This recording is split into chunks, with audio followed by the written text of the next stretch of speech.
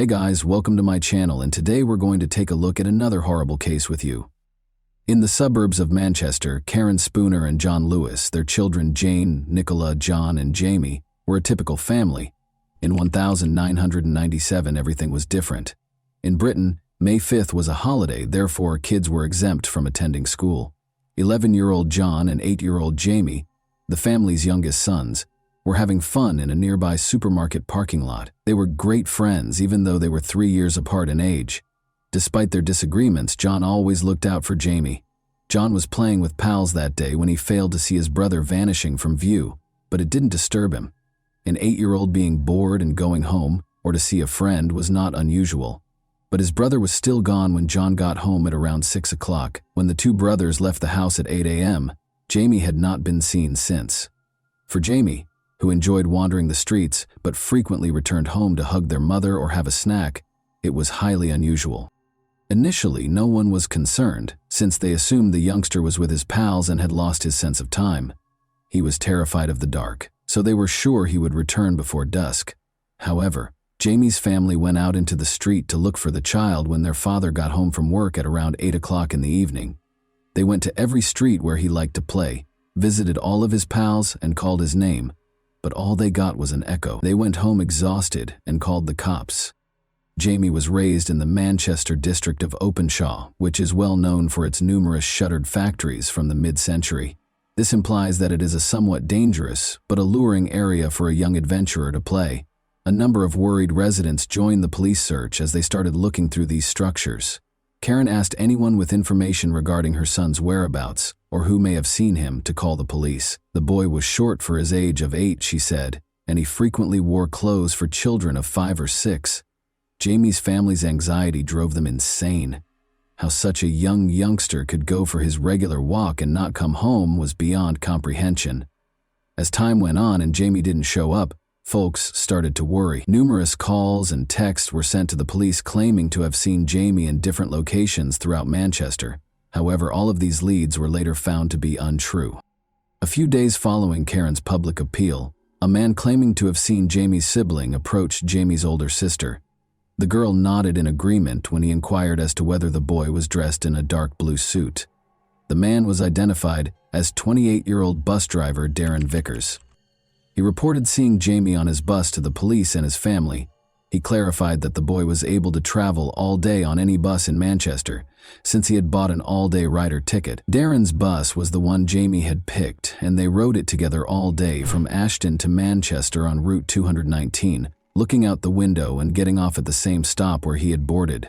Because Jamie enjoyed automobiles, railroads, and buses like most boys his age, his parents thought it was their kid right away.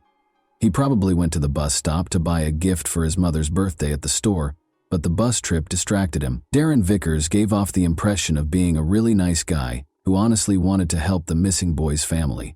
He volunteered to help Jamie's relatives if they needed it after visiting their house. He was invited to supper by Karen and John, who were astounded by his kindness and empathy. Jamie's family was going through a lot at this trying period. To assist in caring for her brother and sister, their 15-year-old daughter Nicola even dropped out of school. Darren sympathized with their predicament and offered assistance. By serving as their spokesperson, he attempted to lessen the load that had been placed on them. Speaking on the family's behalf, he encouraged anyone who may have seen the boy to call the police. He appeared to be a gift from God, and John and Karen had complete faith in him. On the other hand, the police did not fully believe that Darren Vickers was as amiable as he seemed. His story contained contradictions that made the investigators suspicious right away. First off, it was illegal to sell tickets to minors, so the boy could not have had the one that Darren claimed he had, allowing him to go all day on any bus in Manchester. Why then would the driver let Jamie accompany him for 6 hours? Out of compassion for a youngster who is enthralled with transportation, or for a worse motive? Other travelers on Route 219 also started calling the police. They claimed that Darren had misled them regarding Jamie's actions that day. Instead of spending the entire day sitting by the window, the child transformed the bus into his playground.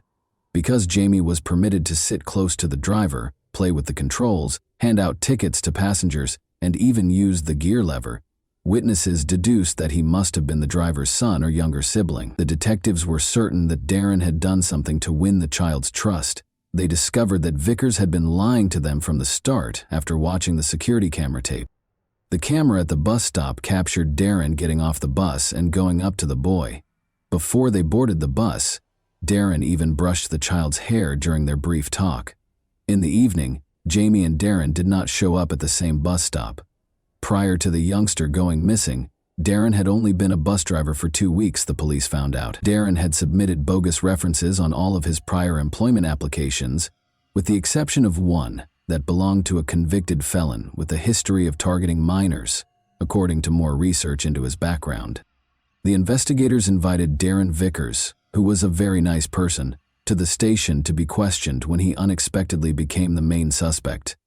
Unexpectedly, Jamie's family was incensed by this. They thought the cops were desperate, so they concentrated all of their attention on their new acquaintance, since they had no other suspicions. They waited for him outside during his time at the station, supporting him in the same way that he had always supported them. The detectives had to free Darren because they had no concrete evidence against him, and their investigation of his house turned up nothing. Jamie's family organized a party for him right away. Not only that, but Darren also moved in with them, taking up residence in Karen and John's bedroom while the parents, unable to find any rest, slept on the living room sofa. This was shocking and unbelievable to the police and many residents of the community who suspected that Darren was not who he claimed to be.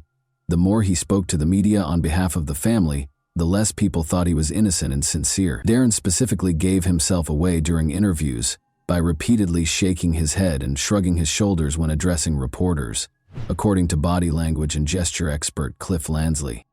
Because people make these tiny head motions without realizing it, and because they obviously contradict the statement they are conveying, they were a gift for a gesture master.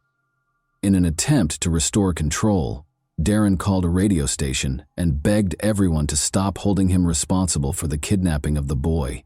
He said that because he lived close by, he offered Jamie a ride home in his own car after the boy had spent the entire day on his bus. This claim exposed more contradictions in his account. After all, he first stated that he had driven him to his grandmother's house after dropping him off at the same bus stop where he had picked him up. Darren seemed to have taken the child home now. The man's feigned affection and his desire to bring their kid home alive blinded the Lewis family, despite the fact that everyone could see through his falsehoods. He stayed with them all the time, going to locations where they might have seen the youngster and occasionally even taking the lead in the hunt. One of the cops even claimed that the family trusted him more than the police because of his peculiar behavior, which made their job much more difficult. Given that the police have a duty to tell the victim's family during the inquiry, Darren likely believed it was shrewd of him to try to persuade them to back him. However, it was not a good idea to be as open with the family as he wanted to seem when the police knew that the enemy was inside the family. They had to be separated by the investigators. Luckily, the police used Darren's traffic infractions as justification to put him in jail for 10 weeks in September. The investigators searched for any evidence against him during this period. They determined on October 14 that they had sufficient circumstantial evidence to accuse Darren of kidnapping the child. Even though they were certain that Jamie was dead, they were still unable to charge him with murder. Luckily, Darren's frequent TV appearances worked against him. 2 adolescents came to the police and told them a terrifying story about how a man who looked like Darren had attempted to kidnap them one night. After luring the kids to a quiet area of the neighborhood park, he showed them a picture of Jamie and yelled, "There he is! He was there, you see!" and tried to guide them deeper into the park. The children, however, were alarmed by the man's peculiar actions and were able to flee. The detectives shared their findings with Jamie's family. When Jamie's brother John told them a similar story, they were even more shocked. John held himself responsible for his younger brother's disappearance during this period. Darren became aware of this and began to show John more love by buying him gifts and supporting him all the time. But Darren took John to the park a few days after he moved in with the family, handed him a smoke, and said that his younger brother was there. However, John would wind up there himself if he spoke to anyone, and neither he nor Jamie would ever be seen again. John was frightened and startled by this confession. so he honored his oath and vowed to remain silent. It's interesting to note that the boy's older sister acknowledged that she was first uneasy about Darren's treatment of John. He obviously became attached to him, purchasing him a variety of things, such as a bicycle and pricey shoes, while utterly disregarding the older girls. Like the rest of the family, though, she soon came to feel that the man had been sent to support them at their darkest moments. The police and forensic specialists started searching the location that the teenagers had told them was where Darren had tried to lure them. Police found a jacket that matched Jamie's outfit and children's sports pants during the search. They discovered a piece of a jawbone when they took the garments to the lab for analysis and spread them out on the table to dry. According to experts who examined the bone, it was a human bone and belonged to a child between the ages of 7 and 9. The jawbone was identified as belonging to Jamie Lavis by subsequent DNA testing.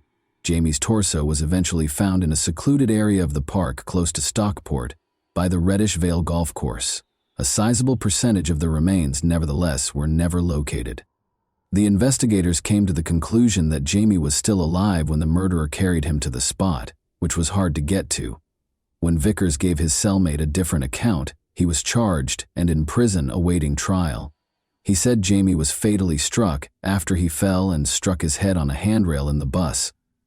The bus driver threw him in the trunk and hurried him into the woods in a frenzy. The prosecutor, however, was certain that this account did not accurately reflect the events that took place. Even though it was challenging to pinpoint the exact cause of death due to the body's decomposition, Jamie's family's suffering persisted as the trial got underway. They were the targets of the murderer's horrible charges, in addition to being made to listen to what he had done to their son. Darren claimed to have a close relationship with Karen and that she was expecting his child. He also claimed that his father John killed Jamie. Even pictures of Darren and Karen touching hands were used as evidence by the defense lawyer, in order to show that Darren was lying and to stop the rumors that were spreading about her behind her back and creating repulsive graffiti on the walls. Poor Karen had to submit to a DNA test. Darren Vickers was convicted guilty of kidnapping and murder by the jury following 7 weeks of trial proceedings. He was given a life sentence in jail with the chance of release after 25 years in April 1999. He unexpectedly asked to speak with the case's main investigator a day after the guilty verdict was handed down, and he admitted to killing, raping, abducting, and dismembering Jamie. According to the murderer's detailed account of the incident, Jamie called for his mother, but that didn't stop him from strangling him. He then made several trips back to the crime scene, most likely to dispose of the body pieces one at a time. Darren made this startling admission in the hopes of receiving a lighter sentence, but as his ruse backfired, he made a last-ditch effort to recover control by calling the media and taking back his confession. Another prisoner used a hammer to strike Darren in 2014. He suffered multiple severe head injuries. Despite spending some time in the hospital, the man recovered completely. In 2024, 3 years later, he is requesting a parole hearing. The police in the case pledged to do everything in their power to keep him from being released if the parole board determines that it is feasible. And that wraps up today's chilling story. If you enjoyed this video, don't forget to like and subscribe so you never miss a new upload. Also, let me know in the comments, what part of this story shocked you the most? Thank you for watching, and I'll see you in the next video.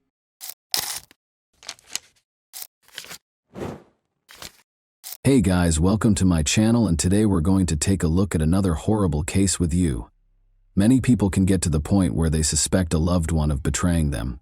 Others may give in to the influence of fantasies of retaliation against the betrayer, while others may decide to end the relationship due to such suspicions. However, what if a katana were to make these fantasies come true? The setting for this story was Camas, Washington, in 2018. The topic of discussion was a woman who lived in a nice home in a quiet neighborhood. Alex Lovell was the man's name. For 29-year-old Alex, playing video games was his main passion. He was in front of the computer for about 12 or 13 hours every day. Alex took his pastime so seriously that he routinely performed shoulder, wrist, and hand exercises. He even worked on a unique mouse control method to improve his efficiency as a gamer or player. The age of 30, Alex's girlfriend Emily Javier was not pleased with his obsession. After 2 years of dating, the young couple noticed that Alex was spending more and more time playing games and having less time for her. Emily, of course, did not like this situation. When Alex made the decision to pursue a career in professional gaming, her patience reached a breaking point. Emily struggled to accept a gaming rival, even though she was somewhat comfortable sharing her boyfriend's gaming habits. When she found the Tinder dating app on Alex's phone, her resentment reached new heights. She became very suspicious of this. She therefore realized that Alex had found another girl when she saw red hairs in the shower and scratches on his back, even though her hair was then dyed green. Convinced that he would simply deny everything, Emily started to plot a retaliation that would enable her to permanently get rid of him, rather than confronting him head-on. She considered purchasing poison, getting a gun, or hiring a killer. No, she purchased a katana at a shopping center. That was the only thing she could think of right now, driven by anger. She therefore made the decision to give herself an additional week to polish her strategy. She entered the question, how to kill someone with a sword, into a search engine while she was at home with the katana. Not surprisingly, her question was answered in a rather direct manner. In order to start their last journey to the Hawaiian Islands with Alex, the girl bought plane tickets at the same time. She confessed that she was tired of life in 2 notes, one to her mother and the other to a close friend. She also wrote Alex a note, though it's unclear what it said and when he was meant to read it. At first, it seemed as though she wanted to do something to herself while on vacation. However, how did she intend to exact revenge on Alex? Kill him too? It's feasible, particularly considering that she could have brought the sword with her if she had checked it in with her bags, rather than bringing it on her person. One evening, though, Alex came home at about 9. He wanted to go to bed and hardly gave his girlfriend any attention. Emily became emotionally unstable as a result of this. She taped 2 additional knives to her side of the bed in case her sword plan didn't work, and she concealed the katana there because she felt she could no longer stand such treatment. She went back to her boyfriend after completing her preparations and offered him a drink to help him fall asleep more quickly while intoxicated. Emily hid the man's phone, which he would need to call for assistance after he fell asleep quickly. She illuminated his neck with the light from her own phone so she could see better and aim more precisely. Her hand went to the katana, but just as she was about to attack, she unintentionally struck Alex in the head with the katana's back, waking him up. An adrenaline rush helped Alex quickly regain his sense of direction and start using his hands and feet to block Emily's next blows. At last, he was able to hold her tightly. He exclaimed in his final moments that he loved her and was shocked that she was attempting to murder him. Alex was on the verge of fainting and begged her to call for assistance or he would perish. Emily, oddly enough, listened. A dispatcher received a call from a girl who was hysterical at 1:54 a.m. on March 3rd. She was yelling that her boyfriend had been hurt. When she inquired as to where the girl had hurt her boyfriend, Emily exclaimed, "Everywhere! Everywhere!" The dispatcher wanted to know where the knife was. The girl responded, shocked, that she had used a samurai sword to attack her boyfriend. The dispatcher advised her to bandage her boyfriend's wounds and asked her to go back to the bedroom where he was to see if he was still breathing. Emily, however, insisted that she couldn't go there because there was too much blood. She snapped back to reality and saw that her boyfriend was actually dying. She even considered the possibility that he was already dead. Officers soon showed up on the scene. Alex was curled up, covered in blood when they entered the bedroom. He had deep gashes on the left side of his head, neck, and torso, among other potentially fatal injuries. Emily had nearly severed 3 fingers on his hand, cut his legs, and broken his wrist. Emily was taken into custody without protest and with tears in her eyes. While Alex was taken to the hospital, she let the legal system take care of her. A $350,000 bail was set for her. Alex's body had 26 wounds, according to the doctors. 6 major surgeries were required for him. 45 of the 150 staples they applied to him were on his head alone. However, the medical staff miraculously succeeded in reattaching his fingers. He would undoubtedly need to see a physical therapist for a while, but the fact that he lived was more significant. Because of Emily's weapon choice, the ferocity with which she executed the attack, and Alex's incredible fortitude, this attack garnered a lot of attention in the US and made headlines in numerous media outlets. Even though he had a long recovery ahead of him, he maintained an exceptionally optimistic outlook. He amusingly posted a question on the internet a day after the attack, asking if anyone could split a picture of him and Emily together. Some of his remarks were repeated by the media, though it's unclear how he was able to take the attack so lightly. One example would be, "I'm really proud that I was beaten with a sword and by a girl, man. I must sacrifice it for her. I certainly took a lesson from this. There's no comparing the feeling of when I overpowered her," he continues. "I've participated in sports, taken first place in major competitions, and more. I've performed snowboard tricks. This is superior. I believed it was right to defeat someone who was determined to do me harm. I had spent my entire life anticipating this." Alex credits his love of kung fu movies and his habit of competing against other gamers with helping him win. He says he never cheated on Emily, but acknowledges that he likely spent too much time in front of the monitor.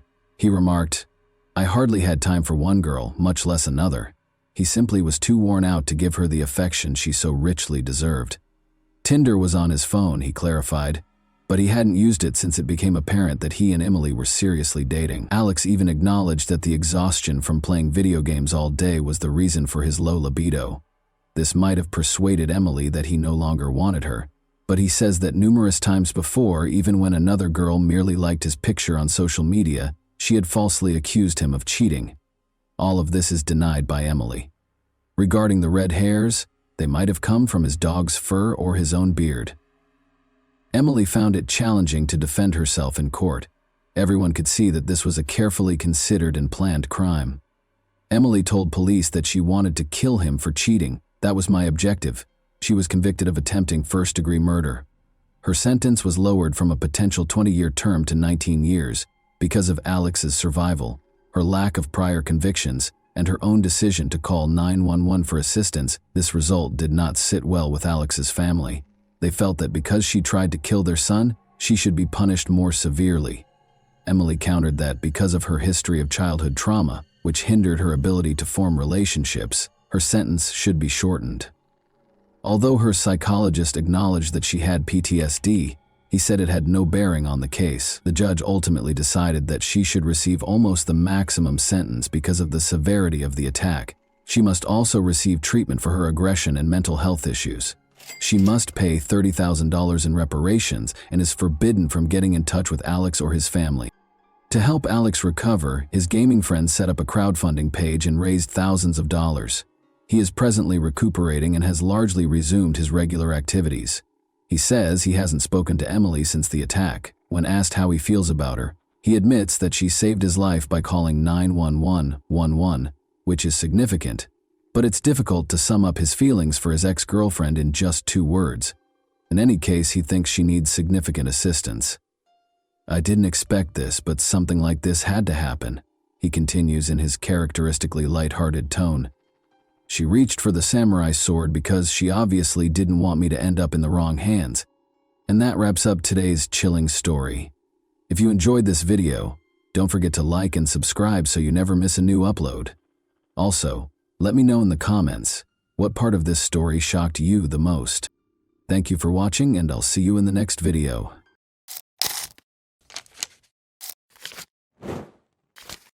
Hey guys, welcome to my channel, and today we're going to take a look at another horrible case with you. When 9-year-old Charlotte Senna abruptly vanished in the middle of the crowded park in Greenfield, New York, a fun and laid-back day in the park turned into every parent's worst nightmare. Charlotte appeared to disappear into thin air, but dozens of people immediately began looking for her.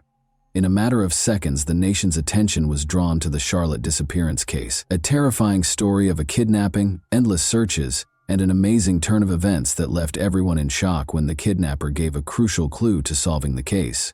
Possibly more than one, this thriller is full of unexpected twists and events that unfold before our eyes. Charlotte Senna, a 9-year-old 4th grader, lives in Greenfield, Saratoga County with her 2 sisters ages 4 and 10 and her parents, David and Trish. Her mother is a food inspector for the Stewart Shops chain, and her father, David, is a pipeline mechanic. Charlotte's parents are a typical working family, and they never would have thought that their daughter would be the object of a repeat criminal who wants to use her to help him out financially. Evidently, though, nobody is immune to the nightmare that has become reality. Charlotte was having a picnic with her family and friends on Saturday, September 30th, 2023, at Morrow Lake State Park, which is only a 15-minute drive from their house. The 6,250-acre park is named for Morrow Lake and is located 70 kilometers north of Albany, New York. It is a well-liked recreational destination with boating and fishing opportunities, a sandy beach, 158 picnic areas, walking trails, and amazing dense forested areas. Its easy access to other resort towns draws tourists from all over the state. David and Tricia Senna, Charlotte's parents, made the decision to unwind with a sizable gathering here. Charlotte and her friends went cycling around lunchtime. She was about to head back to the camping area after a few rounds when she promised her friends that she would complete one more lap alone before joining the others. The time was around 6:15 p.m. back then. Her parents, however, became aware of her absence 10 minutes later. Other park visitors quickly joined them as they started looking for her and addressing her by name. To assist in finding the child, people got up from their tables and left their food. The area where she vanished became chaotic. They eventually located her daughter's bicycle at 6:45 p.m. That was the beginning of every parent's worst nightmare. The parents had already called the police at 6:47 p.m. They were appalled that they had already lost 30 minutes and were positive that Charlotte had been kidnapped. How were the girl's parents made aware of her abduction? They got a clue from her bicycle. Charlotte wasn't the type to just up and start walking instead of riding her bike. She could ride with the breeze, so why would she get off? If the bike had malfunctioned, things would have been different, but it was in perfect operating order. Besides, it was standing on its kickstand, not lying on the path. In other words, something, or probably someone, managed to attract the girl's attention, stop her, and then kidnap her. Police officers reached the park by 7 p.m. There were definitely severe worries about Charlotte's safety, because the bicycle was located, but she was nowhere to be found. But the police could not rule out the possibility that the child had just lost their way. As a result, both directions were pursued. Information regarding the missing child was quickly disseminated by the media. Numerous individuals looked for her, but as night fell, the situation deteriorated. Over 100 people had already begun searching the park by Sunday, and another 300 joined them the next day. They looked through a number of phones near the park. Luckily, visitors had to register and pay an entrance fee, which allowed the police to interview everyone who had come to the park for recreation. But this took time, and when the officers searched diligently and failed to locate the girl nearby, they began to suspect that she had been kidnapped. Furthermore, Charlotte's scent trail was lost nearly at the same location as her bicycle. If it was a kidnapping, the kidnapper probably had a car, took the girl inside, and drove off. As a result, the stakes were much higher. The likelihood of finding the kid alive drastically decreased just 3 hours after the kidnapping. This is due to the fact that most of the time a criminal views the victim as an object to satiate their personal desires rather than as a child. The victim becomes a witness, evidence of their crime that must be removed. Once they have accomplished their objective, of course, this discussion is about a situation in which the abductor is an unrelated individual who targets the victim, not about a parent kidnapping a child because of a custody dispute. The police put an officer at Charlotte's family's home immediately after she vanished. As David and Tricia Senna, Charlotte's parents, were still looking for their daughter in the park on October 1st, very early in the morning, even before dawn, a car pulled up close to their home. At 4:20 a.m., the policeman observed an unidentified man placing something in the family's mailbox. The man hurriedly got into the car and drove away as the officer started to approach him. Despite noting the car's model, the officer was unable to apprehend him. The police were shocked to discover a ransom note in the mailbox. For Charlotte, the man demanded $50,000. He allegedly made her write the note by force. For failing to stop the stranger, the officer was criticized. It was a chance to save the child and apprehend the kidnapper. Although he witnessed the man leaving the letter, the officer was unable to determine what the man had left in the mailbox. Many people send the parents cards, flowers, and letters of support after learning about a child's disappearance. But this note proved to be very important in saving Charlotte's life. The kidnapper must have arrived so early because he thought no one would be home and no one would notice him. However, he left a crucial hint. The case made an unexpected breakthrough at 2:30 p.m. on Monday, October 2. A fingerprint was discovered on the note by forensic specialists. They found a match after running the fingerprint through the database. Craig Ross, who was previously charged with driving under the influence in Saratoga Springs in 1999, owned it. Craig was among the people in the park when Charlotte was kidnapped, and his phone ping matched theirs. Additionally, a car registered to Craig was tracked by the police back to his mother's house in Bolton Spa, New York. Craig lived behind his mother's house in a tiny motorhome. DNA frequently plays a big part in cases like this, but in this instance, the letter contained an old fingerprint that was found to match a prior drunk driving case. Given the fingerprint, DNA would undoubtedly be present on the note, but fingerprint comparison is 1,000 times quicker.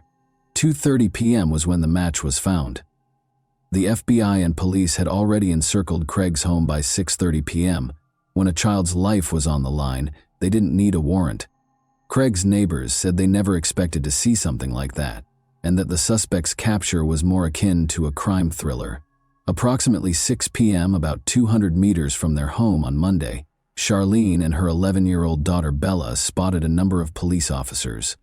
Around 6 p.m., a neighbor of Craig's reported that she saw 2 cars stop on her lawn and went outside to eject the rude drivers. Then, out of the cars came police officers fully armed and wearing bulletproof vests. At least 15 police and apprehension team vehicles gathered close to Craig's residence. Armed with weapons and flash grenades, at least 30 officers in full uniform poured out of them and went into action right away. The neighbors at the time found it incomprehensible that their neighbor was detaining the missing girl against her will, but when they saw a convoy of police and FBI cars close to their homes, an ambulance and a helicopter hovering overhead, all of their doubts were dispelled. When the suspect was apprehended, the neighbors were afraid he would rush them and kidnap them and their kids. However, the officers took prompt action and prevented the situation from getting out of hand. Craig was taken into custody after 20 members of the apprehension team barged into the house. During the arrest, he resisted and was slightly hurt. The man was only wearing his underwear when they caught him. It was difficult to find the girl. She was also covered and concealed in the man's bedroom in a tiny closet. Charlotte realized right away that the officers were there to save her. When she realized that everything would be all right and that she would soon be seeing her parents and sisters, it was an extremely emotional moment. The girl was wearing a sweatshirt that was too big on her, which is interesting. One can only be thankful that Craig's motivation was financial, given that he was wearing his underwear and the girl was wearing a sweatshirt. Even though he had complete control over her, he could have done anything he wanted with the girl, and the rescue effort would not have ended as happily. The authorities notified Charlotte's parents that their daughter had been saved, was alive and unharmed at 6:32 p.m. According to Craig's neighbor, she saw Charlotte's face and exclaimed, "It's her! She's there!" as she watched Charlotte being loaded into the ambulance. The woman acknowledged that until her mother showed up and reassured her daughter that Charlotte was safe, she longed to embrace and hold her. Over the course of these few days, the girl became like family to everyone who had been worried about her. Everyone, including the police officers, prayed for her and hoped she would return home safely. As everyone saw the successful operation to free kidnapped Charlotte, they all exhaled, celebrated, gave each other pats on the back, and congratulated one another. The police officers' discovery of the potential kidnapper was a startling moment. Their 2 objectives when they stormed the house were to capture the kidnapper and save Charlotte's life.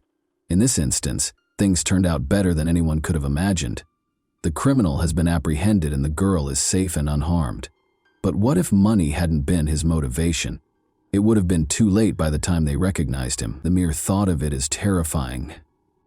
Charlotte was taken to the hospital right away, and following a medical examination, her family was allowed to return home.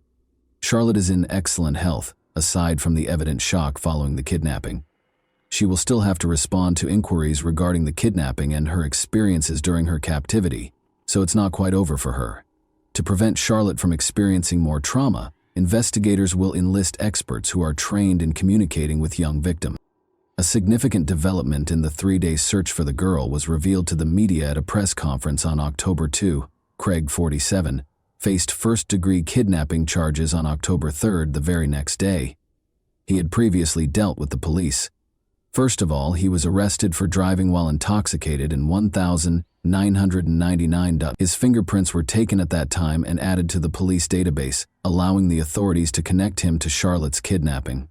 After he was arrested for second-degree stalking in 2016, his girlfriend sought a restraining order against him a year later, after he tried to strangle her by grabbing her by the neck. The police were looking into his involvement in violence against his 12-year-old relative just 1 month prior to Charlotte's abduction, but the case was closed.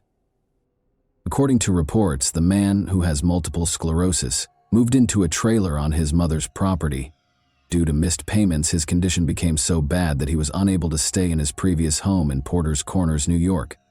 Craig has an 11-year-old daughter and 2 grown children. He is characterized by his neighbors as a reclusive individual. They did, however, occasionally catch him working in his home's yard and interacting with his daughter, who is 11 years old and lives with him most days of the week. In reference to the man's older children, Craig's son said he doesn't want to get involved with his father, doesn't want to hear anything about him, and finds his behavior disgusting. Craig is currently detained without the possibility of bail on a first-degree kidnapping charge. He will be represented in court by a free attorney who has been given to him. Although the motive for the kidnapping is not officially stated, based on the ransom note, it is reasonable to assume that money was a major factor, even though the police are not very forthcoming with information. Craig's former girlfriend, Amanda Priest, had a lot to say. According to her, Craig hated his job and was constantly looking for people he could trust to help him. Amanda is certain that money was the driving force, but it's interesting to note that Craig appeared to have targeted Charlotte in particular, rather than just any child. The problem stems from an incident in which Patrick Senna, Charlotte's grandfather, sued Greenfield after a sledding accident in 1998. The $2 million settlement he received was well known among Saratoga's citizens. Given this knowledge, Craig may have been monitoring the family to learn more about their residence, regular locations, and other details. This is exactly why Craig kidnapped the man's granddaughter and demanded a ransom, Amanda claims, in an attempt to obtain funds to help him out financially. Amanda also mentioned that Craig had covered his trailer's windows with tarps not long ago. She is certain that everything was carefully planned as a result. He kept an eye on the family, observed them, was aware of Charlotte's routine, probably followed them from their house to the park, and waited for a chance to see the girl by herself. Investigators are looking into whether the suspect in Charlotte Senna's case is connected to any other crimes, such as the kidnapping and killing of 18-year-old Jennifer Hammond and 19-year-old Christina White. As is customary, investigators are looking into his involvement in any significant incidents in the area, even though there is currently no evidence connecting him to these cases, since their disappearances in 2003 and 2005 respectively, from Milton, the same town where Craig spent decades. The cases of Jennifer and Christina, whom investigators believe to be connected, have remained unsolved. On November 2, 2003, Jennifer went missing according to her boss. No one saw her after co-workers dropped her off at the Creek and Pines trailer park, where she was supposed to sell magazines. Later, all of the girl's possessions were discovered in an Albany hotel room where she was lodging with co-workers. After Christina's family last saw her in the evening on June 30, 2005, 2 years later her disappearance came to light. 5 kilometers from her home, witnesses reported to investigators that they saw her strolling down a road. In March 2006, hunters discovered Christina's remains, which were essentially just a skeleton, 16 kilometers from her last known location in the D-Town forest in Greenfield. According to the autopsy, Christina's chest and abdomen were fatally struck by the murderer. In October 2009, Jennifer's remains were discovered a few kilometers away. Although the cause of her death is unknown, investigators concluded that considering the location of their kidnapping and the location of their bodies, the girls were most likely murdered by the same individual. According to criminal profiler John Kelly, who was familiar with the area and probably liked red-hamed girls, Craig Ross presumably abducted Charlotte, but we know that the best predictor of present or future behavior is past behavior. Therefore, it's always important to find out if a person has committed abductions in the past. There may be a connection because Craig's path from the park to his house apparently goes through wooded areas connected to these 2 unsolved murders. He was keeping an eye on the family and may have believed he could kidnap them again because he had done it successfully in the past. However, he could demand ransom and simultaneously improve his financial situation rather than committing murder. In any event, the inquiry is still ongoing to determine whether he is connected to any other crimes. He has been questioned by the police in the interim to determine whether he was keeping an eye on Charlotte and whether his motivations extended beyond his need for money. The Senna family thanked everyone who put in so much effort to bring their daughter home. Naturally, they expressed their relief at Charlotte's return home and recognize how lucky they are that things turned out this way. They are aware that not all kidnapped children make it back home safely. And that wraps up today's chilling story. If you enjoyed this video, don't forget to like and subscribe so you never miss a new upload. Also, let me know in the comments what part of this story shocked you the most. Thank you for watching, and I'll see you in the next video.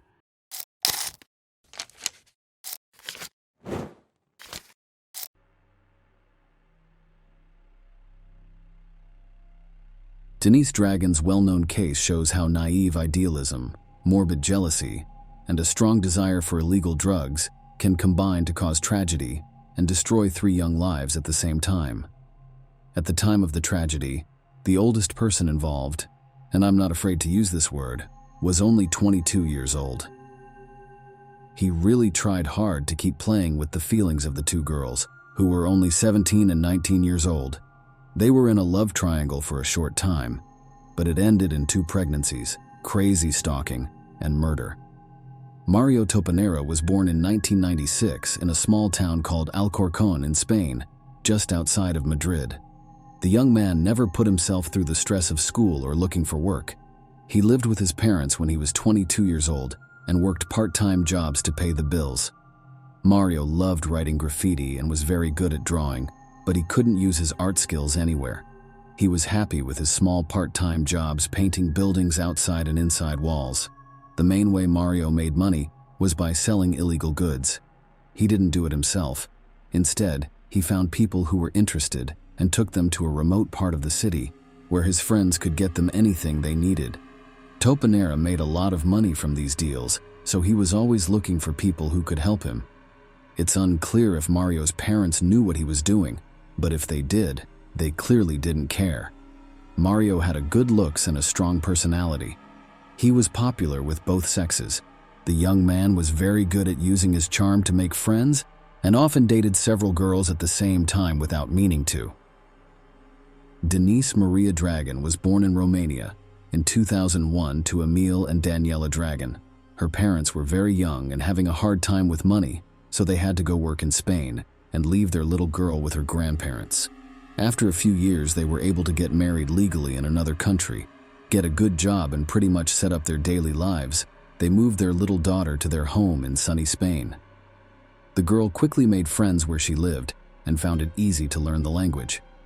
At school, she did well in almost all of her classes and got good grades.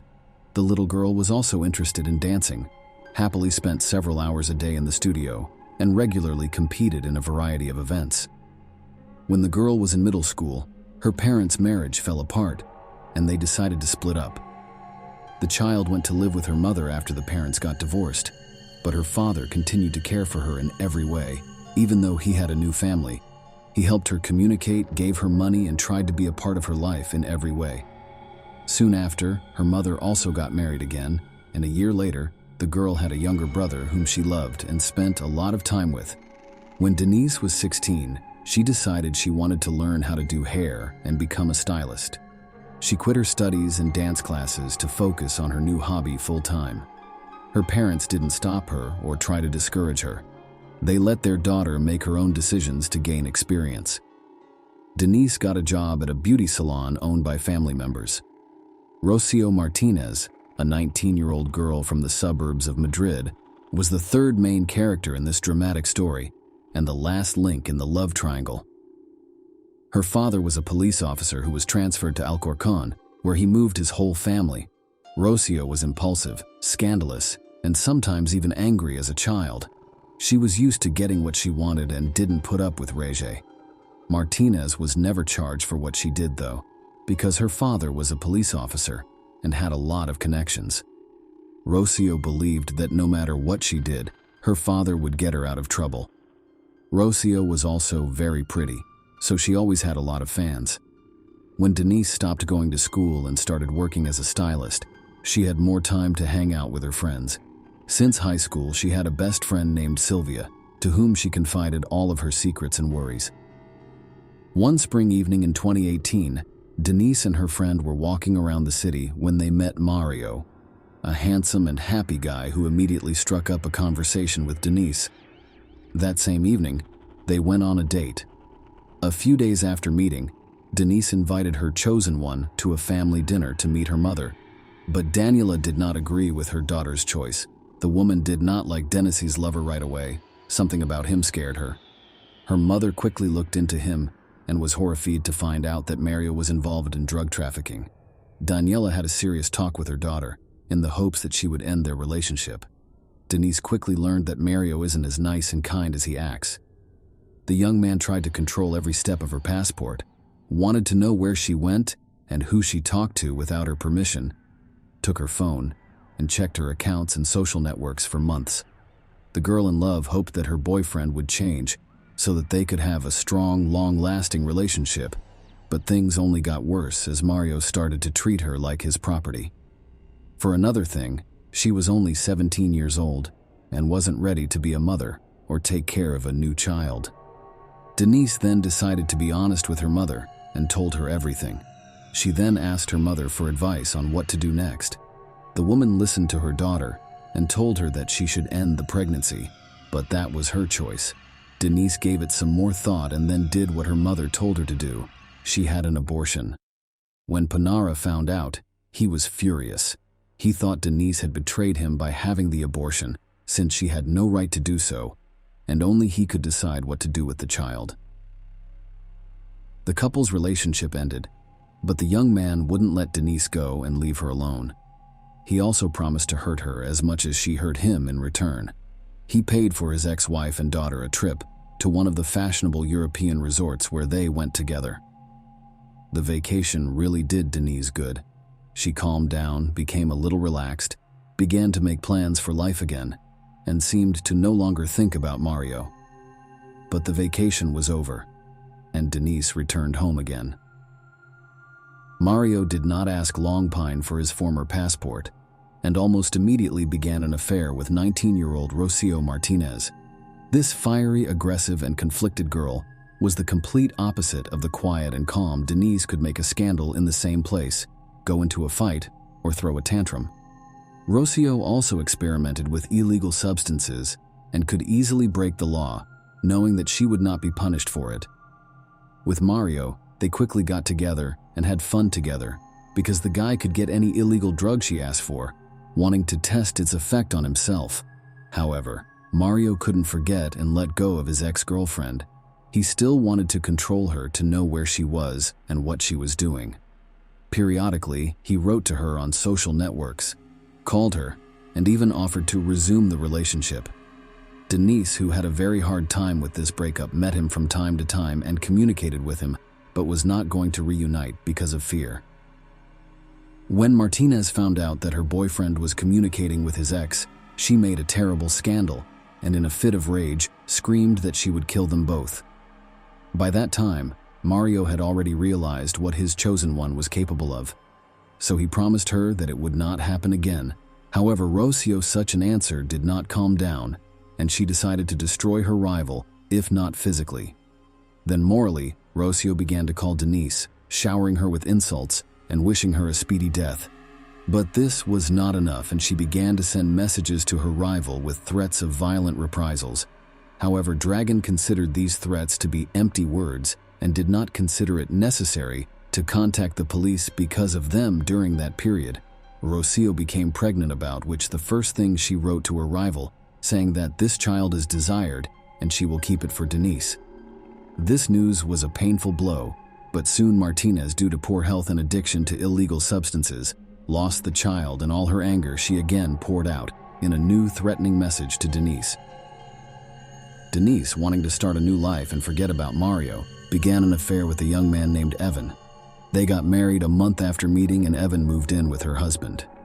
Mario was hurt that his relationship with Denise ended so quickly. So quickly after his ex-girlfriend married someone else, he started calling and texting her again to set up dates with her. In November 2018, Mario and Rocio were having dinner at a small diner on the outskirts of the city. The guy left his phone on the table while he went out for a while, and Rocio decided to check it out. That's when she saw the calls and messages Mario had been sending to Dennis Martinez. She had a temper tantrum, screamed, cried, and tried to hit her young man. In response, Mario offered his girlfriend to personally clear things up with Denise. She thought it was her husband knocking on the door, so she opened it without looking through the peephole. Denise was still talking to her friend, so she could hear everything that happened next. When Denise saw her ex-lover's friend at the door, she only had time to say her name out loud and in shock before she was stabbed in the stomach. Rocio then left right away. The wounded Denise, losing consciousness, asked her friend to call an ambulance and told her who attacked her. Dragoni was taken to the hospital in critical condition. Doctors fought desperately for her life for several hours, but the wound was too deep. She lost a lot of blood and it was almost impossible to save her. After Rocio dealt the fatal blow to her rival, she ran back to the car, jumped into the cabin, and told Mario to get out of here. On the way, she confessed everything to him, and together they disposed of the crime weapon and washed the traces of blood off her hands and clothes. Mario decided it would be best for them to hide for a while. He called his relatives who lived in another city and asked them to visit. When they arrived, the relatives noticed that Rocio looked strange and was very nervous, but she wrote it off as malaise. The couple stayed overnight at Mario's relative's house, thinking about what to do and how to proceed. When they learned the next morning that Denise had died from the wound, Rocio immediately called her father and told him everything. She was sure that her dad would use all of his connections to get her out of jail this time, but the policeman's father didn't help his daughter, who had killed another man. He followed her to another city and then turned her over to the police. Sylvia, who had been talking to the victim on the phone at the time of the crime, was one of the main witnesses in the case. The case file also had many threatening messages that Rocio had sent to her rival over the course of the case. Surprisingly, Toby Nera wasn't involved in the crime. He denied all guilt and said he only took Rocio to his ex-girlfriend's house so that they could finally get along again and stop fighting. He also said he didn't know Rocio had a knife and didn't see any blood on her hands or clothes when she got back to his car. At their next court date, the couple denied their guilt again, this time saying that they were not at the scene at all. They said they had spent the whole evening at the house of one of Mario's relatives and that someone else had stabbed Denise to death.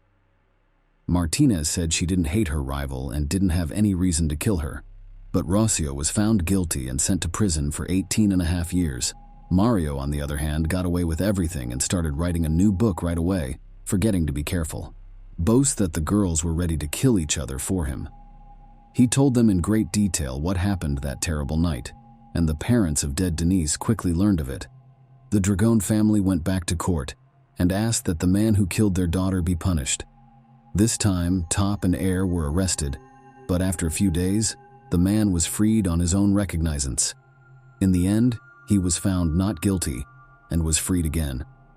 The parents of Denise tried to appeal the court's decision more than once, asking for Rocio's sentence to be lengthened and Mario to be jailed as an accomplice. However, Mario has still not been brought to justice. Share your opinion with us in the comments and subscribe to the channel for more.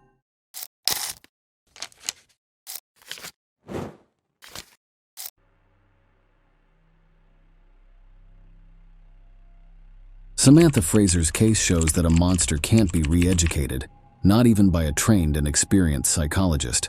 When someone shows signs of being cruel, they should be left alone right away.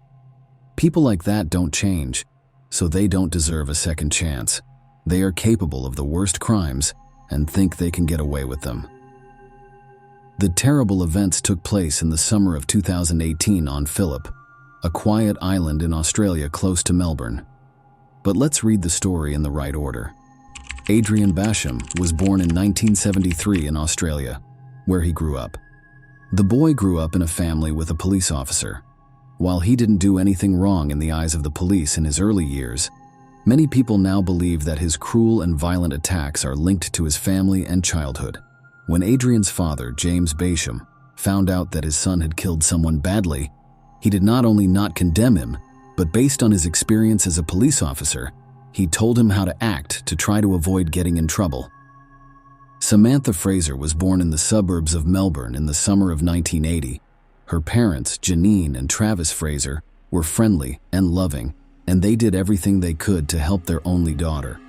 They worked hard to help her learn and show off her skills. Samantha worked hard in school and played sports, and she consistently won awards for her outstanding performance.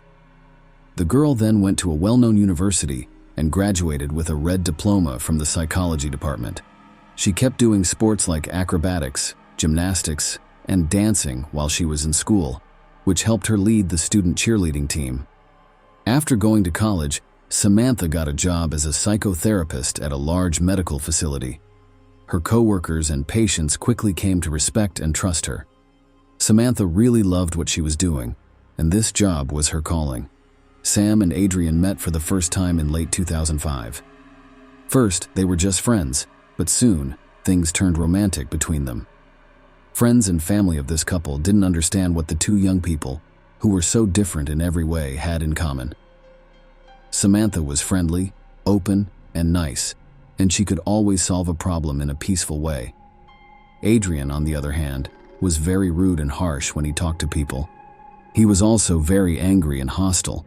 In spite of this, the couple made their relationship official a year and a half after they met. They bought a house in the suburbs of Melbourne, not far from where Samantha's parents live.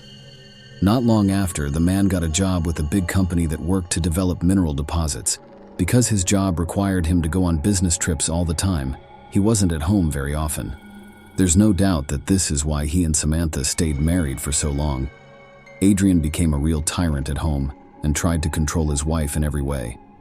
He not only expected people to obey him without question, but he also did some strange things that might have been signs of a mental disorder. For instance, he insisted crazily that the house was always in perfect order, and this included both how clean it was and where everything was.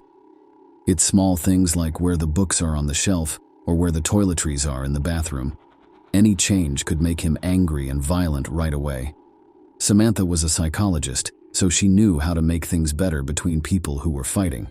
She hoped that her husband would change over time and become more calm and consistent.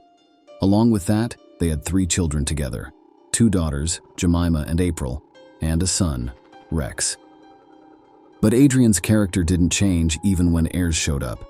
In 2014, family problems led to physical abuse in another case. She then didn't say anything, didn't call the police, and didn't tell anyone what happened. People she cared about and her co-workers had no idea that her husband had put his hand on her.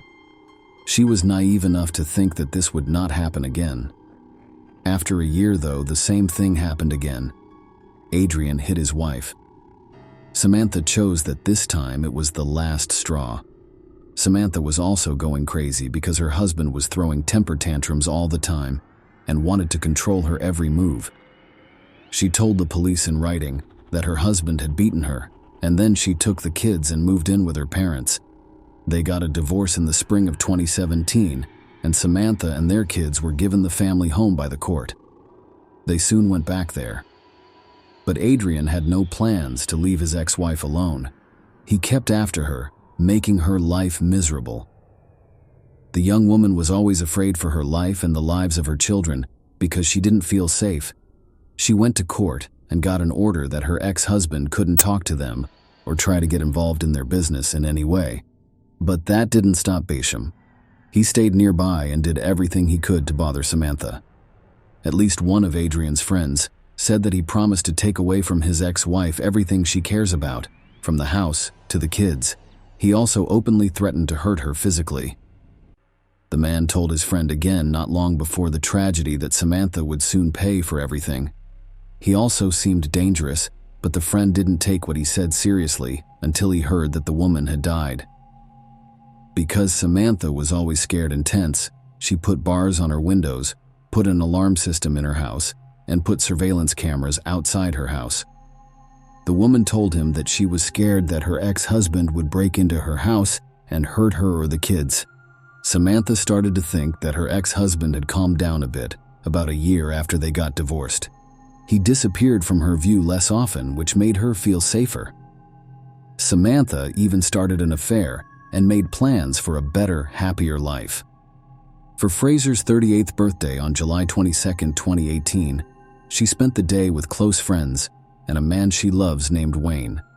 People who spent the holiday with her remember that she looked happy and in good spirits for herself and her family.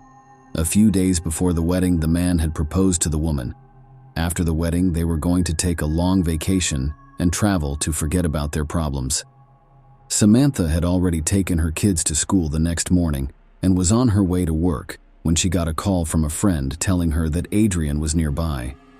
Samantha was worried about this, but she chose not to freak out and instead decided to be more careful.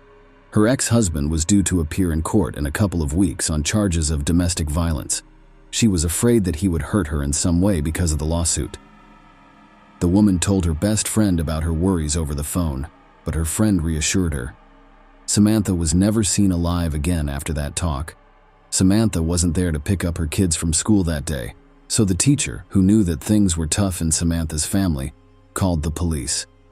The police went to their house right away to check on everything. At first, it looked like the mistress hadn't come back yet, but when the police chose to check the garage next to the house, which showed a very bad picture. The homeowner, who was 38 years old, was found dead hanging from the garage door chain. In general, the picture might have made it look like the young woman had killed herself, but Samantha looked like she had been hit by a truck. Samantha had not a single living thing on her, and the hair on her head was wet and falling over her face. She wasn't wearing the clothes she had on when she left the house in the morning, and she didn't have any shoes on. It was clear that someone else had been in the garage, and they had tried to make it look like Samantha had died on her own. It did a lot of wrong things, though. Say, a broken-down stepladder was lying next to the body, but the rope was so long that the woman's feet were touching the ground. Samantha had deep bruises under her eyes and on her temple. She had scrapes and hematomas all over her body from falling down and hitting things. The forensic medical examination later showed that the deceased had a serious head injury, which means that she was either already unconscious or dead when she was hanged. Experts in forensics found blood and epithelial particles under the victim's fingernails. This means that she desperately fought back and scratched her abuser. A lot of blood and small splatters of blood had been washed up on the floor, walls, and body of the car in the garage. In later tests, blood was also found on the rope that the body was hanging from in several places. Adrian Basham rode his motorcycle to his dad James's house in the evening of the same day. He looked stressed, and there were new scratches on his face. When his father asked him about it, he dodged the question, and when asked about the cuts, he said that he got them from riding his motorcycle without a helmet and scratching himself with tree branches. Then he got a big pack of wet wipes and began wiping down his car, saying that he wanted to get rid of the gnats that had stuck to it during the ride. As a former police officer, his dad knew right away that something wasn't right, and his professional instincts were right. When police came to James's door the next day with questions about his son and said he was the main suspect in the murder of his ex-wife, James knew what was going on. In the beginning, Basham Sr. said that he had not seen his son. To buy some time, he then told the heir what he should say and do in order to, if not get out of jail, at least get less time. Adrian did what his father told him to do, and listened quietly as the charges were read to him. He then went to the station with the help of the lawyers his father had already hired. At first, Adrian flatly refused to help with the investigation. He didn't say he wasn't guilty. He just didn't say anything and ignored all the questions. Still, the evidence that was gathered was enough. The investigators saw that the man had fresh scratches on his face and thought that Samantha had scratched him to protect herself. Blood and epithelial particles were found under her nails. There were also sweat marks on the rope that his ex-wife's body was hanging from. When Adrian's motorcycle was looked at, washed up blood from the dead person was found on it. A bloody woman's blouse was also found in a trash can outside his dad's house. It looks like he tried to get rid of that proof but didn't have time. Samantha put up cameras outside her house not long before the terrible event, and they caught a man leaving the crime scene quickly on the day of the murder. There was no doubt that it was Adrian, even though his face was hidden by a hood pulled over his baseball cap. Piece by piece, the events of the victim's last day were put back together, and the picture that was made was shockingly violent. Betrayal broke the lock on the garage door while no one was home and went inside. He waited for his ex-wife to come home for several hours. She didn't know it, but Samantha drove into Adrian's garage and he attacked her before she could get out. The scratches on the attacker's face show how hard Fraser tried to fight back, but the two sides were not equal. He beat the woman until she passed out. To hide his tracks, he took off her bloody blouse and put on a black t-shirt he found in the house. He then poured water over her head to clean the blood out of her blonde hair. He then hung his ex-wife from the garage door with a rope around her neck. He put a stepladder on the floor next to the body just to be sure, but he didn't figure out how long the rope was. Adrian cleaned up the blood spots, but he didn't get the small splatters that were all over the place. This blows my mind. A young mother of 3 who was loved by all was found dead in her own garage. Killer tried to make it look like the person died of their own free will, but there were many signs that it wasn't true. Samantha's body was also in a state that showed she had accepted martyrdom. The worst part was that the victim had been living with this man for a long time, put up with his emotional and physical abuse, and raised his children while hoping that he would change. Adrian changed his plan when he realized that neither denying nor staying quiet would help because all the evidence pointed to him. Bosham said that he was at his ex-wife's house that day, but he only wanted to talk to her and persuade her to drop her domestic violence lawsuit. People say that the conversation went badly and that fists were used, but he said he left afterward and Fraser was awake and aware at the time. Lawyers for the defendant insisted that their client was only guilty of battery and that Samantha turned her life over after that. But Samantha's family says she would never do that and did not leave her kids. She also had big plans for her life and was going to get married again soon. The murder case didn't start until the end of 2022. Older children of the divorced parents went to the sessions and spoke out against their father and asked for a fair punishment. The youngest son didn't show up to court. He chose not to subject himself to unnecessary stress. Besides that, the boy was scared and panicked about his father. The defense tried to show that the defendant did what he did because he was feeling bad, but this didn't work because Adrian planned the crime, waited several hours for his victim, and tried to get rid of evidence. The court didn't give its final decision on this case until February 2023. Adrian was found guilty of beating someone to death on purpose and given a life sentence without the chance of parole for at least 30 years. The children of Travis and Samantha Fraser were given to Jeanine and Travis Fraser as guardians. Share your opinion with us in the comments and subscribe to the channel for more.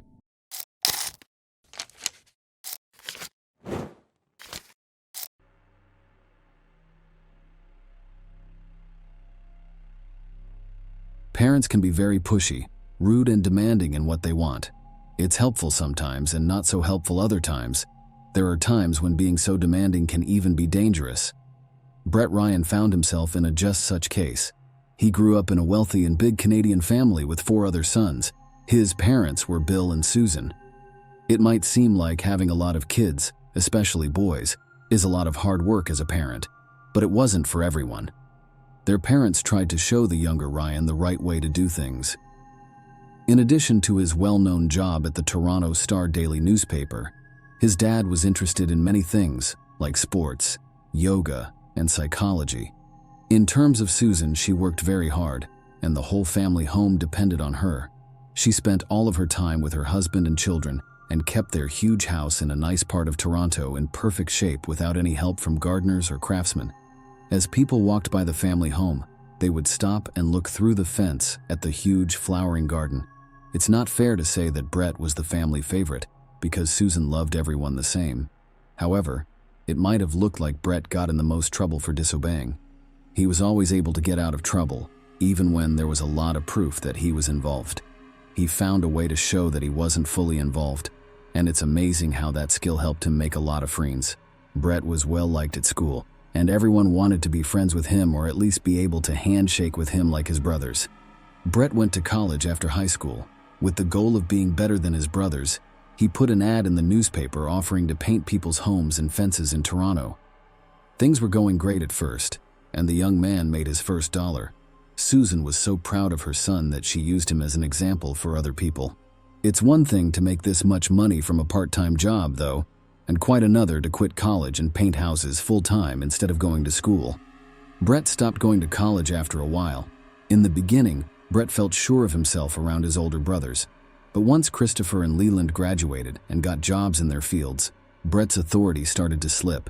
Christopher worked as a transit officer for the city of Toronto, and Leland became an artist and designer for the family. After school, they moved out of their parents' house. Brett stayed with his father, mother, and younger brother, who went to a school for gifted kids so he wouldn't have to spend some of his money on rent. Brett was getting more and more desperate as the years went by because he couldn't pay off his debts. He fell into depression. Brett owed more than $60,000 by 2007 when he was 26 years old. People thought Brett was smart, but he didn't know how to use his brain. He didn't show how bad he was either. He always had a smile on his face, helped everyone, and took part in volunteer work. His soul was such a huge black hole that no one could believe it. At last, the terrible moment arrived when there was no way out. At least, not legally. Brett did not have any work around the house or paint the house on October 28, 2007. In the fall, there were almost no orders because everyone who wanted to paint their house had already done so in the spring or summer. Winter was coming, so you shouldn't expect to make a lot of money. We couldn't wait for anything. Brett put on all the old clothes in his closet, like a hat, a long sweater that his older brother had given him, and a scarf that his mom had knitted. The scarf was way too long and Brett had never worn it before, but it came in handy in the end. It fit around his face just right, leaving a small opening for his eyes. He then walked to the bank on the edge of his neighborhood. He walked funny on his right foot while holding a thick folder. Brett waited his turn at the bank. When an employee finally called for him, he went up to her and told her in a low voice that he had a gun on him. Besides that, he told her to get all the cash from the bank register and give it to him. If she didn't, he said, he would shoot her and kill her first. He took all the cash from the register from the girl, whose hands were shaking. Brett then quietly left the building so as not to alert the security guards. As he ran down the street, he looked at the money he had stolen. A little over $1,000 wasn't much. He would have to rob about 60 banks to pay off his debts. It sounds great, but there was no other way out. The new thief didn't show up at home for a few days because he thought the police would still be able to catch him.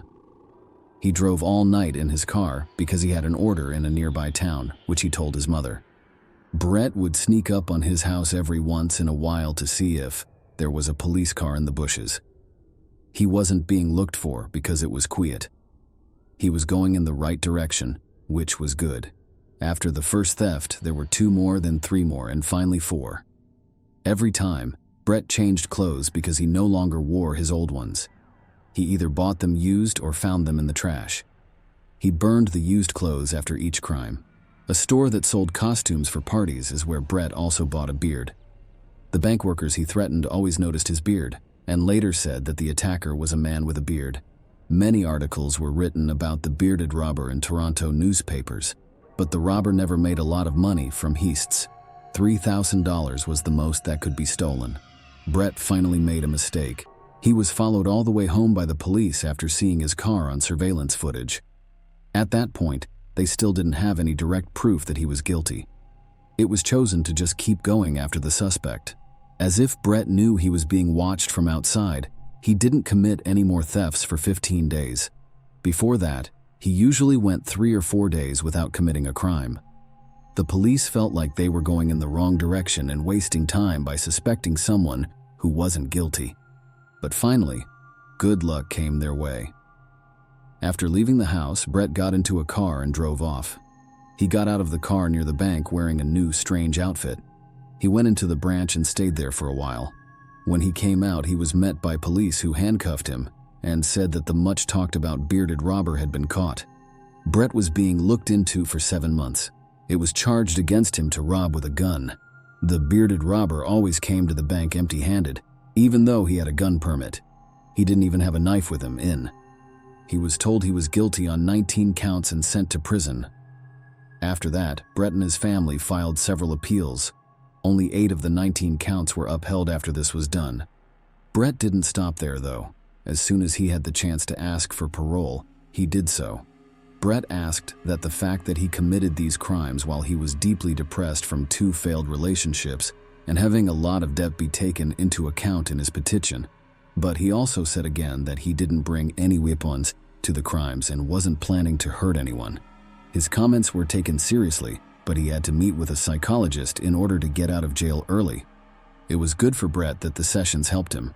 While he was in jail, he didn't talk to his family. Now that he was out, he had taken a step toward getting closer to them and fixing things with them. The commissioners saw the changes for the better. Brett was finally freed on November 24, 2010. The young man had fought so hard for freedom, but it turned out to be even more bitter and hard than before. Brett. What was his name before? A painter who has a lot on his mind. What was he doing now? Brett, the thief.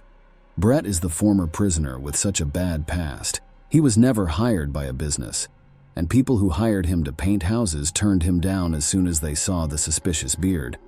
Even Susan's neighbors, who used to visit and compliment her garden, started to spread some bad rumors about her. The Ryan family sold their house quickly and moved to Scarborough. Susan got back to working in her new garden, and Brett did get a job with a trading company, but the pay wasn't great. His parents also gave him money to help pay for his college education again. Brett kept seeing a psychologist, and every time, the expert told him the same thing: don't cut ties with your family. Brett's advice from the psychologist really helped, but his money situation still needed a lot of work. It was September 2011 when he had his first lucky accident. His name is Kristen Bechter. Kristen was a really great girl. She had her own apartment with windows that looked out over the sea, so the young couple could enjoy the view. And most importantly, she didn't care about Brett's past. She played sports, which kept her body in shape. They also took trips together from time to time and had even been to Australia. While Brett was seeing the girl, his parents were very happy about his relationship with her. For another thing, they were sure that their son would finally grow up and find his place in society. Kristen would push him to do so. Brett thought things were getting better, but something bad happened that he couldn't change, which slowed down the start of a new phase. Brett was shocked when his father died. Brett started going to see a psychologist more often because his depression started to come back. He also had to help his mother with money, which he didn't have much of, and spend a lot of time with her. He had to build a long-term relationship with Kristen. The young people weren't teenagers, for whom it's enough to hang out and have fun. Brett decided to take a big step because he was deeply in love with this beautiful blonde. He had some money saved up and had told his mother that he wanted to start a family with Kristen. To do this, he knew he had to make her an offer she couldn't refuse. She would remember this day for the rest of her life. She understood what her son meant and gave him money to buy a ring. The couple had already talked about their plans for the future. And no, Kristen didn't need an expensive gift or anything like that. She only needed Brett to make a proposal for her to know that he was serious. He spent a lot of money, though, and got his love a gold ring with a big diamond. It was clear that Kristen would say yes. Then, as young people do, they started making plans for their wedding. Brett agreed with all of Kristen's choices and nodded his head. However, he was shocked by how much it cost and how much he had to think about his job. He looked on the internet for an engineering job opening at a big tech company, put together a resume, and sent it in. He did so well in the interview that they accepted him. At that time, Brett was glad. When he told his fiancée and mother about it, they were thrilled. He then asked his mother for money to buy an expensive suit for work. Once more, his mother did not say no to her son. Brett got a call from the company after the suit was already bought to say they had to turn him down because the security service knew about his criminal past. Brett felt like thunder hit him. Right away, his mood started to get worse and he finally gave up. Why go through all of these interviews and wait for answers when no one wants to hire a criminal, even if they have changed? The most important question is, why study? Brett thought that the money his mother and older brothers gave him for college should be used for his wedding to Kristen, so that's what he did. Brett was back in the situation he had just gotten away from. Not only did he not tell his counselor, but he also did not tell his family that he had quit college. He also didn't tell anyone that an engineering job had turned him down. He dressed up with a shirt, tie, and suit and went to paint houses. On the way, he changed his clothes. He told his family that he was at work in an office. Brett also constantly shared different photos from the office or business events on his social networks. Of course, these were downloaded from the web before. When he was with his family, he often pretended that his phone was ringing and that he had to get to work right away. No one would have thought Brett was just a normal painter because he was so good at getting dust in their eyes. Brett was going to get married in September 2016 after being with Kristen for 5 years. Even more, he agreed to rent a fancy restaurant where each guest would have to pay $100. Brett finally took matters into his own hands, got a great job, moved into a nice apartment, and married a beautiful woman. This made the whole Ariane family very happy. But they didn't know that Brett's lies had gone too far, and there was no way out without getting hurt. That time, the wedding was only a month away, and it would cost a lot to put on. It happened over and over again. Our hero borrowed money from his mother. When he realized she could no longer help him, he told her she had to get a better-paying job. Another thing he did was plan a bachelor party for August and invite all of his brothers and friends. Brett still chose to tell his counselor everything, even though the bombshell was about to go off.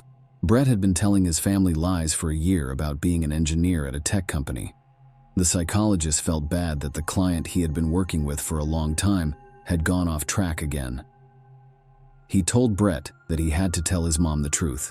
Brett put it off for a long time and thought about it for a long time. His mom was so mad because she had spent so much time telling everyone what a great son she had. Brett had to tell Kristen everything too, because she would keep quiet if he didn't. Her son was warned that his brothers already knew what was going on and were on her side. Brett was not able to do that. He had a hard time telling his mother the truth, and he couldn't tell Kristen the lies he told her. He did know that the wedding wouldn't happen because he lied about it being less than a month away. It would have been better for Kristen to know everything ahead of time, but he didn't say anything. Brett's plans weren't clear, and he couldn't help but worry that his mother would really tell his fiancée everything, which would mean that the scandal would have to happen.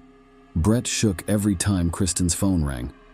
He stopped breathing for a moment when he realized it wasn't his mother calling, but a friend of his future wife, asking about her wedding plans and giving her advice. He finally found a way to permanently shut up his mother. Brett was not allowed to have guns after being found guilty of robbery.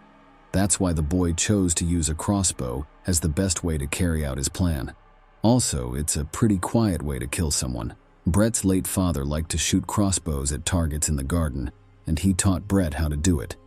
He did hit the targets well, but his late father probably didn't think he would use that skill in that way.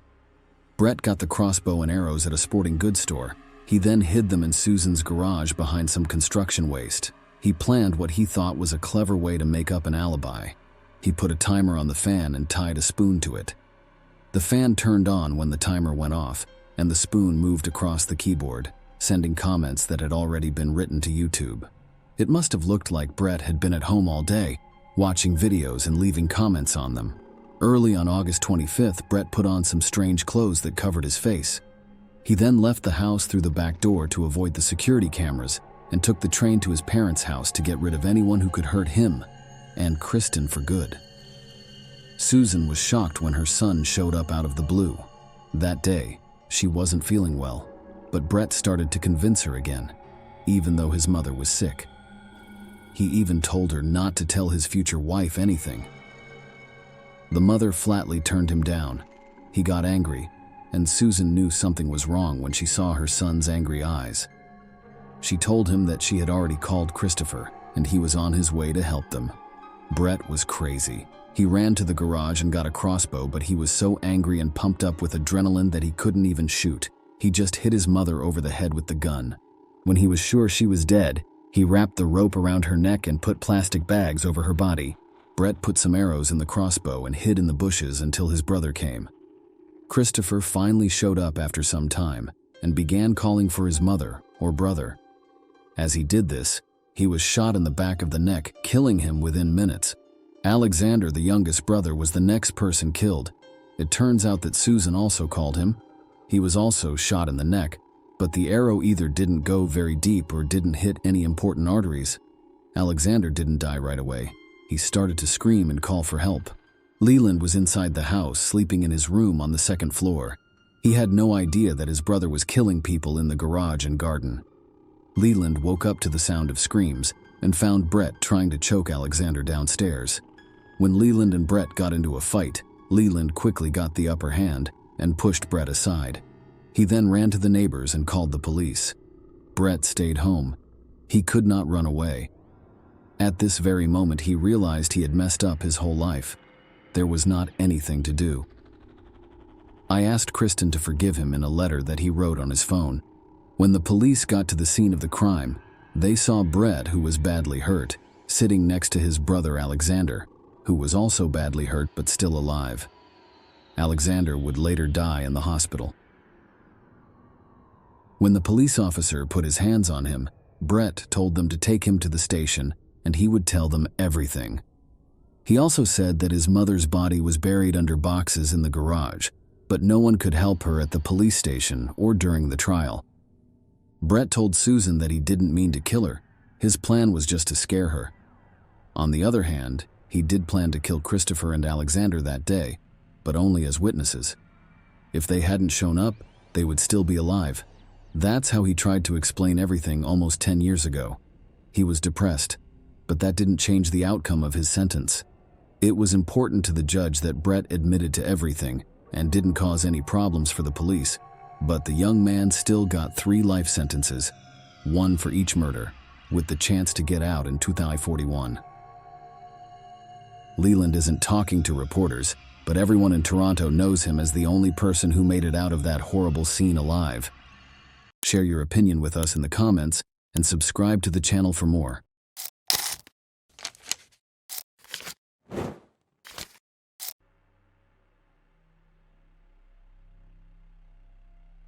On December 20th, 2017, a press conference was held during which Mark Perez, special agent in charge of the Florida Department of Law Enforcement, announced a breakthrough in the disappearance of Mike Williams, a Tallahassee real estate appraiser who was originally presumed to have drowned while duck hunting on Lake Seminole.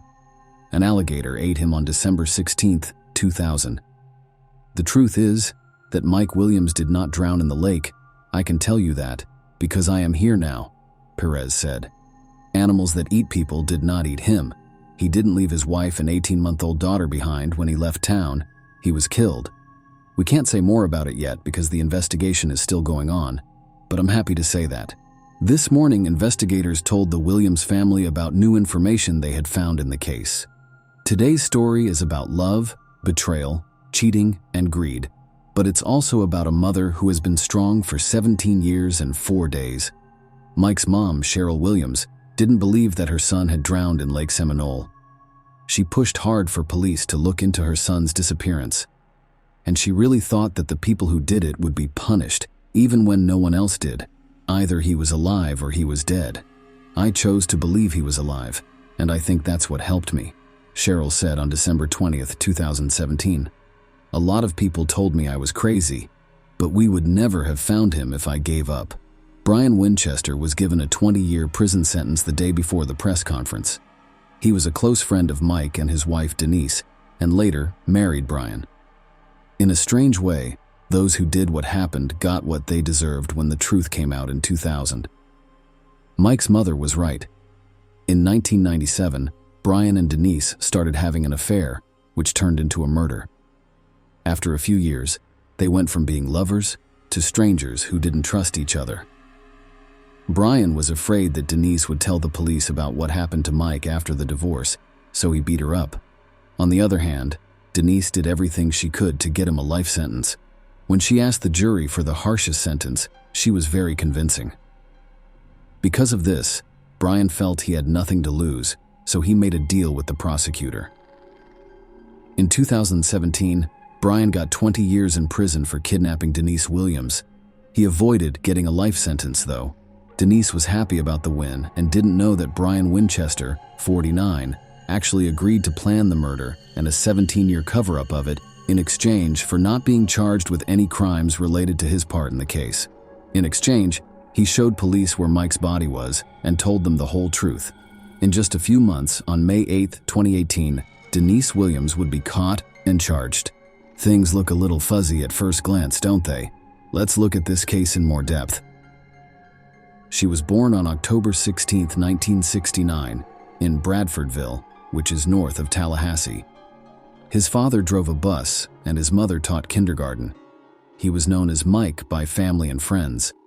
His family didn't have much money, and he and his older brother lived in a trailer as kids. Those were good times. Because the parents cared about their son's future, they didn't build a house. Instead, they saved money for both boys' college education and worked part-time in supermarkets at night.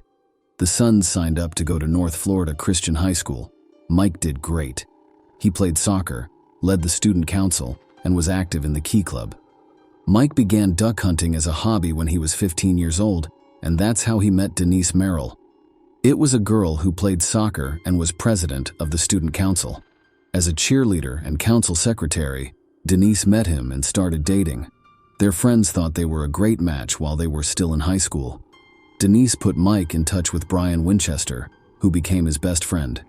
Katie Thomas became Brian's friend after a while, and the two couples stayed friends for the rest of Mike's life. Following high school, Mike went to Florida State University and majored in both political science and urban planning. The lovers graduated at the same time. Denise went to school to become a public accountant, and Mike learned how to value real estate. Mike did a good job at work. His job went well, even though he worked 15 hours a day most of the time. The young well-off man married Denise in 1994. Around this time, Brian also got married to Kathy. They all stayed in close contact with each other. Mike was very energetic and loved his wife very much. He worked hard to provide for their family as best he could. Mike Williams had a lot of success as a real estate appraiser when he was 31 years old. He was making almost $200,000 a year. In 1999, they had a happy child and were able to afford a house in a small, nice neighborhood on the east side of town. The name they gave their daughter was Ansley. His friends told me that he was always smart. The young man was doing some pretty dangerous things, so he wanted to make sure that his family would be taken care of if something went wrong. It was no surprise that Mike went to his best friend, who worked as an insurance agent at the time. Brian sold him 2 insurance policies, the first for $250,000 and the second for $500,000. Mike's dad died in the year 2000.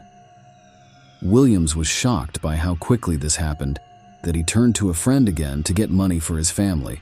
For $1 million, Brian helped Mike make sure he would live. Denise says that the loving father of the family had almost $2 million in life insurance about 6 months before he went missing. They were married on December 16, 2000. Her husband got up early to go duck hunting on Lake Seminole, a big lake that is connected to the Apalachicola River.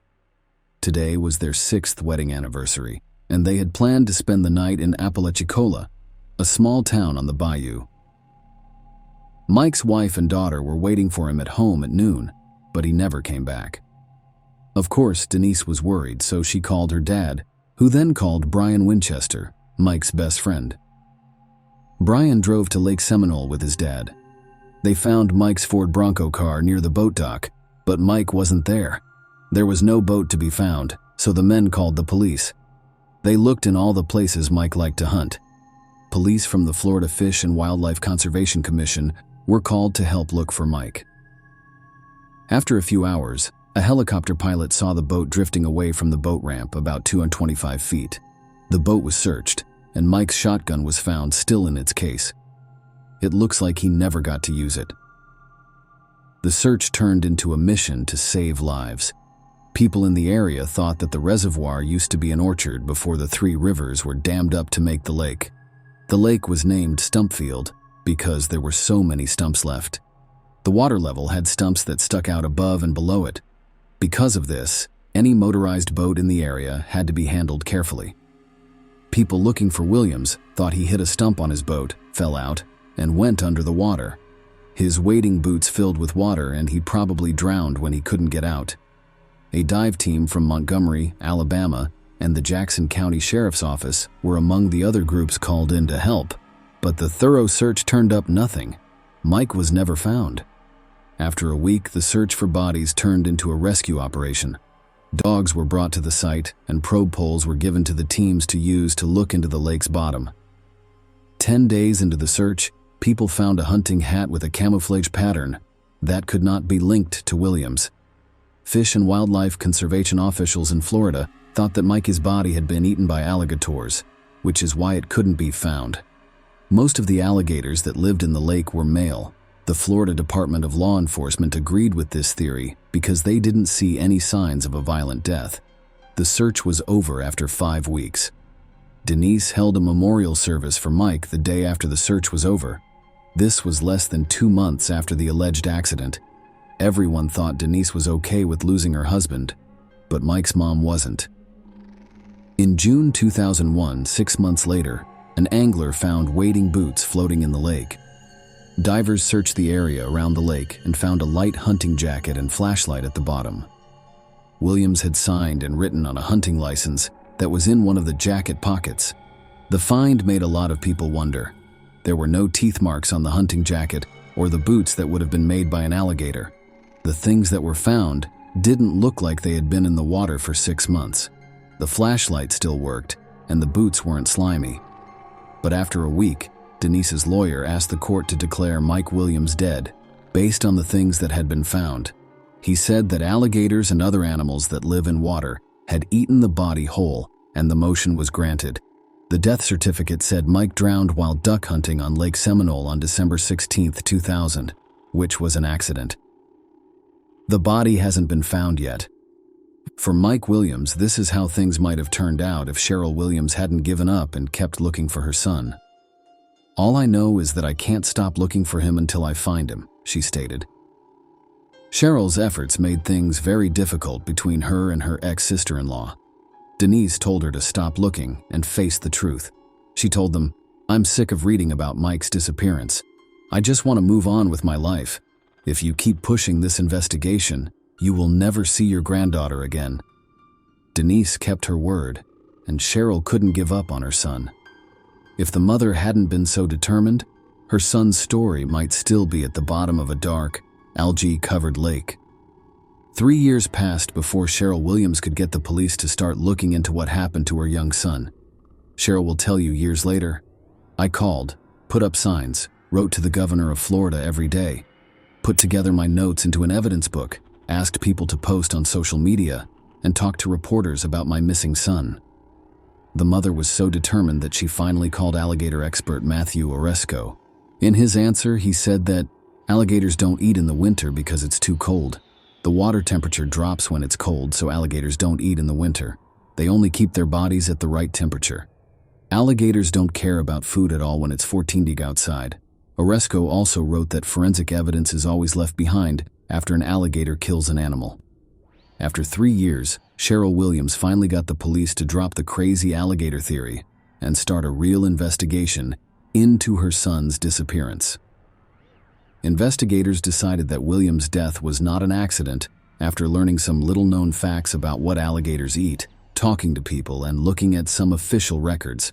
All the police agencies working on this case agree with my gut that Mike did not drown in Lake Seminole, said Ronnie Austin, who used to work as an investigator for the 2nd District State's Attorney's Office and prosecuted Mike's case. At first, the Florida Fish and Wildlife Conservation Agency took over the case because Williams was thought to be a hunter who had gone missing. Police spent 735 hours looking for the body in a 10-acre area of the lake, but they didn't look for any signs of wrongdoing. The Jackson County Sheriff's deputies who were brought in to help with the search also didn't look at any other options. Investigators talked to everyone who helped with the search. Years later, police officer David Arnett, who was at the scene that day, said that some things seemed odd right away. Williams didn't usually hunt alone. His truck was found in an undeveloped area from which he would have had to drag the boat over mud. not on the nearby concrete boat launch he usually used. The terrible storm that night should have pushed the boat to the east shore, but it was found on the west shore. The boat's motor wasn't running, but it was full of gasoline. If Mike had been driving the boat and fell out of it, it would have continued to float in circles until it ran out of gas. Sadly, law enforcement started to doubt too late that they were dealing with a straightforward drowning. A lot of volunteers and searchers had already walked all over the crime scene. A car that could have been a clue was taken by the family without any checks being made. Possible witnesses were not found.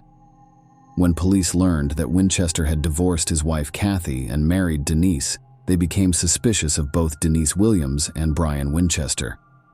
They also found out that Denise got an unexpected windfall of almost $2 million from the life insurance policy of her late husband. Investigators found that Winchester was the one who sold Mike the policy. They also thought it was odd that Denise, Mike's wife, didn't want to be involved in the investigation and tried to stop Cheryl from doing anything, even telling the grandmother she couldn't talk to her granddaughter. They were called in for questioning in 2005, but it didn't add anything new to the investigation. Brian made up an excuse for what happened the morning of the disappearance of Mike Williams. Based on what his ex-wife Kathy said, he was 60 miles from the lake and in bed at home. He told her that he had planned to go hunting with his dad in the morning, but had slept in instead. Even questioning Denise didn't turn up any new clues.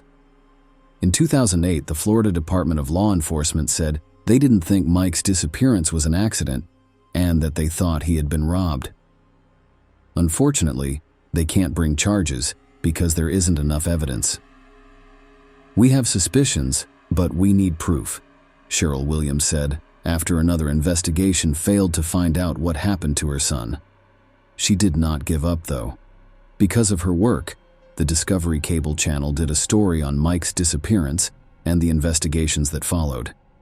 By late 2011, Cheryl had lost faith in the Florida Department of Law Enforcement and thought it was either not capable of solving the case or not interested in doing so.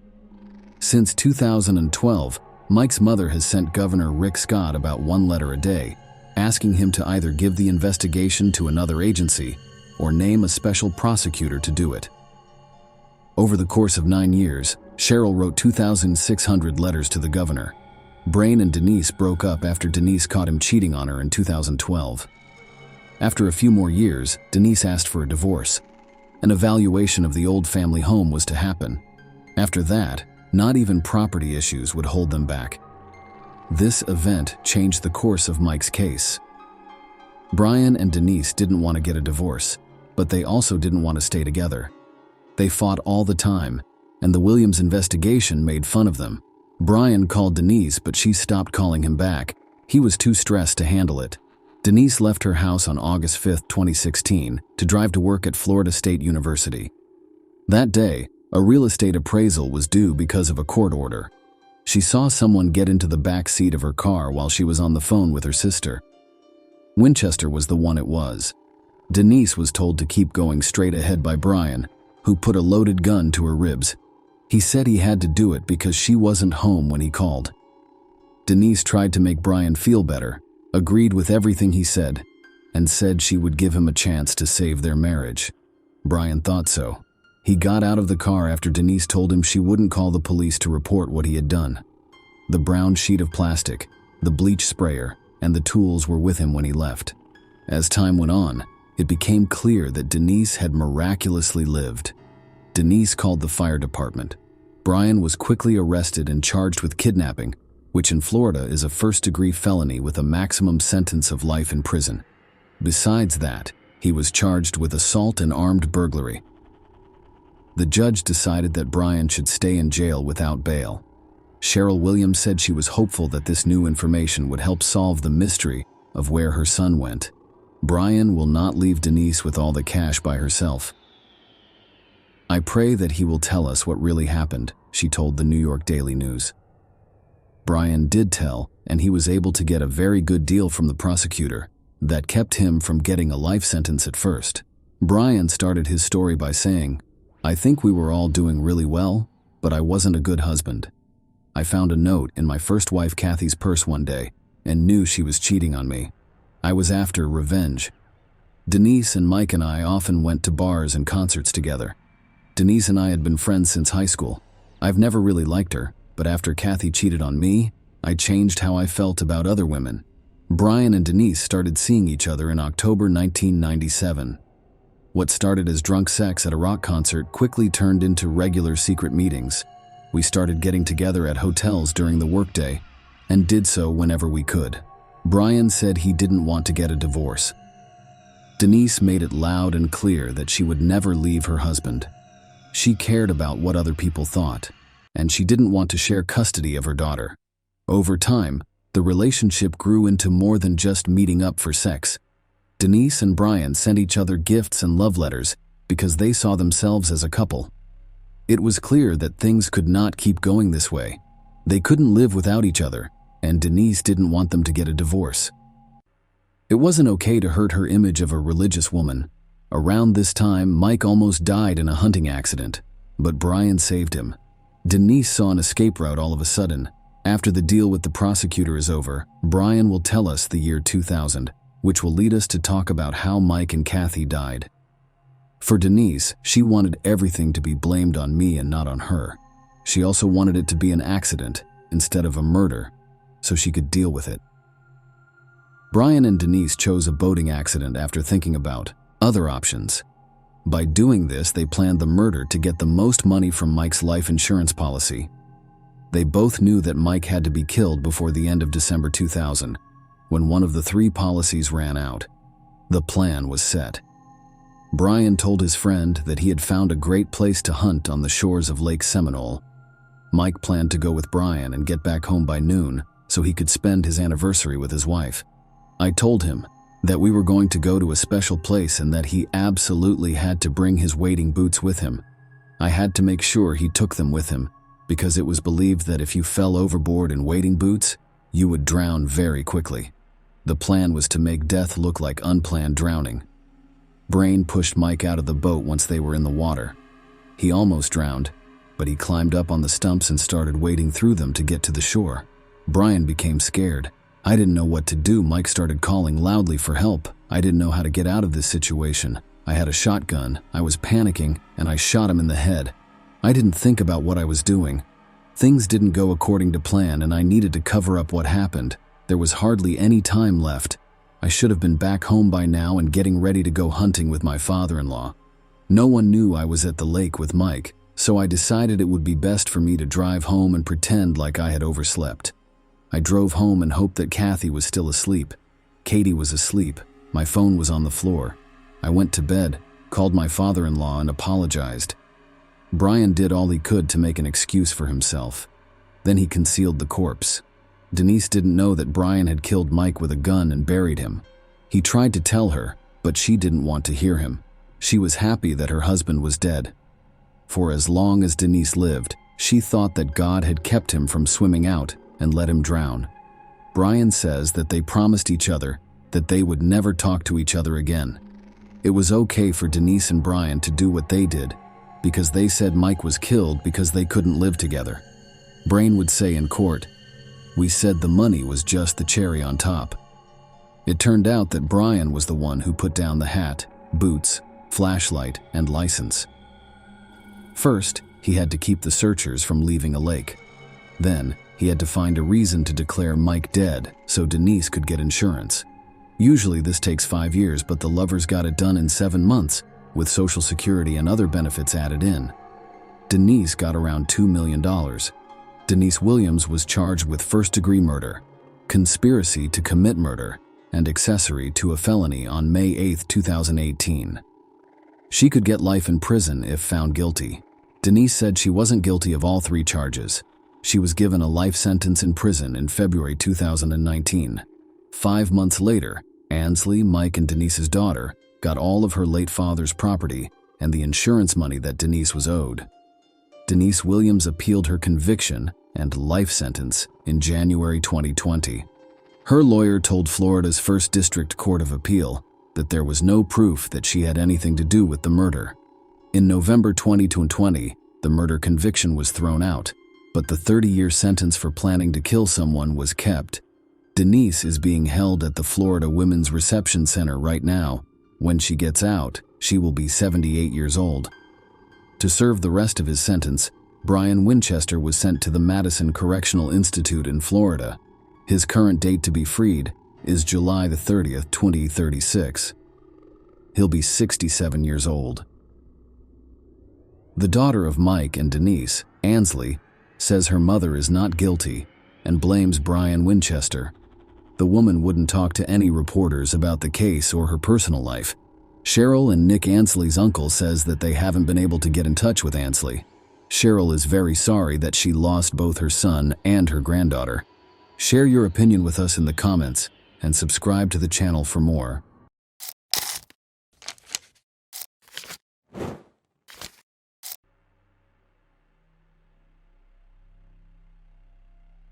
Tension rose in the Mendoza criminal courts on December 1, 2020, as people waited for the verdict. On the dark side of the room, a 32-year-old woman, the black dress with white beads around her neck, sat expressionless, her eyes burning with equanimity and restraint. She prepared to hear the verdict that would seal her fate and leave an imprint on history. Despite the fact that everyone in the room had known this woman for many years, they were now faced with a difficult mystery to solve. Outside the courtroom doors, the judge's approaching footsteps could be heard echoing in the silence and felt in every corner of the room like a heartbeat. It was clear that what was at stake today was not only the woman in the dark's fate, but also the long-hidden truth. A whole story lay behind this woman. With events as enigmatic as she was, the details of this true crime remained hidden, and the trial proved to be a significant challenge for all parties involved. Mamato, a small town nestled in the mountains and valleys of Argentina's Mendoza province, was a place where nature revealed its most beautiful colors. In the autumn, the streets were lined with golden leaves, and the mountain peaks were painted orange and red. Mamato residents knew each other well, sharing their joys and sorrows, offering support in difficult times, and celebrating significant occasions together. Orlando Angel Aquino and Karen Leyland Oviedo began a romance in this remote location surrounded by mountains and valleys, which would shape Manato and Argentina as a whole. As the streets of the city were surrounded by the colors of autumn gold, they became frozen in anticipation of something long awaited. The fates of the two young people in this story intersected. Rolando Angel Aquino, a man with a magnetic personality who can captivate others, couldn't help but notice Karen Leyland Oviedo's exciting days. She was a woman with fire in her eyes, a love of life, and an energy that immediately captivated one's heart. The young couple had similar interests and dreams, and their determination and entrepreneurial spirit motivated them both. This meeting was an accident that provided them with the opportunity for true happiness. In 2016, they began living together and opened their own business, a warehouse in their home. Karen had a keen eye for detail, and she lovingly crafted a sign for customer service on one of the windows, as well as lists of items for sale. This little corner became something they could be proud of, and the people of Manado looked on with interest and respect. Everyone wanted to know who these young people were and how they had accomplished so much. Many people knew Karen since childhood, but Rolando remained a mystery. No one knew anything about his background except that he was from Bolivia. Rolando not only ran the business with Karen, but he also worked at the Greenland Fair, where wholesale fruit sales were conducted. Looking at this couple, it appeared that they had found their own personal paradise on Earth. However, even the strongest and most sincere relationships can be tested, and Rolando was taken aback when he discovered Karen in the car with another man. His reaction was a flash of rage. At that point, he nearly destroyed the car's interior. The picture of happiness fell apart in a matter of minutes. However, Rolando agreed to give them another chance, choosing to forgive and move forward with his beloved. Others saw them as an ideal couple, capable of overcoming any difficulties together. Rolando Angel Aquino is an enigmatic figure from Bolivia, born in 1987. His exact arrival date in Argentina, as with many other aspects of his life, is unknown. As the eldest of 7 children, Rolando learned at a young age the importance of family bonds and hard work in creating an ideal family filled with joy and laughter. In his youth, he met Carolina Chavez, with whom he had a son. Despite the difficulties, the couple maintained good relations. Later in life, he met a soldier named Soledad, who gave him another son, Elias, but their relationship did not work out. Nonetheless, Rolando remained a devoted father who who cared for his children and maintained positive relationships with their mothers. Rolando was physically fit from a young age, maintaining his health through sports and participation on the local soccer team. Colleagues and loved ones described him as a kind and hard-working individual. Rolando got along well with his neighbors, but when it came to socializing, he was always shy. Karen was born on March 30, 1990, and grew up in Mendoza. She grew up in the same house where she and Rolando eventually established their warehouse. She was well known in the community as an outgoing and open-minded woman. Karen, like Rolando, envisioned a happy and successful family with a caring and loving man. It took her some time to find the right partner. Karen had already attempted to create a happy relationship before meeting Rolando, which resulted in the birth of 2 beautiful daughters. Karen married one of her former partners, Raul or Jada, in 2013 after one of them became a father. However, as time passed, that marriage was on the verge of dissolution, with financial difficulties contributing to the conflict. Raul decided to abandon his family in search of new opportunities, fleeing the city and traveling abroad to avoid any attempts to find him. In the summer of 2019, 9-year-old Elias arrived at Rolando and Karen's house with a lot of ideas for the near future. However, on the morning of July 12, 2019, when Rolando arrived to greet his son before leaving for work, he noticed that the boy was not feeling well. Elias's condition quickly deteriorated, and despite medical staff's best efforts, he died shortly after being admitted to the hospital. His death was attributed to severe poisoning, leaving his parents completely baffled. Karen was devastated by the death of her stepson, Elias, and she cared for Rolando during his mourning. Rolando's pain gradually subsided thanks to Karen's warmth and support.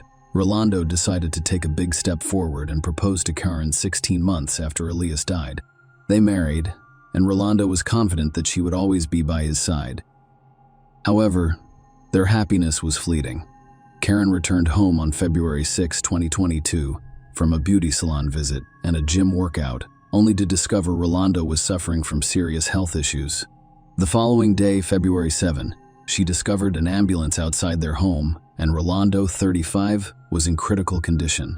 Despite medical efforts, he died on February 9 from severe poisoning. His sudden death raised suspicions, especially since he was a healthy, active man who participated in sports on a regular basis. Karen had been administering medication to Rolando in order to remove dark spots from his skin. Rolando's system contained a significant excess of calcium oxalate crystals, which is a sign of ethylene glycol poisoning, the primary component of car antifreeze. Authorities prioritized the investigation into Rolando's strange and unexpected death. Neighbors reported that Karen had repeatedly given her husband an unknown medication and expressed concern about Rolando's son. During Karen's interrogation, officers from the Technology Crimes Unit conducted forensic examinations and thoroughly questioned her, uncovering numerous contradictions. Karen claimed that the medication was for a skin blemish and that she had administered it via IV, but she was unable to provide the vial of the solution, which she claimed the housekeeper had discarded. Further interviews with Claudia Cortez, the housekeeper, contradicted Karen's claims. Claudia reported overhearing the couple discussing Rolando's dissatisfaction with the medication he was receiving. Karen was detained during the investigation, and her cell phone was confiscated. Rolando's family, friends, and teammates were shocked by his death, and rumors of deliberate poisoning began to circulate. Karen's phone's search history contained information about deadly poisons and how to clear search history, as well as records of her ordering ethylene glycol online. This heightened suspicion, and the prosecutor's office charged Karen with intentionally poisoning Rolando with a poisonous substance diluted with orange juice. Rwanda's health deteriorated significantly after consuming this beverage, and he died as a result. A series of strange and tragic events in the Aquino family prompted the authorities to take drastic measures. Karen was charged with aggravated murder in mid-February, after sufficient evidence was presented. Meanwhile, suspicions arose about the cause of 9-year-old Elias's death, prompting a new investigation. The prosecutor's office decided to conduct a thorough investigation of the boy's medical history. The mother claimed that Elias was perfectly healthy and active before falling into a coma at his father's house and never waking up. The boy's death certificate stated that the cause was a malfunction of his internal system and cerebral thrombosis. However, investigators remain skeptical that Elias, at the age of 9, could have died from such causes, particularly given his overall health. The prosecutor's office requested information on possible ethylene glycol purchases and received confirmation that Karen bought the poison on July 2, 2019. Shortly before the boy arrived at the Aquino home, Elias's relatives confirmed that Karen insisted on cremating his body. However, the birth mother rejected the idea and chose to bury her son. On March 4, prosecutor Claudia Rios filed new aggravated murder charges against Karen for the poisoning of Elias based on the evidence gathered. On March 14, a judge ordered pretrial detention for the woman who attempted to appeal, but the judge denied it, ruling that she should remain in custody until the trial began. That trial began 10 months later and was a critical step toward resolving this complex and dark story. The long-awaited trial began in Mendoza's criminal court, capturing public and media attention. Karen Leyland Oviedo's nationwide trial began on November 28, 2022. 2 indictments were pending. The first, led by prosecutor Fernando Gusto, concerned the murder of Elias, and the second, involving Claudia Rio, dealt with the murder of Rwanda. When the trial began, Rolando, the eldest son, Javier Aquino, who was only 15 years old, appeared as a plaintiff, accompanied by counsel. Prosecutor Gusto claimed that Karen killed Elias and then his father by administering ethylene glycol, mixed with orange juice. This resulted in severe poisoning and the deaths of both son and father. Karen's defense team attempted to refute the charges against her. They argued that Rwanda was violent and abusive to their client, and that there was no credible evidence to back up the claim. The defense also claimed that Karen had no motive for the murder. Why would she kill a lion? Obviously, little Elias couldn't resist the threat. Karen's attorney stated that the house, cars, and business belonged solely to her. He also claimed that her client did not make any purchases using her phone. And why would she have looked up poison information on the internet if she had already poisoned a liar with ethylene glycol, as the prosecutor claims? The lawyer emphasized that, while the actions that resulted in the father and son's deaths were heinous, it does not give the right to indict a person until they have been fully proven guilty. The defense attempted to cast doubt on the jury by claiming that the charges against Karen were false. Karen claimed that her partner could have made the antifreeze purchase by hacking into her account. She also claimed to have an alibi for when her husband was poisoned. Karen was not at home on February 6 when he began experiencing health issues. The defendant, known to the media as the Dwayne Allen poisoner, was given the opportunity to speak after the first phase of the trial concluded. Judge Diego Liberty gave her the opportunity to speak, and Karen argued passionately that she was being accused of a heinous crime she did not commit. It was extremely painful for her to realize this, especially as the mother of 2 young daughters. The court hearing continued, and it was the turn of the witnesses to reveal new details about the case. The prosecution decided to ask Karen several questions, with prosecutor Gusto focusing on key points. Karen later suggested that her son Rolando be cremated. Karen emphatically responded to this question, stating that she had never made such a suggestion and that the decision was not up to her. The prosecution called relatives of the deceased to testify and reveal more details about what had happened. Elias's mother, Soledad, told the court that after her son died, Rolando relayed Karen's words to her, in which she suggested that Elias's body be cremated so that both families could keep the boy's ashes. However, Soledad rejected the idea. She also shared her memories of meeting Rolando at the cemetery and learning about Karen's jealousy. According to her, Karen even slept in a separate bed, and Rolando and Karen's relationship was so tainted that they slept apart. Carolina, the mother of Rolando's first child, also testified. She confirmed that, according to her ex-husband, the couple slept separately, but Carolina had no contact with Karen prior to the incident. However, Karen called her on February 8 to inform her that Rolando was ill and in the hospital. Karen informed Carolina that her husband had probably taken medication and was feeling ill. She also asked Carolina for assistance in unlocking her husband's cell phone, claiming she suspected he was seeing another woman. Carolina was taken aback when she learned of Rolando's condition because they had only seen each other a few days before, and he appeared to be in excellent health. She revealed that when she arrived at the hospital, Karen was already there, having gone to see the doctors. Carolina was not allowed inside, so she was left waiting. Later, as she was leaving the hospital, Karen informed her that no one else was present and everyone had left. Carolina became suspicious and demanded an explanation from the doctors, who informed her that the patient had lost consciousness and was not responding to treatment. Carolina then approached the hospital secretary and complained. After speaking with Karen, Carolina discovered that Rolando had taken medication for skin blemishes, which caused an allergic reaction. He claimed that the medication bottle was no longer there because the housekeeper threw it away. All of these details contributed to the mystery surrounding this complex case. The trial continued, and doctors and experts appeared before the jury to present forensic evidence and the results of the psychological examination. This evidence revealed previously unknown details. Dr. Ivana Marinelli, a pediatrician at the hospital, described how she cared for Elias in July 2019 when he was admitted. She described how Elias was brought to the medical facility with severe breathing problems and urgently needed intubation. He also had a CT scan, which revealed a deep cerebral thrombosis. Elias underwent intensive care. The doctor confirmed that Elias's symptoms were consistent with ethylene glycol poisoning. This included impaired consciousness, restlessness, and a subsequent coma with a blood clotting disorder. Despite the best efforts of medical personnel, the boy's condition deteriorated, and after 5 p.m. on July 12, cardiac and respiratory arrest occurred. Doctors attempted to resuscitate Elias for 50 minutes with the participation. His father's efforts were futile. He was pronounced dead at 60 meters. The jury was also given the results of Karen's psychological examination, which had been requested by the prosecution. The experts' findings emphasized Karen's lies and concealment of the truth.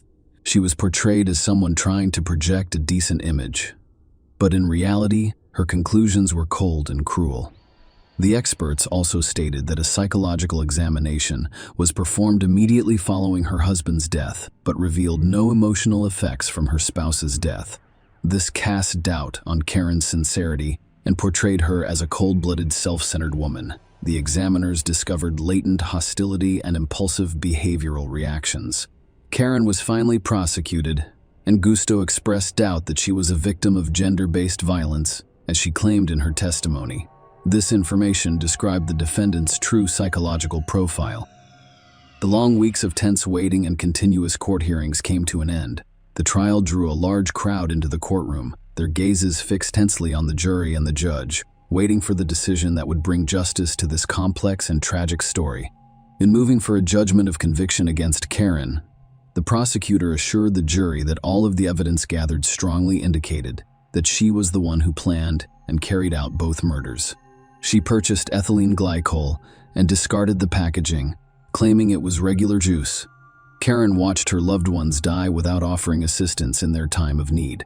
Cloudy Maria, the prosecutor handling Karen's case for Lundo's murder, presented the court with an ethylene glycol purchase receipt paid from Karen's bank account. The prosecution and plaintiff insisted on a unanimous verdict because it was the only way to ensure justice in the case. They insisted that Karen Leyland Oviedo be convicted of murder with evidence of extreme cruelty. The defense, on the other hand, claimed that there was insufficient evidence to establish her client's guilt. The defense attorney argued that a person can be good or bad, but it is not always related to committing a crime, and that the deaths of Rolando and his son were a tragic and sad event for their clients. Despite the defense's arguments, Karen Leyland Oviedo has added herself to the list of Argentine criminals who poisoned their victims. After a long, intense wait for the verdict, the jury made their decision. They issued a unanimous decision. Karen Leyland Oviedo was convicted of killing a liar and committing the crime with extreme cruelty. She was also convicted of Orlando's aggravated death through an insidious procedure. Karen, dressed in black and wearing white beads around her neck, listened to the verdict calmly. The jury returned a guilty verdict, and she was sentenced to life in prison. Karen Leyland Oviedo, the woman in the dark, attempted to avoid punishment for the heinous murders that shocked society and left many unanswered questions. The plans to cremate the victims' bodies may have been her final attempt to avoid the punishment she deserved. Despite her efforts, the court and jury did not give in and returned the justice verdict. So why did Karen Leyland Oviedo kill her loved ones? That remains a mystery. She had all she needed to be happy. Perhaps the motivation lies deep within her own soul, Karen refused to admit her guilt out of jealousy, self-interest, and pride, so the motives for this heinous crime are unknown. Karen Leyland Oviedo will now spend years behind bars, wondering what dark forces ruined her and those around her. This story reminds us that even the most intimate relationships can conceal terrible secrets and mysteries, and that true love and loyalty must always come first. Share your opinion with us in the comments and subscribe to the channel for more.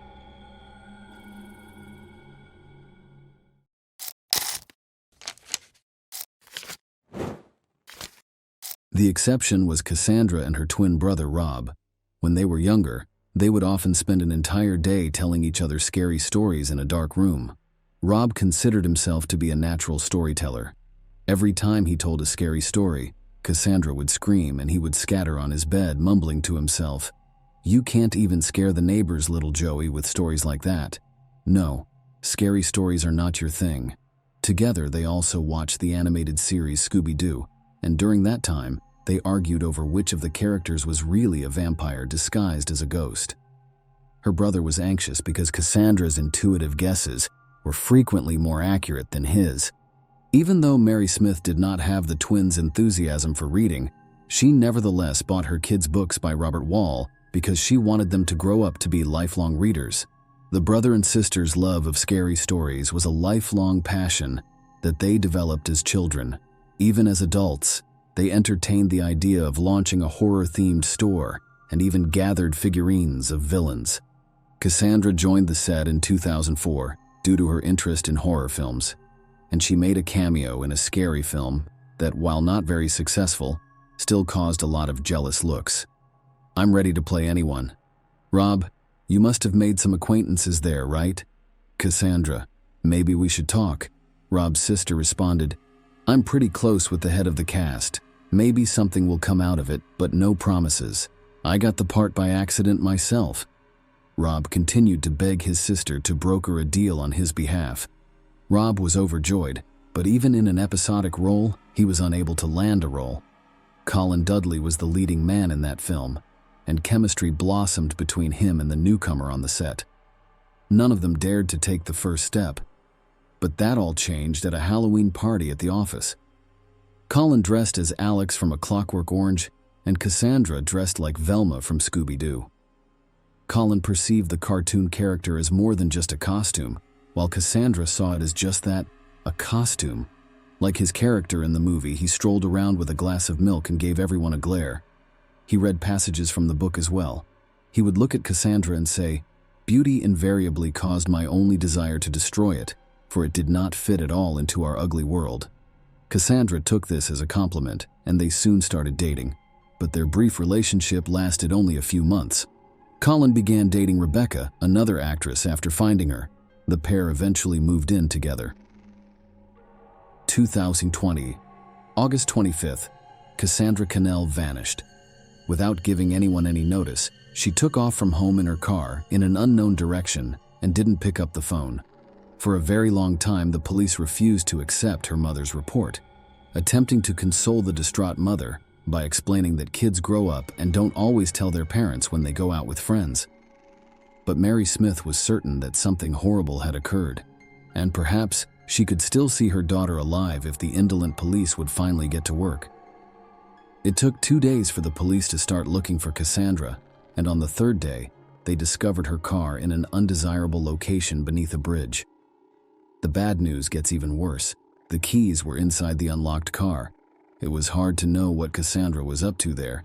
This area was thought to be a homeless community, and the police regularly discovered bodies there that had either overdosed on illegal drugs or been killed in domestic violence. The police had to patrol the neighborhood, questioning a large number of homeless people who attempted to flee when they saw them. All of them were unaware of the time the car appeared there, though, and none of them had seen Cassandra. It was difficult to have any higher expectations of the people who lived beneath the bridge and consumed alcohol all day.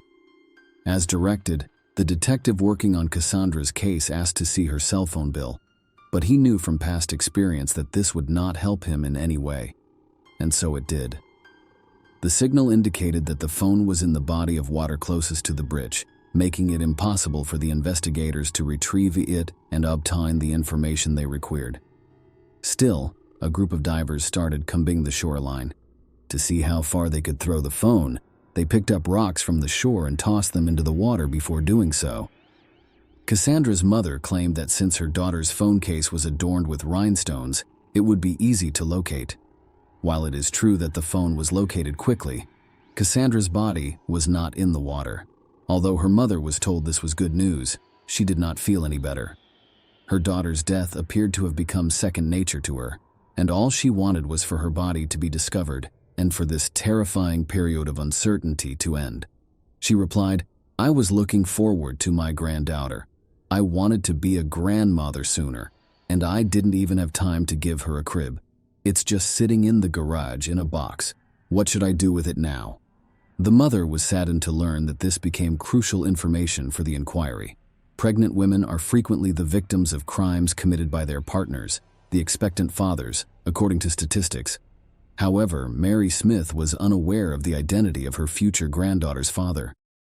Cassandra had not even met anyone and was single, even though her age was already apparent.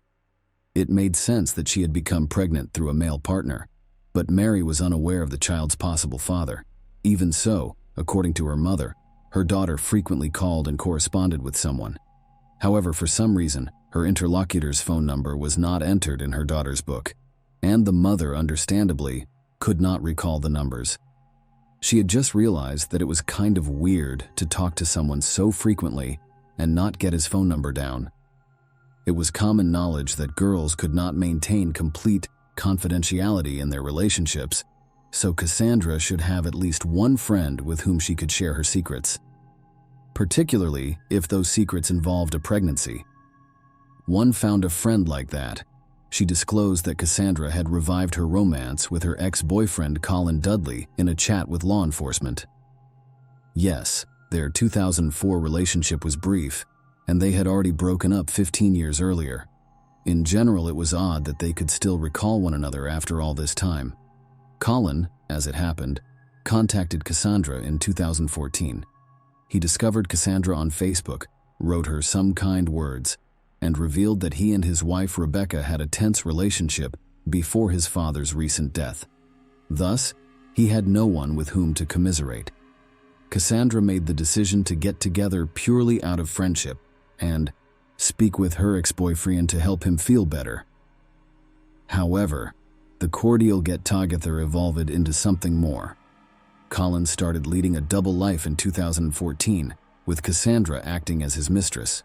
The young woman did not want to tell Colin Dudley that she was pregnant when she found out.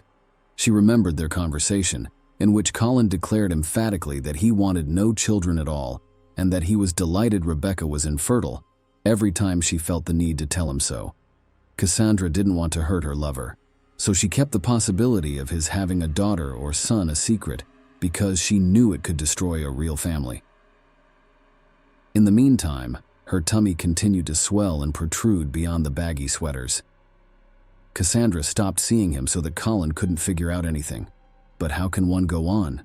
She knew that hiding it would not last long, and that lying to Colin about having another boyfriend would be hurtful and lead to their breakup. Cassandra told Colin over the phone that she was expecting a child with him after deciding that the bitter truth was preferable to a charming lie. After a long period of silence, Colin finally expressed his happiness at the news. Though it sounded very strange, Cassandra deduced that Colin was actually happy. When the detective knocked on Colin's door upon arriving at his residence, his wife answered. Resolving that discussing a missing mistress with Colin's legal wife wasn't entirely moral, the detective presented himself as a longtime friend of Dudley's. Colin emerged at once, closed the door behind him, and left the house accompanied by the detective, who had not even made an introduction. He appeared to have been anticipating this encounter. "Thank you for not making your credentials public in front of Rebecca. You're a man of honor, a true officer. My compliments to you," Colin said in brief phrases. "I heard Cassandra is missing. It's weird, bloody weird. I can't even guess where she might have gone. She told me she'd had a big fight with her brother and was really worried about it. I advised her to stop by and make up with him. I don't know if she listened to me or not." Rob had told him about the fight. As far as the detective knew, it was just a family dispute, nothing serious. Still, Cassandra's twin brother had been devastated by her disappearance because the day before, Cassandra had called him and asked to come talk to him. But now that his arrogant brother had declined, he held himself responsible. His sister would not have vanished if she had visited him that day. You know, officer, I'm not the nicest person. I think you realize that, dating my ex-girlfriend in secret from my wife for such a long period of time. I'm sure I'll be punished for it in the next world. But the human heart doesn't decide who you fall in love with. In 2014, my father died. He literally hated Rebecca with all his soul, and the feeling was mutual. But he really liked Cassandra. He often remembered her, reproached me for the fact that we broke up with her almost immediately after Christmas. We often fight with our parents, accusing them of not understanding, and then it turns out that it's us, their children, who don't understand, and it hurts. My father was right, of course. And after he died, I just wanted to fulfill one of his wishes, and so I resumed my relationship with Cassandra. Rebecca needed to be broken up with. It was a conversation I kept putting off, you know. This family stuff sucks you dry, so I kept stalling.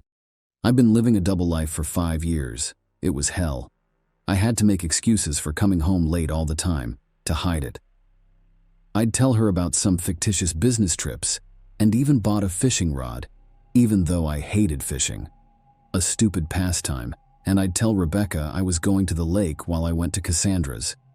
Before coming home, I'd buy fish at the supermarket for extra convincing, and Rebecca would bake it in the oven, and I'd eat it even though the smell of fish makes me sick. Did you know Cassandra was pregnant? What? Pregnant by whom? I don't have that information, but she told a close friend of hers that it was from you. That can't be true. She's been adamantly refusing to see me lately, and I guess I understand her, and can't blame her for that. Naturally, she was tired of being in the background and wanted a family, which unfortunately I couldn't give her. I guess that the reason she refused to see me was because she had found someone else. Detective asked, when was the last time you saw her? Honestly, I can't even remember. I think it was about 3 months ago, maybe 4, if you don't count the time we literally ran into her at the mall by chance. But that was fleeting because my wife was in the fitting room, and I just got tired of waiting for her and decided to take a walk to the coffee shop. Tell me, officer, is there any chance you'll find her alive? Dudley continued. We're doing everything we can, believe me. Colin had more interactions with the detective after this one. Despite the fact that Cassandra's phone was recovered from the bottom of the pond, the police still asked for the missing person's call logs. The unsigned number her mother had informed her about actually belonged to Colin Dudley. Cassandra called him most of the time, and they even spoke on the day she vanished. Furthermore, the CCTV footage from the train station near the bridge, where Cassandra's abandoned car had been discovered, was given to the police that day. A strange man who stood out among the other passengers on the platform was observed by them. He had on a long cloak, gloves, a scarf covering his face, and a hat with the sides pulled down over his eyes. The detective claimed that although he couldn't see the man's face, Colin Dudley's gait was strikingly similar to that of the man. Regarding the hat, it bore a striking resemblance to the one donned by Alex in A Clockwork Orange. The investigators noticed that the strange man actually entered the cafe for a short while before exiting and heading toward the parking lot, where he got into his car and drove off. After they kept tracking him down through the CCTV cameras, the stranger never revealed his face to them during this entire time, but they were able to see the car's licensee plate number, which belonged to Colin Dudley, that the stranger got into. A search warrant was used to send a unit to his home. It was the detectives' hope that Cassandra was still alive and in Dudley's home's basement. Initially, there was no proof of a homicide at Colin's residence. However, they discovered the exact hat Colin was attempting to conceal himself in the closet. After that, they descended to the basement, where they found no sign of the crime and no sign of Cassandra.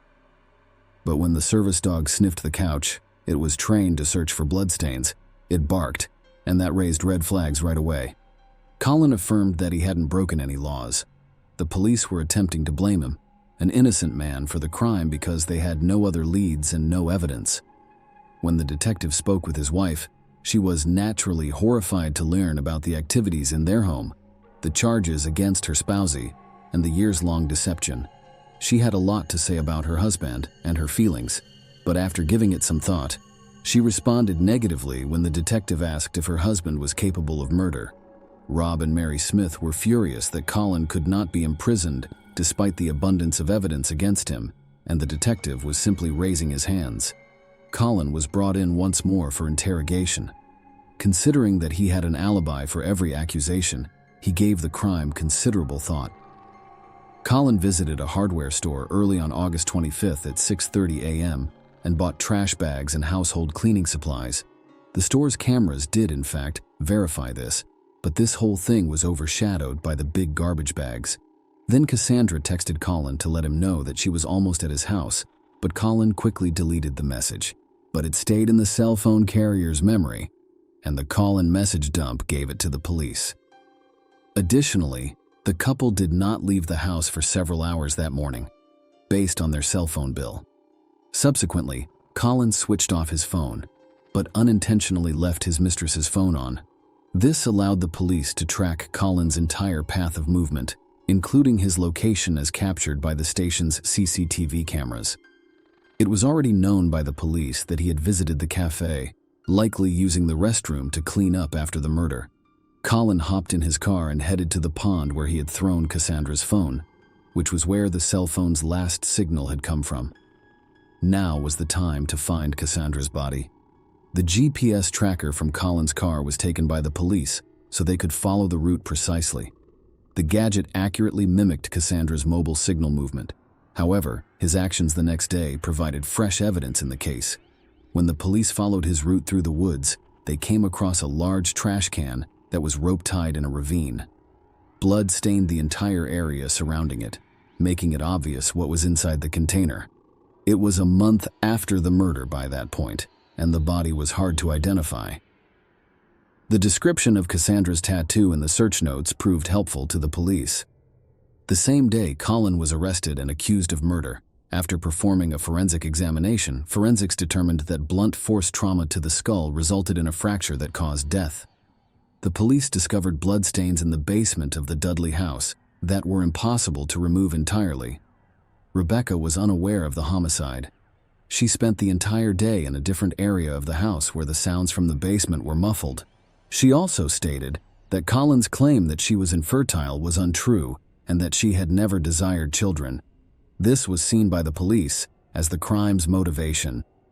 The absence of witnesses and tangible evidence, like the murder weapon, made it impossible to persuade the jury that Colin Dudley was the murderer during the trial. The murderer was then offered a reduced sentence by the court in exchange for his guilty plea.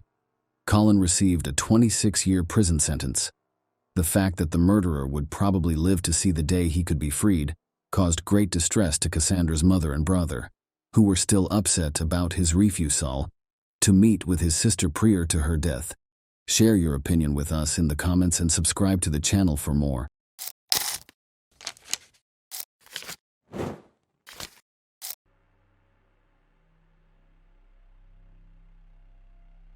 Today we will examine a case that unfolded in Minnesota in 2013. Kyra Steger, a 30-year-old store clerk at a clothing store in the Mall of America, was known for her dedication to her job. She had never missed a shift. So when she didn't show up for work on February 23, 2013, her coworkers grew concerned. They attempted to reach Kyra, but received no response to calls or text messages. Consequently, they alerted the police that she was missing. Kyra K. Steger was born on November 19, 1982, in Des Plaines, Illinois.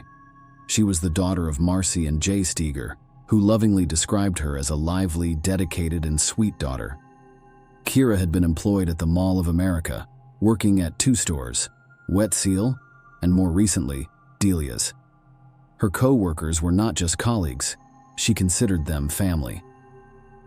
Kyra had a unique ability to recognize people's strengths, even when they didn't notice them themselves.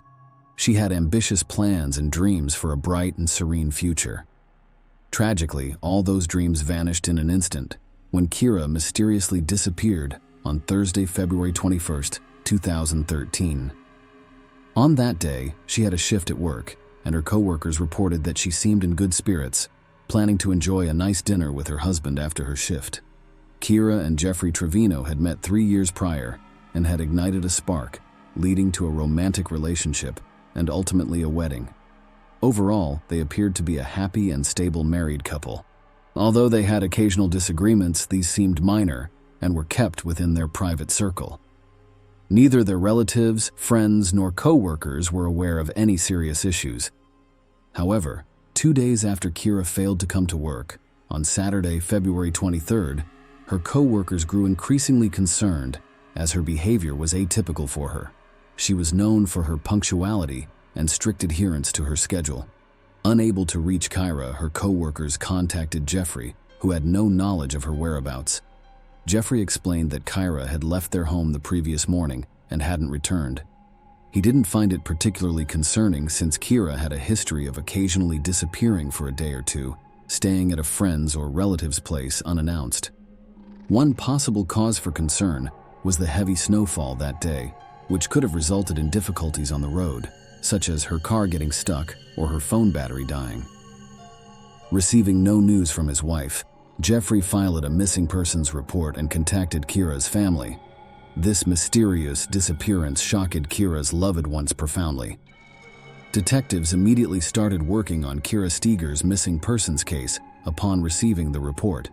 Typically, investigations in such cases begin by questioning the spouse and searching the immediate vicinity.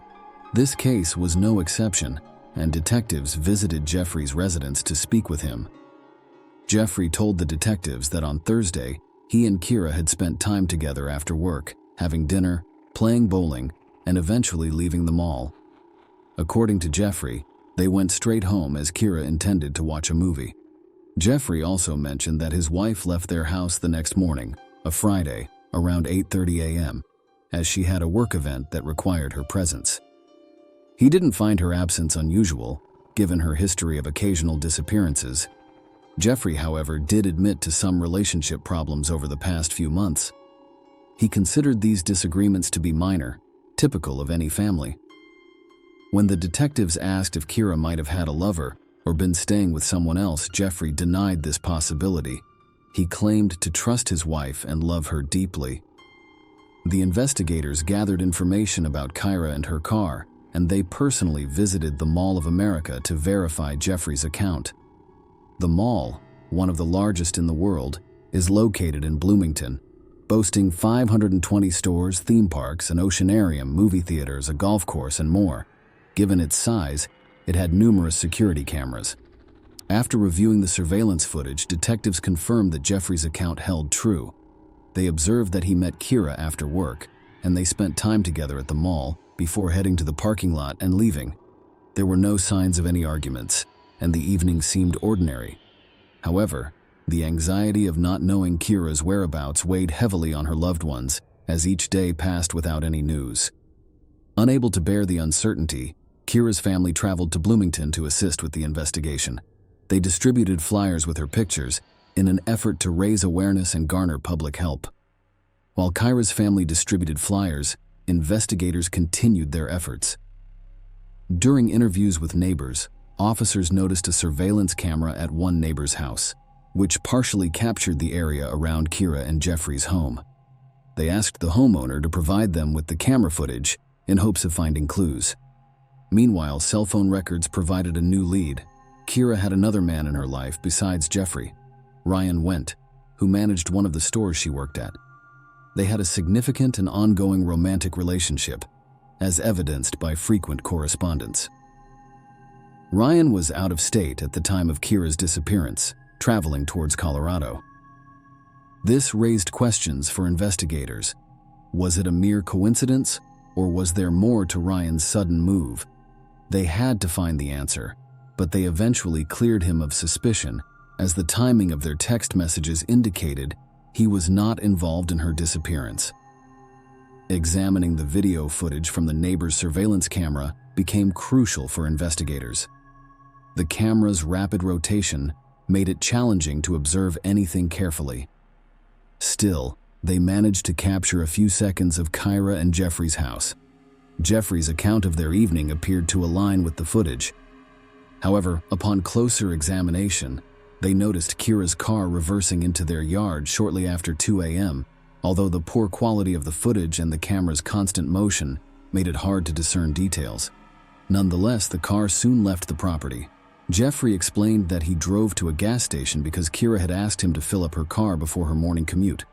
Surveillance footage confirmed his trip to the gas station around 3:30 a.m.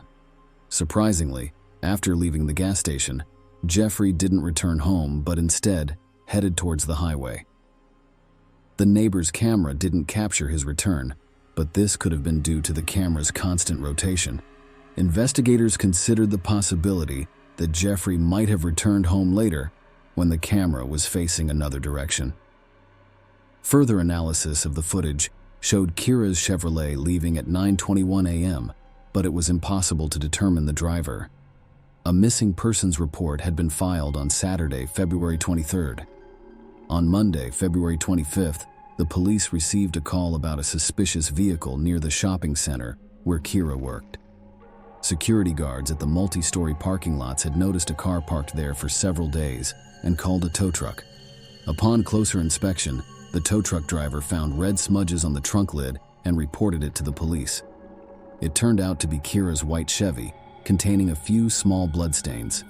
Inside her purse, they discovered divorce court forms that appeared to have been downloaded from the internet. Additionally, a rolled-up trunk mat found in the snow behind the car was stained with Kyra's blood, confirmed through DNA testing. This grim discovery suggested that Kyra was likely no longer alive. It devastated her family and friends, as her last hope of seeing her again had faded. Many questions remained unanswered. How had she died? Had she suffered? And who could have harbored such resentment as to take her life?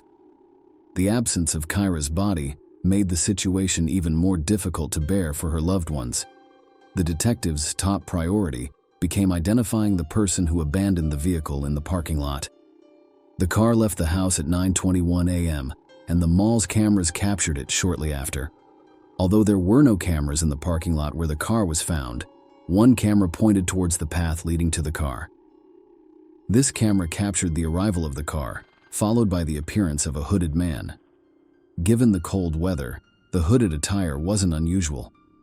The man crossed the street, had a brief conversation with a taxi driver at a nearby stand, and then got into the cab.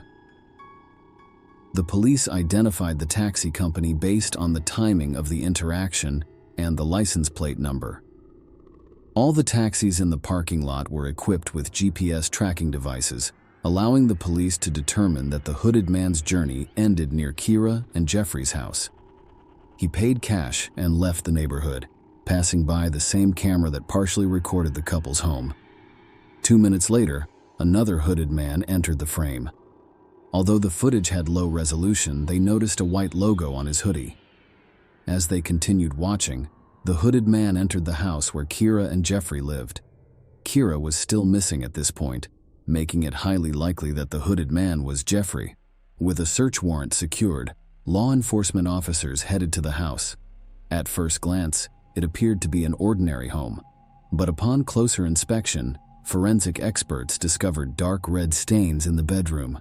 Stains were found on the wall next to the bed, and approximately 100 on the mattress.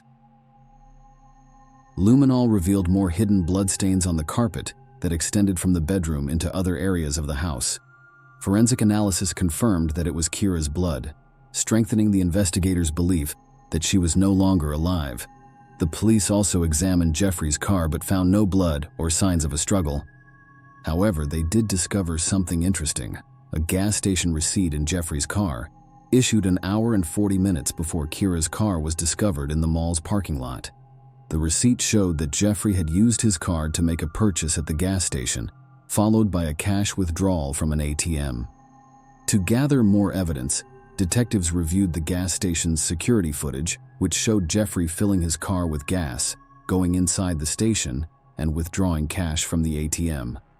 The footage briefly revealed his face, as well as a logo on his jacket that resembled the logo on the man seen in the earlier surveillance footage. Based on this new information and the evidence found in the house, Jeffrey Trevino, 39 years old, was arrested. He was taken to the police station for questioning and became the prime and only suspect in the case. During questioning, Jeffrey immediately invoked his right to remain silent, seeking advice from his attorney. The police had enough evidence to charge him, but locating Kyra's body was crucial to further cementing his guilt. Everyone believed Kyra was no longer alive. As the police, Kyra's family, and volunteers conducted extensive searches, they made a disturbing discovery in late March. Near Keller Lake, a few miles from Trevino's house, volunteers found a peculiar bag by the roadside and contacted the police. Inside the bag were a bloodied pillow, a shirt, and a bra, all linked to Kyra through DNA analysis. Although divers searched the lake, they found no remains in the water. The area around the lake was also scoured multiple times using search dogs specifically trained to find bodies, yet their efforts yielded no results. After 2.5 months, on May 8, 2013, the St. Paul Police Department received a troubling call. A caller reported seeing what appeared to be a dead body in the Mississippi River. Police retrieved the body, and dental records confirmed it was Kyra Steger. Kyra had suffered severe blunt force trauma to her forehead and a fractured index finger on her left hand. Due to the advanced state of decomposition, the exact cause of death could not be determined. With this new evidence, investigators sought to reconstruct the timeline of events leading to Kyra's death and its aftermath. It was speculated that upon returning home and discovering Kyra's romantic correspondence with someone else, Jeffrey grew increasingly angry. When Kyra refused to show him the messages, he forcibly took her phone, resulting in a broken finger. As his rage intensified, he tragically took Kyra's life and attempted to hide the evidence. Using Kyra's car, he transported her body to the house, then later used the car to dispose of her remains in the river. He made a stop at a gas station and withdrew cash, knowing he would need to pay for a taxi after abandoning Kyra's car at the mall. Returning home, Jeffrey attempted to create the impression that Kyra had left on her own that morning and was fine. However, surveillance cameras foiled his plan. In October 2013, a jury convicted 39-year-old Jeffrey Trevino. His defense argued that the act was not premeditated and resulted from a heated and sudden argument sparked by the discovery of his wife's infidelity. Before sentencing, Kyra's family members made statements in court. Her sister, Carrie Ann Steger, referred to Jeffrey as a calculated criminal and expressed that he deserved no mercy. Marcy, Kyra's mother, pointed out that Jeffrey had shown her daughter no mercy and had discarded her like trash in a polluted river. Jay, Kyra's father, emphasized that no punishment could ever compensate for the pain Jeffrey had caused their family. In November 2013, Jeffrey Trevino was sentenced to 27.5 years in prison. He became eligible for parole in 2031.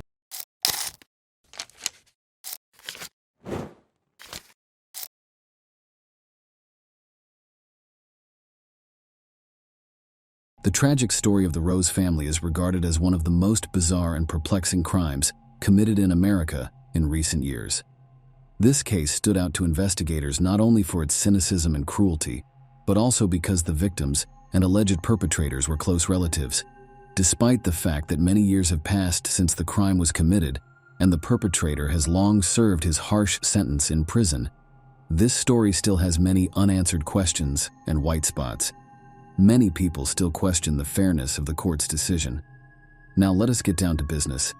It was an ordinary family living in a provincial suburb of Bristol, Tennessee, who had never been on law enforcement's radar before.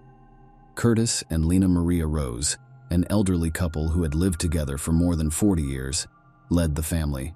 They had 2 grown daughters and 6 grandchildren, but we'll focus on the family members who were directly involved in this high-profile case. So at the time of the crime, the elderly owners, Curtis and Lena Maria Rose, were present in the house and surrounding area, along with their eldest daughter, 39-year-old Tasha Milhorn, her husband James, and 6 children. Tasha and James had 2 shared children, and the other 3 were heirs from a previous relationship. A neighbor girl stopped by the house to play with them. It is worth noting that Tasha and James, along with their children, spent about 2 months living at Tasha's parents' house while their own home was being renovated. Later, another key player in those events, 19-year-old Seth Denton, arrived at the house. He was Tasha's eldest son, but his relationship with his mother and stepfather was strained, to say the least, and they avoided communicating with each other in any way possible. Their most recent meeting ended tragically, according to neighbors. The Rose couple was very happy and prosperous. Their daughter Tosha was happily married to James, who worked as an auto mechanic and enjoyed restoring vintage cars. The carnage took place at the Rose couple's family home. Police officers who responded to the call later described it as the worst crime scene they had ever seen and the bloodiest in the history of their quiet county. The bodies of two women, Lena, Maria, and Tosha, a mother and daughter, were discovered in the house, shot nearly point blank. Tosha was sitting in a chair at the dining room table, while her mother lay on the floor between the table and the refrigerator. James, Tosha's husband, was also lying on the doorstep of the house, critically injured and being rushed to the hospital. Despite the doctor's efforts, the man died as a result of severe internal injuries and blood loss. There were no injuries among the children in the house. They were most likely not targeted by the shooter or were simply out of his field of vision during the adults' massacre. Almost immediately after the crime, the police received 2 consecutive phone calls. The first call came from the house's owner, Curtis Rose, who reported that his eldest grandson, Seth, had committed a shooting and then fled the scene.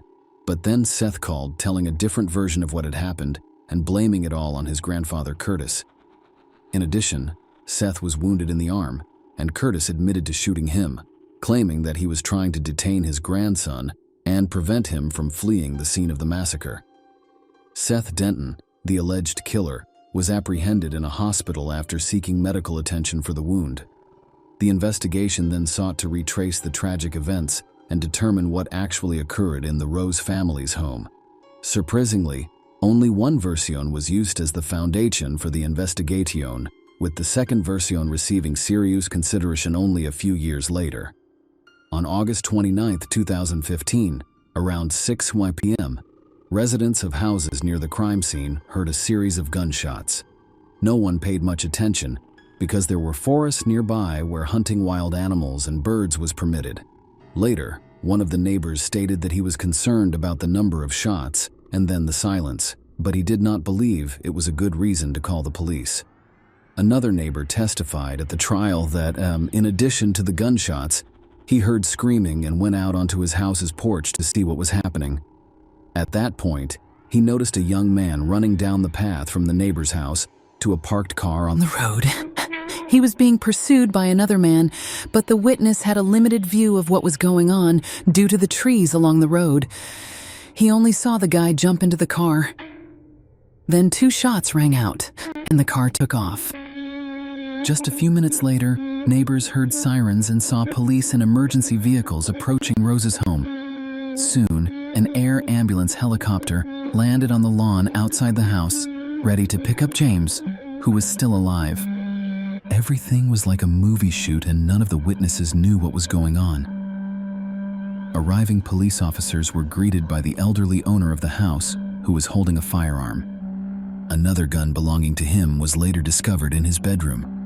Curtis provided his version of events, which was used as the foundation for the investigation and was long thought to be the only one. Curtis claims there was no reason to pretend trouble that day. In his and his wife's home, he saw his daughter, her son-in-law, and grandchildren, as well as a neighbor's child who came to play. He was tinkering with his trailer in the backyard of the house. He heard gunshots, but like most neighbors, didn't pay much attention, assuming they were hunters in the woods. Suddenly, his oldest grandson, Seth, appeared at the trailer, unannounced and excited. The young man said there had been a tragedy and asked him to contact emergency services. Curtis immediately followed his grandson into the house, where he discovered the bodies of his wife and daughter. Curtis immediately thought about the children in the house. They were in the other room, terrified, but none of them were injured. He led them to the back of the house and locked them up so they couldn't see the horror that was going on inside. While Curtis was calling 911, he noticed his grandson hurrying out of the house and running toward the road. The homeowner drew his gun and began chasing Seth, believing he was the murderer. As Seth got into the car, Grandpa fired 2 shots. One bullet shattered the rear window without hitting the driver, while the second struck Seth in the left shoulder. Despite his injuries, he managed to flee. But after reaching the nearest house, Seth paused to call the police and report what had happened. The local sheriff, who was conducting an investigation, was puzzled. The crime scene appeared so strange and illogical that he couldn't recall any similar cases. In a breaking news report, he stated that the investigators had a difficult task ahead of them in reconstructing the entire crime scene. Following the arrest of Seth Denton, it was necessary to determine why the young man treated his family members so cruelly. Most surprisingly, such a motive was quickly discovered. Seth was Tosha's eldest child, whom she had given birth to when she was very young. Her relationship with the boy's father did not work out, and her son was primarily raised by his grandparents. While the young woman settled her personal life, some reports indicate that Tosha suffered from bipolar affective disorder and visited the clinic on a regular basis. Her son may also inherit this disease. The boy harbored a deep resentment for his mother, whom he rarely saw. With age, this feeling evolved into hatred, which Seth frequently expressed to friends and relatives. After graduation, the guy decided to join the army, and when he returned home a year later, he settled back in with his grandparents. However, the young man soon realized that he wanted to start his own life and relocated to the city, where he rented a small apartment with a friend. He got a job at a local fast food restaurant, but shortly before the tragedy, he was fired. Family and friends spoke highly of Seth, noting that he had no violent tendencies, did not associate with bad companies, and never broke the law. Despite these positive characteristics, detectives believed that Seth's main motivation for the crime was his dislike for his mother and her current spouse. According to the investigation, the events of that day unfolded as follows. Around 5 p.m., Seth drove his car to his grandparents' house. He wore a camouflage jacket and had a semi-automatic rifle in the car. He left the car by the roadside and entered the house through the back door, carrying the weapon. Seth then fired several shots, killing his mother and grandmother and severely injuring his stepfather, before leaving the jacket and rifle by the back door and going to his grandfather's house to ask him to call the cops. The order in which the shots were fired was never determined because Seth denied all guilt. Furthermore, it was unclear why he asked his grandfather to contact the police rather than fleeing the scene of the crime. It is assumed that his primary targets were his mother and stepfather, and the man murdered his grandmother as an unnecessary witness. The main evidence proving Seth's guilt in the case was his jacket and rifle found on the threshold at the back door of the house, traces of blood on his shoes, and bullets discovered in his car. Surprisingly, approximately 100 rounds of ammunition were discovered, but no one questioned why he required so many if he only intended to kill 2 people. Another unusual feature was the timing. According to the grandfather, Seth hurriedly left the house after he and his grandson entered and saw the terrible picture.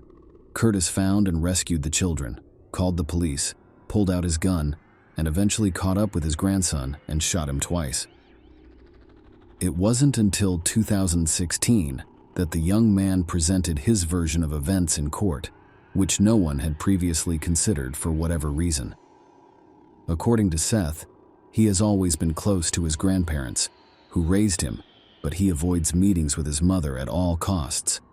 As a teenager, he frequently visited shooting ranges with his grandfather, who encouraged him to join the army.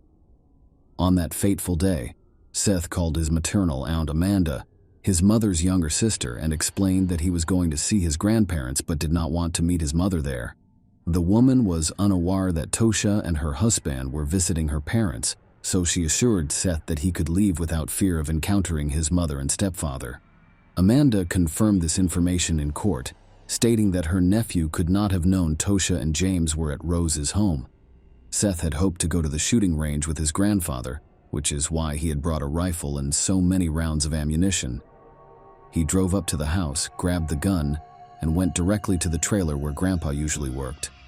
There, his grandson showed him his rifle and they had a brief conversation about it.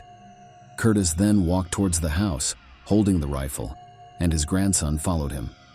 Seth knew his grandfather had a gun and expected him to follow him, and then they would shoot targets together. However, when Curtis entered the room, he immediately opened fire, leaving the people in the room with no time to react and no attempt to flee or hide.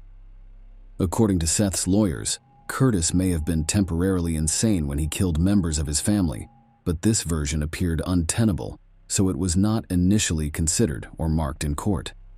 Although traces of the victim's blood were found on an elderly man's clothes and shoes, he was not initially included in the list of suspects. The young man in the dock faced the death penalty for the premeditated murder of 3 of his family members. His grandfather had been a key witness in the case from the start, and despite openly stating that he was willing to kill his grandson that day, the court found his actions justified.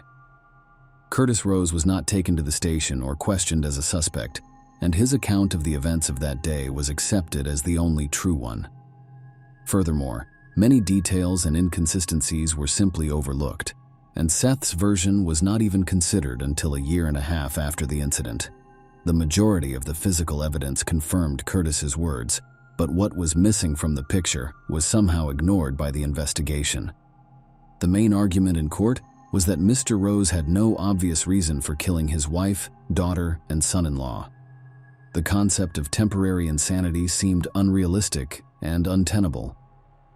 The trial lasted more than a week, with nearly 200 pieces of evidence presented and dozens of witnesses, including neighbors, relatives, and family friends, testifying. The grandfather and grandson's testimony contradicted each other, and it was clear that one of them was lying.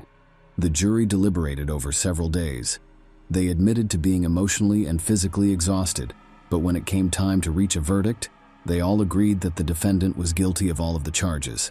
Thus, Seth Denton was found guilty of 3 murders. However, after a thorough review of all of the evidence and circumstances surrounding the tragedy, the court decided to exclude the death penalty from the possible punishments, instead imposing a life sentence without the possibility of parole for the next 50 years. The convict himself never admitted guilt. He's currently serving his sentence in a Tennessee prison. The orphaned children of Tasha and James Milhorn were placed in the care of other family members, including their Aunt Amanda and grandfather Curtis. Share your opinion with us in the comments and subscribe to the channel for more.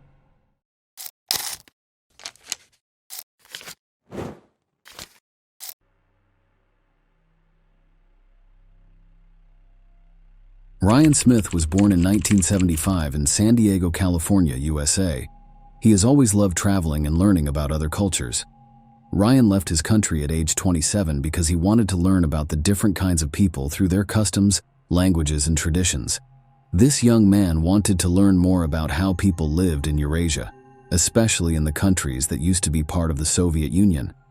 So in 2022, Ryan took his dreams and backpack to Azerbaijan, a country that used to be part of the Soviet Union. The Caspian Sea and the Caucasus Mountains surround the country, which is in a place that is kind of in the middle of Eastern Europe and Western Asia.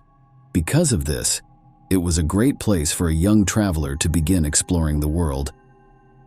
Ryan moved to Baku, which is the capital of Azerbaijan, and studied the language and culture there. He wrote on his website that he worked at a carpet market in a city with walls around it at that time. In this way, he learned about one of the oldest and most valuable crafts in the area. The skills needed to make carpets are passed down from one generation to the next. This is a tradition that has almost died out over the years. The young designer was amazed by how beautiful the items were and thought about how making handmade carpets could be a business. Ryan thought about his idea and came back to the United States in December 2005 to start building the project. He met Laura Joy, a young and beautiful teacher, while he was in the United States.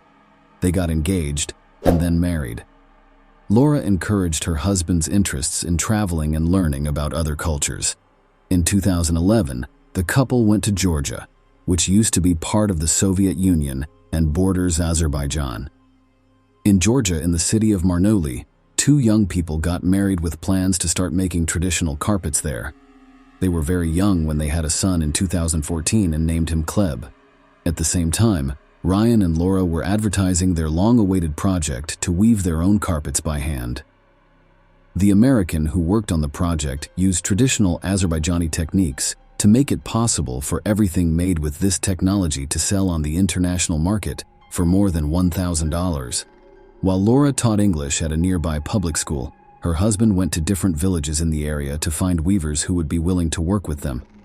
Ryan was surprised to find that not many masters were still using the old ways. Some of the people who joined the plan at first refused to work with it for different reasons. Ryan's prices were not acceptable to all, and some people didn't know the original designer and weren't sure if they could meet the brand's needs. Ryan wrote on his blog that he spent 4 days in Kosalari, which is where he met artists who were interested in his project. Ryan didn't just want to make money or keep an ancient culture alive. He also wanted to become a public figure of goodwill by getting women from rural areas who know how to weave in old ways to join his project.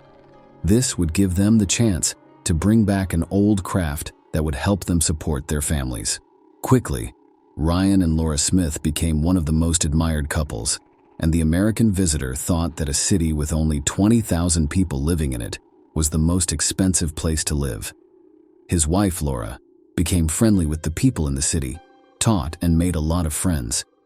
Ryan, on the other hand, earned respect by promoting the value of the ancient carpet-weaving culture. Most people in the area thought the Smith couple were good people they could ask for help. A couple of Americans who came to visit got so used to the people, traditions, and culture that they applied for citizenship in 2012 and were soon citizens of both the US and Georgia. Word on the street was that the couple was going to use their own money to build a kindergarten with a playground. Tragically, tragedy struck the couple in the most unexpected and terrifying way, just as they were sure they had finally found a home and that the future looked bright for their family.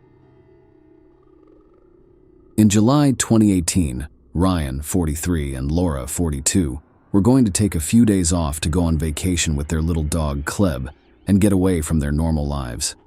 Laura's friend Sabina Talibova said that Laura called her on July 4 to tell her about her plans to go to the mountains and let them know they would be gone for 2 days. The couple chose to go to a small, beautiful place near the Godori Mountains that no one would see.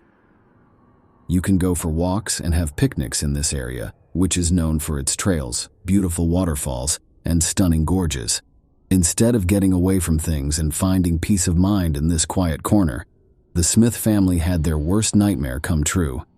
They wanted to find a local person to act as their guide so they wouldn't get lost and could travel through the mountains without being scared.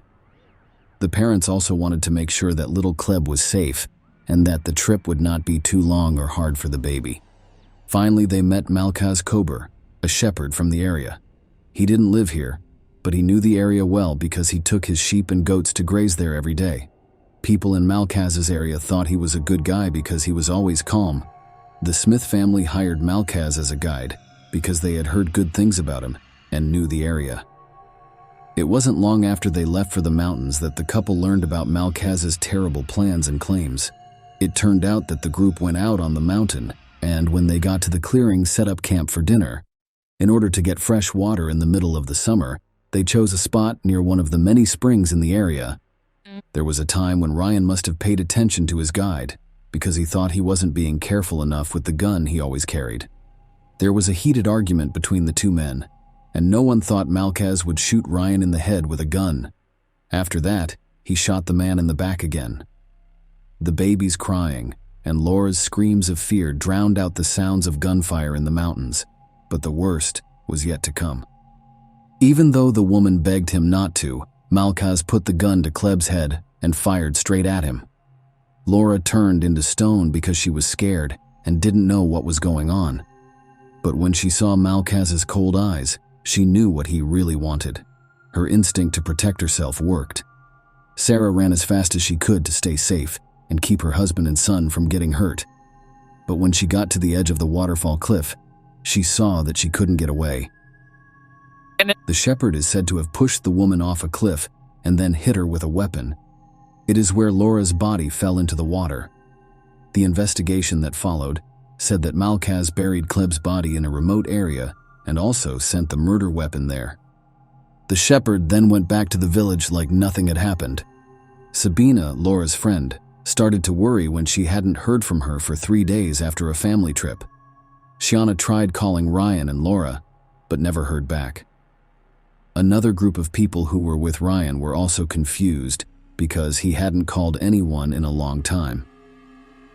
On July 6th, someone called the Center for Rapid Response and Emergency Situations to say that a Georgian family with American roots might have gone missing in the mountains. The caller was Sabina, and she said that the Smith family and their 4-year-old son had been in the mountains for more than 2 days and could not be reached by phone. 15 rescuers were sent to the gorge to look for a family that was thought to be missing. When rescuers got to the designated area, they found Laura's things and car. But as the searchers went further along the small group's path, they came across something terrible. At the base of the waterfall, there was a dead body. Rescuers who were lost stepped up their efforts and expanded their search area. About 800 meters from the waterfall, the body of a person was found. Because of the season's high humidity and heat, the body broke down faster, so at first, the police said the victims didn't show any signs of violence. An investigation was started because that's what the Georgian criminal code says should happen. But no one knew anything about the little girl. It was clear what would happen to the helpless baby after 3 more days. Investigators were able to figure out that Malkaz was the last person the family talked to. It was said that the 19-year-old shepherd knew where Kleb was while he was being questioned. On the 4th day, after the Smith family went to the mountains, Malkaz showed police where he buried Kleb and the gun. The next day, Georgian police said in a statement that Malkaz Kabari, a young shepherd, had been arrested and was being held on suspicion of killing the Smith family. The news that a married couple and their son had been killed shocked everyone in Georgia, especially the Weavers in Marneuli. It was also said by the American consulate that this crime was very scary. Together with the Georgian police, an FBI team actually took part in the investigation and helped look for and process evidence. The charges against Malkaz were dropped by the Tbilisi Municipal Court on July 11th, but he was still arrested. The conductor said that 2 foreigners who came in a black car were the real killers of the family. It is said that these people killed the Smith family and threatened to kill him and his family if he called the police. They then left Malkaz alive so that the shepherd would be blamed for killing 3 people. Malkaz's lawyer said that he couldn't do anything violent to Laura because the man said he wasn't ready for that since he was still a virgin. People from Ryan's family, friends, and public advocacy groups gathered in front of his Marneuli home on July 12th with toys, flowers, and lit candles to show their support and remember the victims. The next day, Malkaz's lawyer confirmed that the accused person was not guilty. He went on to say that the crime was done by 2 foreigners and that his client Malkaz initially pleaded guilty because of psychological pressure. However, proof against Malkaz started to show up one piece at a time. The autopsy report of the victims was the strongest proof that Malkaz was guilty. 2 bullet holes were found in Ryan's body, one in the head and one in the back. Kleb was shot in the head from right in front of him. DNA tests proved that the biological material found in Laura's body and on her underwear belonged to Malkaz, and it was proven that she had been abused. The killer's and Ryan's DNA were both found on the murder weapon. A technical check of the phones of the victims and the person they say killed them by the FBI also revealed that Malkaz's phone had pictures of Laura's dead body at the waterfall. The shepherd even showed them to some people he knew in the area and told them that he had found a dead body while walking through these areas by accident. The phone's search history showed that Malkaz had been to a number of sexually explicit sites a few days before the incident. Investigators came to the conclusion that the young man's interest in Laura was the reason he did what he did, and that he knew what he was doing from the moment the Smith family called Malkaz to take them to the waterfall. David, Malkaz's lawyer, quit after the autopsy results came out, saying that he could not defend the shepherd for moral reasons. As soon as David was taken off the case, it was taken over by another lawyer. He insisted that the client was innocent and asked for Malkaz's previous confession to be thrown out. Mariana, the shepherd's mother, stood by her son and agreed with the lawyer that the police may have used the threat of jail time to get the guy to confess to the crime. Family members of the suspect said that the police accused Malkaz to close the case because the crime was well known. But on November 9, 2018, Malkaz was charged with killing 3 Smith family members. Besides those charges, he was also charged with assaulting Laura. A psychological test of the young shepherd showed that he is healthy, sane, and ready to be put on trial. Before his trial, Malkaz was being held in jail until April 9, 2019, but the prosecutor said they had strong proof of his guilt and that he would be punished for such a terrible crime. A group of 12 judges met on March 25, 2019, and all of them agreed that Malkaz was guilty of killing more than 2 people with extreme cruelty. He planned to kill someone in order to hide another crime, which was assault on March 27, 2019. The judge in Gori district announced that the criminal would be sent to prison for life. The criminal's family members protested the life sentence, which they thought was unfair. Friends and family of the Smith family were relieved by the sentence, and the defense lawyers said they would appeal the verdict to the appellate instances because they thought there had been errors in the process. The U.S. consul in Georgia said that the verdict was fair for the Smith family and that there was no doubt that Malkaz was guilty. The people of Marneuli have loved and respected Ryan and Laura Smith ever since they moved to Georgia. Their brutal murder has been a blow to the community that the couple chose to call home. Not only did Ryan's community project bring back an old tradition, it also gave many women a way to make money and feel safe. Dozens of women who wanted to run their own businesses were sad and uncertain when their husbands died. Soon after the terrible events that killed the founders, the project was brought back to life by foreign investors who support Ryan's ideas and give local craftsmen jobs. After leaving the life they knew in the West, Ryan and Laura went to Asia to find cultural treasures. Along with being greeted by grateful people in the community, they came across a dangerous being who pretended to be a kind shepherd. Share your opinion with us in the comments and subscribe to the channel for more.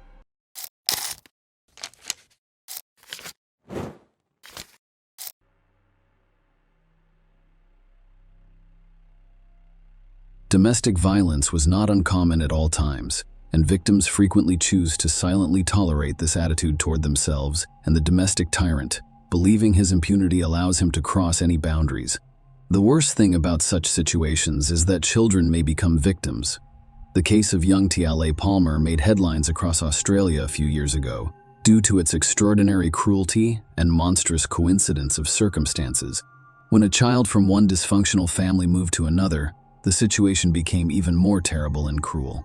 The girl's birth mother, in an effort to protect her only daughter from her tyrant husband, gave her to another family with the best intentions.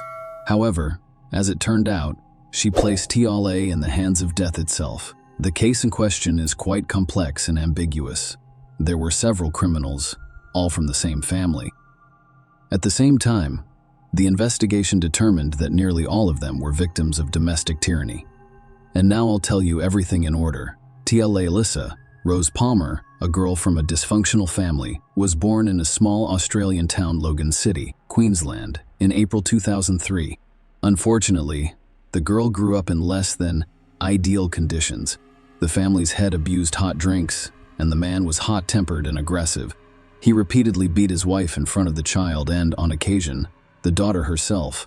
The girl was constantly stressed and lived in a state of fear and depression.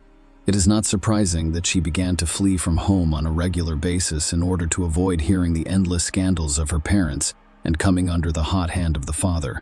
We can only speculate as to why the girl's mother, Cynthia Palmer, did not leave the man who abused her and her daughter. However, the young woman decided to give her only child to another family, believing that this would be better. Cynthia later stated that it was a forced measure and that she was deeply sorry for it. However, she was unable to do so at the time because she was held hostage by the circumstances. However, the dysfunctional family's neighbors have a different story.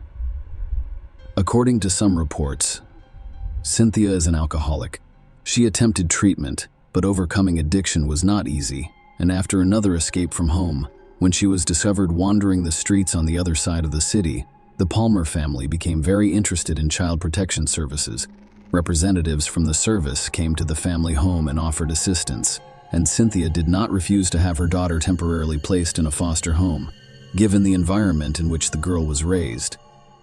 It's no surprise that she grew up to be a difficult teenager with a difficult personality. As a result, finding her a foster family proved difficult. She was always running away, loitering and begging on the streets. She disobeyed her guardians and did everything her own way. Tiale did not stay with her first two families for long because her foster parents simply couldn't handle her. She didn't commit any serious crimes, but she was frequently accused of lying. The girl desired the comfort of home, but had no idea what it should be, and any disagreement with the household inevitably resulted in the child's escape from the Thorburn family in early 2015. Kylie appeared to have found her ideal foster family, who were eager to welcome her. Rick and Julia Thorburn, along with their spouses, made up the Thorburn family. We were raising two sons, Josh, who was 19 years old at the time, and Trent, who was barely 18. The family lived in a spacious two-story home with a swimming pool, located in a small country town in Brisbane's suburbs. They had their own horse farm, and Julian started a private kindergarten at home that was very popular, and local parents trusted the Thorburns with their children. The family was considered well off and prosperous, respected in their home state, and trustworthy. Furthermore, they had demonstrated a willingness to accept a troubled teenager into their care, which was unusual. Tiale was placed in a new home in January after Child Protective Services determined that this was the best option for her. At first, everything went as usual. The girl rebelled, refused to live with her guardians, and ran away several times. But each time, the Child Welfare Service found her and returned her. But as the months passed, Kylie appeared to calm down, accept her new family, and get along with them. In reality, however, the outward well-being was hit by a real drama that quickly turned tragic: Tiale's mysterious disappearance. The girl attended a local school, which was a few kilometers from her guardian's home, so Kylie's foster father drove her to school every day, and after school she made a lot of new friends who described her as a kind, cheerful, and happy girl. She continued to dream of returning home and maintained contact with her biological mother and grandmother. Tiale occasionally complained of discomfort and even fear without specifying what she was afraid of. On October 30, 2015, Rick drove to school as usual and then returned home to do chores. But he soon received a phone call informing him that his adopted daughter had not shown up for class. No one was particularly concerned because the girl had previously run away, but she usually returned in the evening or the next day. The guardians reported the incident to the police, and the search for Tiale began almost immediately. All members of the family willingly cooperated with the investigation and claimed that there had been no conflicts between them that could have resulted in a runaway for a long time. Instead, the girl was in good spirits and appeared to be quite happy. According to the family's head, he drove his daughter to school as usual, then returned home and cared for the horses until he received a call from a teacher reporting the girl's disappearance. His wife and sons confirmed these statements. The next day, the Thorburns set up a social media page dedicated to the search for Tiale. They posted information about her photos, the time and circumstances of her disappearance, and a description of what she was wearing that day. The couple asked anyone with information about Tiale's whereabouts to contact them or the police, but no one called. Police also searched the family's home in the state but discovered nothing suspicious. Although the foster parents' behavior appeared to be calm, they had essentially nothing to charge. Soon, many concerned people joined the search operation, genuinely concerned about the girl's fate. They combed the area using flyers with her photos and interviewed local residents in the hopes of gathering some useful information, a discovery on the riverbank. After a week of unsuccessful searches, the fishermen contact the police and report a terrible find. According to the men, they went to the Pimpama River in the morning of November 5. However, after barely casting their fishing rods, they noticed something unusual in the swampy, shallow water. As they came closer, the fishermen were horrified when they realized their discovery was nothing but human remains. The police officers who responded to the call reported that the body was that of a short man, but it was so disfigured that it was impossible to determine the deceased's gender. He had no clothes on, and no personal belongings could be found nearby. The body had numerous injuries that were initially thought to be caused by wild animals in the area. Furthermore, it decomposed rapidly due to heat, moisture, and a large number of insects drawn to the distinctive odor. The gruesome discovery was sent for examination, and it was determined that it was a girl aged between 12 and 16 years old. The police then gathered information on all missing young people recently, and the corpse was quickly identified. It was Tyale Palmer, whom the entire city had been searching for nearly a week. The cause of death was impossible to determine because the body had been in the water for so long. However, experts speculated that Tyale died from asphyxiation after discovering that her hyoid bone had been crushed. The most horrifying aspect, however, was that the injuries, which were initially thought to be animal bites, could have been caused by a person prior to Tyale's death. Tyale's death was clearly criminal in nature, so a criminal case was opened and a murder investigation was initiated. However, the investigation was moving very slowly because no serious leads have been found yet. This meant that the process could take months, if not years, and result in another unsolved crime. The case quickly became public, and nearly a quarter of the city's population came to say goodbye to the deceased girl. People brought flowers, soft toys, and balloons to the memorial service. On November 14, young Tyale's body was cremated. Tyale's birth mother gave a series of interviews to reporters in which he openly accused Child Protective Services of criminal negligence that resulted in the tragic store fires.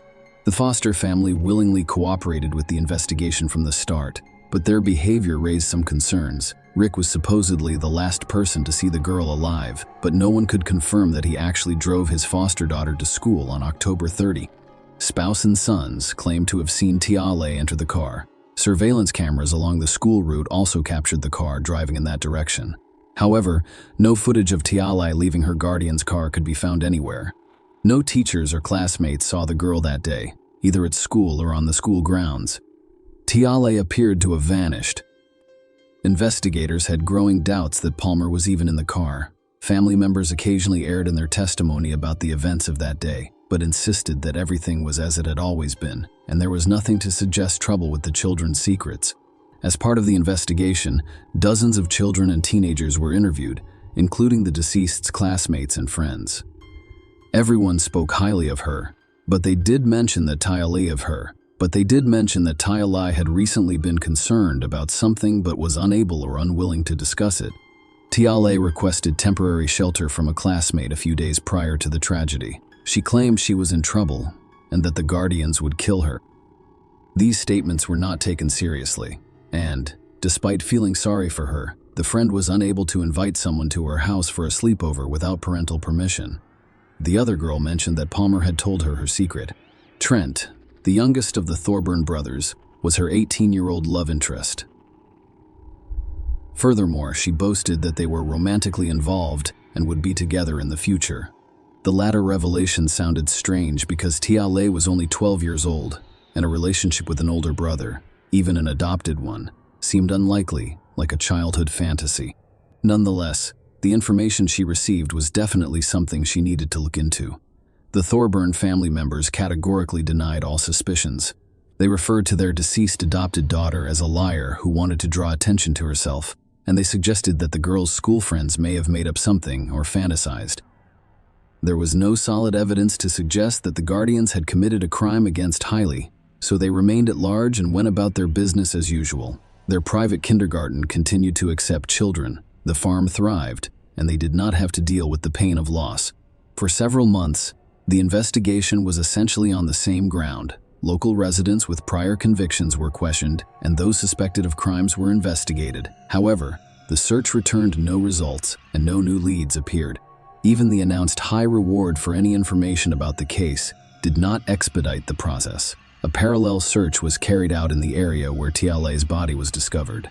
And a month later, under a layer of silt, a backpack and a shoe presumably belonging to the deceased were discovered 150 meters away from where the body was. These items were obviously intended to be discarded so that they would never be discovered. The entire story drew a large public response. The search and investigation results were broadcast on television and published in the press, and city residents organized pickets to demand that the killer or killers be found and punished. The biological mother of the deceased Tyale organized some of the tickets, Eventually, the police appealed to potential accomplices of the perpetrator, promising them protection and immunity if they identified the perpetrator or provided any significant information. However, this appeal also went unanswered. In 6 months, no new clues or avenues of investigation have emerged, despite an anonymous call and a wiretap at the Thorburn residence. It wasn't until the summer of 2016 that police received an anonymous call that altered the course of the investigation. The anonymous caller claimed that the Thorburns were looking for a troubled teen for a reason. They were motivated by a mercantilist interest, as custody of troubled children is compensated with increased allowance. Anonymous also stated that their youngest son most likely had an intimate relationship with TLE, which he had mentioned in passing prior to the tragedy. Of course, this information could have been false. However, detectives remembered that they had previously heard from the deceased's high school friend that TLA and her named brother may have had an affair. The investigators decided not only to take a closer look at Trent, but also to examine him thoroughly. The interrogations yielded no results because the guy and his family members insisted on their involvement, claiming that the girl fled and then got into trouble. The family's social media pages were quietly examined, and one of the chat rooms in Trent's profile revealed an unusual correspondence. Approximately a month and a half before the tragedy, he told his cousin that he had an intimate relationship with a girl much younger than him, but he did not reveal her name. Of course, the dialogue on social media could not become incontrovertible evidence, but it did allow the police to obtain permission to install listening devices in the Thorburn house, albeit without their knowledge. The wiretaps yielded shocking results within the first few days. On the recordings, family members could be heard meticulously rehearsing their versions of events, ensuring that their stories matched in every detail. The family had taught his household what to say and how to behave, and from the mother's mouth came such phrases as "Dad made this decision to save, we'll have to live with it. Never, ever tell anyone or anything, regardless of what happens." Rick threatened his family members several times, and while it was clear that they were afraid of him because they knew his father could turn words into action at any time, there was still insufficient direct evidence. However, the Thorburn Blue Card, which granted them permission to work with children, was revoked almost immediately, forcing the private kindergarten to close. The wiretap quickly confirmed that the youngest of the brothers had been intimate with Tiale. In fact, it had been happening on a regular basis for several months before he informed his mother in October that Tiale was pregnant. If Trent's suspicions had been correct, he would have been sentenced to prison for having an affair with Tiale. Julia told her husband everything, and Rick decided to take action. Julia and her sons arrived in Brisbane early on the day of the tragedy, ostensibly for business. It was supposed to serve as an alibi for them, so Rick stayed at home with his adopted daughter.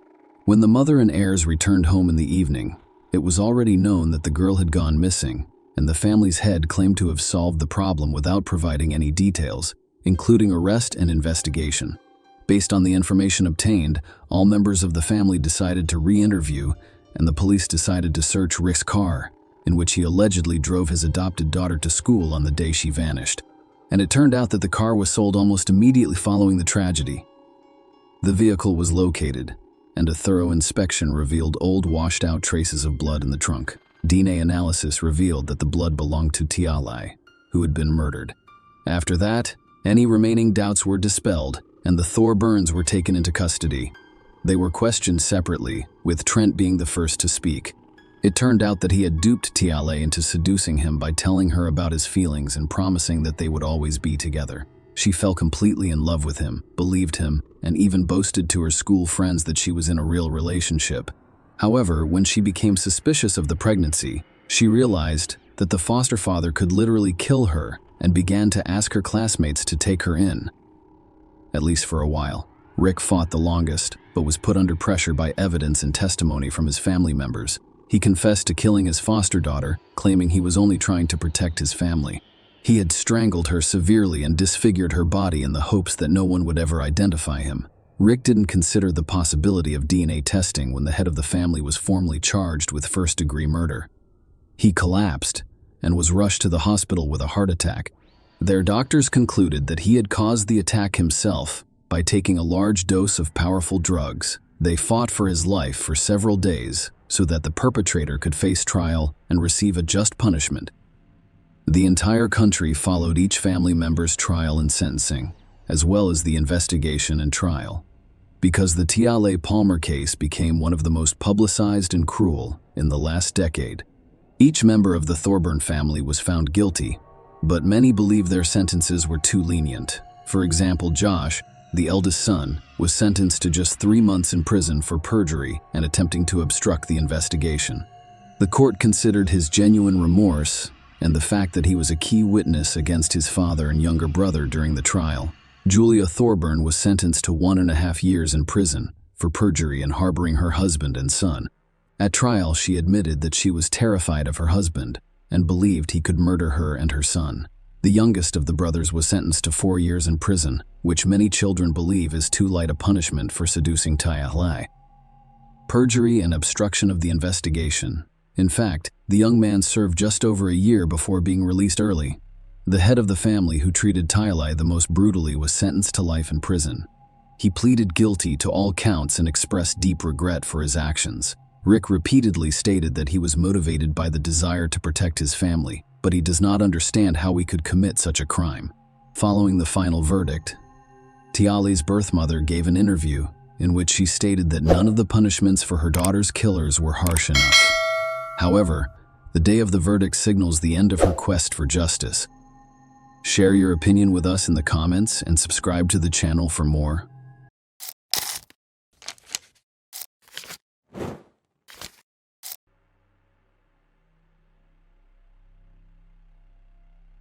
The discovery of Paige Bergfeld's car marked the start of a mysterious and perplexing story that unfolded on July 1, 2007.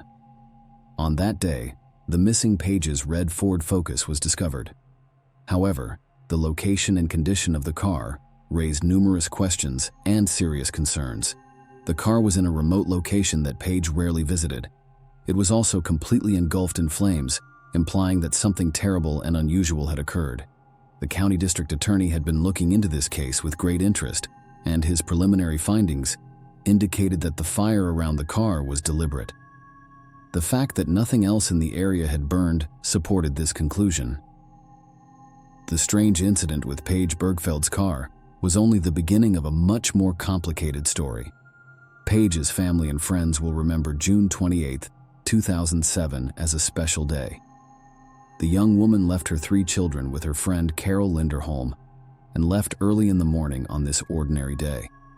Nothing pointed to trouble, and no one could have predicted what would happen next. Paige was a responsible mother who always called or came to pick up her children on time. This time, however, a warning was issued, but Paige never returned to pick up her children. Concerned friends and family members began attempting to contact her, but their efforts were futile. Jazz, the eldest of her children, took the initiative to look for the missing woman. She insisted on searching with Carol after sending several messages to her mother's phone and receiving no response. Jazz reported to the police station that her mother had not returned for her. This 911 call was critical in the beginning of the police investigation in the search for Paige Bergfeld. Paige's loved ones' concern grew with each passing hour. The community was shocked by Paige's mysterious disappearance, and many were eager to assist in the search for her. A massive public search was launched to reunite this young woman with her children and loved ones. On the same day, Paige's father, Frank Bergfeld, received a disturbing call from a sheriff's department official. The message was brief but devastating. His daughter had vanished. Frank realized that something serious had occurred. He attempted to contact Paige but received no response. Frank dialed his oldest son, Craig, who was on the other side of the country, terrified and desperate. Craig didn't think twice about purchasing a one-way ticket and arriving in town to assist in the search for his sister. Family members and friends joined forces with police and volunteers to launch a massive search. People from various neighborhoods began looking for Paige, combing the area and checking every corner for any sign of her whereabouts. Paige's relationships with her loved ones were investigated to see if they had anything to do with her disappearance. Authorities naturally focused on Paige's relationship with her first husband, Howard Bigler. That relationship started during her high school years. Paige enrolled in nursing school at the University of Florida after graduating from high school, where she met a young man named Howard Bigler. They began dating because their feelings for each other were mutual. Paige returned to Colorado after completing her nursing degree and continuing to live with her family. She and Howard Bigler married after some time in 1995. The spouses appeared to be a happy couple at first glance. They shared many interests and perspectives on life. However, there was one major schism in their marriage that eventually led to divorce. Paige wished to have a child and start a family, but Howard was not interested. On numerous occasions, this topic became the source of heated debates and discussions. None of their attempts to reach an agreement were successful, and the couple decided to divorce in 1997. Despite the divorce, their bond remained strong, and the former spouses remained friends. Paige later married Rob Dixon, but their marriage was also annulled. Paige reconnected with Howard after her divorce from Rob. Paige's first husband claimed to be one of the last people to see her alive on the 28th. They met in Eagle County, Colorado for personal reasons. They spent Thursday together before splitting up and returning to their respective cities. Howard confirmed that they kept in touch by phone after the meeting. In addition, when Howard learned of Paige's disappearance, he immediately contacted emergency services. He expressed his deep concern and belief that something terrible had happened to Paige while speaking with the operator. He observed that she would never abandon her children without a reason. Cell tower data confirmed the phone recording, indicating that Howard was in the Denver, Colorado area on the day Paige vanished, which is several hours away from where she vanished. This gave officers a reason to remove Howard from the suspect list. Paige's relationship with her second husband, Rob Dixon, was thoroughly investigated by police, who quickly uncovered numerous events that raised questions and warranted further investigation. Paige had reported Rob to the police twice for harassment during their marriage, it turned out. Paige took a job at a Denver strip club after her divorce from her first husband, where she met Rob Dixon, a wealthy man who had inherited a large fortune through his family's business. Paige and Rob married in 1998 after falling in love with each other. Paige's dream of becoming a mother was realized when the family moved to a luxurious home in Colorado. After a few years, the couple had 3 children, who became the most important thing in her life. Paige and Rob were immersed in the world of luxury and led a well-to-do lifestyle during their first years of marriage. Suddenly, however, things started to fall apart, and the reason for this was Rob's financial difficulties. Some of his family's businesses had serious problems, and as a result, the family's financial situation deteriorated to the point where Rob was forced to declare bankruptcy. The financial collapse triggered a major family crisis. Paige had called 911 twice by 2004 because family tensions had reached critical levels. She reported Rob threatening to kill her and the children the first time, but by the time the police arrived, she and Rob claimed to have resolved their issues on their own. A year later, there was a completely different incident. Paige filed an assault report against Rob, alleging that he hit her while she was holding her youngest child. Rob was arrested and charged with third-degree assault this time.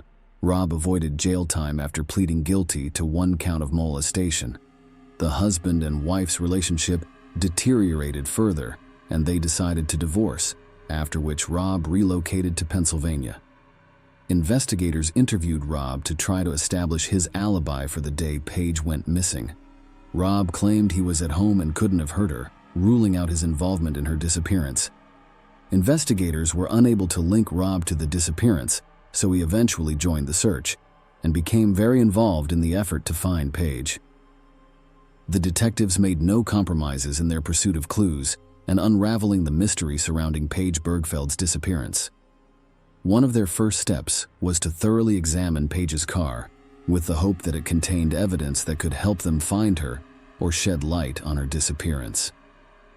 According to Sergeant Weiler of the County Sheriff's Department, arson is frequently used to destroy potential evidence. However, the vehicle examination provided useful information. They discovered that the driver's seat had been pushed all the way back, indicating that the last person to drive the Ford was a tall person, which contradicted Paige's short stature and inability to reach the pedals from that distance. They discovered Paige's missing notebook in the trunk of the car, with pages torn out from June 26th to June 29th. The search for Paige became more desperate with each passing hour. A random driver encountered tire problems on a highway southeast of town a few days after the burning car was discovered. He discovered a checkbook nearby while investigating and immediately reported it to the authorities. They also discovered medical records, insurance cards, and other items belonging to Paige along this stretch of road. Sergeant Weiler discovered that several pages from Paige's checkbook had been torn out and were scattered over a large area. The most significant find, however, was a business card found on the side of the road. This discovery revealed that Paige led a secret life that her loved ones were unaware of. According to the business card, she worked as an escort under the alias Kyra. This revelation called into question all previous assumptions about Paige's disappearance, leading investigators into uncharted territory. Paige realized she needed to work hard after her divorce to provide for her children, so she set out on a determined path. She started her own children's clothing company, taught dance, and sold kitchen supplies. Paige, despite her hectic schedule, always made time for her children, attended PTA meetings, and was involved in school groups. The discovery of a cell phone in Paige's car was a major breakthrough. Detectives looked through a list of contacts and phone calls made and received in the hours leading up to Paige's disappearance. The last call made from that phone was around 9 p.m. on June 28th. This resulted in the identification of 7 suspects, one of whom was Lester Ralph Jones. Lester Jones's criminal history, which included domestic violence and kidnapping, drew special attention from investigators. He had been in prison for 5 years for kidnapping. Furthermore, Paige's friend Carol saw a car with a similar external description to Lester's white car. Carol told Paige about an incident in which another white car blocked her driveway, and when Paige tried to drive away, a collision occurred, and the unknown driver fled the scene. Lester Jones had attempted to schedule an appointment with Paige for intimate services the day before she vanished, according to further investigation. Although Lester was questioned and denied any involvement in Paige's disappearance, police discovered suspicious items in his home, including a disposable cell phone, men's wigs, Viagra, a sheet with an escort services phone number, and women's lingerie in various sizes. Lester's possession of a disposable cell phone raised suspicions. An examination of Paige's cell phone call records revealed that on the day of her disappearance, someone attempted to contact her several times from an unregistered number. During questioning, Lester denied having a second cell phone, indicating that he had lied to the police. The disposable phone's packaging led authorities to believe it was purchased at a supermarket on North Avenue. Lester was identified as the purchaser in store video footage, though he refused to acknowledge his presence in the video. Lester Jones emerged as the primary suspect in Paige's disappearance as a result of these developments. However, there was no concrete evidence linking him to the crime. The police continued to monitor him and worked hard to find Paige's body in order to gather enough evidence to press charges. For several years, the case was put on hold, leaving Paige's family and loved ones in a state of grief and uncertainty. A significant breakthrough occurred in 2012 when a hiker unintentionally discovered human remains in a Delta County ravine, very close to where Paige's personal belongings had been discovered 5 years earlier. A DNA test was performed, which confirmed that the remains belonged to Paige. While the exact cause of death could not be determined due to the state of the body, it was clear that Paige had suffered multiple injuries, including broken bones in her face, which were most likely the result of a severe beating. This revelation added a chilling new dimension to Paige's tragic story. Soil erosion had brought her remains to the surface over time, which could explain why she hadn't been discovered sooner. After Paige's remains were discovered in November 2014, Lester Ralph Jones was charged with first-degree murder, second-degree murder, and kidnapping. The trial lasted 22 days and started in July 2016. Prosecutors claimed Lester, who had a history of violence against women, became frustrated when he couldn't get an appointment with Paige to use her services. Lisa, Lester's ex-wife, testified for the prosecution, recounting her own terrifying experience with Lester in which he kidnapped and threatened to kill her at gunpoint in the late 1990s. During one of these incidents, Lisa's partner was shot. Lester's defense attorneys attempted to argue that the police had detained an innocent man and suggested that other potential Paige clients may have been involved in the crime. They did not, however, provide convincing evidence linking other people to the murder. Lester's current wife testified in front of the jury and confirmed that he had used an escort service, but she did not provide an alibi. She also recognized him in surveillance video from a supermarket where Lester bought a disposable phone. The jury was unable to reach a unanimous verdict on September 9, 2016, resulting in a mistrial. The district attorney, on the other hand, remained convinced of Lester's guilt and continued to work tirelessly on the case, re-examining all evidence. After reviewing the evidence, the jury reached a decision on November 21, 2016. Lester was found guilty on all charges related to Paige's death.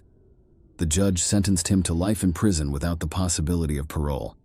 Paige's final farewell was held on April 28, 2012, and her obituary described her as a beautiful and radiant woman with a sun-like smile. Her tragic death left an indelible mark on the hearts of her family and friends, and her 3 children had to deal with the loss of their mother, who had been a source of support and encouragement to them. Paige's case drew widespread attention and lasted many years, but the unwavering determination of her family and law enforcement ultimately resulted in justice.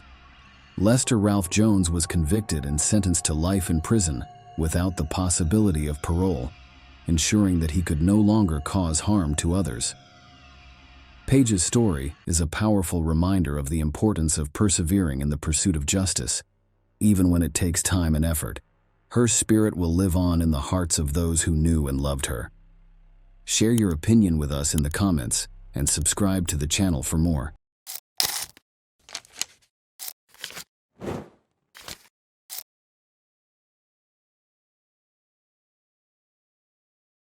Sierra's case. She died after crossing the ocean. 10 years ago, the high-profile case of Sarai Sierra, an American girl photographer, shook the world and brought the intelligence services of 2 countries on different continents to their feet. The U.S. citizen vanished without a trace during her photo tour in Istanbul, as if out of thin air. This story received extensive media coverage, and the situation and circumstances were so unusual that it sparked numerous rumors and conspiracy theories. Despite active, large-scale, and timely searches, the girl could not be found alive. Her body was discovered in the city's historic center, near Saraburnu's walls. But how did it happen that on a bright day in a popular tourist destination, someone's life was taken so casually and no one noticed? To understand this case, it is necessary to reconstruct the entire chain of events that led to the tragedy. And now we'll try it together.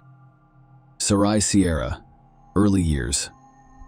Sarai Sierra was born in New York on November 9, 1979, and is the second child in a large family. She grew up alongside her older brother, David, and younger sister, Christina. Their parents, Dennis and Bethany Jimenez, were of Puerto Rican descent, but moved to the United States in 1973, settling in Manhattan, where their children were born. Shortly after moving, the couple joined the local Protestant community and converted to evangelical Christianity. They raised their children strictly according to the religious canons of their adopted faith. The family attended church on a regular basis, socialized with other members of the community, and sent their children to Sunday school. Sarai grew up to be an active, creative individual who stood out for her strong-willed but complex personality. Sarai was regarded as a rebel and a hooligan, in contrast to her younger sister Christina, who was quiet, obedient, and very modest. At the same time, she respected her parents and acknowledged their undisputed authority in the Jimenez home. There were strict rules that all members of the family followed. This applied to its inhabitants' daily routines, many everyday moments, and behavioral norms. For example, the daughters were not allowed to socialize with boys, go on dates, or leave the house after 9:00 p.m. All of their friendly interactions were monitored, and parents always knew where and with whom their children were. Sarai's entire life revolved around home, school, and church, and her social circle consisted solely of people from those places. The active, energetic, socially oriented girl was bored and cramped within the confines of her environment, but her parents were confident that they were doing the right thing for their children. Sarai intended to attend a pedagogical university and work as a teacher in the arts or culture during her school years. However, as she neared the end of her studies, she became interested in psychology and began to consider how her future profession could be related to this field. During one of the religious community's meetings, a slender, dark-haired beauty caught the eye of a young man named Stephen Sierra. He was the first to approach her and made an excuse to speak with her. Sarai was only 18 at the time, and her new acquaintance was 7 years older than her. Despite their age differences, the young people began dating with their parents' approval. Dennis and Bethany were immediately impressed by Stephen, believing that he was a decent, polite, and honest young man who would make an excellent match for their daughter. Sarai was most likely not deeply in love with the guy, but she agreed to marry him primarily to get out of her parents' house and gain some freedom from such tight control. It should be noted that Sarai had a good relationship with her parents. She desired the freedom to live her own life and plan her own future. Less than a year after meeting in February 1999, the couple married. The bride was 19 years old at the time, while the groom was 26. The couple soon moved to Michigan, where Stephen's parents lived. Sarai saw this move as a significant event because she had spent almost her entire conscious life in New York. The change of scenery benefited her, and she appeared to be revitalized in her new surroundings. Sarai enjoyed shopping for her new home, making it cozy, meeting new people, and exploring new places. She started working as a receptionist at a local dental office and thought about going to college. Sarai, on the other hand, became pregnant quickly and gave birth to 2 children, 1 boy and 1 girl. Entry into university had to be postponed because the young woman was completely absorbed and enjoyed motherhood. A few years later, the Sierra family, which included 2 children, decided to relocate again, this time to sunny California, settling in the picturesque neighborhood of Silver Lake in Los Angeles. Stephen was offered a job here, but the couple quickly realized that the money he was earning was insufficient to cover their expenses. So, after consulting, they decided to return to New York and live in a modest rented apartment close to the Jimenez family's home. At the time, the couple was having serious financial problems. Sarai remained at home with the children, and her husband had to rely on sporadic income, which caused them to accumulate debt. The situation improved when the children started school, and the young mother got a job at an advertising agency. Stephen had also found a steady job as a bus driver on one of the city routes. Sarai reconsidered her long-held plans to pursue higher education around the age of 30. After their children had grown and their lives had stabilized, Sarai had lost interest in the pedagogical faculty by that point, and she enrolled in one of the local universities to study psychology. However, Sarai quickly became disinterested in her studies, finding the long hours of lectures tedious. She decided to look into other fields and find an occupation that she truly enjoyed, one that allowed her to express her creativity. Sarai had always been a creative person with a talent for drawing and an eye for beauty, so she became interested in photography and soon joined a well-known New York photography community to hone her skills in this area. She was recognized for her talent, demonstrating the ability to capture the right angles and create harmonious compositions, resulting in breathtakingly beautiful photographs. Even professionals lauded her work for its originality and vision. Sarai created a profile on one of the popular social networks in early 2012, as advised by her colleagues, and began sharing her work. Success quickly followed, with thousands of other users subscribing to her profile and enthusiastically commenting on each of her works. She quickly rose to prominence, and her subscriber base grew at an exponential rate. Her newfound fame overwhelmed her. Sarai believed she could achieve more and wanted to continue growing and improving in this field. So she proposed organizing a group photo tour to explore beautiful and unusual locations around the world. Sarai Sierra began with small trips within her home country, specializing in photographing architectural ensembles and historical sites. Her photographs were widely acclaimed, so she decided to broaden her horizons.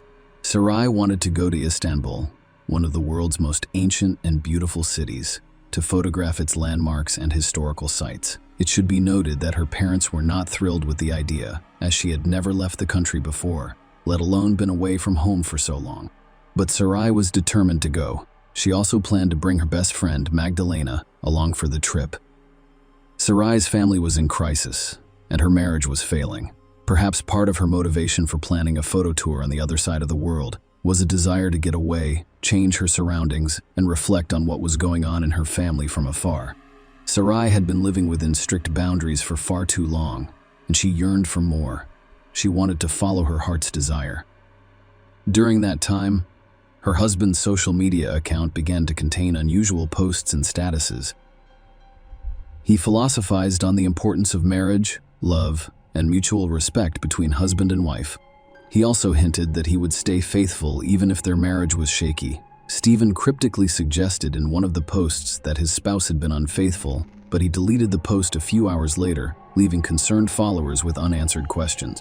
Stephen seemed unhappy and unloved, and he expressed this on his social media page. Sarai was going through similar turmoil, but she kept her emotions to herself, trying not to complain and focusing on her creative pursuits. The long-awaited trip. Sarai learned shortly before the planned tour that her best friend would be unable to accompany her due to work obligations. The young woman was disappointed, but she did not change her plans because she had anticipated it for too long. Sarai's family was worried about her flying alone to a foreign country across the ocean, but she assured them that everything would be fine and promised to call, write, and send photos every day. Sarai also planned to visit Germany and Austria, where she already had several commercial photography assignments scheduled. Her entire trip was literally planned by the hour, and she was not going to deviate from it.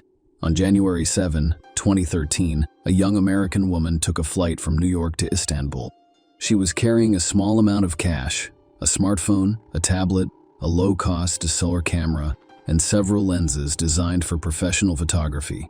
Sarai called her family to let them know she had arrived safely and was on her way to check into the hotel she had reserved ahead of time. It should be noted that she had a limited budget, so she had to stay in a remote location that the locals deemed unsafe. Sarai Sierra went straight to the nearest metro station to reach the historic city center after leaving her belongings in the room and changing her clothes on the road. She wandered Istanbul's streets until nightfall, photographing its beauty and savoring each shot. During the evenings, she would call her parents and husband via video call to share her impressions and plans for the following day. She would also process new shots and share them on her social media accounts. Sarai was accompanied in Istanbul by a young man named Talon, who would later become her new friend. They met through social media in the middle of 2012, and Talon persuaded the American to fly to Turkey. For a few months, they communicated frequently and grew close during this time. Sarai placed complete trust in her new acquaintance. They saw each other almost every day and visited a variety of attractions. The guy was an Istanbul native who knew the city like the back of his hand and arranged for Sarai to go on exciting excursions to the most interesting and sometimes unusual places. After a week in Turkey, the photographer planned a trip to a couple of European countries, where she, as previously stated, arranged several commercial photo shoots. Sarai saved money on hotel accommodations by agreeing to be hosted by her long-term subscribers. These moments had been pre-negotiated and agreed upon, so, at Vienna's airport, she was greeted by a young man in whose home she spent a few days. Sarai was a few years younger than her Austrian acquaintance. He enjoyed photography and admired her work, so he was eager to communicate with such a talented photographer. The trip went according to plan. Sarai went to all of the places she had planned and met everyone she had scheduled to meet. On the third day, she flew to Berlin, where she was met at the airport by her subscribers who took her on a tour of the city. After finishing her business in Germany, the photographer returned to Istanbul, where she planned to spend 2 more days before returning home. Talon greeted her upon arrival, and they spent the day driving around the city before heading to a popular local bar together. After midnight, the Turk escorted Sarai to her hotel, where they said their goodbyes. A strange disappearance in a foreign country. Sarai called her parents and husband on the last day of her photo tour, January 21, 2013, to inform them of the time and flight she would be taking to New York. She had never been away from home for so long, so everyone was relieved when her trip came to an end. Sarai, on the other hand, decided to take one final walk around the city and capture some more stunning photos for her account before leaving. Sarai's father arrived at the airport on time to pick up his daughter because her husband was working and couldn't make it. He arrived early to avoid getting stuck in traffic and being late. They announced the arrival of the plane. All of the passengers disembarked except Sarai. Her phone was also unavailable, and all attempts to contact her were unsuccessful. Dennis waited a little longer before approaching airline representatives, concerned about his daughter's absence. However, Dennis was shocked to learn that a passenger with such a name had not boarded the aircraft. Dennis immediately called Stephen and informed him of what had occurred, emphasizing the importance of organizing a search right away. Sarai's husband first contacted the hotel where his wife was staying in Istanbul, but was told that her belongings were still in the room and that she had not checked out, despite the fact that she should have done so yesterday, and did not return to the hotel for the second day. This information caused a real panic among the family members because they didn't know where Sarai was or how to proceed. Stephen, who had access to his wife's accounts, decided to check them for any clues. He discovered his wife's correspondence with Talon, which seemed very suspicious to him. Nonetheless, he decided to contact the Turk directly to find out what he knew, but Talon claimed to have seen the missing woman the day before the planned departure and flight. She did not call him, despite her promise. Sarai's family immediately reported the incident to the American embassy in Turkey, and a day later, a large-scale search operation was organized on the spot, with a special unit even established. Sarai's husband and parents flew to Istanbul almost immediately, deciding that they needed to be personally involved in the search.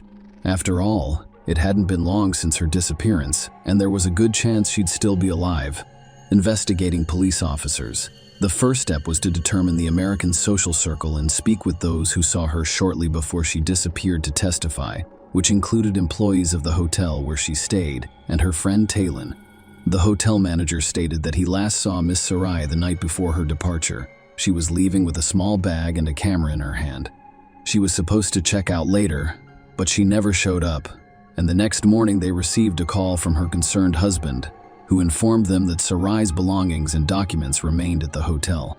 The receptionist also described Sarai's outfit that day. The situation with Talon was far more interesting and ambiguous. First, the guy's real name was Tarkan, and it was unclear why he introduced himself to his new acquaintance under an assumed name. Second, they had been in close contact for several months prior to their meeting, and Sarai had traveled to Istanbul at his invitation. All of this suggested that they had a romantic relationship, but Tarkan categorically denied it, claiming that they were just friends. The next step in the investigation was to recreate Sarai's route as accurately as possible. Her cell phone data and street CCTV footage were examined for this purpose. It was discovered that the young woman took the subway to the Sultanahmet district, visited the promontory between the Bosphorus Strait and the Golden Horn Bay, and visited Eminönü Market, but became lost in a large crowd of tourists. The trail was then retraced to the subway, where she was about to descend to the Sarıburnu walls, but she quickly vanished from the camera's view. A frightening discovery, the searchers decided to go to the Sarıburnu wall ruins to comb the area and conduct interviews. Perhaps someone remembered seeing a lone woman holding a camera. After several hours, the search was deemed successful, if you can call it that. A young woman's lifeless body was discovered near the ruins of the ancient Constantinople walls. It was covered with an old dirty blanket, making it less noticeable. Investigators assumed Sierra had been brought here in this blanket. Forensics believed the body had been there for 10 to 12 days before it was discovered. There were no clothes on the lower half of the body, which immediately prompted a version of violence that was later confirmed by specialists. Sierra died as a result of a blow to the head with a blunt, heavy object, but she also had several hematomas and a couple of broken ribs, according to the autopsy. Pathologists discovered particles of epithelium and blood under Sarai's fingernails, indicating that she defended herself and scratched the perpetrator. The crime appeared strange and even ridiculous because the victim's bag, smartphone, and camera were stolen. However, she was wearing gold earrings, a wedding ring, and an expensive watch, which immediately caught my attention.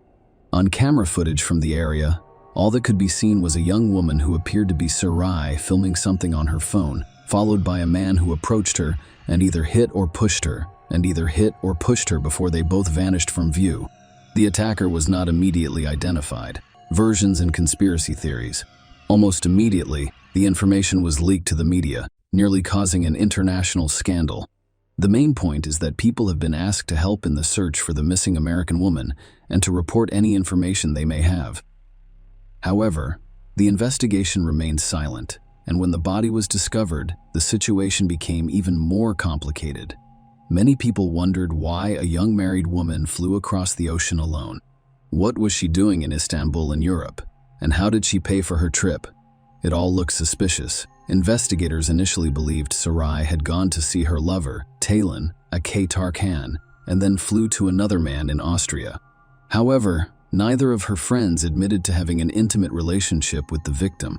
Later, it was discovered that the man who sheltered Sarai in Vienna had a criminal record, leading to speculation that he might use the American as a drug courier, but a thorough investigation found no evidence to support this theory.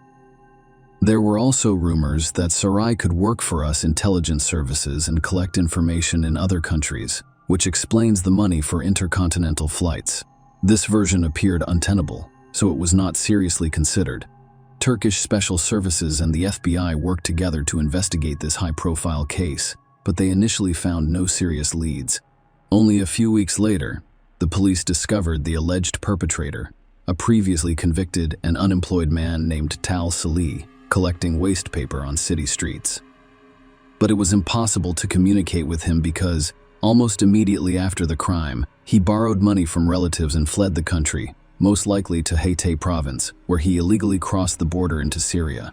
After obtaining a warrant, police searched the suspect's home, extracting a sample of his DNA and comparing it to skin particles and seminal fluid found on the murdered woman. That cleared up any remaining doubts. Tal Salih was the perpetrator of the crime. Furthermore, the victim's phone was last turned on in the neighborhood where he lived. When it was discovered that the criminal had fled to Syria, the special services had given up hope of locating him, but fate soon surprised them. This man was detained while attempting to cross the border illegally again, this time to return to Turkey. He joined the rebels in Syria and obtained firearms, but after being injured in the conflict, he decided it was safer to stay at home. However, he returned with his weapon, which was the initial reason for his arrest, but the local police quickly recognized who was in their hands and immediately reported him to security services. When Tal Salih was brought in for questioning, his story was literally depressing, with graphic details. He saw a young woman on a hiking trail along Sarıburnu's walls and spent a few minutes admiring her and watching her take pictures. Sarai tried to ask him something with gestures as he approached, but the language barrier prevented him from understanding what she wanted. However, he noticed a brand new iPhone in her hands and a high-end camera around her neck. As Sarai walked on, he followed her, determined to rob her. It was getting dark outside, and there were no other people near the wall that I could see. Sarai turned around and, it appeared to him, took a photograph of him.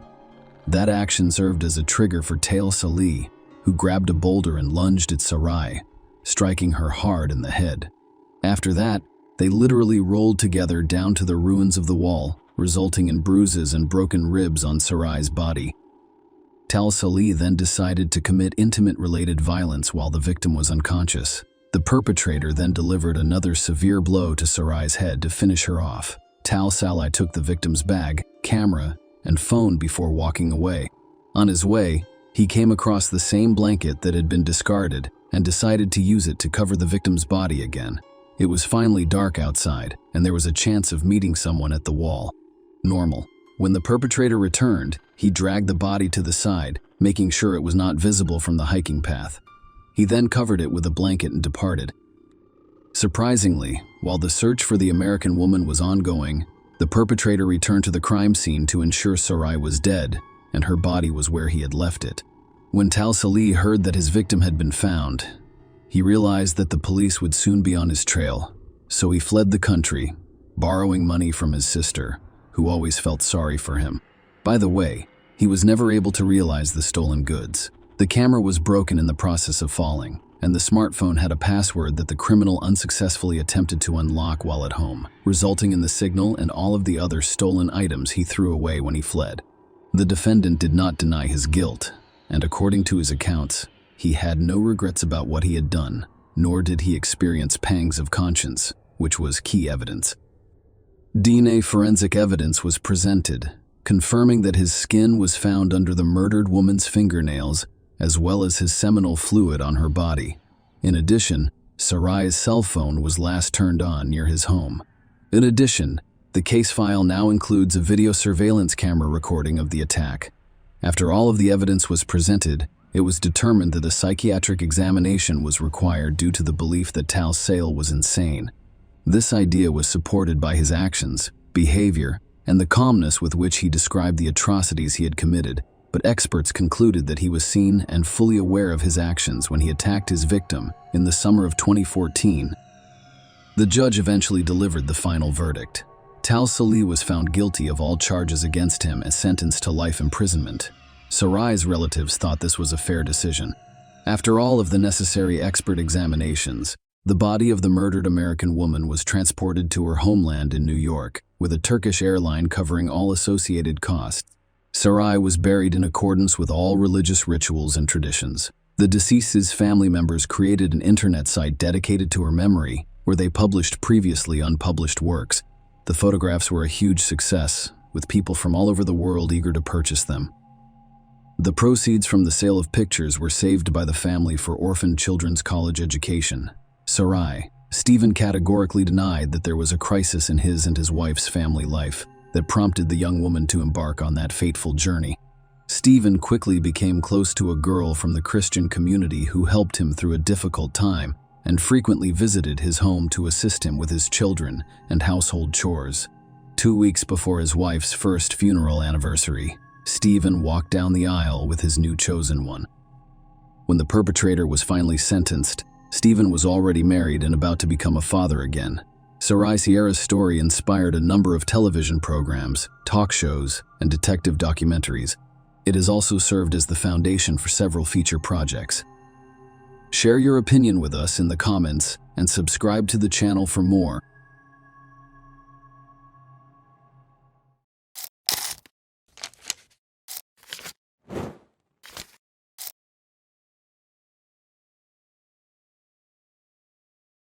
Sherry Miller, who used sex, lies, and internet chat to plan a horrific crime, was arrested in February 2000. This crime is widely regarded as the first internet-related murder in the United States. On December 22, 2000, Sherry Miller, a typical American mother of 3, was convicted of second-degree murder and conspiracy to commit first-degree premeditated murder. She maintained her innocence for nearly 17 years before pleading guilty. In 2016, she confessed, saying, "I have ruined many lives. It's time to put an end to the lies and tell the truth." Bruce and Sherry were born and raised in Flint, Michigan, a poor town that once played an important role in the Midwest auto industry. Sherry Paulette Kitley Miller was born on October 13, 1971, and recalls a difficult childhood. The girl grew up without a father, and her mother lived a dissolute lifestyle, drank heavily, and frequently changed men.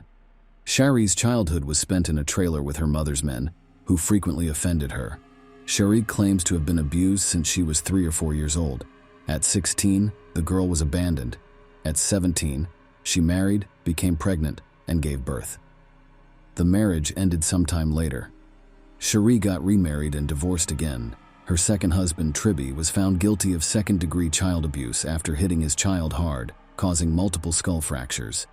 Sherry clearly chose the wrong men. Tribby was also tried for abusing his 6-year-old stepdaughter, but he was found not guilty due to insufficient evidence. Sherry flitted from one man to the next, looking for someone who could care for her. By the age of 26, Sherry was a single mother with 3 children, from different men, working in a nursing home and selling Mary Kay cosmetics to make ends meet. She wasn't a model-like beauty, but she was undeniably attractive and charming. In 1997, the 26-year-old woman began working as an accountant for Bruce Miller's company, B&Auto Salvage. At this point, Sherry realized that the 47-year-old successful business owner was the ideal man to provide her with stability and comfort. Bruce Leroy Miller was born on July 26, 1951. He, like many Flint residents, worked for General Motors for several years when he was younger. After leaving GM, Bruce continued in the auto scrapping business. In fact, he owned and operated an auto junkyard that took in old cars and resold their parts. Bruce was married 3 times, enjoyed racing, socializing with others, and was always generous and open. At first, he had no interest in his new employee, Sherry Kitley.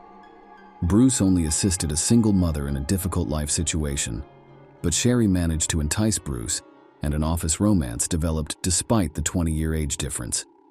The couple's relationship progressed rapidly. Bruce was flattered by a young woman's attention, and the couple quickly progressed from dating to living together.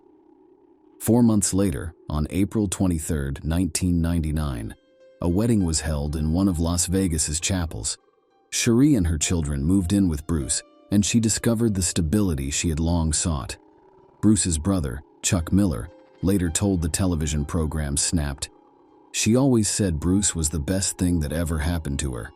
She finally had a normal life and a man who could afford to make her happy."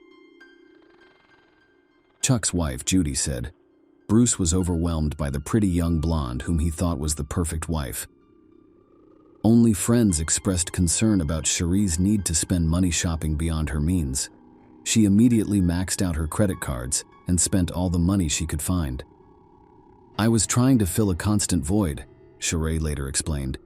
Despite her friends' concerns, her hard-working husband ignored his wife's spending habits. In any case, Sherry also worked. She was a Mary Kay cosmetic salesperson, so she could sell products to customers at home or while traveling across the country. Her husband even bought her a computer to help her manage her finances. This purchase proved to be a game changer. Sherry Miller accidentally discovered adult chat rooms on the internet while searching for a vacation destination on her home computer. In 1999, social networking did not exist, and text messaging was not widely used. Instead, people communicated through online chat rooms, some of which were adult in nature. These were places where you could flirt anonymously, share your fantasies, and experience virtual romance. According to friends, Bruce was aware of his wife's online flirtation, but thought it was harmless. He adored his wife, was happily married, intended to adopt her children, and preferred to trust rather than cloud his family life with suspicion.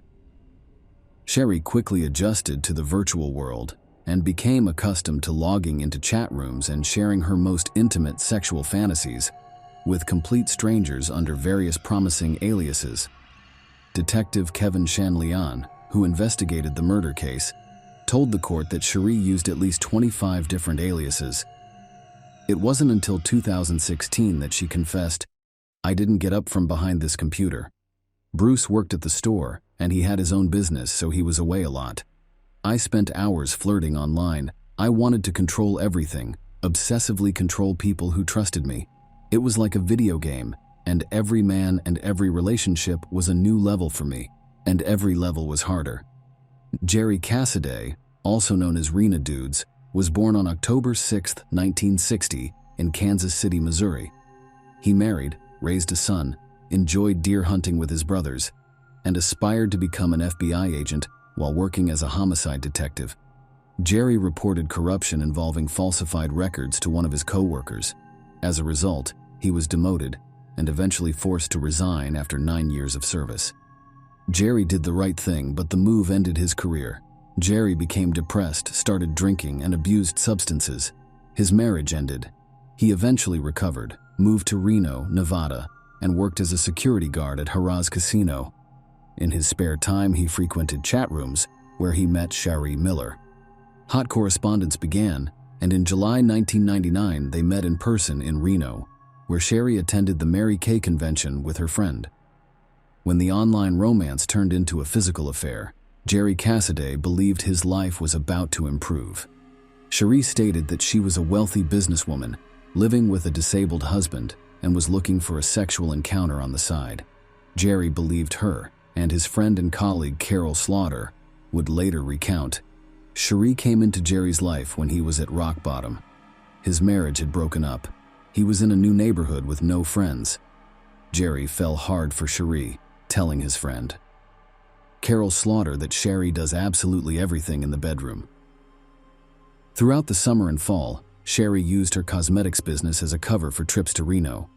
when Sherry and Jerry were not together in Reno. They exchanged instant messages and emails of a sexual nature, including videos. Soon, they even renamed their accounts, with Sherry calling herself Jerry's Fool and Jerry calling himself Sherry's Fool. It would seem that the ex-cop should have sensed something amiss, but the emails full of declarations of love apparently blinded him. Whether Jerry was simply gullible, flawed, or broken, he was an easy target for Sherry Miller. She wove a web of deception rather quickly and convinced him that he needed to kill her husband. The effect on Jerry was quite obvious to those who knew him. His acquaintances said that after this woman appeared, their friend became like a person with bipolar disorder, overly excited and active before she arrived and painfully depressed after she left. As early as September, Sherry announced that she was pregnant with Cassiday's child. She sent him pictures of a positive pregnancy test in her belly. A short time later, Sherry revealed that her husband, Bruce Miller, found out about the pregnancy and beat her, causing her to lose the baby. In fact, in 1995, Sherry had undergone a fallopian tube ligation and could no longer have children. Jerry had no way of knowing this and believed his lover's lies. Very soon after losing the baby, Sherry announced that she was pregnant again. This time, however, she was pregnant with twins. Jerry begged his beloved to leave Bruce, take the children, and come to live with him. Sherry explained that she couldn't do it because Bruce had connections in the mafia and he wouldn't let them leave for nothing. Supposedly, she was afraid for her life and Jerry's life. The young woman continued to drive to Reno. At one point, Jerry was arrested for drunk and disorderly conduct at the casino. There was a pause in online correspondence for the duration of the arrest. When Jerry got out, he decided not to put Sherry in any more danger of being exposed to her husband, Bruce, and returned to Missouri to try to reconnect with his family. The couple continued their relationship online. Sherry sent photos of ultrasounds and her growing belly. "I just bulged out my belly. Jerry wanted to believe it so badly that I had no doubt he would see the pregnancy even if it wasn't there," Miller would later say. Soon, on November 5, 1999, Jerry Cassiday received an email, presumably from Bruce Miller, in which he wrote that he knew about everything and would not let the bastards be born. A concerned Jerry tried to contact Sherry. Hours later, she texted him herself, informing him that she had to leave for a few days and that she would text him later. The next day, Jerry received a message from Bruce and learned that he had forced his wife to have an abortion. Attached to the letter were photos of a battered Sherry. "I remember standing in front of the mirror trying to draw bruises on my stomach," Sherry would later recount. Jerry had reached a tipping point. His children, not one but two twins at once, had been killed by Bruce Miller. He was again devastated and full of anger. He blamed Bruce for the deaths of his 3 children and the abuse of the woman he loved. After reconnecting with Sherry the next day, November 8th, Jerry said he couldn't go on like this. He would kill her husband. The couple set about devising a plan to kill him. They worked out routes, parking spots, and even the best place and time to get to the dump. Jerry then made the long drive from his home to Michigan. That same evening, as Bruce planned to leave work, he received a call from Sherry and, following the plan, asked if he could pick up a pizza on his way home. Distracted by the conversation, Bruce did not notice a man approaching him from behind, pointing his 20-gauge shotgun at him and pulling the trigger. After committing the crime, Jerry went home, and Sherry began the next part of the plan. She called Bruce's brother, Chuck, said she was very worried about her husband's long absence, and asked Chuck to drive to the junkyard and see if everything was okay. When Chuck got there, he found his brother dead on the floor in a pool of blood. He had been shot in the chest with a shotgun at close range, according to eyewitnesses. When Sherry learned of Bruce's death, she began screaming and crying. The crime scene was quickly discovered, but no trace or evidence of the suspect remained. Detectives learned that Bruce carried large amounts of cash, and they initially thought his death may have been the result of a botched robbery. As the dead man's wallet was missing, John Hutchinson, a friend and employee of Bruce's who had recently borrowed $2,000 from him, came under suspicion. Police questioned Hutchinson, searched his home, and confiscated weapons. John adamantly denied involvement. The search was inconclusive, and despite the fact that Hutchinson failed a polygraph test, he was eventually released.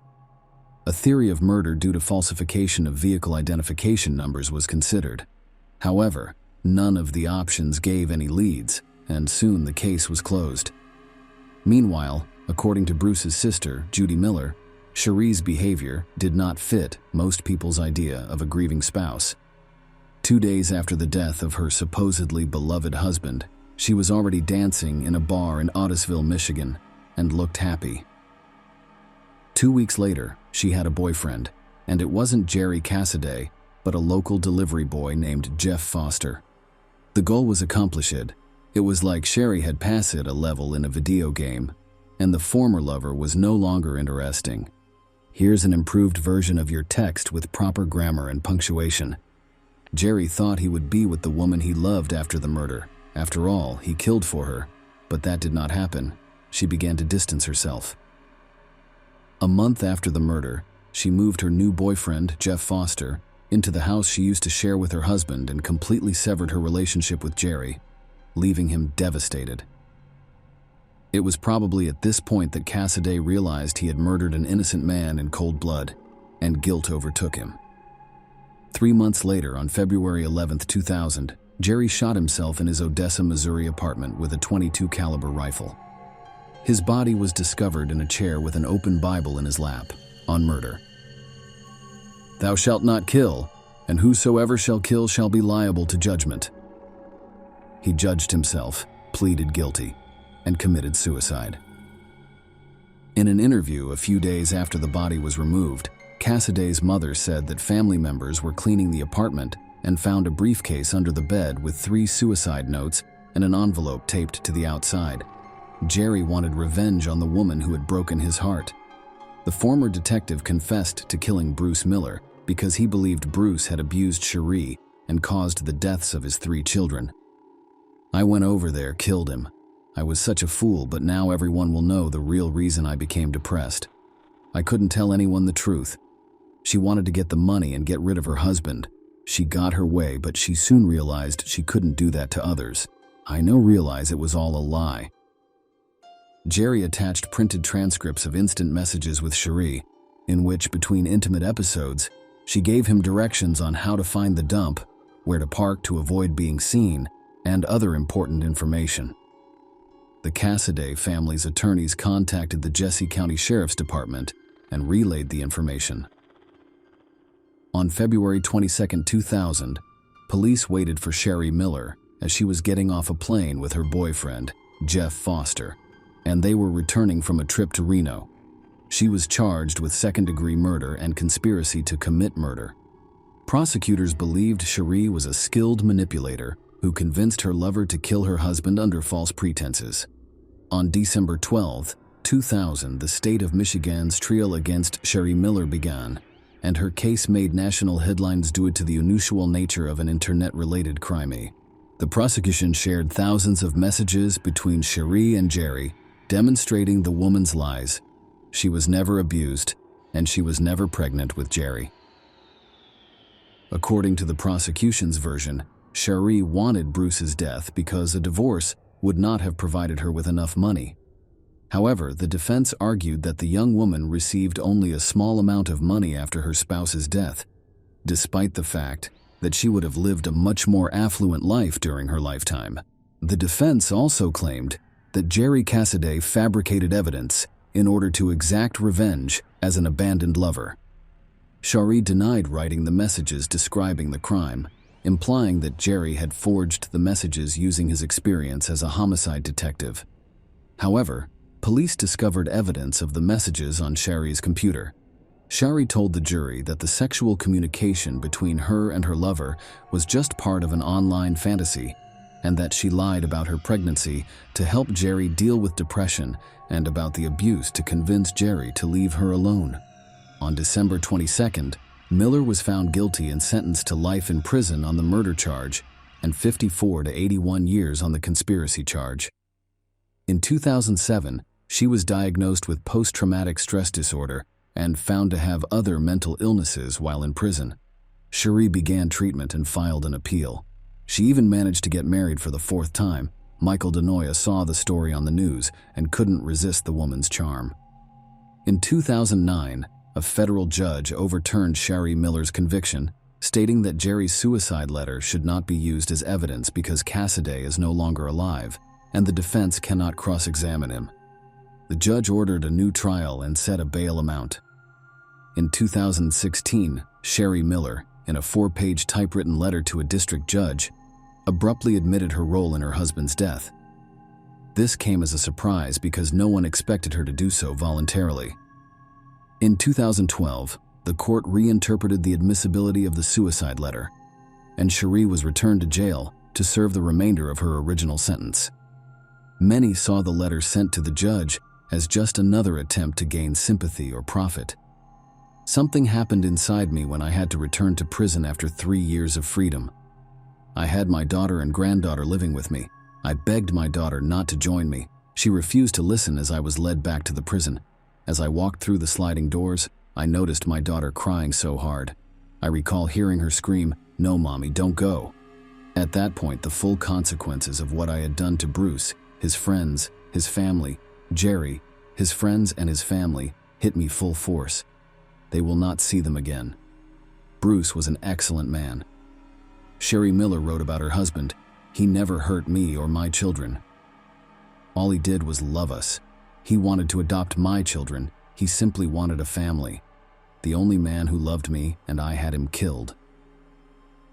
In 2022, Sherry gave a public interview to a popular TV station. She admitted that Bruce was not involved in the mob and never abused her. She admitted that she used makeup to fake bruises and faked ultrasound scans to manipulate Jerry. Sherry admitted that she didn't do it for the money.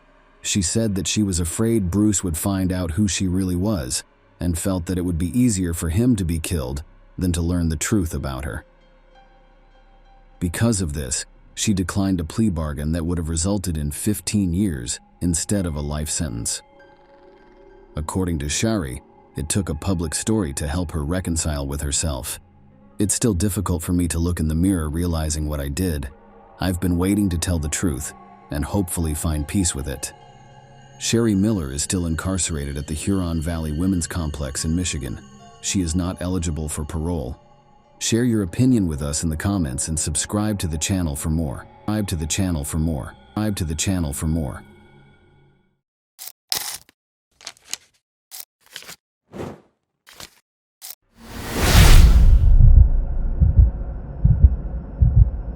This is exactly what Canny's story is about. You might ask, is this really possible? How could a simple family dinner lead to a brutal murder that will shock everyone in Malaysia? The law will even be looked at by the local government. Let us look at this case. Princess Canny Ong Lake Yang is her full name. She was born in 1974 in Ipoh, Malaysia, into a big family. People from all over the world visit the city, but Canny had her sights set on something else. A better job and traveling. What else could a girl want?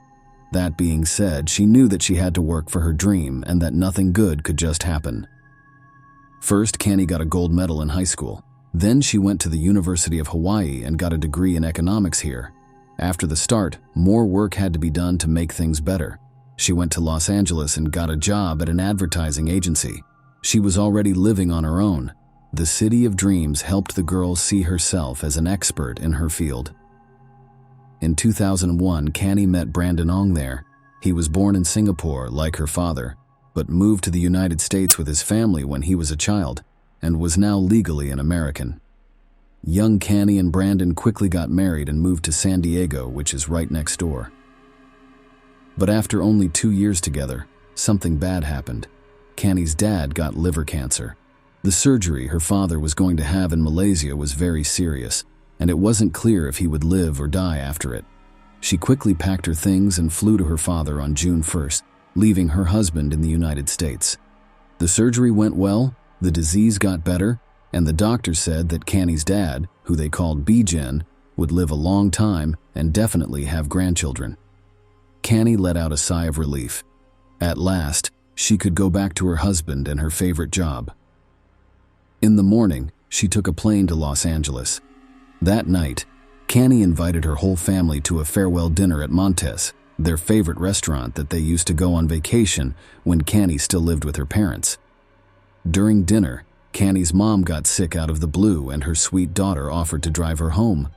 She spent a long time looking for a parking ticket in her purse in the parking lot. When she couldn't find it, she realized she had left it in her car and forgotten about it. Canny then ran to the car and told her sisters to watch her mother. She wasn't seen for a long time. Her mother went to the car to check on her, but neither Canny's nor her daughters were there.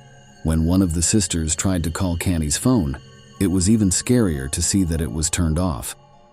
Her family knew her very well. She couldn't just disappear, and she would always call to let them know what had happened. But what could have happened in a parking lot that was locked up, only 300 feet from her family? The father of Canny asked the security guards to show him the video footage. His daughter was walking toward the car and checking her pockets and purse for her keys. At first, there was nothing strange about it. When they looked back, they saw a stranger moving behind Canny. He was speeding up and slowing down, just like Canny. The guards and Canny's worried father watched her car leave the parking lot from a different camera. There was a man behind the wheel, most likely the one who had followed her in the parking lot. It was strange that Canny was sitting in the passenger seat.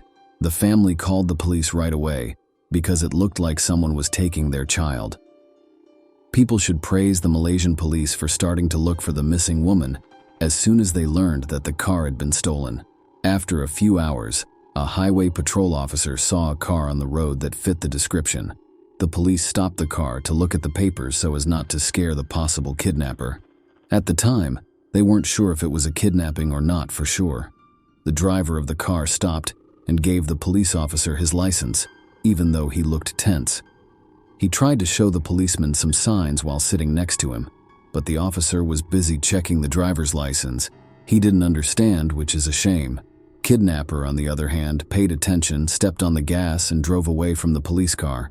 The police shot at the car, but it got away. They still had the kidnapper's papers, though. His name was Ahmad Najib bin Aris, and he was 27 years old. Let me give you a short history of this person. They were born in 1976 and raised in Muar, Malaysia.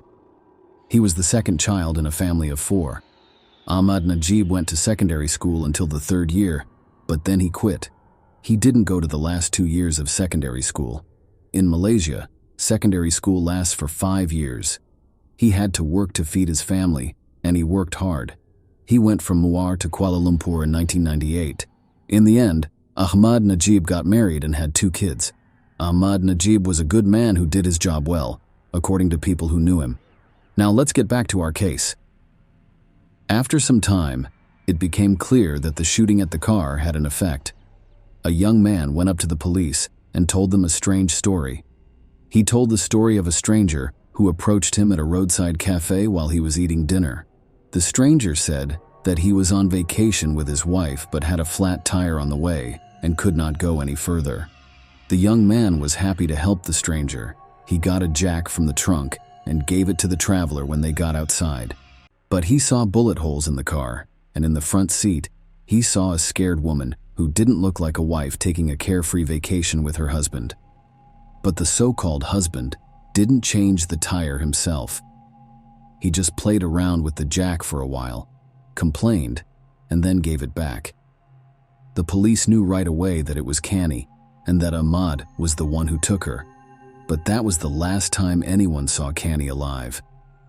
Not long after, on the 3rd day, Cannyong, or rather her body, was found in a sewer manhole near a construction site. It was almost completely burned to the ground. The autopsy will show that the woman was stabbed several times in the stomach and then choked to death. Another thing that was found nearby the construction site was Canny's car, which had a shot tire and blood on the back seat. Even though the police had the killer's paperwork, they didn't go to Ahmad's house until after the body was found. For some reason, really interesting thing about this story is that the killer was at home, acting like nothing had happened, like he had. It was like he hadn't stolen someone else's car, kidnapped a woman who had come to see her sick father, and then driven away from police officers who were shooting at him. After Ahmad was caught, forensic tests showed that the car also had Ahmad's DNA in it, along with Canny's blood. To be clear, we want to say that murders in Malaysia are very uncommon, especially ones that are so violent. According to the criminal code, someone who kills someone deserves the death penalty, not even life in prison in this case. Ahmad knew that the police had all the information on him, so it's not clear what he was hoping for. He admitted everything, and even agreed to help with the investigation because he thought that would keep him from being put to death. Of course, the cruel criminal hid his identity at the trial by pretending to be a sheep. In the parking lot that night, he said, he was looking for a different woman, but thought he saw the wrong woman. He didn't realize it until he was in the car with Canny. He even said that they laughed about it together, and he later tried to get her to have sex with him. Again, he said that Canny wasn't even against it, and the marks on her neck from being strangled were just part of the woman's sexual fantasy, which is why she died. Ahmad, who was scared, decided to get rid of the body by setting Canny on fire. From beginning to end, Ahmad's lawyers made up this story because if they had been proven true, they would have only been found guilty of abusing the dead or, in the worst case, negligently killing Canny during the sexual encounter. If this isn't true and the defendant's crazy thoughts are all this, the lawyer said, then why didn't the captive run away while her captor changed the tire? If the person hadn't been stabbed in the stomach, this story might even sound plausible. The defense fell apart like a house of cards at this point. It was clear because the investigation had a different, more reliable account of what had happened, which was backed up by the autopsy. Ahmad saw a woman by herself in the parking lot outside of Monty's and followed her. When Canny opened her car door, he pointed a knife at her and told her to sit in the passenger seat. He then got behind the wheel himself. After the incident with the police and the failed attempt to fix a flat tire, he took the car to a place with no one else around, put Canny in the back seat, and used her more than once. When Canny tried to fight back, she was stabbed several times in the stomach and then strangled with a coat belt. Ahmad took her already dead body outside, threw it into the first manhole, and then put tires over it so no one would find it.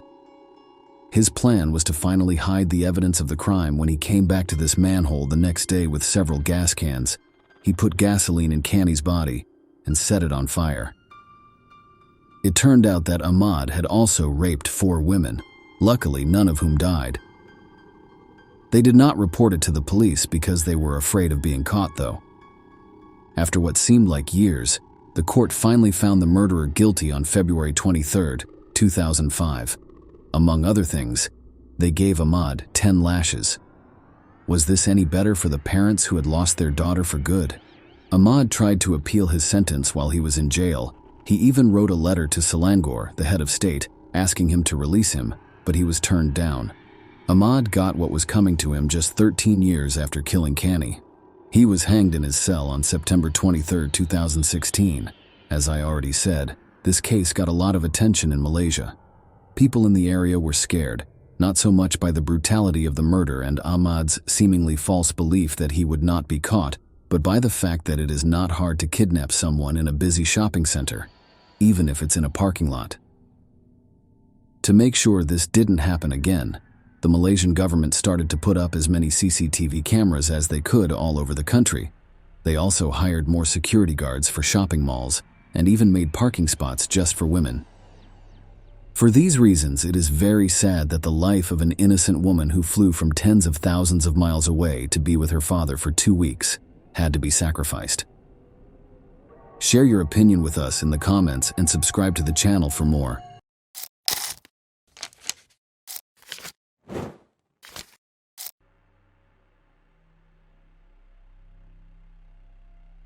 Escaped to their deaths in 2003, this high-profile story shook Brazil and received widespread coverage in the international media.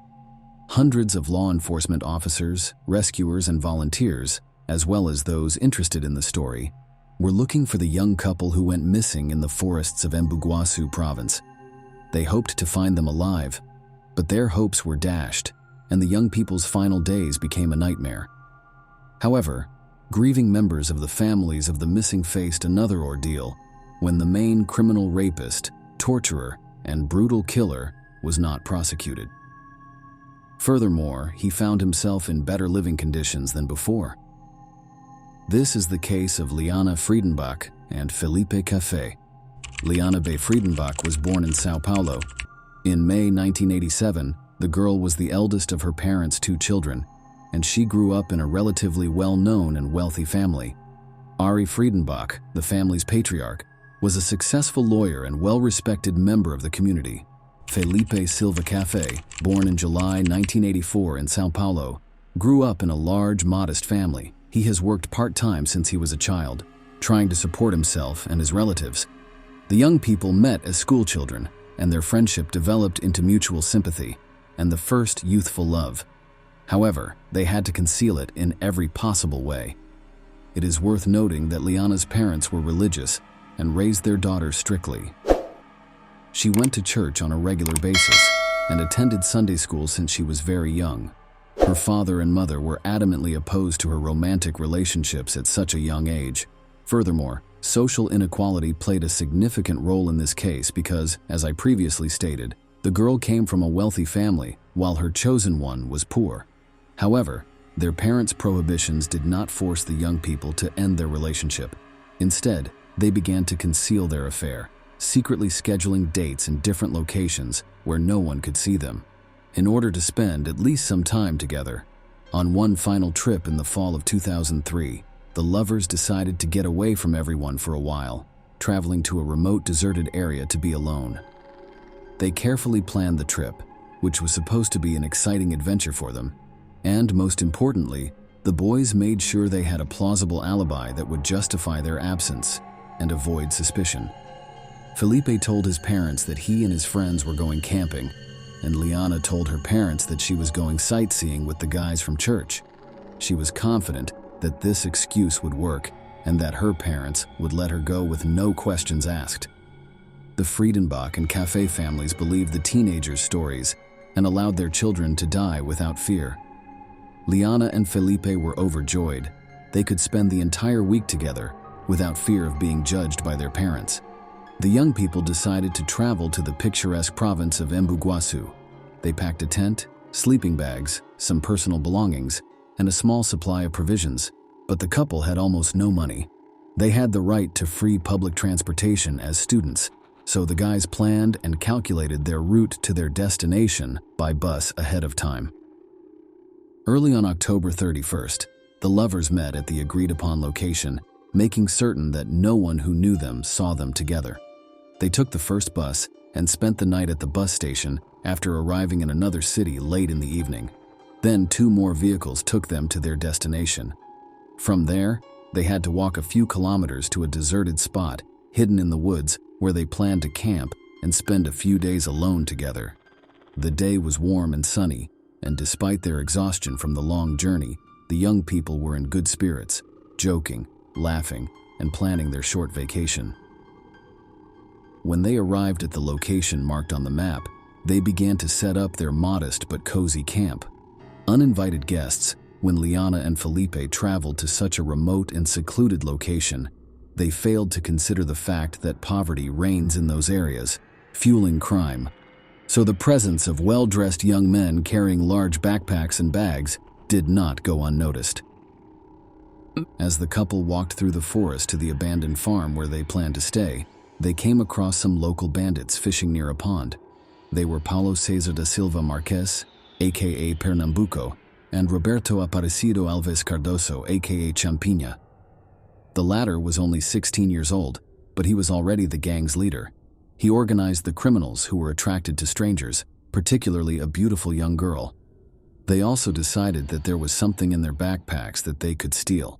The bandits followed the guys stealthily and began to watch them from the thickets. The lovers pitched a tent, ate a snack, and then set about beautifying their parking lot. The intruders waited in ambush until they were certain that no one else would join the young men and that they had no weapons with them. Pernambuco and Champinha then attacked and threatened Liana and Felipe. The latter, terrified, did not even attempt to flee or fight back against the unknown assailants. After searching all of the bags and backpacks, the criminals discovered nothing that would interest them. The bandits then decided to demand a ransom for the boy and girl from their relatives. Liana, who was terrified, quickly confirmed that she came from a wealthy family and that her father would give them any amount of money they requested. The criminals were pleased with this turn of events, but because they lacked experience in such situations, they had no idea how to organize everything so that they could keep the money and be free. Finally, while the plan was being developed and the bandits were determining who they had in their hands and how much they could demand for their lives, they decided to hide the prisoners so they could not flee. Initially, they were taken to a dilapidated structure near the farm where the boys were staying, which lacked windows and doors. It was quickly decided to take the pair to the home of one of the gang members there. Felipe was tied up and severely beaten, preventing him from escaping or resisting. That same night, each gang member took turns exploiting the bound and helpless girl, eventually breaking her morally. The criminals couldn't figure out how to demand and collect the ransom, so they simply killed the captives and hid their bodies somewhere in the woods so they wouldn't be discovered. The boys were taken to a deserted area in the woods the following day after being tortured. The half-dead Felipe was led deep into the forest, where a shot was heard, before the bandit returned alone. Liana realized what had happened. Her beloved was no longer alive, although the kidnappers tried. They had other plans for the lovely young Liana after assuring her that they had released the young man.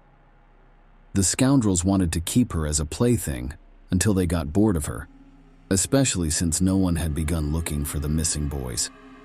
A few days after their daughter's departure, her parents discovered that there was no excursion trip with the church guys, and Liana's friends had no idea where she had gone.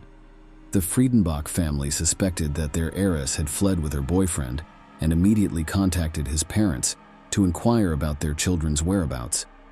But Cafe's family was certain that their son had gone camping with his friends, so there was nothing they could do to help find the couple. The situation was complicated by the fact that neither of the young men had communicated in several days, and their phones were turned off. Ari Friedenbach used his connections and money to put all of the city's cops on their feet. They were able to reconstruct the route the young people took after tricking them into fleeing home. The police soon arrived in Embu-Guasu, where the boys had gotten off their last bus, and their route continued through a deserted wooded area. It was also where their phones were last active. A large-scale search began involving police officers, rescuers, and concerned citizens who had learned about the incident and wanted to help. A large local businessman also joined the operation, bringing his personal helicopter to search from the air and handing out leaflets with photos of the missing young people. Their camp was discovered quickly, and it appeared frightening. Despite the absence of blood and fighting, it was obvious that something terrible had occurred here. The couple's personal belongings had been removed from their bags and carelessly scattered. The tent had been opened from top to bottom with a knife, and the guys' cell phones were scattered about. Felipe's lifeless body was quickly discovered by rescuers. The tied-up guy had been shot in the back of the head almost at point-blank range, so he had no hope of being rescued. It became clear that the chances of finding Liana alive were slim, but as they say, hope dies last. Ari Friedenbach involved the press in the search, ensuring that the entire process was widely covered in the media and that as many people as possible were aware of it, in the hopes of learning anything about Liana's whereabouts. An impressive reward was announced, but it did not help the situation. The massacre of Liana began after the criminals had killed Felipe. They returned Liana to the house where they had previously kept them both. By then, the bandits had been joined by their accomplices, Antonio Caetano da Silva and Arnaldo Pires. Pernambuco proudly informed them that Liana was his property, and he could do whatever he wanted with her. He invited everyone to have their dirtiest fantasies with Liana, and his offer was quickly accepted. A day later, after learning of the large-scale search operation, the criminals decided to change their location and accompany the victim to the home of Antonio Matias de Barros, another gang member. They went fishing that evening, accompanied by Liana. The ringleader threw his jacket over her because it was cold outside, and he wanted to show concern in this way. Champigna's older brother, whom the juvenile delinquent had not informed about his affairs, arrived at the same location later that evening. Champigna informed his brother that Liana was his lover, but he immediately recognized her as the wanted girl. He took his brother aside and informed him that his captive was being actively sought and that the police were literally following them. Champigna interpreted his brother's words as a sign and a call to action. He decided it was urgent to get rid of Liana before fleeing and concealing himself. He lied to Liana, claiming she was free and that he would take her to the road. In fact, the bandit led his victim into the forest, where he brutally killed her with a knife before smashing her head with a rock to ensure her death. Liana's body was not discovered until 5 days after the massacre. She was literally lifeless. She had been severely mutilated. Liana was wearing the killer's jacket, which later became one of the most important pieces of evidence. The criminals were extremely cruel, cynical, and ruthless, but they were also stupid and short-sighted in that they did not try to flee or hide, did not bother to destroy physical evidence, and believed that no one would ever find them. The bandits' naive self-confidence allowed the police to quickly identify and apprehend all members of the criminal gang. As previously stated, Champigna left his sweat-stained jacket on the victim's body. In addition, he brought the murder weapon into his house, washed it and hid it in the yard while attempting to wash the clothes stained with the murdered girl's blood so that he could continue to wear them. DNA analysis revealed the identities of the gang members who had committed violence against Liana. The gang members were apprehended almost simultaneously. The ringleader not only did not deny it, but he immediately began to testify, boasting that he had kidnapped, abused, and murdered the unfortunate victim.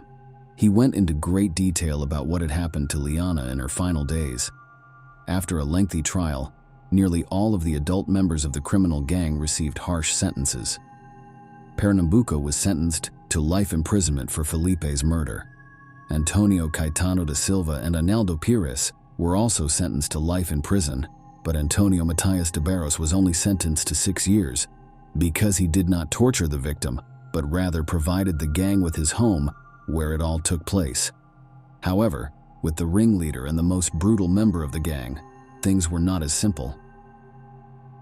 He was barely 16 years old when he committed these crimes. As a result, the individual was sent to a specialized prison for minors with a relatively mild regime.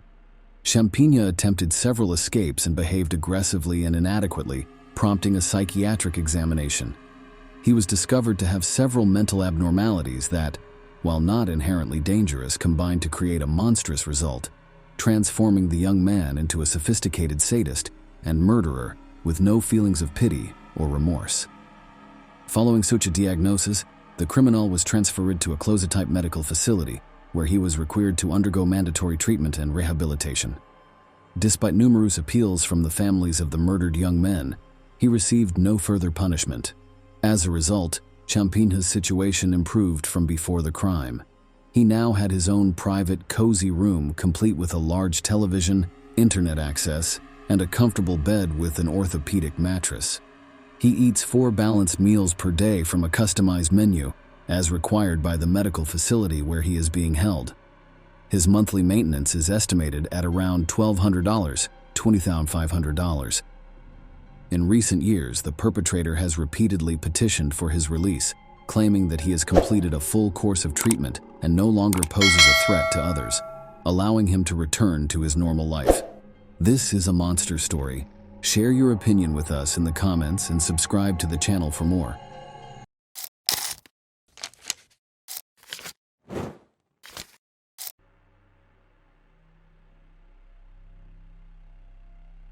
In the mid-1920s, the story of Dina Thompson, a British woman who was known as the Black Widow, was the subject of many crime shows and documentaries. At first glance, this woman seemed nice, but she turned out to be a pathological liar and con artist who killed at least one man who loved her deeply. Dina got away with many crimes, but in 2003, she was finally put in jail. Even though the person was facing life in prison, the court was surprisingly lenient and let them out on parole. So in 2022, one of the most dangerous criminals got away with her crimes after miraculously surviving her evil ex-husband. Experts say that the fact that Thompson's victims were always men may be a sign that the criminal experienced some kind of trauma as a child or teen. Dina, on the other hand, had a very good childhood. The girl was born in North London in 1960 and grew up with her whole family. Their family didn't have much, but they made sure their daughter had everything she needed. Their head of the family worked as a prison guard and was very into sports. Dina's father encouraged her to go to gyms as a child, where she worked hard at gymnastics. In addition, the man often took his daughter with him to all kinds of sports competitions, even ones that were held in other countries. As a child, Dina was active, happy, and friendly. She quickly became friends with her peers and, as she got older, learned how to get guys' attention quickly. The girl went to college after high school and then got a job at a bank in the area. When Dina was 22, she met Lee Wyatt, who would become her first husband. Someone set them up on a blind date, which is how they met in the first place. As soon as the two young people met, they fell in love and a rough romance began. They got along great and spent a lot of time together. After 2 years, they made their relationship official. After getting married, the couple moved to Yapton, a small town in the country with only 3,000 people. Soon after, they had a son, and the new parents slowly started their own business by making one-of-a-kind soft toys based on pictures they came up with together. At the same time, Dina worked as a cashier for a construction company. Neighbors said that their family was very happy and doing well. The family head was often away on business trips and wasn't at home for long periods of time. When it came to his neighbors, the man hardly ever talked to them, but his wife quickly became friendly with people in the area. Dina knew how to get along with others, and men were quick to trust her. The pretty young woman often caught their attention. Dina met a young reporter named Julian Webb at the start of the 1990s. The man offered to use her as a model for ads for clothes and home goods, and soon her pictures were in newspapers and magazines in the area. Dina was happy to pose for the picture and didn't mind being looked at. Lee Wyatt hadn't been home in months, and no one was sure where he was or what was wrong with him.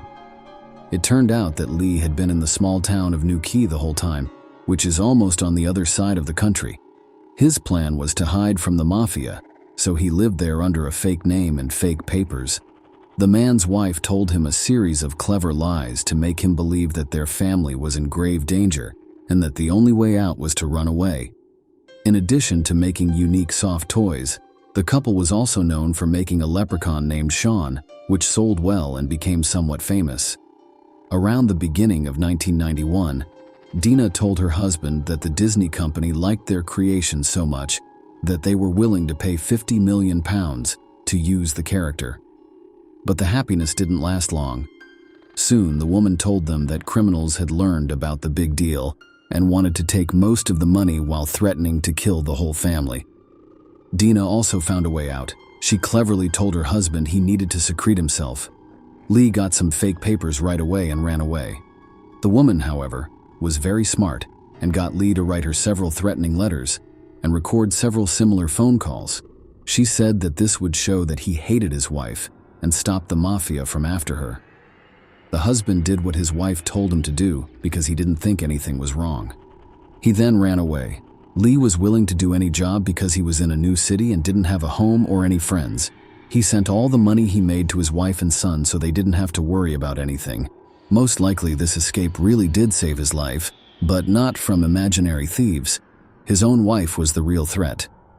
Dina married her new love, Julian, in November of the same year, 1991. The wedding was paid for with the money Lee had sent home, even though Dina had lied to him about it. Webb was deeply in love and very happy, but soon after the wedding, neighbors noticed that the woman often went to see her lovers while her husband was at work. After some time, she told Julian that she was dying and that her job had fired her because of it. The story about the fatal diagnosis and being fired was a lie from the beginning to the end. It also turned out that a lot of money had been taken from the company where Dana worked, and she was the main suspect in the crime. After that, the woman said that her first husband, Lee Wyatt, threatened her and made her do the crime. She showed proof in the form of the letters and recordings that she had herself persuaded him to make. Wyatt went back home as soon as he found out that his wife had married someone else. A scandal was all that the case was about, and Dana said he beat her, but there was no proof of this. The detective still chose to side with the woman, though, so Lee had to quickly leave Yapton again. When Julian was in love, his situation didn't bother him at all, and he spent all of his savings on her fake illness so she could get better. While the money was still there, time went on and Julian began to wonder how the treatment was going. It turned out that the woman didn't have any medical records to back up her diagnosis. Family relationships broke down, and neighbors heard the spouses yelling at each other. Julian's sudden death happened in June 1994, just one day after his 31st birthday party. His mom called him the night before the terrible event, but Dina said her husband wasn't feeling well and couldn't answer. Julian's mom told her sister-in-law to call an ambulance, but her sister-in-law didn't listen. The experts found that the young man died of a drug overdose, but no one thought that this was a criminal act, and the man's wife insisted that her husband had chosen to end his own life. She also wanted Julian's body to be burned, but his parents were very against this. After she died, Dina tried to get a big insurance payment from her husband, but she was turned down because their marriage was ruled invalid. Dina didn't even try to cry or show sadness at the funeral. Instead, she wore an honest outfit and acted rudely. Almost right away after that, the widowed woman started having a lot of affairs and romances. She didn't hide the fact that she had lovers over. She did it in public. Dina filed for divorce from her first legal husband in 1997. A little less than a year later, she met Richard Thompson and fell in love with him right away. Dana didn't give it much thought before telling her new lover that she was very sick and didn't have long to live. The man, who was deeply in love with her, promised to make the last few months of her life into a fairy tale. He was ready to spend all of his savings on this. The wedding took place in one of Florida's best hotels, and the couple spent their honeymoon there before moving to Brighton, England, on the south coast of their home country. Richard said that the way his wife cared for and supported him literally put a spell on him. She also skillfully pretended to agree with all of his ideas and goals. He had always wanted to own his own boat so that he could fish professionally. His wife not only liked the idea, but she also suggested that he start a business renting out yachts so that he could fish and teach other people how to fish. A romantic dinner was planned for Dina and her husband on New Year's Eve, less than a year after they got married. After taking a bath together, she told her husband she had made him a special gift and asked for permission to tie him up. Richard agreed right away because he didn't think anything was wrong. He had ropes around his hands, a blindfold over his eyes, and a gag in his mouth when he was hit hard on the head with a bat. This was followed by another hit. Thanks to his quick thinking, Richard not only didn't pass out but also got away quickly. After that, Dina got a knife and cut her husband in the shoulder. Richard took the gun away from his wife, held her down, and called the police. She broke down in tears and told him she had been lying to him the whole time and spent all of his money. Once she got to the police station, though, she calmed down and started to say that her husband had attacked her and that she was only protecting herself. The story didn't end there. The next day, a real estate agent came to Richard's house to try to sell it. The landlady told him that her husband had left for America on a business trip before their meeting. Richard knew at that moment that his wife was planning to kill him, sell the house, and take the money. Because everyone thought Thompson had crossed the ocean, no one would look for him. It turned out that the woman had taken all of her husband's money out of his bank accounts and used his credit cards to rack up a lot of debt while the case was going on in court. A lot of people heard about the case, and other men who used to be with Dina and were cheated on and drained of money by her lies about a fake disease that could not be cured started to call the police. The woman's first husband then talked about how he had to hide for many years, first from people who thought the mafia was after her, and then from the police. It turned out that Dana had stolen from the company where she worked, even though she blamed her husband for everything. Even though there was strong evidence against the woman, she was found not guilty of attacking her husband, Richard Thompson. Some people said that Richard made up the story to get attention for himself. Dina was still found guilty of many financial frauds, and given a sentence of almost 4 years in prison. All the attention on Dina Thompson also made people think of her second husband, journalist Julian Webb, who died in a strange and sudden way. The woman herself gave very different stories about how and why he died. She said that the steroids her husband took to stay in shape were killing him. Then she said he drank a lot and then passed out in the sun, getting sunstroke. She even said that he killed himself at the inquest, even though she had warned them not to. Dana told her best friend that she had poisoned her husband by putting strong drugs in a dish that he loved that was spicy. The police were able to find the owner of the diner where Julian often ate and picked up food to go. He remembered that Webb's wife had made rice and chicken curry the day before the terrible event. Then, the police thought that this seasoning might have been hiding the real taste of the drugs. Because new information came to light, a new investigation was started, and Julian's body was dug up and sent to be looked at. It turned out that the man was poisoned by a lot of strong antidepressants that were mixed into his favorite curry dish, and then made stronger by aspirin, which Dina mixed into her husband's drink. Webb was still alive when his mother called. He could have been saved, but that wasn't a plan from his wife. For the first time, the Black Widow was put on trial in 2003. During the hearing, the investigator said she was the most dangerous woman he had ever worked with, and the judge said she was a very good liar. Dina Thompson was given a life sentence with the possibility of parole after 16 years.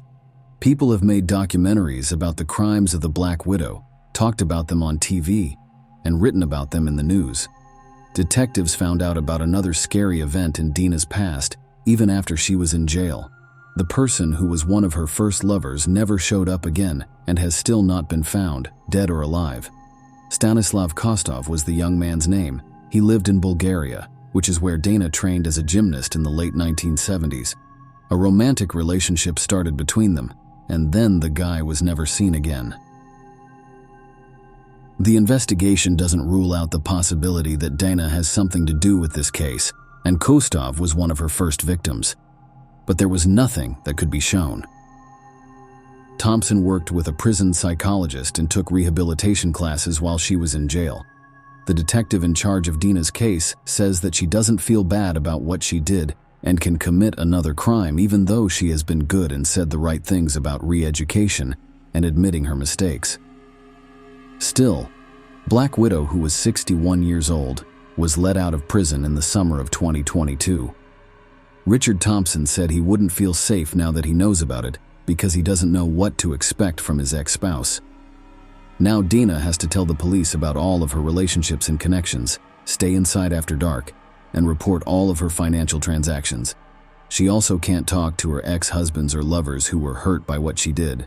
She has to wear a special bracelet on her leg that keeps track of everything she does. A few months after she was freed, reporters caught Thompson coming back from the store with a big bag of shopping. On her right hand's ring finger, there was a huge ring that looked a lot like an engagement ring. It is possible that the Black Widow caught another gullible person in her web. Share your opinion with us in the comments and subscribe to the channel for more.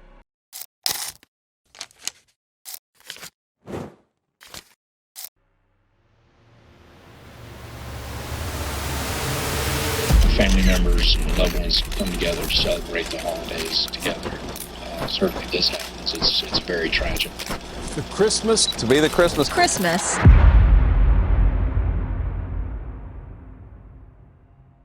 From the decorations on each storefront along its historic Main Street to its endless list of holiday events and programs.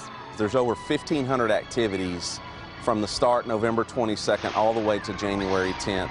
The city of Grapevine takes Christmas to a whole new level. To be the Christmas capital of Texas, you can't buy it out of a catalog and have the same thing the next city has or the next state or county.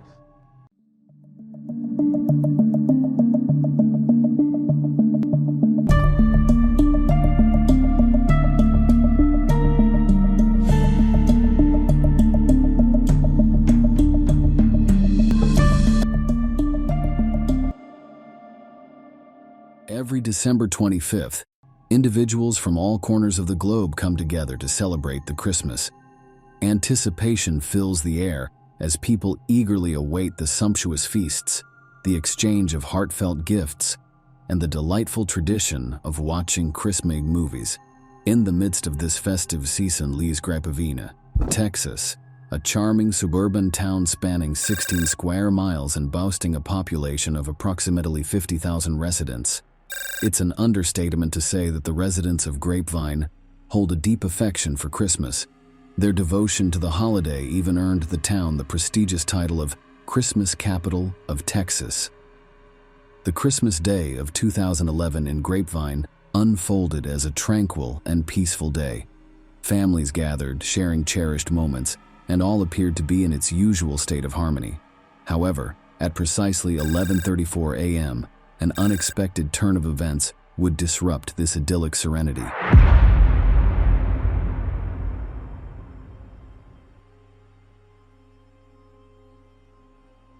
Grapevine 911, where is your emergency? Hello, Grapevine 911. You need help?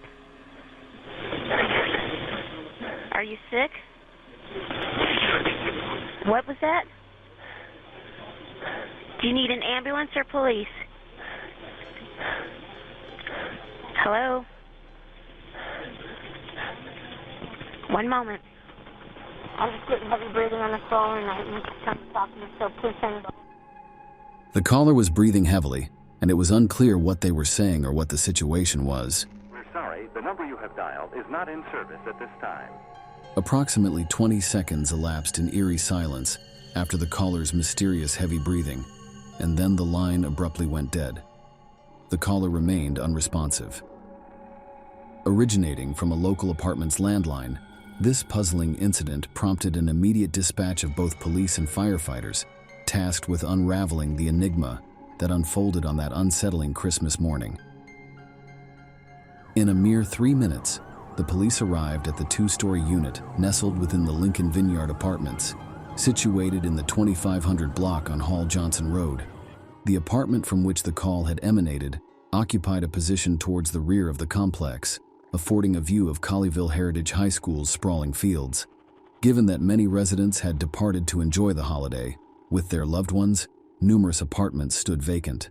Upon reaching the apartment in question, the front door revealed itself to be securely locked from the inside.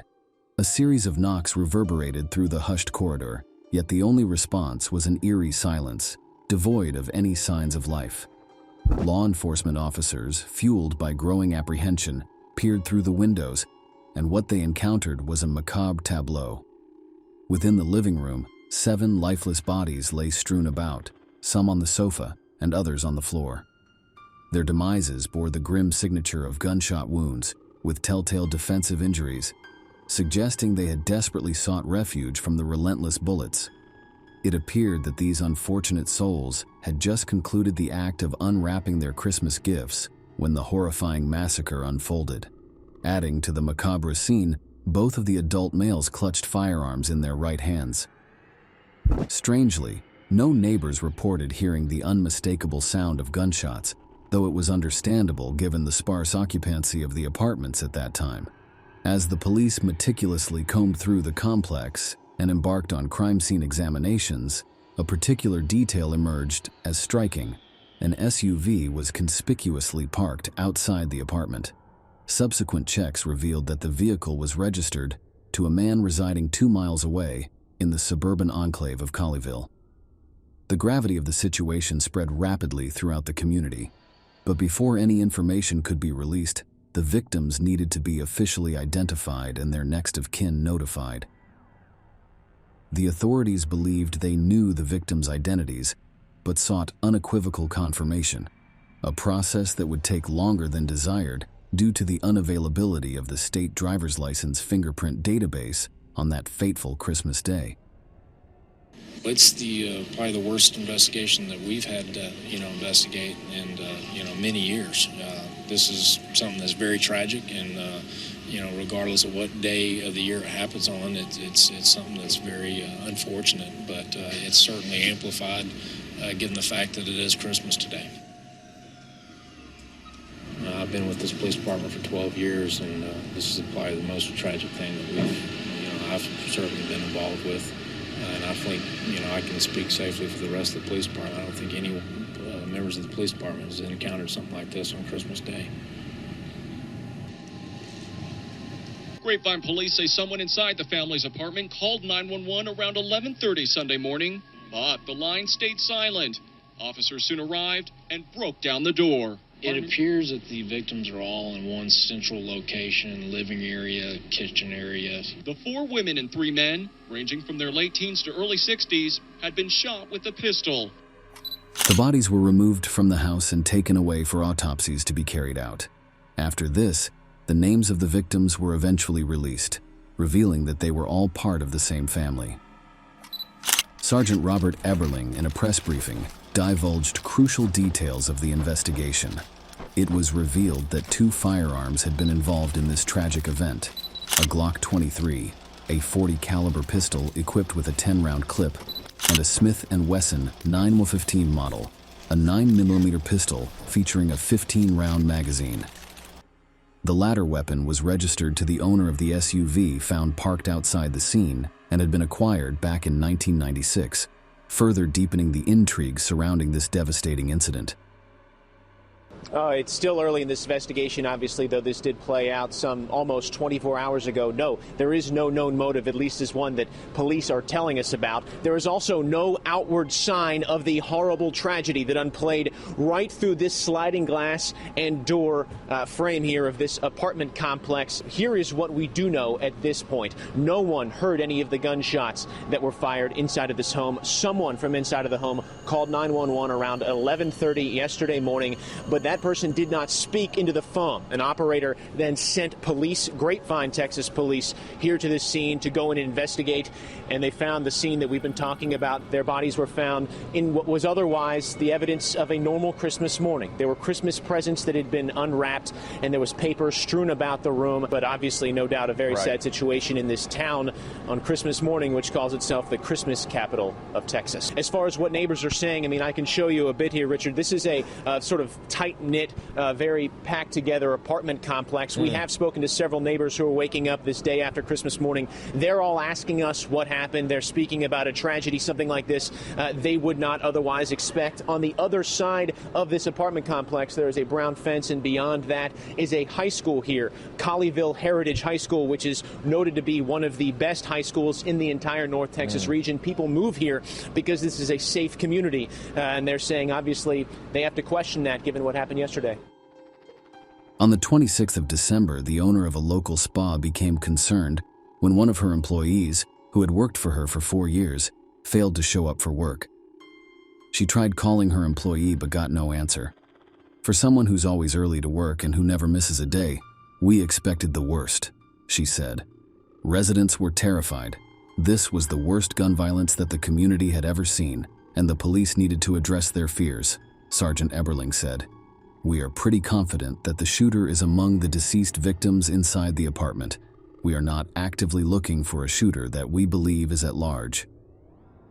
As they began to piece together what they knew, the truth about who these people were and what had happened would eventually come out. Colleyville, Texas, a wealthy suburb of the Dallas-Fort Worth area, just a few miles away from Grapevine, was home to the Yazdan Panah family. The parents, 56-year-old Aziz and 55-year-old Nisreen, had both been born in Iran. They married in 1987 and moved to the United States, where they later welcomed 2 children, Nona and her younger brother Ali. Nisreen had worked in a salon doing manicures and often talked about her family with people. Family was everything to Nisreen. She was close to her sister Zori, and together they were described as 2 of the nicest people you could meet. Zori was married to a man called Mohammed Hussein, also known as Hussein, who was well known among the Iranian-American community. He owned a large ranch in Dallas, and the family was incredibly close. The Yazdan Panah family lived in a 3,000-square-foot property in Colleyville, and on the surface, things appeared to be fine. Neighbors would see the family having yard sales, and Aziz appeared to be very active in his children's lives. He volunteered as a debate coach at Knox High School. One neighbor said, "From everything we saw, he was actively engaged with his children." He was described as outgoing and would say hello to people if he passed them in the streets. but neighbors did note that he seemed to be very protective of his children. Nona and Ali were both doing well in school, so their parents had plenty to be proud of. Nona graduated from Colleyville Heritage High School and was a student at a local community college. She had big dreams of moving to the West Coast and attending school in California, with hopes of one day becoming a lawyer. One of Nona's friends said that she had implied that all was not well within her family and that things were becoming tougher for them, but she didn't provide further information. Her friend said that she was aware that Aziz was, in her words, really strict with his children and would take Nona's phone and refuse to give it back. She added that Nisreen was far more understanding than Aziz was. Nisreen's brother, Ali, said he had been supporting the family financially, as Aziz had not been employed for a number of years, having previously worked in the mortgage and real estate business. His financial problems had been ongoing for years. In 1996, he was placed on probation for 3 years after pleading guilty to one count of subscribing to a false income tax return. He was issued a fine of $1,000 and ordered to pay $319 in restitution to the Department of Justice. Just 3 years later, Aziz and Nisreen jointly filed for bankruptcy. The case was discharged a few months later, but their financial problems continued to worsen. In August 2010, Nisreen filed for bankruptcy, hoping it would help them keep their family home. However, the house was foreclosed on. Aziz initially attended meetings with Nisreen during the proceedings, but this would soon change. During the proceedings, she separated from her husband and moved with their 2 children to an apartment in Grapevine, 2 miles away. Nisreen's brother had paid for the apartment as they were living without electricity or water due to the foreclosure. Nisreen was the only one bringing in money. Nona opened up to one of her friends and said she felt like her family was falling apart. The bankruptcy Nisreen had filed for was later dismissed because she had not made the planned payments. According to her lawyer, George Barnes, she had told him, "Please don't talk to my husband at all." Aziz had listed his employment as self-employed, even though he was out of work and not earning any money. Aziz allegedly sold the family's furniture and rugs to pay for sex workers. The separation and financial difficulties had been incredibly hard on Nisreen. She had a state cosmetology license, but disease had forbidden her from working after Aziz became unemployed, and the family's finances took a hit. She had worked 2 jobs at different spas to try and keep the money coming in after they separated. A family friend said that Nisreen had done everything she could to remain on good terms with Aziz. She, along with the help of her sister, had decided to buy only the basic necessities for her apartment. She was described as a quiet, super kind lady, a peacemaker who didn't want anything to happen to her kids or her family. She was a really wonderful mom, and always protective of her kids. After Nisreen moved out, Aziz stayed in the family home, and neighbors would often see him working in the yard. One neighbor said he wasn't even aware that Aziz's wife and children had left the home. Although separated, they appeared to be on good terms, and Aziz also had a key to the new apartment and would occasionally visit his children.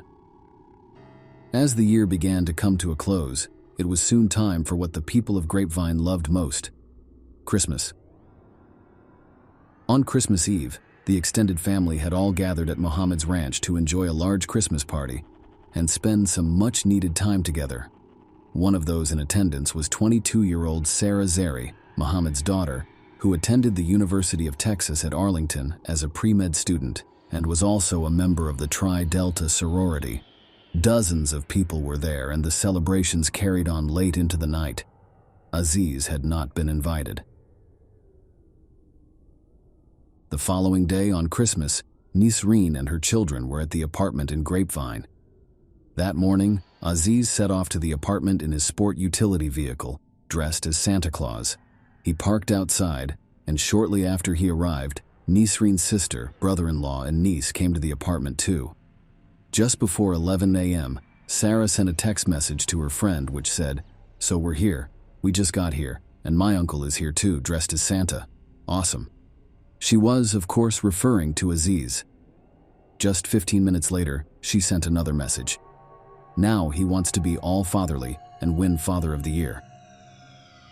Within a few minutes after opening their gifts, Aziz revealed he had brought 2 guns with him. He opened fire and, in terrifyingly quick succession, killed 6 members of his family: Ali, Nona, Zori, Sarah, Muhammad, and Nisreen. All had multiple gunshot wounds and had been shot several times. At 11:34, less than 20 minutes after Sarah had sent that text message, the 911 call was made. Grapevine 911, where is your emergency? You need help? Are you sick? What was that? Do you need an ambulance or police? Hello?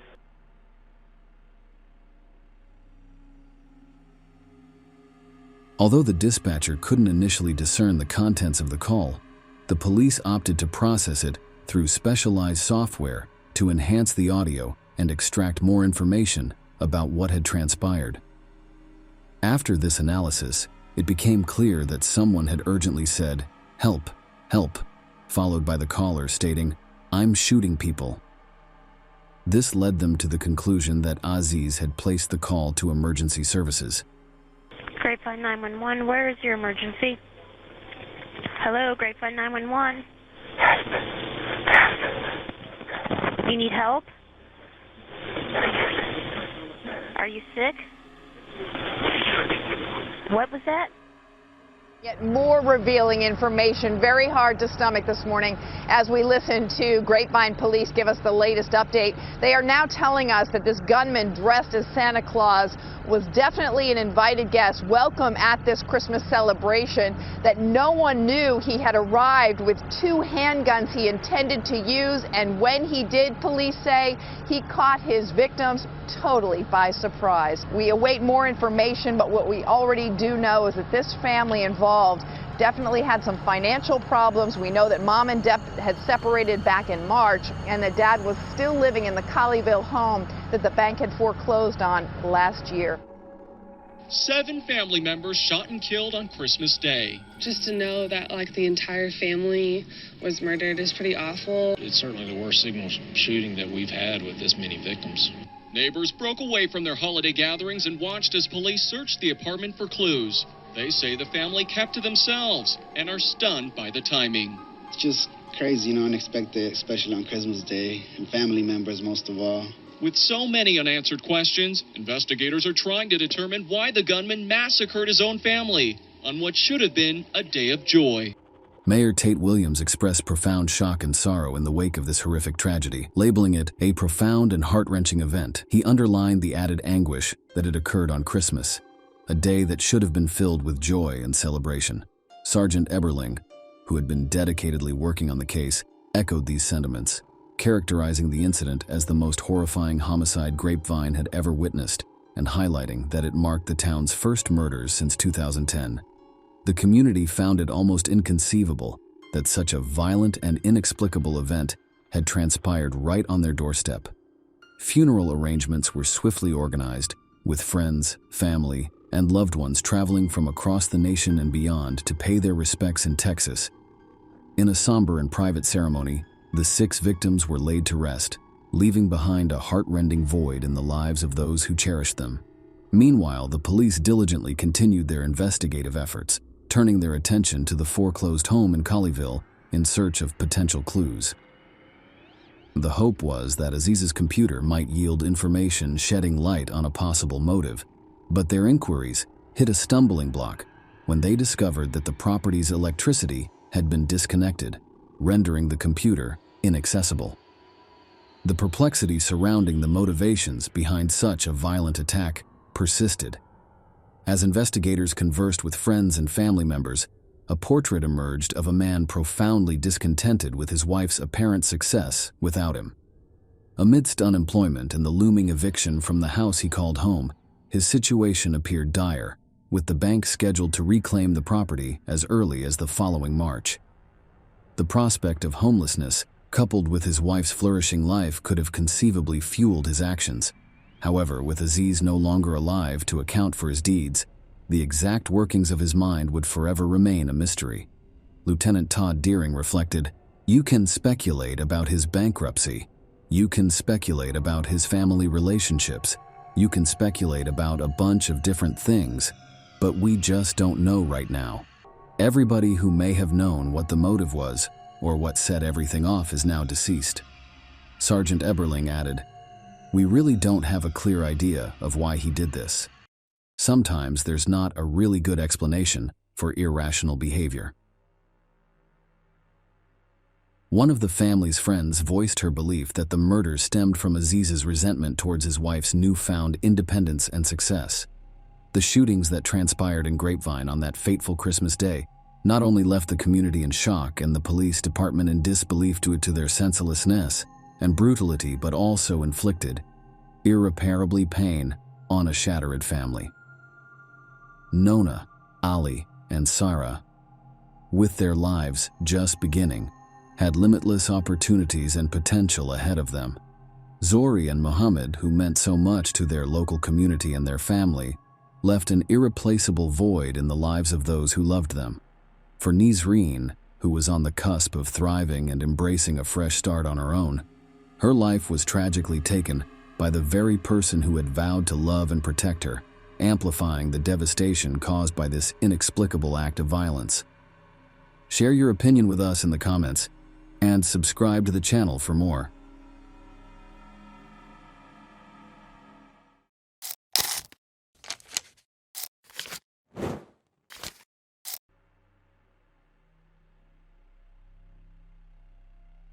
Norberta Greywind looked at her 22-year-old pregnant daughter, who was struggling to climb the stairs to her third-floor neighbor's apartment complex on Saturday morning, August 19, 2017. Savannah was 8 months pregnant, and August had been unusually hot. Her swollen legs made it difficult for her to walk. William Hahn, the boyfriend of Brooke Cruz, the same neighbor who had invited Savannah over, came up the same stairs a few hours later. When he entered the apartment, he discovered Brooke scrubbing the bathroom, Savannah's bloody, shredded body on the floor, and a basin containing a baby on top of the toilet lid. Brooke picked up the infant and held it out to William, saying, "This is our baby. This is our family. Please help me." William helped clean up the blood, carry bags of bloody towels and clothes out of the apartment, wrap bags around Savannah's body, securing them with duct tape and ropes, and later dispose of the corpse. Today's story is about the tragic collision of two contrasting couples' lives. The dark one, with a sticky, heavy, irresponsible, and unhealthy past defining their present, and the light one, loving, easy, and open, the result of which was broken families and the death that accompanied the birth. The next day, William Hahn informed his co-workers that his wife had given birth to a baby girl named Phoenix. In a cruel irony, the couple who took Savannah's life and daughter named the child after the mythological bird that can die and be reborn. Brooke's boyfriend later described his days with Hasley, as her family referred to the girl, as beautiful days that made me a happy little family man for 2 days in an interview. "It's been fantastic. I never thought I'd have another opportunity like this." Savannah Greywind was born in Burke County, North Dakota on August 9, 1995. Savannah's father is a regular white American, and her mother is a Spirit Lake Sioux Indian. Joy and Casey were the girl's 2 brothers, and Kayla was her younger sister. Norberta and Joe, the parents, were extremely proud of their children. Savannah was 9 years old when the family moved to Fargo, North Dakota. They then relocated to Spirit Lake Reservation, a Native American reservation in the state's east, in 2005. Savannah adored the outdoors and animals, particularly horses. The girl met Ashton Mayon on the reservation. Savannah and her husband met when she was 15 years old, and they have been together ever since. When the children were old enough to attend college, the family returned to Fargo. Savannah found work in a nursing home, caring for the elderly, while studying to become a nurse and preparing to take the exam in September. Savannah was a happy young woman, expecting her first child at the time. She and Ashton had found an apartment, made a deposit, and were planning to move into their own family nest in early September. Savannah was currently living on the bottom floor of a 7-unit 3-story apartment building with her parents. The 38-year-old Brooke Cruz and 33-year-old William Hone rented an apartment on the 3rd floor of this building. No one is born evil. People are the result of their experiences, which shape who they are. Brooke Cruz had created a woman within herself capable of such heinous murder, seeking wholeness by accepting all aspects of her personality. She gradually cultivated a dark side that she couldn't control. Perhaps each of us possesses 2 distinct personalities, darkness and light. I believe we are predestined to have dark and light thought processes manifest as personalities. One of them is socially destroyed early on. But is this a good thing? Brooke wrote something in one of her pieces. Brooke has been drawn to mysticism since she was a child, and she finds a special beauty in the crimes of serial killers and high IQ maniacs. As an adult, she had studied criminal psychology professionally and worked hard to learn to think like them in order to understand them. Brooke stated that if Ted Bundy came to see her, she would gladly assist him. Brooke Cruz, on the other hand, was not a healthy, stable person. All of her lived experiences were downloaded into her personality, which was characterized by impulsive behavior, anxious avoidance, irascibility, frequent changes of partners and places of work, and an inability to complete what she had begun. The young woman tried to fight it, making discipline lists and even following them for a while, but she eventually gave up. She was 38 years old when she was overcome by depression, physical illness, exhaustion from unhealthy relationships that included regular physical abuse, and a disturbing fear of losing her partner because she couldn't get pregnant and give birth. Brooke couldn't stand it any longer. Darkness and light coexisted, and killing a pregnant woman was seen as one way to obtain the infant she desired. Brooke's apartment was left with a stack of books ranging from clinical, criminal, forensic, and legal psychology to obstetrics after her arrest. She discovered notes in a desk drawer listing birthing kit items such as scissors, blades, clamps, and gloves, as well as an infant cardiopulmonary resuscitation bag and the hormone oxytocin. Brooklyn Cruz grew up in the Bradenton, Sarasota area of Florida, where her mother, Paula Nelson, still resides. Her parents divorced, and 7 children, including Brooke, were left to live with their mother, according to Christmas cards. According to one of her sister's recollections, the family did quite well. Brooke had a difficult childhood, which she worked hard to forget, according to diary entries she kept throughout her life. The transition age altered the caring, open-minded young lady, turning her testy but not aggressive. Brooke became a troubled adolescent, and she was the only child to decide to live with her father, whom her mother described as a professional criminal. Her relationship with her father did not work out, and she found herself in and out of foster care. Brooke was virtually forgotten by the siblings after that. They only found out Brooke is the mother of at least 7 children after reading about a shocking crime in the news. Brooke met Aaron Edwards in 1995, when she was 15 years old. When she was about 17, she gave birth to a child in Pinellas County, Florida, left the infant with the father, and moved away. A court ordered the mother to pay child support, but Brooke did not comply. She'd remember her daughter when she turned 14, and their communication would be limited to a few evening Facebook messages. Brooke worked as a waitress at the Chinese Dragon restaurant in Bradenton, Florida, and as a sales representative and animal specialist at the Petland Pet Store. Brooke, 23, was arrested in Missouri in early 2002 for falsifying documents, but was released on parole on August 31, 2002.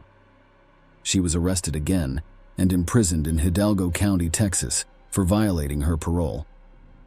Brooke married Carl Cruz, a carpenter from Minnesota, in 2006 when she was 27 years old.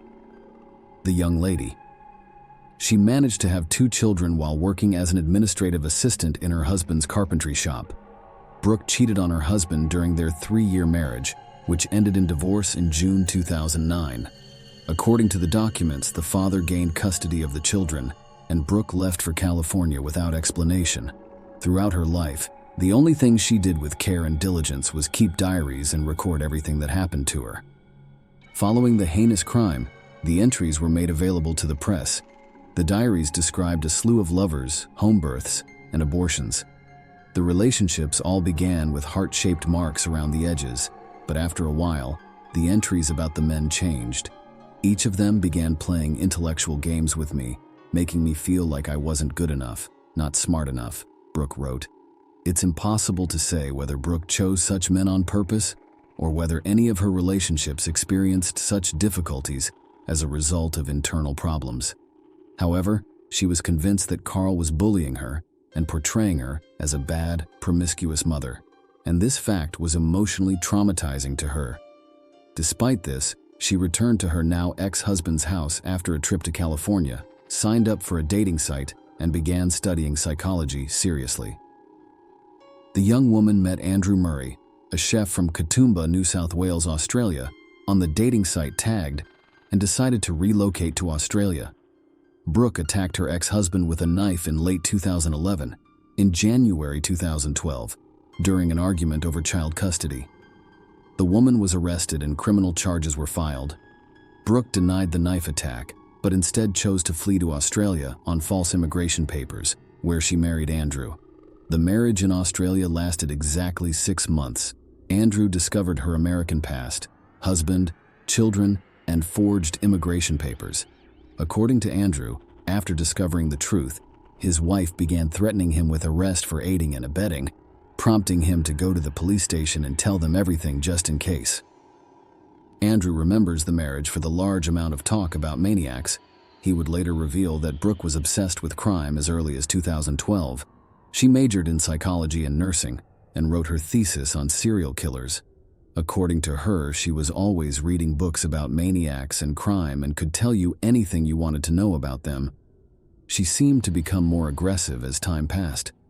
From the time she arrived until she returned to the United States in October 2012, it took her 6 months and 10 days.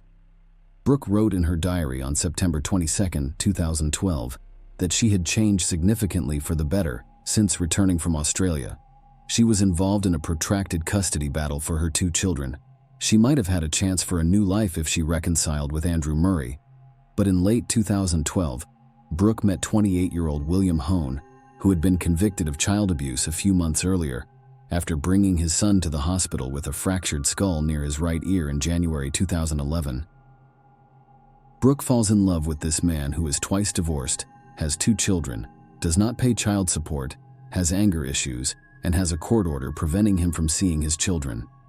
Brooke is bursting with energy and a strong desire to be her new self, to take the kids and to move in that direction. She gets a job. Brooke turns her hobby into a career by enrolling at Minnesota State University in Moorhead in 2013, where she studies social behavior, physiological psychology, cognitive theory, psychology of deviant behavior, and directed research. She is especially fascinated by the psychology of serial killers. The first-year student wrote a paper about them and received the highest grade. Her personal life is the only thing that clouds the picture. William's relationship started off beautifully. We have a good relationship with him, which is good for the kids. We're loving, don't yell at each other, and are affectionate and kind, Brooke explained. However, the relationship evolved into codependency over time. The use of alcohol and illegal substances together. Brooke thought she was doing well, but she was getting worse. She began avoiding her children, changed jobs because she couldn't get along with the staff, and became increasingly immersed in her psychological research into humanity's darker sides. Police responded to a call in May 2016 after William Hahn brutally beaten his girlfriend in the bathroom. He admitted to assault and was barred from approaching Brooke in the future. 6 months later, police responded to a neighbor's call and discovered Hahn in Brooke's apartment. He pleaded guilty to violating the restraining order, and they reconnected, and the relationship was no longer healthy. Brooke was unable to have children as a result of an abortion she had in 2011. William, on the other hand, insisted on having a child with her. Brooke lied to Hahn about the pregnancy to keep him from leaving in early 2017, and even emailed a fake ultrasound picture and a picture of a positive pregnancy test. She discovered an online recording of a random baby's heartbeat and showed it to her partner, claiming it was the heartbeat of their future child. They had another big fight in August 2017 by which time it was clear that there was no pregnancy. But because William had already informed everyone about the impending paternity and did not want to be made fun of, he literally demanded a child from his girlfriend, mentioning the pregnant neighbor 3 floors below. Brooke Cruz would later tell police officers that she interpreted William's demand as an ultimatum and a desire to take the baby away from Savannah, despite the fact that he did not explicitly say so. Brooke was well versed in medicine, so she began compiling a list of what she needed to indus labor. She was used to anticipating and doing whatever her young lover wanted her to do by this point. Brooke knocked on the door of a downstairs apartment on a Saturday afternoon in August and offered Savannah $20 to serve as a model for a dress Brooke was allegedly sewing. Savannah agreed before proceeding to her upstairs neighbor's apartment. Savannah ordered pizza, intending to eat it when she got home. The mother-to-be did not return home on time after driving her younger brother to work an hour later. Around 2:30 p.m., the brother went upstairs on his own. He could hear a sewing machine, but no one opened the door. Savannah's father, Joe, went upstairs and knocked on the door a few minutes later. Brooke yelled that they were still working on the dress, that Savannah was trying it on, and that no one could come to the door because of it. Neither Roberta nor her son drove themselves to work. When she got home, she discovered the pizza had gone untouched. She texted her daughter several times but got no response. She then proceeded upstairs. Savannah had left a long time ago, according to a neighbor who opened the door. Norberta went downstairs to her apartment after they finished fitting and looked around. Her shoes, purse, car keys, and personal belongings had all been left in the apartment. Savannah couldn't go for a walk because the heat and swelling made walking painful and difficult. Norberta called Ashton, hoping he was the one who had picked up her daughter. But the young man said Savannah wasn't answering. "I was driving and I thought, well, if she had gone somewhere, I would have found her nearby," the worried mother explained. "But deep down, I knew she hadn't gone anywhere." Police searched Brooke and William's apartment later that day because it was Savannah's last known location. The landlord welcomed them and did not obstruct them, but the police did not search closets or behind closed doors because they lacked a warrant. The police department informed the family that Savannah was of age and old enough to make her own decisions without informing family members because no crime had occurred in or near the home. Investigators concluded that the young woman voluntarily went somewhere. Savannah's family was disturbed by the indifference with which the department's officers were working. The police returned to the apartment twice more and came up empty-handed. During one of the searches, William Hone would later testify that he hid the infant in a suitcase and Savannah's body in a dresser, with all the shelves removed. The couple would drive the dresser containing Savannah's body to a bridge over the Red River and dump it in the water 2 days after the brutal murder. On August 23, 2017, co-workers reported to police that William had mentioned having a baby at home.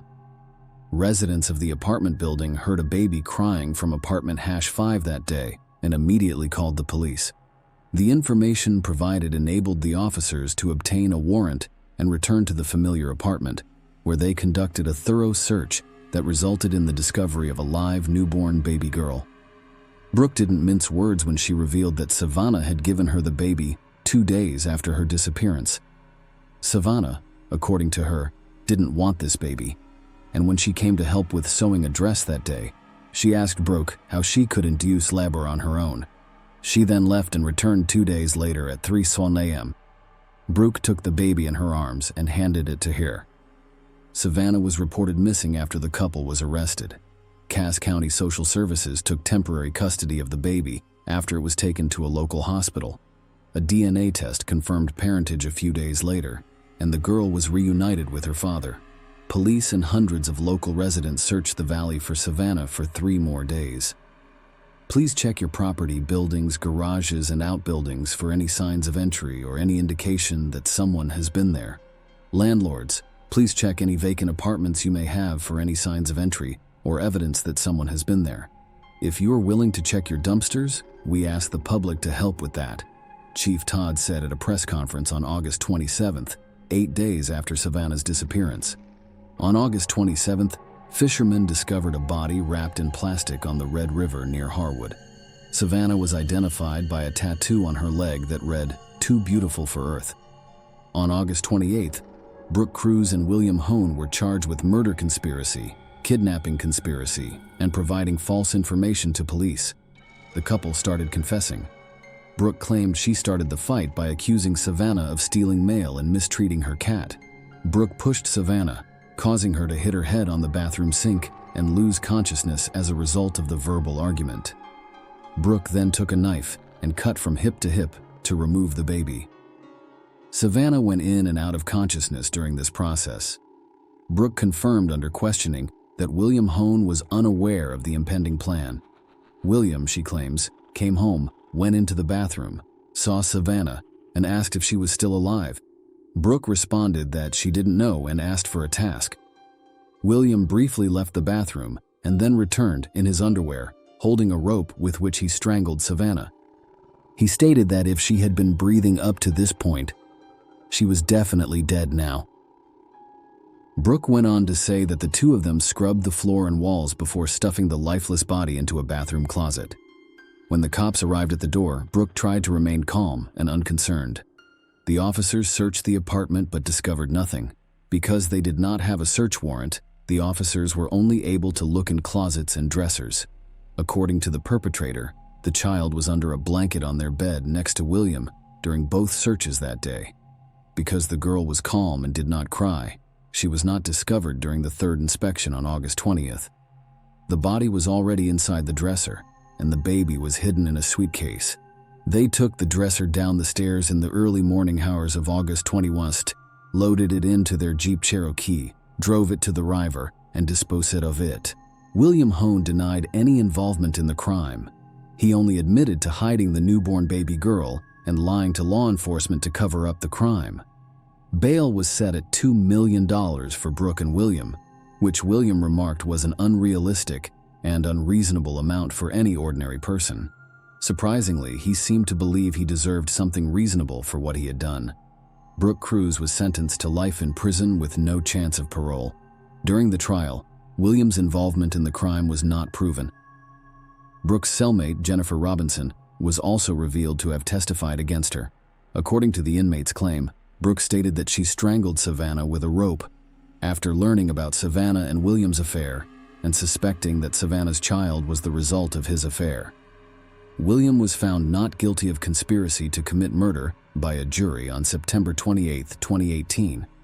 However, on October 30, 2018, he was sentenced to life in prison after pleading guilty to kidnapping. William filed an appeal with the Supreme Court the following spring, in May 2019. The sentencing review trial concluded on October 7, 2019. Judge Olin, who had originally sentenced William to life in prison, stated that despite the Supreme Court's decision, he would still sentence him to the harshest sentence available at the time, which was 20 years in prison. Given that William had already served 775 days in prison, he would have to serve more than 7 years more, his 20-year sentence. Despite such an unusual delivery, baby Hasley was unharmed. The young lady is now 6 years old and attends kindergarten. Savannah's parents and the girl's father have joint custody of the child. The grandparents keep a public Facebook page where they post updates on how their granddaughter is doing. The case has gained national attention. Norberta is convinced that Savannah's disappearance was overlooked because she was Native American. "I feel that her disappearance was not taken as seriously as the disappearance of a white woman," she said. "I've lived in Fargo almost my entire life, and I've seen how differently Native Americans are treated." Savannah's death prompted Democratic Senator Heidi Heitkamp to introduce Savannah's Law, which was signed into law in October 2020. The bill seeks to reduce violence against Native American women by enhancing collaboration among federal, state, and tribal authorities. Norberta said of the bill's passage, "It's sad that my daughter had to die for people to take Native Americans seriously." Share your opinion with us in the comments and subscribe to the channel for more.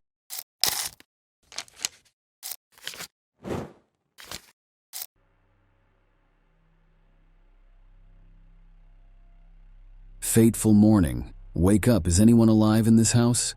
Judy cheerfully entered her sister Linda Slaton's house. The morning of September 4th was normal, but something felt off. Judy paid frequent visits to her nephews, and today was no exception. A cup of hot coffee and a friendly conversation with her sister usually started their day. "Where are you, little slackers?" Judy smiled, peering into her nephew's room, where they were sleeping and rubbing their eyes. She was surprised to see Linda still sleeping, as she usually awoke before the boys left for school. When Judy left the house, she noticed that the window in her sister's room was wide open and one of the curtains was missing. It was strange. "Why aren't you in school yet? Is your mom sick? Why is she still sleeping?" Judy asked as she walked restlessly toward her sister's bedroom. "Linda Slaton, I want to see you." Judy knocked on the door, but no one answered. The next moment, she saw something that made her heart sink. Her sister's body lay on the bed, with her head hanging to the floor. The young woman was half undressed, with a wire hanger wrapped around her neck. There was no sign of a struggle in the room, and the closet was open. Otherwise, everything seemed normal. Linda's belongings were lying in their proper places. Judy screamed when she saw her sister's body, and the janitor working outside called the police. The police arrived and asked the children to leave the house, which had now been declared a crime scene. Jeff managed to walk past his mother's room without looking at her body. Tim, on the other hand, looked into the room and discovered his mother had died. The boys were relocated to their grandparents' home for the duration of the investigation. That fateful morning marked the beginning of a mysterious and dark story that would alter their lives forever. Linda Slaton was born on a spring day, March 8, 1950. The girl wished for a large and happy family, but her fate did not go as planned. Linda was 19 years old when she married Frank Slaton. She was already a mother at that age. The couple welcomed their first son, Jeffrey, 3 years before the wedding, and a younger son, Timothy, a year later. Linda was only able to persuade Frank, their children's father, to join them after another year. Unfortunately, this marriage did not live up to her expectations. Linda frequently considered divorce, but fear and addiction kept her from taking that step. However, in 1974, after 9 long years of marriage, she gathered the last vestiges of strength and determination, leaving behind the hell that was their family. Linda took her sons and left Frank Slaton. It was the first step towards a new life, and Linda hoped to provide her sons with the security and happiness they had been denied for so long.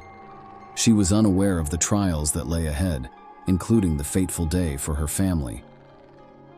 Linda and her 2 children moved to 303 North Brunel Parkway in Lakeland, Florida, after their divorce, which was one of Polk County's most populous cities in 1981. It was a thriving business district with new residential developments popping up around every corner. These were primarily duplexes, where large families settled. Lakeland's abundance of lawns and greenery was very appealing to residents. The Slaton family owned one of the many duplex homes. Despite this, they did not remain in it for long. Linda and her sons moved to Florida from Hartsella, Alabama, 2 weeks before the horrific crime. What could have caused such a horrific tragedy? Perhaps Linda brought not only her children, but also dark memories from her past. Linda Slaton started a new life as a single mother following her divorce. She tried her hardest to provide for her children while juggling work and home responsibilities. Linda didn't have a car, so her sons walked to school or were driven by neighbors. Despite the difficulties, Linda never gave up and tried to provide her children with everything they required. In addition to school activities, the boys participated in the soccer section, but without a car, it was not always easy to get there. So Coach Joe came to their rescue. He regularly drove the brothers from their home to the stadium and back. Linda was actively preparing for her mother's move 1 week before the tragic events occurred, on September 4th. She was confident that a woman living with them would be able to assist Linda with daily household chores while also creating a comfortable and family-friendly environment. On the evening of September 3rd, Jeff returned home from his workout. He had an empty stomach and there was no food in the house, so he decided to go to his grandmother's house. When he returned around 9:30 p.m., his brother and mother were not home. The boy turned on the television to distract himself, but his anxious thoughts persisted. The argument he had with his mother the day before did not make him feel better. He tried to forget about it, but when he returned home and didn't see his relatives, he felt a strange longing. Usually, at this time, their house was filled with excitement. Linda's mother was cooking dinner in the kitchen, and the aroma of delicious food filled the house. Her younger brother, Tim, was merrily hanging around, occasionally running up to Jeff, hoping for a conversation. But, sensing his brother's displeasure, he ran back to his mother. These moments occurred several times before everyone gathered around the table for dinner around 11:30 p.m. The noise and laughter of family members in the hallway interrupted Jeff's thoughts. His heart began to beat more calmly. His mother and brother returned home, and Jeff resumed watching the movie that was about to end at dinner. Linda planned to spend the evening with her neighbors and play cards, but first she decided to do some housework. When his younger brother Tim went to bed, Jeff stayed to help his mother wash the dishes. He decided to stop by her room and apologize for their earlier fight. Jeff recalls saying, "I love you, Mom. I'll see you tomorrow." If only he had known that those were the last words he could say to his mother. September 4th, 1981, was a tragic day in the lives of two brothers, Tim, 12, and Jeff, 15. On that terrible day, they discovered their mother, Linda Slaton, dead in bed. Linda was only 31 when this happened. Who could have committed such heinous cruelty to the mother of two defenseless children? Was Linda the victim of a random attack, or did they know who it was?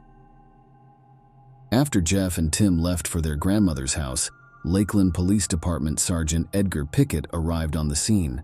He was the first detective to begin looking into this terrible tragedy. As soon as he arrived, police officers, reporters, and ambulances rushed to the house, which was cordoned off. Yellow tape reading "Crime Scene, No Trespassing" was wrapped around the house. Sergeant Pickett was the first to discover the key piece of evidence in the case. He discovered a palm print on a window with no curtain that did not belong to Linda, who had been murdered. This footprint could have been an important DNA sample, but at the time, DNA testing was not widely available to determine the exact cause of Linda's death. Her body was taken for an autopsy, which revealed bruises on her shoulders, arms, and neck. The fact that she was half naked suggested a possible rape. After a thorough autopsy, it was discovered that Linda had been severely beaten, abused, and strangled with a hanger from her closet. This horrific scenario sparked the investigation, but there were still many unanswered questions about Linda Slaton's murder. The police decided to investigate the Slaton family's genealogical tree. The first suspect was Linda's ex-husband, Frank Slaton. According to available information, he was a violent and aggressive man who frequently abused his wife and children and showed no concern for the family. Frank was immediately suspected by the police, as would be expected. He was detained for questioning, but it was quickly revealed that he was in Alabama on the night of the murder. Nonetheless, the police did not dismiss him as a suspect. The second suspect was Linda's oldest son, Jeff. The day before the murder, he and his mother had a heated argument. According to witnesses, Linda and her son's relationship had recently become strained. Jeff, the family's eldest child, had been through it all, first with an abusive father and then with his mother, who was raising his brothers on her own. Their frequent disagreements were in plain view, but Jeff always tried to mend fences and make peace with his mother, just as he did the night before Linda's death. The police administered 2 polygraph tests to Jeff, both of which yielded negative results, eliminating him from the suspect list. Linda's boyfriend, whose name has not been released, came in 3rd place on the suspect list. This white man was Linda's close friend and frequently socialized with her children. However, polygraph testing revealed nothing suspicious, forcing the police to clear him. Following Linda's funeral, the family gradually began to put their lives back together. The boys returned to school, attempting to forget about the horrific incident at 303 North Brunel Parkway. Tim continued to attend soccer practice, and he always felt supported by his teammates and coaches. Coach Joe kept his promise and continued to give Tim rides home after practice. A month after the tragedy, Tim hung a photo of the team and coach over his bed. The case of Linda's murder remained unsolved as weeks turned into months and then years.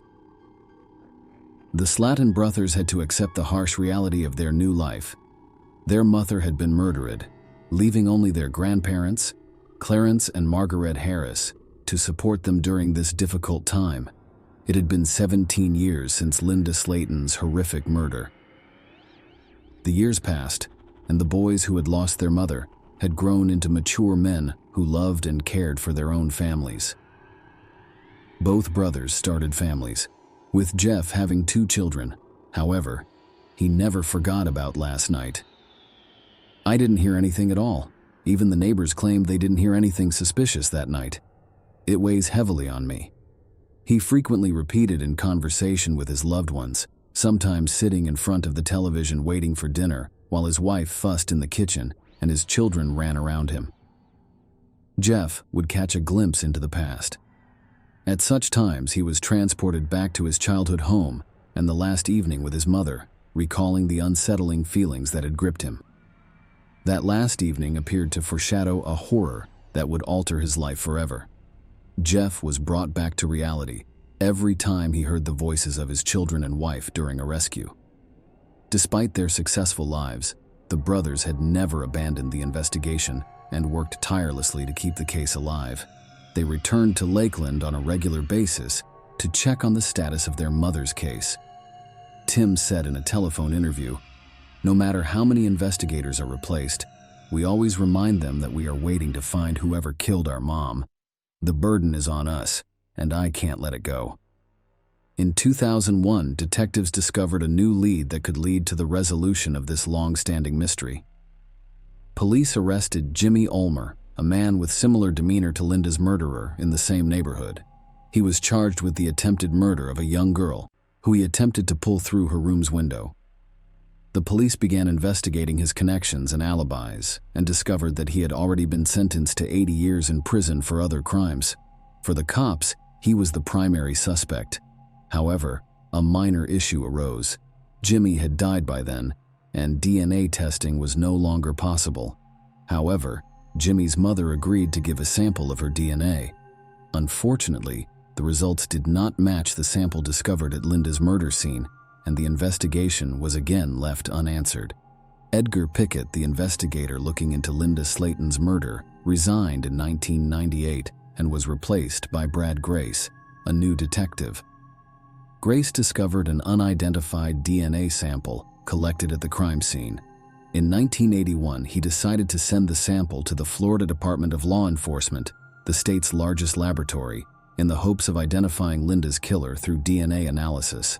By 1999, the department had the resources to conduct such tests, so Detective Grace jumped into action. He went over the list of suspects and decided to take DNA samples from each of them. In 2001, he was confident that he could identify the perpetrator using his DNA. He first contacted the Slaton brothers, asking them to provide DNA samples for comparison with those found at the crime scene. The results of the analysis completely eliminated the brothers as suspects. Detective Grace then contacted Linda's former husband, Frank Slaton.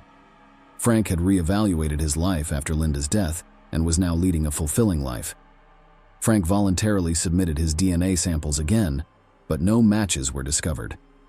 Grace sent DNA samples from the unknown perpetrator to the FBI in 2005, where they were tested against data in the federal database. These comparisons were made on a regular basis, but proved inconclusive. Detective Grace retired 17 years after Linda Slaton's murder and was succeeded by Detectives Tammy Hathcock and Russell Hurley. After 3 more years of research, Tammy Hathcock discovered a new DNA recognition technology developed by the Florida Department of Law Enforcement. She submitted a DNA sample from the crime scene to expert Cecil Moore. Cecil Moore used a genealogical database and other documents to create a family tree that led to the person suspected of killing Linda Slaton. This was a watershed moment in the investigation, as well as one that shocked the Slaton brothers. One of the photographs in Tim's bedroom showed the killer's face. That man turned out to be Joseph Clinton Mills, better known as Coach Joe. Police began investigating Mills' background and discovered that he had been charged with grand larceny and forging a will, but had not been convicted.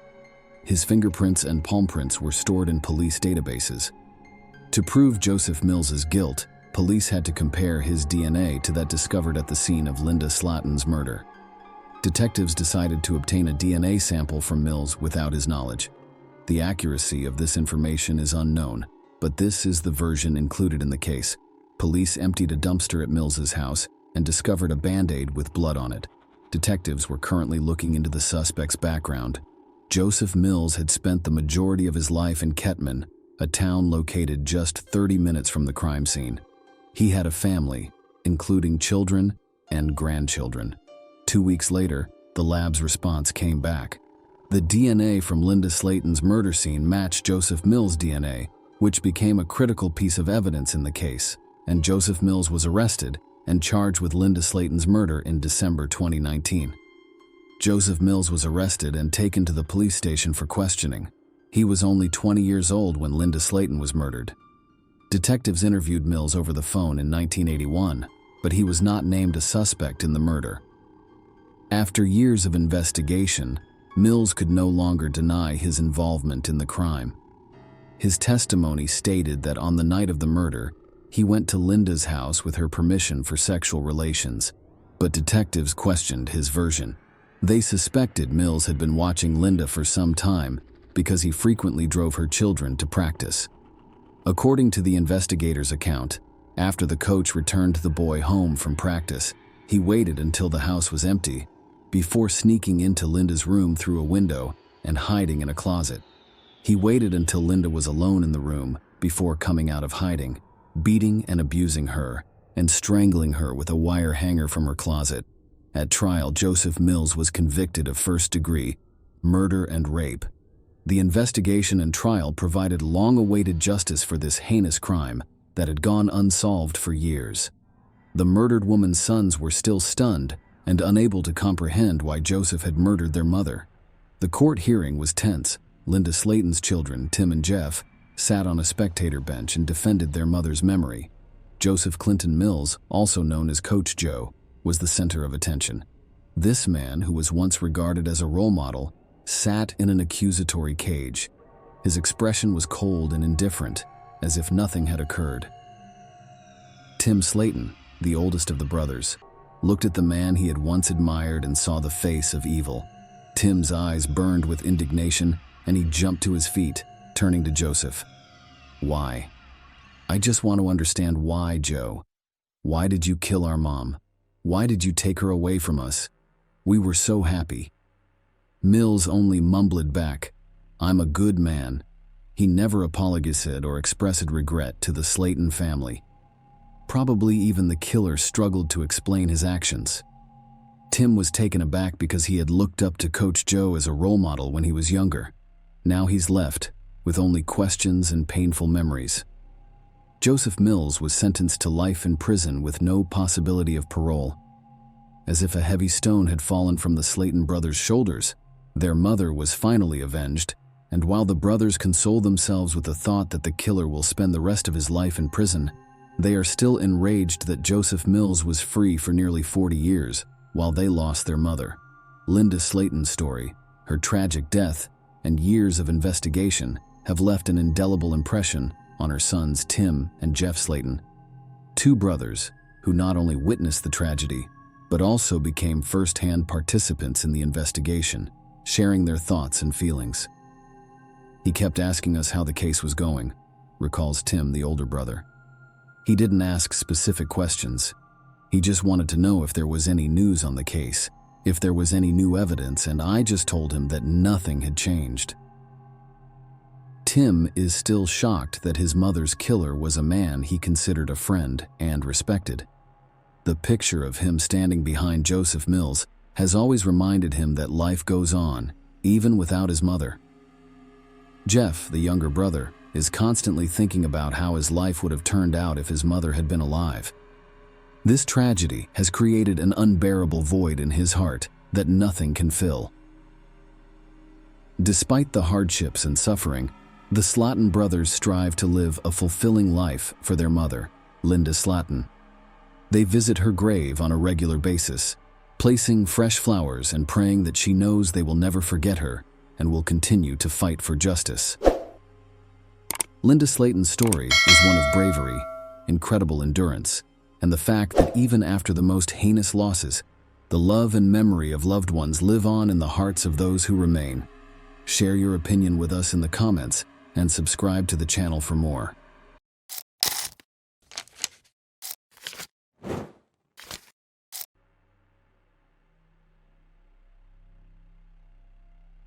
In January 1999, David and Belinda Temple were expecting their second child. Belinda was due to give birth as soon as possible. Doctors predicted labor in a few weeks. Belinda, like all pregnant women, was extremely tired and quickly exhausted. She still had her son Evan, who needed attention and care. That day, David decided to relieve his wife of household chores and give her some time to rest in the evening. To keep her from being distracted, he and his son went for a walk in the park. The father and son were enjoying their walk in the fresh air. Walking quickly tires and whets the appetite, so they stopped at a cafe to eat a sandwich and drink a Coke. After the cafe, they drove home. David parked the car and noticed that the front door to his house had broken glass. "Evan, I'm going to take you to visit Harland for a bit, okay?" David asked. Without waiting for his son's response, he quickly led him across the street to a neighboring house where family friends lived. "Why can't we go to Mom's?" asked the son, who struggled to keep up with his father. David replied, "Mom is in the hospital right now." He didn't know what else to say, so he kept going.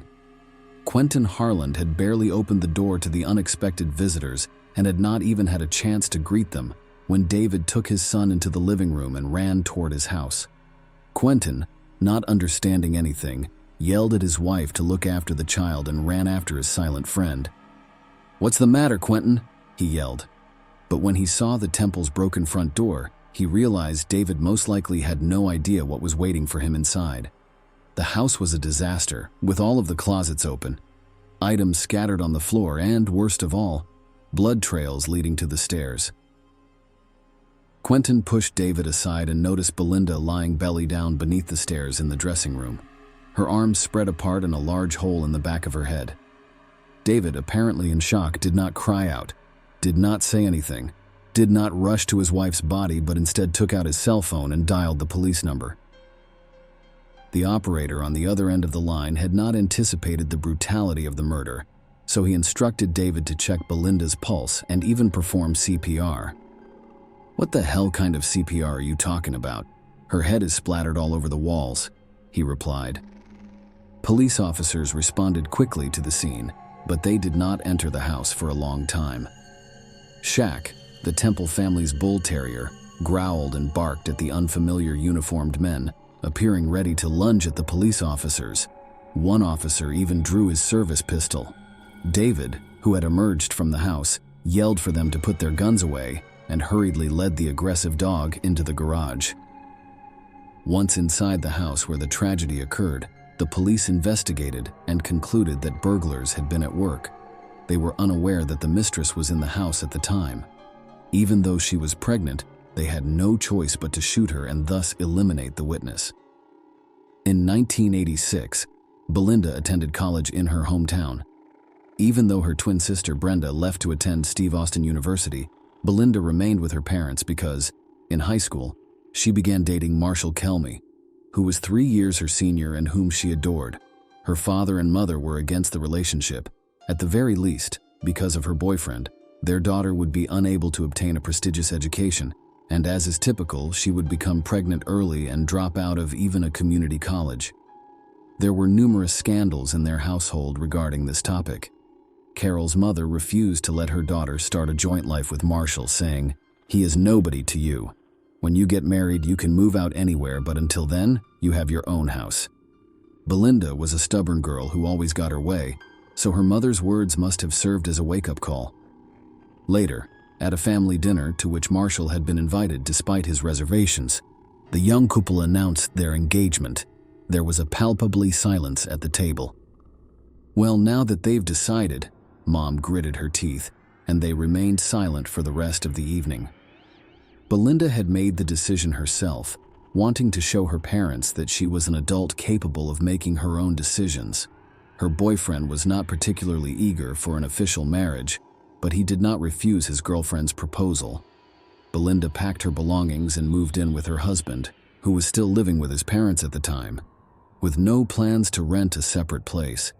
Indeed, their relationship was unaffected by their official marriage. As previously stated, Belinda did everything she could to avoid motherly reproaches and achieve independence.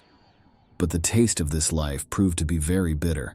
Not 6 months later, Marshall began to spend little time at home, claiming to be working late, but in fact with another woman. Belinda found out when she noticed her husband acting strangely one day. She waited until his workday was over before following her husband. That's when everything came to light. Marshall was walking hand in hand with a strange woman, most likely a colleague. The deceived wife did not organize any fights or jealousy scenes, but instead packed her belongings and returned to her mother.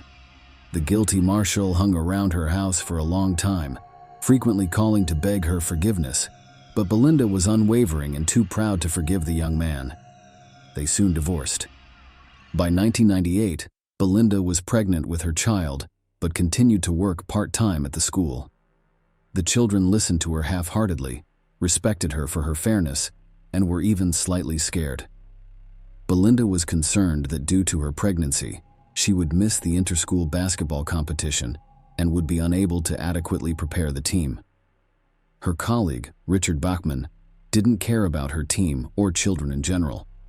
He had confessed to her numerous times that if he had another job, he would have quit being a teacher long ago. Belinda despised this attitude and couldn't understand why this flabby and overweight 40-year-old man was still in his position. Belinda was not one of those teachers who tolerated student absenteeism, so when she discovered that one of her students, high school senior Riley Joe Sanders, had been absent from class for months, she immediately contacted her colleagues. She wanted to know if this was her fault as a teacher or if the boy was a habitual truant. Her colleagues responded that it was not her fault. The boy was raised in a bad family, no one cared about him, and he only attended school on rare occasions. Belinda could not leave it at that. That same evening, she went to see his mother, who lived nearby, and had a serious conversation with her, which later proved fruitful. However, it did not meet the young teacher's expectations. Riley Joe Sanders came to class and practiced on an equal footing with the other students. But during a basketball game, when Sanders pushed his opponent and Belinda pointed out Riley's disgusting behavior, he insulted her with the last words, saying something like, "You'll answer to me for this. You better look around, especially in the evenings." After her breakup with Marshall in 1987, Belinda had nothing left in her hometown, so she accompanied her sister to Stephen F. Austin State University. She enjoyed her time at the university. It appeared that she had truly discovered her calling. In addition to studying, she worked part-time as a basketball coach, and the young woman had high hopes. At the same university, she met David Temple. He, like Belinda, was a part-time soccer coach who also played as captain of the university team.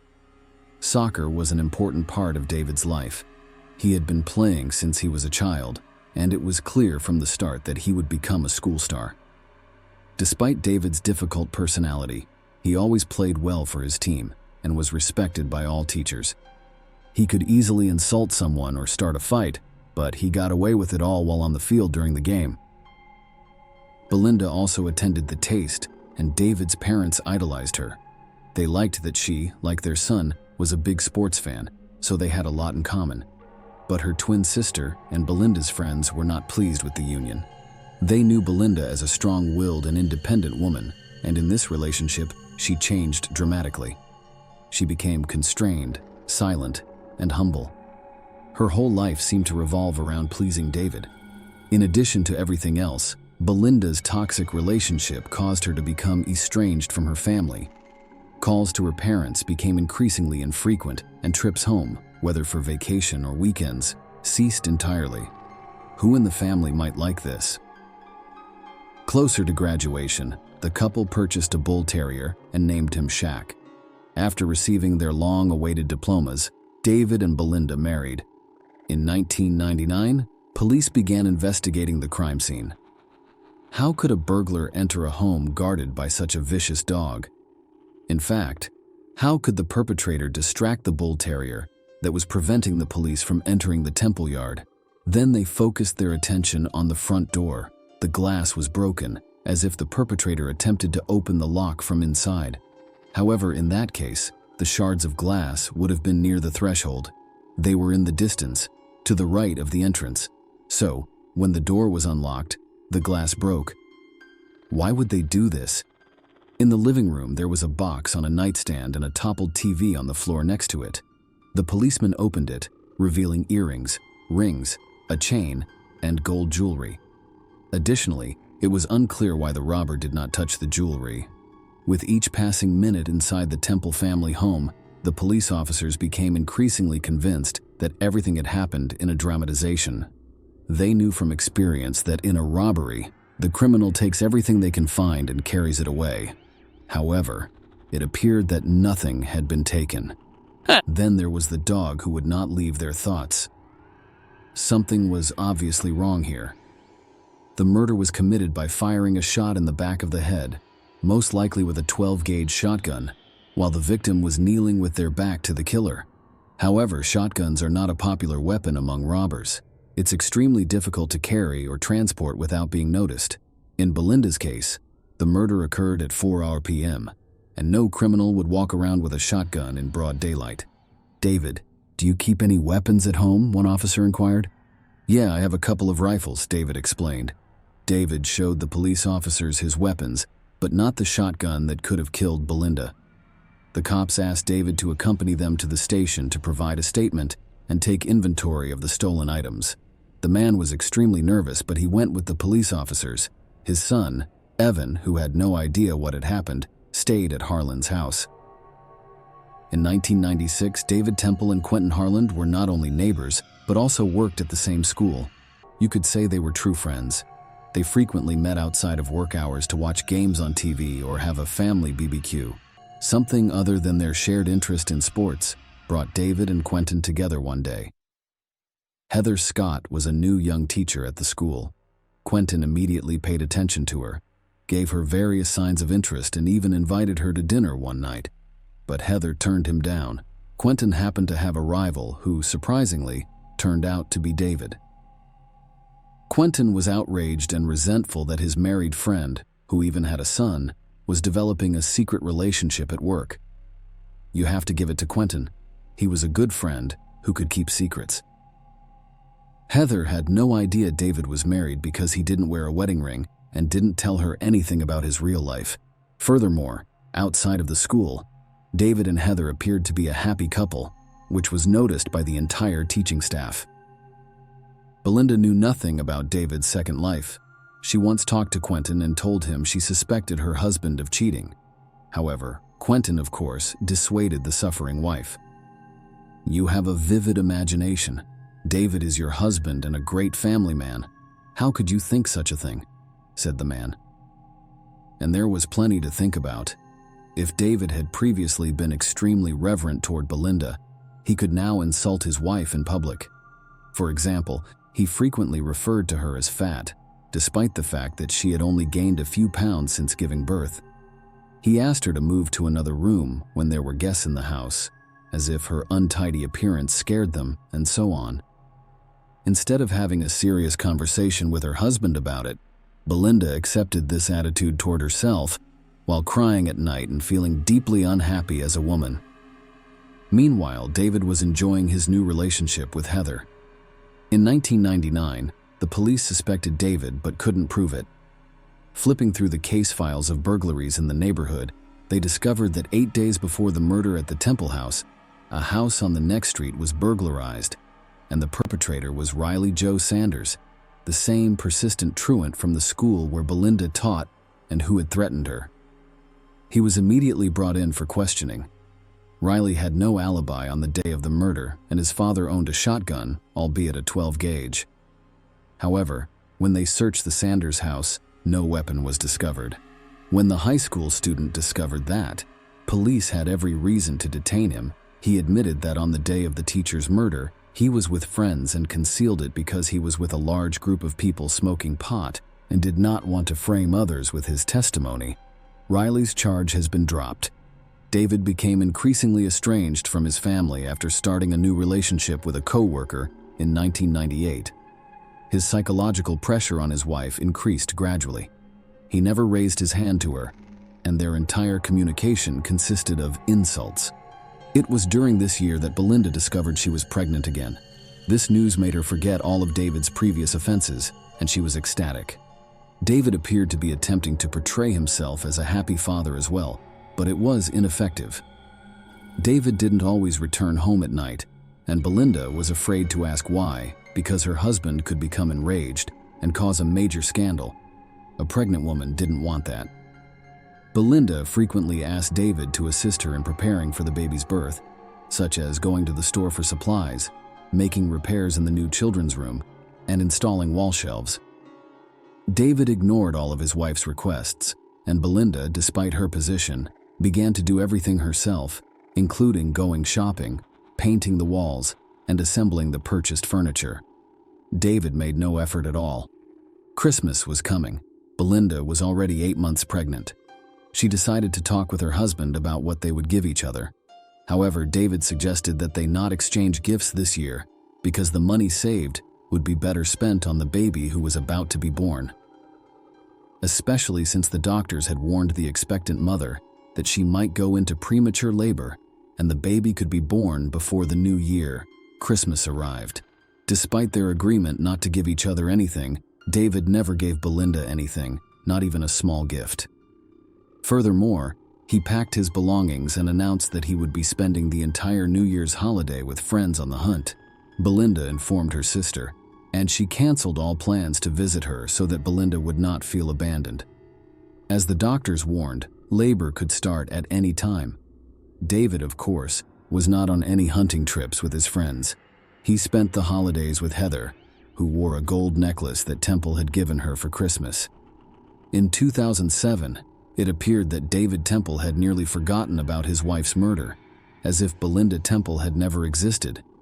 He didn't care that 5 years had passed since the murder, and the perpetrator had yet to be identified.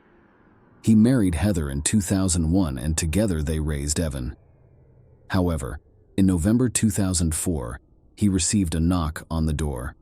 On the doorstep, police officers handcuffed David and informed him that he was being held on suspicion of murdering Belinda Temple. David, like before, denied everything. David's trial didn't start until 2007. According to the investigation, the motive for the crime was his new romantic relationship with Heather.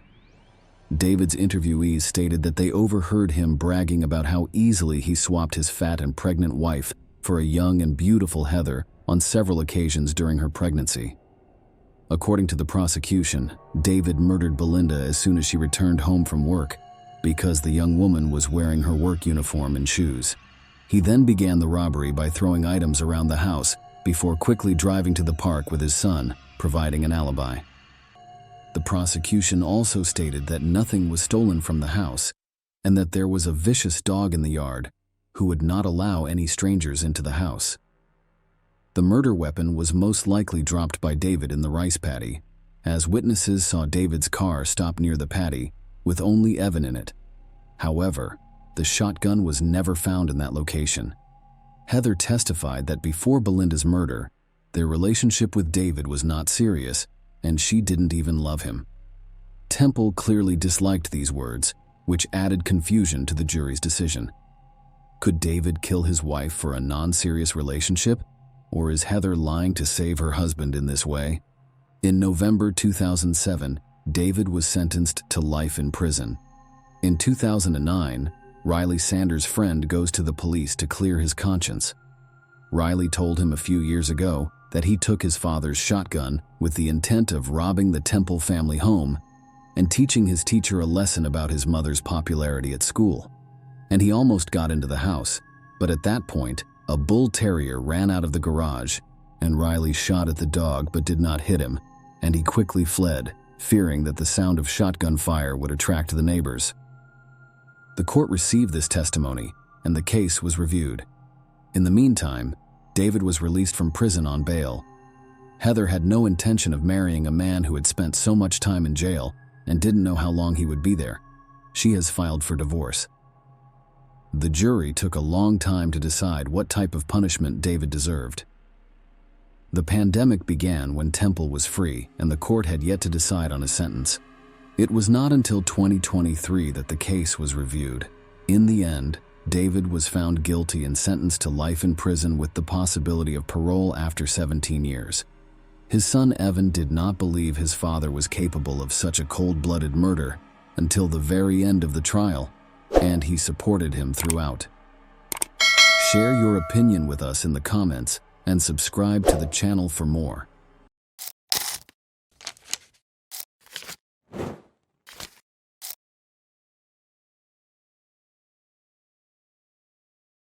In November 1997, the Nists of Trenton, New Jersey, were preparing for their annual cruise, a tradition they had enjoyed since their wedding 6 years earlier. Julie, 29, and her husband Tim, 40, decided to change things up this year. Their main goal for their Christmas voyage was to strengthen their bond, so they left their 1-year-old daughter Katie with grandparents and traveled to San Juan, Puerto Rico. On November 1st, as they boarded their cruise ship, George Skiadopoulos, a crew member, was struck by Julie's vibrant and attractive presence. A colleague teased him, saying he was out of his league. George bet he could romantically engage with Julie. George, a 22-year-old junior engineer fresh out of college, carried himself with enough poise to pique Julie's interest. He misrepresented himself as the captain, exaggerating his age to 28 and making up achievements to impress her. Julie and George quickly became close, meeting on deck every day and engaging in captivating conversations. Julie, enthralled by the cruise's romantic atmosphere and George's captivating stories, was unaware of his true identity. Tim, who was used to his wife's sociable nature, observed their interactions but felt no jealousy. One evening, during a lively party on the ship, George invited Julie on a tour of the ship. She initially hesitated, but eventually agreed. In the deserted engine room, a spark ignited between them, resulting in a kiss. However, their relationship did not go beyond kissing. Julie confided in a family friend, Tony, about her feelings during the cruise back home, expecting her attraction to fade because she and George would most likely never meet again. Unexpectedly, George, the captain, sent Julie a message, and their daily phone conversations began, with George insinuating that Tim was unworthy of her. Tim occasionally overheard them conversing but trusted Julie enough not to investigate further. Julie, torn between her stable family life and the thrilling new emotions George elicited in her, became distant from friends and even cold to her daughter. Tim was concerned about the changes in her and hoped to rekindle their relationship. Tim organized a surprise 30th birthday party for Julie on January 3, 1998.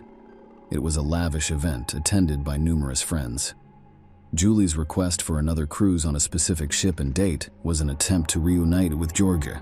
Tim reluctantly agreed, and they embarked on February 13th. On that voyage, during a dark night, George won a bet with his crewmates. Julie's intimate encounter with George on the cruise had her head over heels. Back home, she excitedly confided in Tony, a close family friend and Katie's godfather. Tony struggled with the burden of keeping her secret, eventually admitting it to Julie, despite the risk of exposure. Julie decided to meet George in secret, for whom she had a strong desire. She made up a story about a family vacation and invited her mother and daughter along. Julie had to confess her secret affair to her mother, despite her disapproval, but she remained undeterred. Initially, they traveled to Florida, but on March 26, 1988, Julie left her mother and daughter behind to continue her romantic adventure with George in Puerto Rico. When Julie returned, her conversations with George became almost public. They talked constantly on the phone and sent risky love letters via email. Julie even recorded videos showcasing her life for George, all while living and spending money with her husband Tim. She also resumed partying and drinking.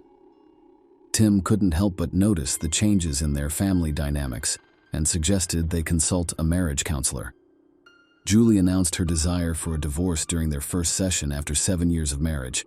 which Tim opposed because their shared business interests were generating significant income. Julie knew she needed money for her plan to relocate to Greece with her daughter and begin a new life with her lover, who was scheduled to serve a mandatory 20-month military service there. Julie tried to help him flee and get a U.S. visa, but she didn't have enough money for her new boyfriend. Julie started a fitness regimen, but she had trouble sleeping and had to take strong sleeping pills. During her emotional turmoil, she began taking antidepressants. When George learned about this, he was furious and forbade her from using them. Julie lost about 10 kilos with the intention of returning to modeling to earn money, but George, unlike Tim, was extremely jealous and opposed the idea, forcing Julie to abandon her plans. Almost everyone, including Cheryl, who once helped Julie break into the modeling industry, disapproved of her relationship with the Greek man. They had followed Julie and Tim's lives since they met at an exclusive yacht club party. In July 1989, Tim, her 11-year-old senior, was a successful businessman with his own company and a new yacht.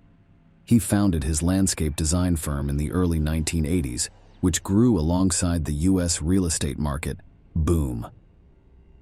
Initially, their relationship thrived, but Julie's jealousy became apparent when Tim waited for her at a bar with another woman.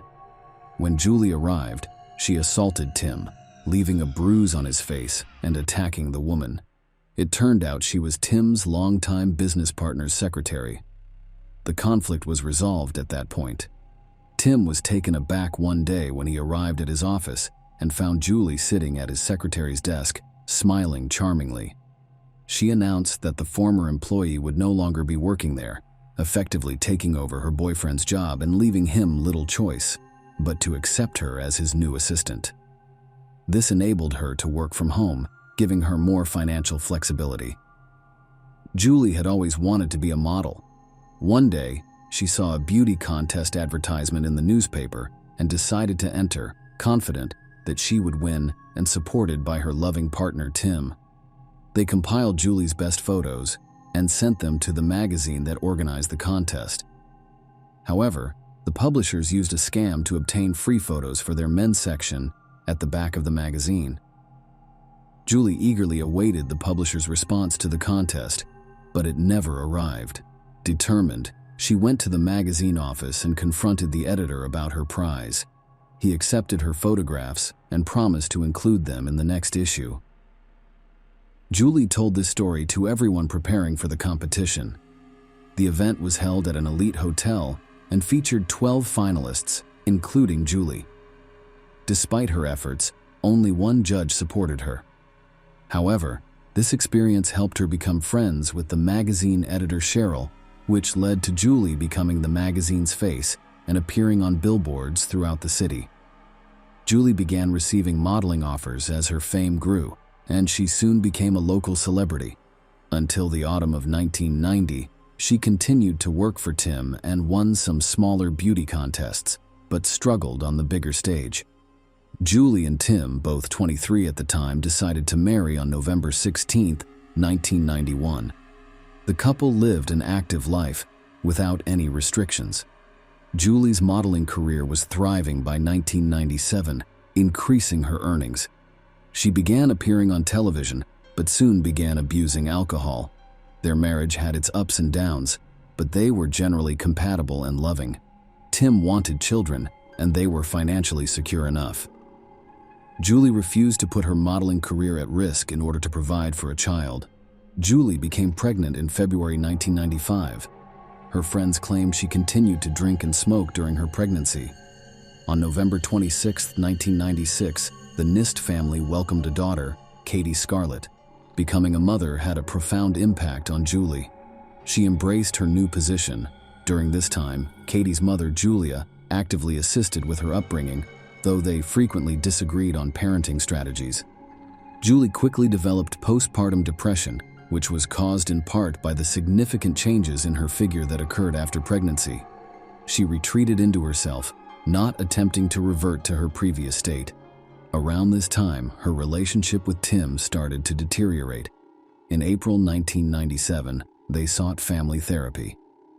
Julie believed the therapist sided with Tim, but the specialist genuinely attempted to address her issues and complexes, revealing positive aspects of her past.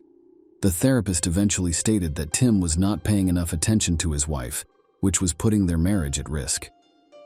Julie, who was lonely, began spending more time with her friends and frequently returned home intoxicated.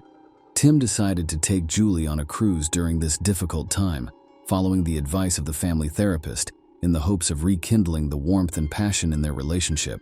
However, his hopes were dashed as Julie's newfound passion for another man wreaked havoc on their family life and her own well-being as a result of her secret affair. Julie's mental condition worsened. Julie refused to let Tim into her room one day, preventing him from accessing important business documents. The situation became so serious that he had to call the cops, and despite Julie's active resistance, Tim was able to get what he needed. Julie became paranoid, believing Tim had hired a private detective to follow her. The household atmosphere became tense, and it was clear that divorce was unavoidable. In midsummer, George and Julie met in the United States and secretly got engaged. Julie made no secret of her desire to relocate to Greece, which she planned to do the following year. Around this time, Tim discovered international phone bills ranging from $6,000 to $7,000 per month. He eventually realized his wife was having an affair with the cruise ship engineer and was communicating with him behind his back. Tim was furious and decided to divorce Julie, eager to cut all ties with her. Julie attempted to limit Tim's access to their daughter in response, hoping for full custody so that he could freely move to another country. But Tim refused, as the couple attempted to resolve their differences. Julie's new lover, George, announced that he had quit his job and would be visiting her in New Jersey. Julie's constant arguments and conflicts with Tim caused her hair to fall out, but she blamed it on being separated from George. She was also envious of George's interactions with other women and required constant contact with him. When George arrived in New Jersey, their relationship descended into chaos. He was constantly inquiring about money and persuading her to spend more, forcing Julie to ask Tim for money, further limiting her interaction with her daughter, which irritated Tim. George frequently lied about his financial situation, and it was surprising how unremarkable he appeared, making Julie's obsession with him even odder. Friends and family strongly advised Julie to end the relationship, unable to understand how she fell for a balding, unemployed, hopeless man with bad teeth who was also manipulative and extremely jealous. Regardless, Julie was smitten. She even intended to use her divorce settlement to cover George's hair transplant and dental work. When Tim learned about all of this, he was furious that Julie had involved their daughter in the situation. He threatened that if she attempted to flee, he would take Katie and Julie would never see her daughter again. This threat seemed to dampen Julie's enthusiasm. She even told her friends that her relationship with George was over, but it wasn't for long. Within a few weeks, she and George traveled to Greece to put their relationship to the test. They met his parents, and Julie thoroughly enjoyed the weekend, despite having to conceal her marital status, daughter's existence, and modeling career due to George's parents' religious beliefs. Julie dreamed of completing her divorce and starting a new life with George. On December 6th, she received the divorce decree and was ready to leave the house she shared with Tim. She abandoned Katie and checked it into a hotel, where she consumed copious amounts of drugs. Julie traveled to Greece on December 8th to marry George and begin a new life together. George quickly persuaded her to open a joint bank account, citing his limited knowledge of the Greek language. Julie, blinded by love, deposited $80,000 in the account, giving George an additional $188,000 in cash for additional expenses, all of her money. She then vanished, leaving no trace behind. On January 8th, George called Julie's friend to inform him that she had disappeared. He said they were supposed to meet outside McDonald's for a meal, but Julie never showed up, leaving him waiting for hours. With no cell phones, he was unable to contact her and reported her missing to the police shortly after. Julie called the same friend and told him about her feelings for Katie and issues with her fiancé. The friend assumed Julie was going to leave George and return soon, but she never did, and George's call raised serious concerns. He claimed Julie had vanished without her passport, allegedly left in her car, and was then apprehended by police. However, he couldn't find any witnesses to confirm that the police had taken the passport. It all sounded suspicious, so the friend turned to Tim, the only person who could help. Tim realized immediately that his ex-wife was in serious trouble. She had last contacted relatives in the United States. Since January 7th, there had been no word from her, adding to the fears. The police began combing the neighborhood and interviewing potential witnesses, but Julie had no contacts in the new location, so they questioned her relatives in New Jersey and investigated her background. Julie Scully, the daughter of Julia and John Scully, was born on January 3, 1968. She developed a close relationship with her father and was willing to do anything for his approval. Father and daughter spent a lot of time together, frequently going fishing. However, on November 10, 1969, Julie's younger brother, John Patrick Scully, was born, capturing all of the parental affection while leaving Julie feeling neglected. Julie's mother was from a Native American reservation in New Mexico, which is one of the country's largest tribes. Life was difficult there, with no electricity or running water, high unemployment, and widespread alcohol and drug abuse. Julie's parents sent her to a boarding school at the age of 12, hoping that an English education would help her live a better life. Julia moved to the city as an adult, attempting to fit in with mainstream American life while working at a psychiatric facility. She became involved in the drug trade. During this time, she encountered a police officer named John. Their romance blossomed quickly in 1964, and they married on July 2, 1965, 2 days before their anniversary. John later worked as a patrol officer in one of North Philadelphia's most dangerous neighborhoods. Julia became pregnant and gave birth to a daughter. John lovingly cared for his daughter, leaving Julia feeling isolated from family life. She kept her drug addiction a secret, but her erratic and unpredictable behavior was occasionally revealed. Her situation worsened as she experimented with more dangerous drugs, leaving her exhausted and unable to quit without experiencing severe withdrawal symptoms.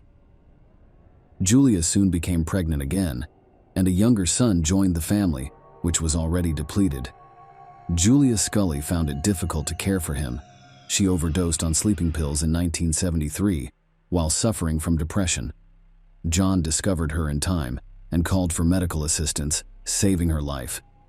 This incident exposed her problem within the family, complicating matters even further. She was once a beautiful Native American woman, but now she looked like a shadow of herself. She attempted suicide again, but was saved. The elder daughter, who was 9 years old at the time, was acutely aware of the turmoil in her parents' relationship. On Julie's birthday, her father abruptly left, leaving behind his wife and the guests with whom he was having an affair in order to escape Julia's addiction, which repulsed him. He stayed solely for the benefit of their children. His mistress arrived to pick him up, and Julia and their daughter noticed them as they followed John outside. John's flagrant disregard for the privacy of his affair deeply harmed both his daughter and his wife. Julie blamed herself for her family's problems, unable to comprehend the full scope of the situation. Julie, who had always been an excellent student, began experiencing academic difficulties. She gained popularity among her peers and fell into a bad crowd. Her school attendance and performance declined. Her father saw this and decided to transfer her to a new school in Kensington. At 12, Julie's attractiveness drew a lot of attention from boys. The Scully family lived in a troubled neighborhood, which raised her parents' concerns about her future and the possibility of her succumbing to substance abuse like her mother. Julie's friends were supposed to sleep over one evening, but she disappeared from her room along with them. When her mother discovered their absence, she became panicked and called the police, who located the children in downtown Philadelphia. Julie's relationship with her mother deteriorated, resulting in frequent conflicts and scandals. Despite their close relationship as police officers, her rebellious spirit manifested itself towards her father as well. He always knew where and with whom his daughter was spending her time. Seeing his wife's failure to raise their children, he took custody of them and sent Julia to rehab for drug addiction. Despite Julie's efforts to please her father, the family environment calmed down during her absence. Her rebellious spirit grew as she matured, and she continued to spend time with her friends, resulting in missed classes and poor grades. Her father, enraged upon learning this, was shocked, especially since Julie was only 14. The close and warm relationship they once had appeared to have vanished. Julie expressed a desire to drop out of school, possibly as a cry for attention, which she had begun seeking on the streets. Her beauty made her the center of attention at every gathering. Julie earned her high school diploma in 1982. Her parents wanted her to get a specialized education, so her father, a police officer, helped her get into an engineering college. He asked the college director for special admission conditions, citing Julie's Native American heritage. His efforts paid off, and Julie was accepted to college. She was already living a sexual lifestyle in the fall of 1983. Despite their similar upbringings, Julie's brother took a different path in her 18th year. He enlisted in the Navy at the age of 16. Julie made the decision to leave college around the same time in order to achieve financial independence. She soon met Neil Ziegler, 6 years her senior. Their relationship grew quickly, and they secretly married. Julie's father, who was initially unaware of her marriage, eventually supported it, believing it was better for her than staying with her dependent mother. Nonetheless, the marriage ended in divorce. Julie returned to live with her mother in 1988, having found a new job but reluctant to contribute to living expenses. Her striking appearance drew attention everywhere, and many mistook her for a model. Julie gradually began to use her beauty to connect with wealthy men. Despite her outward confidence, she was vulnerable and desperately sought love, but only found fleeting relationships. During one such social gathering, she met her future husband, Tim Nist. Julie's mother went to therapy for years after moving out and eventually overcame her addiction. When Julie and Tim had a daughter, the grandmother eagerly took on childcare responsibilities, staying involved even when Julie fled to Greece with a new lover. After Julie's disappearance was revealed, her mother described George as truly pitiful. He was unattractive and unpleasant to look at, and he appeared to have no control over his actions. The missing woman's mother described how she fell victim to George's aggression during an argument with Julie. George shouted and insulted the woman before grabbing her by the throat and pinning her against a wall, refusing to let her go until he heard threats of police involvement.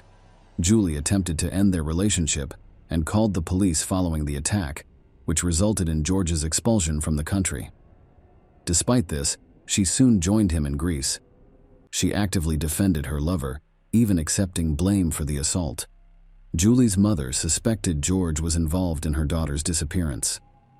Following Julie's disappearance, George continued to participate actively in the search.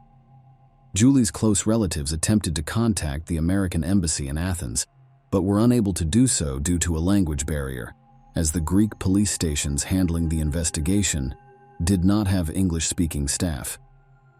The FBI from the United States joined the investigation. At this point, it was revealed that George had been carrying Julie's passport the entire time.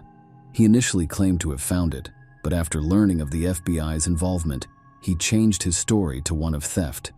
His behavior became more suspicious. He attempted to withdraw funds from their joint account, but was unable to do so. On January 23, 1999, the couple was supposed to marry. During this time, news of the missing American woman was broadcast on television and radio. George angrily called Julie's friend, who had approached the media about the case. He claimed innocence and even made a public statement in the press, actively giving interviews in an attempt to defend himself. However, 16 days after Julie's disappearance, George was brought in for questioning as the primary suspect. George explained that after moving to Greece, Julie quickly became disillusioned with both the country and him. She grew to miss her homeland and daughter and wanted to return. George tried to help her, but the situation deteriorated, leaving him deeply concerned in her final days. She cried constantly, and George's mother eventually learned about Julie's former husband and daughter in America. She began to despise Julie and openly expressed her dislike for George. urging him to abandon the woman with a troubled past. The lovers' conflicts became more frequent and severe, prompting their eviction from a hotel. Julie wanted to call her family, but her lover prevented her from doing so, and even physically abused her. The police discovered that George's mother had schizophrenia and was frequently hospitalized as a result of her condition. George inherited some of these issues. He had high self-esteem and was always arrogant. His ability to manipulate others was noticed by the missing woman's family and friends. At the slightest disagreement, he aggressively attacked his partner. Aside from Julie's mother, who had been victimized by his violence, Julie herself suffered serious hand injuries but claimed they were accidental and continued to live with her tyrant. After 4 hours of questioning by the police, George was unable to maintain the story he had told the media and admitted to killing his lover. He claimed that it was an accident. Apparently, the lover deeply regretted what had occurred. He even cried during the interrogation. However, his confessions were perplexing and riddled with contradictions. Initially, on January 8, 1999, the couple embarked on their long-awaited trip to Athens. They were driving down a deserted 2-lane highway, enjoying the peace and quiet. A calm conversation turned into a serious conflict. Finally, George decided to pull over on a stretch of road with no one else around. In a fit of rage, he jumped out of the car and attacked his loved one, choking her as tightly as he could. He wanted her to remain silent and stop screaming. George told the police that he seemed to be watching everything from the outside and had lost control of himself. He couldn't stop himself until Julie stopped breathing. The lover claimed that the horrific moments lasted only a few seconds, but investigators were aware that strangulation takes at least 3 minutes. George was shocked afterwards. He devised the plan of burning his beloved's body, scattering her ashes in the sea from a cliff, and jumping after her to reunite with her. George explained that he attempted suicide by shooting himself with a pneumatic gun, jumping under a truck, and taking an overdose of medication. However, all of his attempts were unsuccessful. However, he was now at the police station for questioning, implying that all of his thoughts were a fantasy. In reality, he treated his beloved's body differently. Following the murder, George simply threw it in his car's trunk and drove to the nearest gas station. He bought gas and returned to the crime scene. George dragged the body away from the road near 2 small lakes, doused it with gasoline, and set it on fire. But the rain prevented the body from completely burning. At one point, he considered throwing it into the lake, but instead stuffed the charred corpse back into the trunk and drove to his grandmother's house. He found a large travel bag and decided to pack Julie's body in it, but it had stiffened and he couldn't bend it anymore. Furthermore, the head would not fit in the bag, so George decided to simply cut it off. He described how he took her head by the hair and lifted it to his face. He remembered seeing terror in her eyes, but she was still beautiful, so he kissed her on the lips before packing the body into the bag. Then he burned the bag and threw it in a swamp, leaving the head behind. Later, George drove to Kavala and threw Julie Scully's head into the sea. 19 days after Julie disappeared, her ex-lover and would-be husband assisted detectives in locating the murder site and the remains. Tim and the victim's family were informed by police that George had admitted to the crime. The victim's ex-husband traveled to Greece to bring Julie's body back home. Meanwhile, the criminal revealed what he had done to the woman in a live broadcast. When the murderer's mother found out about his crime, she had a stroke, and his grandmother was shocked. The Greek authorities described it as one of the most horrific murders they had witnessed at the time. Tim's father stated that the lover should have died alongside his beloved. Despite this, numerous articles have emerged blaming the victim for what occurred. The victim's family believed her lover had initially used Julie for money. When he learned about her wealthy husband, he persuaded her to divorce and win a large settlement in court, which she was supposed to put into his business. However, prior to her death, Julie realized his true intentions and refused to fund his projects, resulting in her becoming a victim. The trial for George Skiadopoulos began on November 27, 1999. In the Greek justice system, trials are conducted concurrently by 3 judges rather than a jury. which significantly speeds up the process. Furthermore, there were no defense witnesses present during the hearings. George made horrific confessions that lasted approximately 5 hours. His lawyers attempted to argue insanity, claiming that the criminal's mother suffered from schizophrenia and that he may have inherited mental illnesses. Meanwhile, the accused requested the death penalty, despite the fact that capital punishment was prohibited in Greece. On December 6th, the court unanimously sentenced George Skiadopoulos to life imprisonment without the possibility of parole for all charges. However, the Greek legal system was not flawless. In 2002, George filed an appeal, claiming he was insane at the time of the murder. As a result, his sentence was reduced to 23 years, with the option for further appeal. By 2007, the criminal had been released and was living with his new family in Kavala, United States. Julie's ex-husband, Tim Nist, became a source of strength for all of her family and friends. Despite her betrayal, he proved to be a dignified man by accepting responsibility and organizing Julie's funeral. Following the funeral, Tim received a diary of memories about his ex-wife written by Julie's friends for their daughter Katie. The entries attempted to portray her life in a positive and kind light. When her daughter grows up, she should know that her mother adored her and was a wonderful woman. Love is a complex emotion that can be both beautiful and constructive, but it can also cloud judgment and lead to dangerous behavior. In most cases, people can recognize the reality and protect themselves. Unfortunately, Julie's circumstances differed.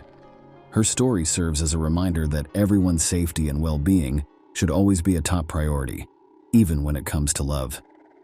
Share your opinion with us in the comments and subscribe to the channel for more. Subscribe to the channel for more. Subscribe to the channel for more. Subscribe to the channel for more.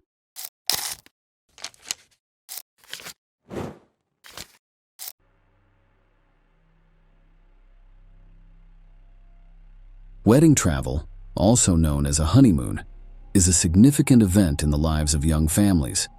It can leave vivid memories of an unforgettable adventure, or, for example, provide a long-awaited escape from the mundane life somewhere on the Azure coast, under the shade of palm trees. But what if you go on a wedding trip and end up committing or being accused of a crime? Would the honeymoon be as bright and carefree in that case? I don't think so. Unforgettable, of course. Hellman, whose real name is Isabella Rodriguez, was born in 1975 in Colombia, a country where everyone speaks Spanish. But Isabella really dreamed of the American dream. She read English books and listened to English songs on the radio to learn the language as quickly as possible, so she could go to the north of Europe. Even though she was able to learn the language, she would always have a southern accent. This didn't stop the young woman from moving to Florida, where she worked as a real estate agent for people who only spoke Spanish.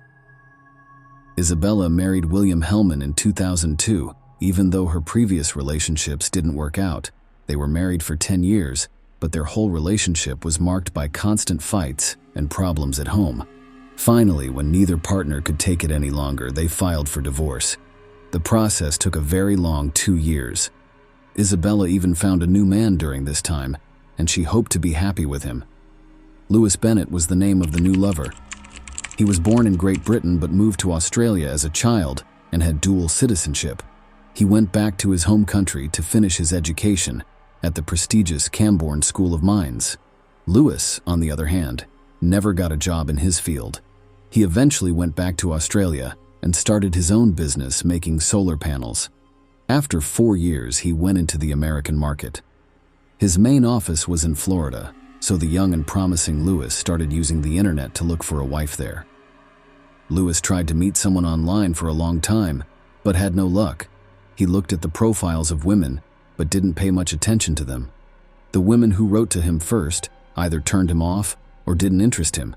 But when he saw Isabella's picture, he thought she looked a lot like Jennifer Lopez, so he wrote to her. They wrote to each other for a long time, and Isabella talked about her hopes to move to the United States from Colombia, how hard it was for her to learn English, and her job search. She eventually told him about the men she dated in the past.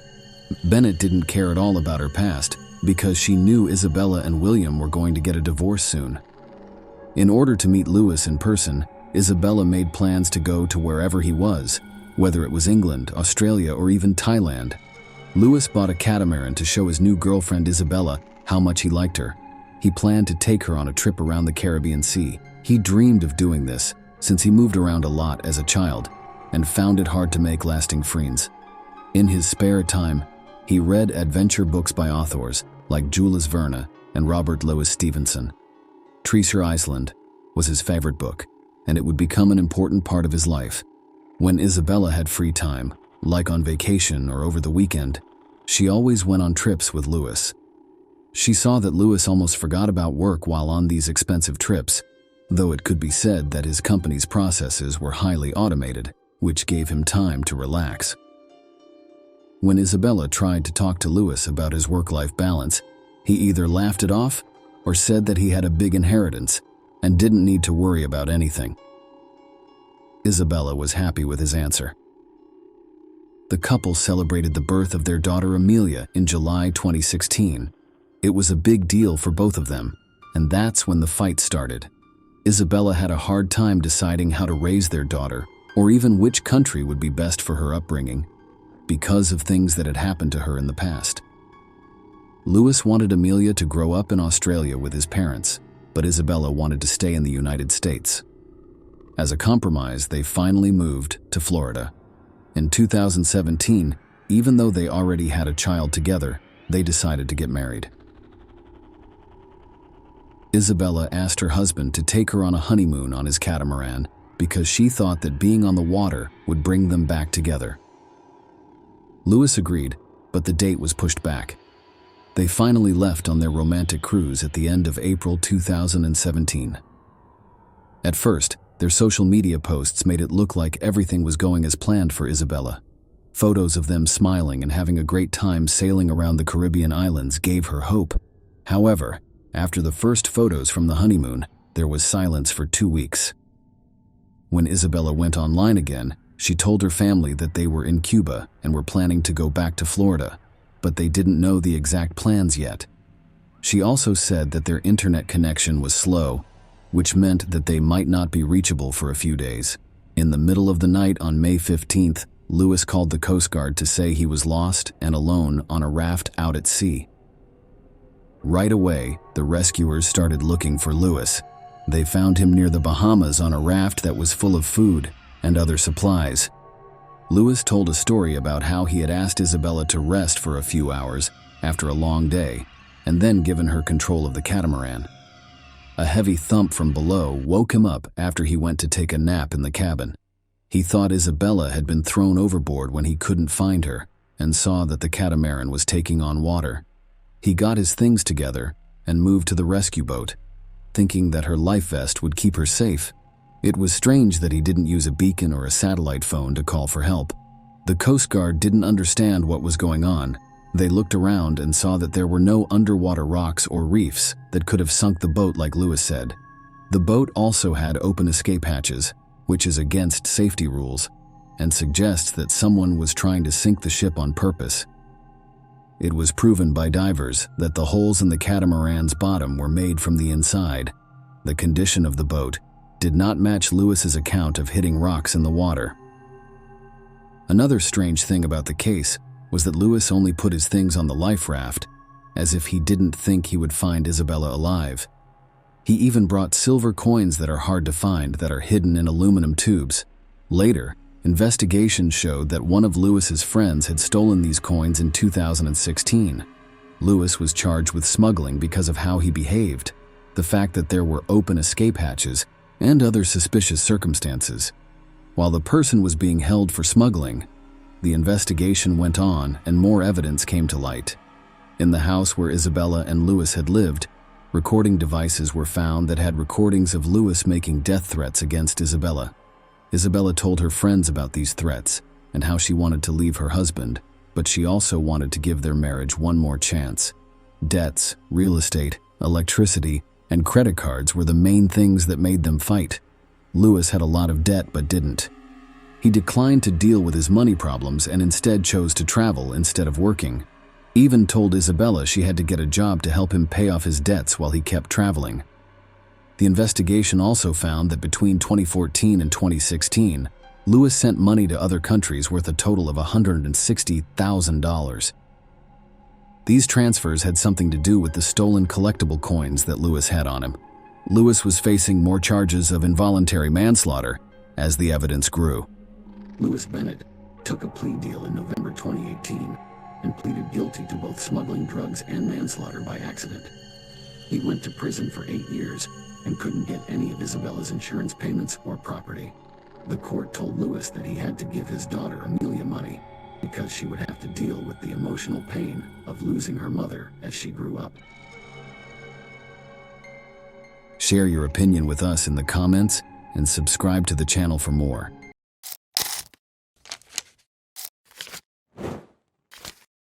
When we think about what makes a place great to live, we often think about how safe it is, how nice the neighborhood is, and how friendly the people who live there are. One country meets all of the requirements. Iceland is an island nation off the east coast of Greenland that has been voted one of the best places to live in the world over and over again. Just over 340,000 people live there, making it one of the world's smallest cities. But its stunning natural beauty makes up for it in a big way. People come from all over the world to see the natural springs and rolling hills. People from all over the world come to this small country to see its many attractions, such as its beautiful architecture and the aurora borealis. Because Iceland has harsh winters, there isn't always a lot of sunlight, but that just adds to the mystery of the place, which is so different from what most of us know and understand. One of the most appealing things about Iceland is the friendliness, openness, and kindness of its people. Due to the tough terrain and harsh winters, people rely on each other, value community, and take care of their neighbors. There are strong social attitudes against crime. They have no army, and their police officers do not carry guns. People often leave their doors unlocked and get lifts with strangers. The peace and quiet of Iceland would be broken one Friday night in 2017 by a brutal murder that seemed to have no reason. The country would be left in shock. We are going to talk about Birna Briansdóttir. Birna Briansdóttir lived in the southeast of Reykjavik. While her parents were no longer together, they remained on friendly terms, and she was the center of their world. She was bright and spirited, with her fiery personality reflected in her striking auburn hair. She was incredibly witty with a sharp sense of humor, which made her popular among her friends. She was carefree and whimsical, but always responsible, with this maturity reflected in her relationship with her family and her mature attitude toward work. Music was a big passion, and Birna wasn't picky. She would listen to anything from rap to pop and from rock to folk. It was this openness and free spirit that made so many people love her. Birna had a close group of friends and liked going out at night in Reykjavik. She worked in the fashion section of a busy department store. To relax, she would get drinks at the local bar after work and then go out to really let her hair down. For sure, this is what Birna did that night, January 13th, 2017. After closing the shop, she got drinks, played a few rounds of cards, and then went to the center of the capital to laugh, drink, and dance all night. They went to Horror, a place where new bands would play, and Birna was soon dancing on the stage. While her friends were ready to leave by 2 a.m., Birna wasn't. She wanted to keep having fun. She left the club just before 5 a.m. and walked out into the 9-degree weather. She then went to get falafel and then walked back to her house. A woman walking alone in Reykjavik was not rare. People trusted each other and looked out for each other. Due to her intoxication, she dropped coins and stumbled into a stranger on the side of the road. As she carried on walking, she turned a corner and walked down a narrow lane towards the sea. Then she vanished. Because she was known for being on time when she didn't show up for work, people were worried right away. Maria, a school friend who worked with Birna, was upset right away that she wasn't there. It got worse when she tried to call her cell phone. It wouldn't work, and Birna never turned off her phone. People thought she had just gone back to her dad's house to sleep off her hangover. Her friends who had been out with her that night also thought this, but she wasn't there. Scylla, Birna's mother, was called because she was also worried about where her daughter was. She knew Birna, and knew that this wasn't like her at all. Without waiting, her family called the police right away to say she wasn't there. Realizing the power of social media, Scylla posted to her Facebook page, "Dear friends, it's not like her that we can't reach her. Please share and let's find her, Scylla." Iceland is a small community, and before long, Scylla's desperate pleas on Facebook were being shared, and news of Birna's disappearance began to circulate. The stress and worry of having a child go missing are unimaginable. Her parents couldn't sleep, and they persistently made calls to all the emergency services, desperately seeking any new information on Birna's whereabouts. The following day, the police were able to trace her last known mobile interaction before it went dead or was turned off. Just before 6 a.m., her phone pinged off a mobile tower in a port town, Hafnarfjordur, 6 miles outside of the capital. Right away, Scylla got in her car and drove there, calling out to her daughter and looking around the area. A group of family and friends worked with her to get Birna back home alive. Soon, 36 hours had passed since Birna had disappeared into the night in Reykjavik. Her friends and family were sure that something bad had happened to her. She was a trustworthy young woman, and this was not like her at all. Not much was known to the police, though. There was no proof of a murder or kidnapping, so they couldn't do much. As word of her disappearance spread, it quickly made the front page of every newspaper. Every newscaster in Iceland talked about Birna all the time. Her face was on every newspaper page. In the early hours of Sunday morning, her parents went to the police and begged them to search for her. They said she would not have gone off on her own accord, much less not told anyone where she was going. She had no money troubles or relationship problems. Everyone who knew Birna adored her. A case as baffling and unusual as this required Iceland's best detectives, one of which was Grim Or Grimson. He had 30 years of investigative experience. He was even part of a special team who spent more than 5 years building a case against those whose misconduct and corruption contributed to the financial crash of 2009. After this, he returned to his roots as a police officer, saying he missed the fast-paced work. Like his colleagues, he too wasn't initially that concerned about Birna. There were many other factors that he had to consider. People do go missing in Iceland. Anything from mental health problems to simply staying at a friend's house and not telling people. Most missing people would eventually turn up. A lot of CCTV is set up in capital cities around the world, but Reykjavik isn't like most of them. The people of Iceland don't like being watched, and since crime isn't common, the people tend to police themselves. They watch out for each other and strangers, but someone saw her the night she went missing. CCTV showed her leaving the club with her coins in the ground and walking into a stranger. When Grimson checked the next camera less than a block away, she was gone. There were two options. Either she had gone down the side road off the corner or got into a car. Grimson paid close attention to the little things, and he was sure that the broken CCTV footage held a clue that would lead them to Birna. The red Kyra he saw was going the other way on the other side of the road from Birna. A short time after Birna had been seen at the Lebowski bar, he saw it drive by. The police had to follow up on this lead. What was next? They couldn't see the license plate, who was driving, or how many people were in the car. There were more than 100 of those kinds of cars in Iceland. This didn't make her parents feel better about their worries. Scylla was incandescent when they explained the quality of the tape was too poor to extract any more details from. Scylla said, "Can't you find it like in the movies?" Grimson replied, "It doesn't work like that." The police knew that even though they didn't have enough CCTV, the people in the area had hope. They asked the people of Iceland to help them. At a rare press conference, Grimson and Birna's upset family spoke in front of the cameras and begged Iceland to help them find her. In front of the media, Scylla showed what kind of person her daughter was by saying that she was very smart, bilingual, loved other cultures, and loved to travel. The police's hunch at the press conference would lead to a breakthrough. It proved right, and before long, they had their first lead. A pair of brothers decided to search Hafnarfjordur, where her phone had pinged off the tower, and when there, they headed towards the harbor.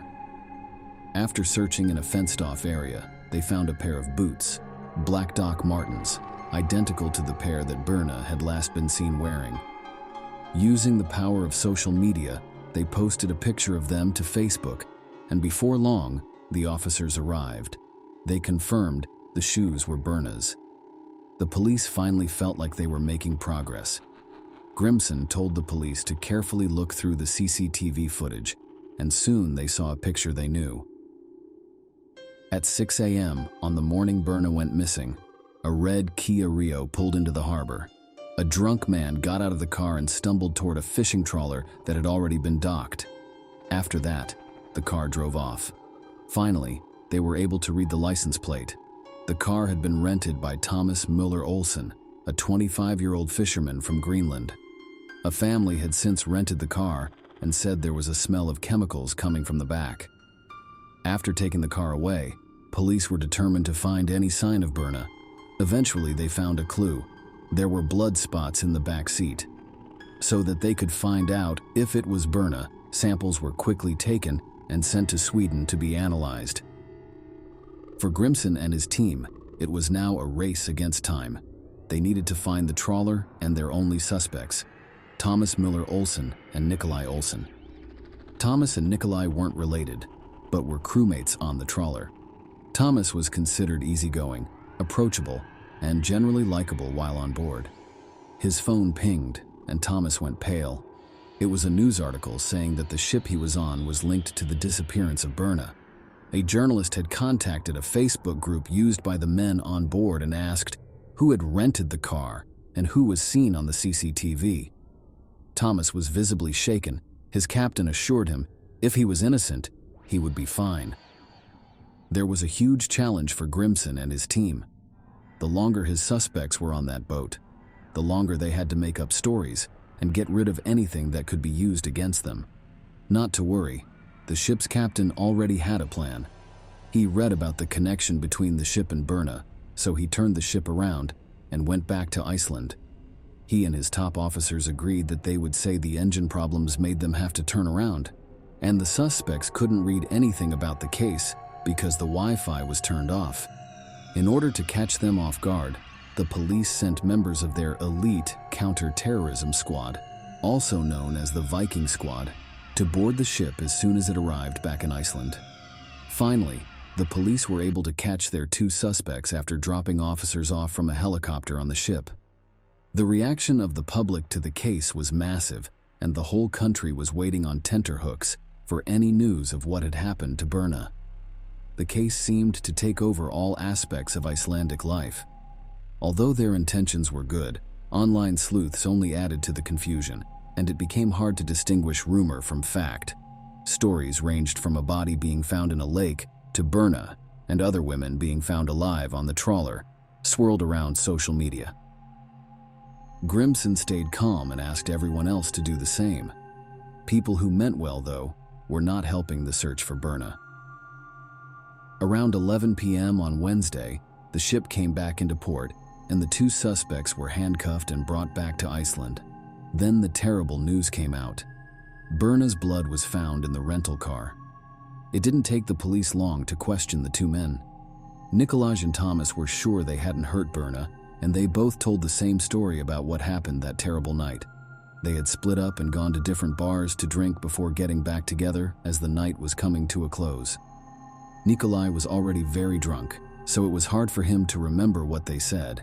He had no idea who they were, but they said they had picked up two girls on the street, and one of them was Berna. Thomas said he left Nikolaj at the ship and then drove off. Then he went to the back with the two girls and let them kiss. After an hour, he dropped them off. The police were inclined to believe Nikolaj. He had been seen walking away and was clearly in no fit state to do anything. However, when it came to Thomas, they had a bad feeling, and the evidence against him was stacking up. He was examined by a doctor who determined that the wounds on his chest were signs of a struggle or fight. When searching the ship, the police found a driver's license in the bin. It belonged to Berna. They also found drugs with a street value of nearly £1.5 million. Thomas claimed to have slept in the car, but the police checked the odometer, which showed that the car had been taken for a long drive. They also had CCTV on his person because he was seen buying plastic bags and cleaning fluid before cleaning the inside of the car. The police didn't believe his story that he was sick and just trying to clean the car because they knew the blood spots were Berna's. The back of the car lit up when they used luminol to bring out any blood that couldn't be seen with the naked eye. This showed that it was completely covered in blood. 4 days after she vanished, Iceland launched the biggest search in its history. The search and rescue project manager said, "Today, she is our sister, our daughter." And that became the mantra. We don't live in a society where we tolerate a 20-year-old woman being abducted in the night. It wouldn't be long before the police found what they were looking for. A Coast Guard helicopter noticed something floating in the water near a local lighthouse, and it was a body. They had found Berna. When this news came out, Iceland went into mourning, and people were shocked and couldn't believe what they were hearing. Things like this only happened in movies and other places. In Iceland, they didn't happen. People in Greenland were shocked and saddened along with their Nordic neighbors. The main street in Reykjavik, where Berna had gone, was turned into a shrine with candles lit up. The funeral for Berna took place at the Hallgrímskirkja, which is the country's largest church. Over 2,000 people, including the president and prime minister, were there. People needed answers from the police, and they had to give them. First, they had to figure out what killed the person. Berna had been found naked, but they could find no evidence of a sexual assault. The examiner found that she had suffered blunt force trauma to the head and had been strangled as well. However, the official cause of death was ruled as drowning. She had survived the initial attack and was alive when she was put into the water. Even though Grimson and his team looked at all the evidence, they couldn't find any link between Nikolai's death and the murder of Berna. They didn't think he had anything to do with it. He was freed after 2 weeks in jail and hours of questioning. They looked back at Thomas again. His story hadn't changed, and he wasn't going to change it either. During 9 interviews with the police, he insisted that he was not guilty. As more evidence came in, the police still couldn't figure out why Thomas would kill Berna, even though they had a crime scene and a suspect. His DNA was found on a lace of Berna's Doc Martens, and his fingerprints were on her old driver's license from March 30th, 2017. Breaking news alerts were spreading all over Iceland. The police had charged Thomas Müller Olsen with drug possession and murder. Media interest in the story reached a fever pitch as his trial began in August of that year. It was during his trial that he sensationally changed his story. He said that there were not 2 girls, only one, Berna. He claimed that he had left the car to go to the bathroom, and Nikolai had driven off with Berna in the back seat. When he returned, she wasn't with him, shocking the court. He was now trying to pin the murder on his crewmate, admitting to the drug possession, but denying murder. At the end of September, the 3 judges found him guilty on all charges. He was then taken to start his 19-year prison sentence. When Thomas Müller Olsen tried to appeal his conviction, the High Court upheld it. The next year, the High Court refused to look at another appeal. There was a lot of shock in Iceland when Berna Brjánsdóttir was killed. This case will be remembered. It changed us a bit, our feeling of safety, the chaplain who led Berna's funeral said. More CCTV was put up around Reykjavik, and women became more cautious around strangers. Even though Grimson had been a police officer for 30 years, this was his first murder case. People in Iceland saw him as a hero because he was calm and coordinated. He is now proud to work for his country at the European Union's agency in The Hague for law enforcement cooperation. Even though Birna Brjánsdóttir's murder was a terrible event, her memory is still alive, and the people of Iceland are determined that she will never be forgotten. Share your opinion with us in the comments, and subscribe to the channel for more.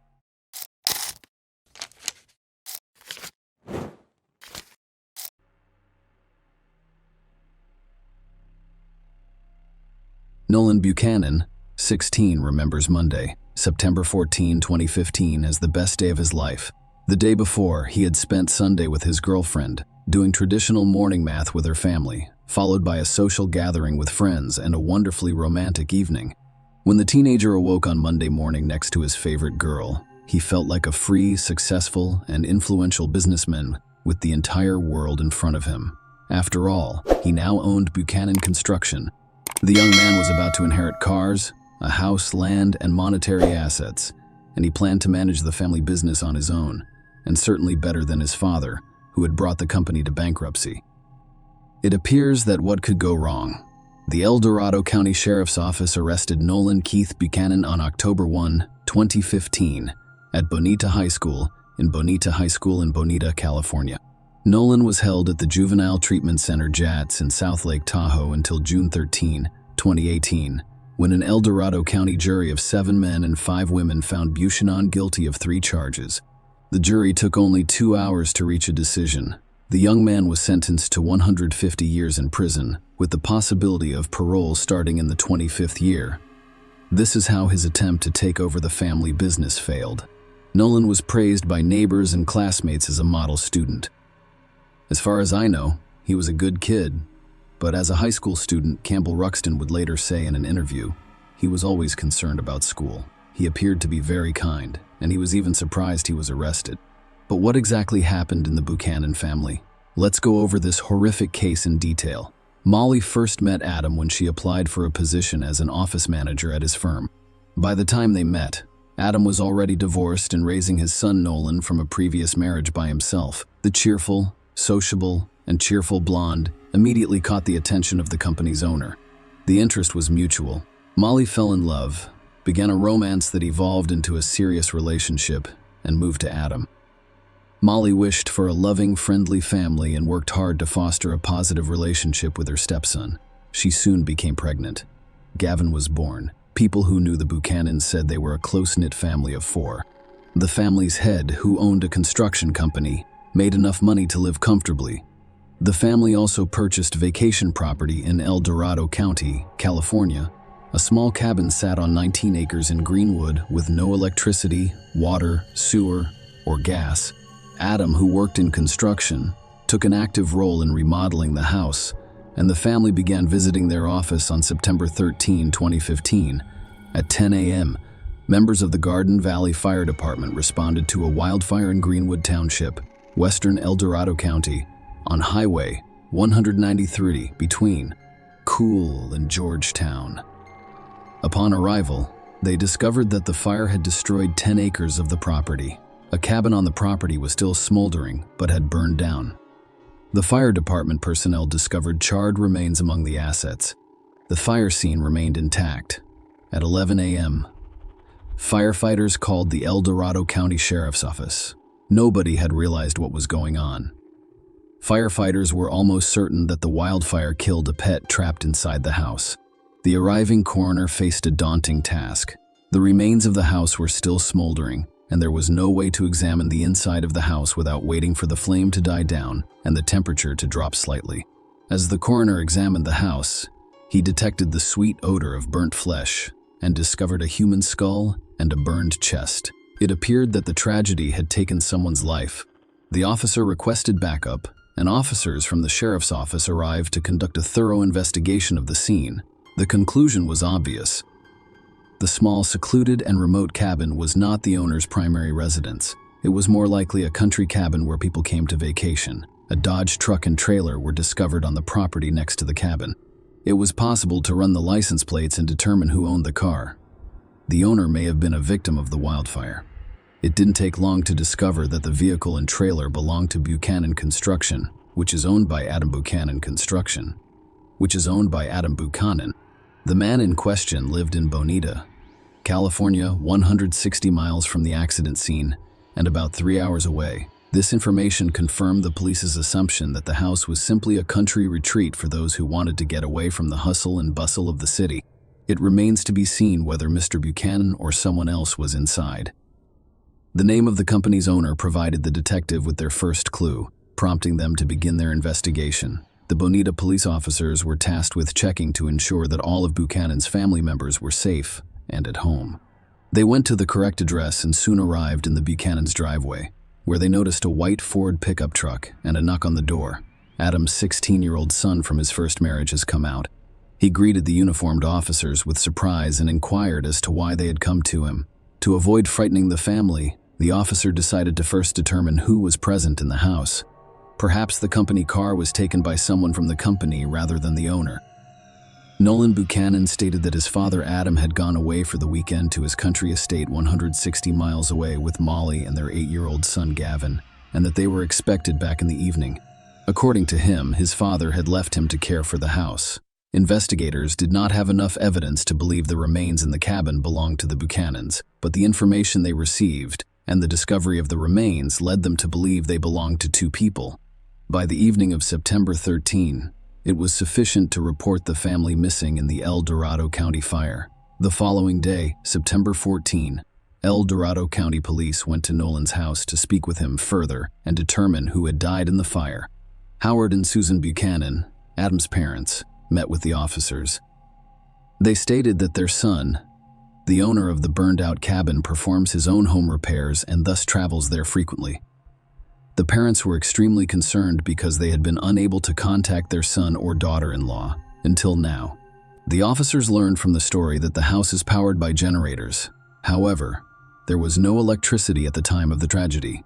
There were gas cylinders inside this Cave 2 series, so the fire could have been accidental or intentional.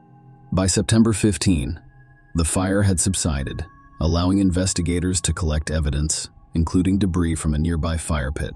According to Denton James Peterson of the El Dorado County Sheriff's Office, new remains were discovered, which changed the course of the investigation. Police discovered a piece of skull with a bullet hole. At that point, we all realized there had been a homicide. According to the sheriff, the fire was not an accident. The remains were collected and sent for forensic DNA analysis. In the first set of remains, the bullet was lodged in the victim's thigh. The skull with the bullet hole, based on its size, belonged to a child. The version of a fatal accident dropped on its own. Murder became the dominant narrative. No one doubted that the fire was intended to destroy the evidence of the crime. It remained to determine under what circumstances the crime had occurred. Was this a botched burglary? Or did the family deliberately end their lives? But who committed the crime and why? Could it be related to Buchanan Construction, where Adam Buchanan was president and chief operating officer, and someone held a grudge against him because of a working relationship? Initially, investigators focused solely on the latter theory.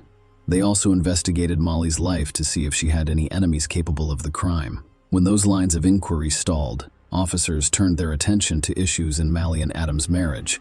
There were plenty of them. Investigators discovered that Molly and Adam's relationship deteriorated over time, and at the time of the crime, they had been sleeping separately for quite some time.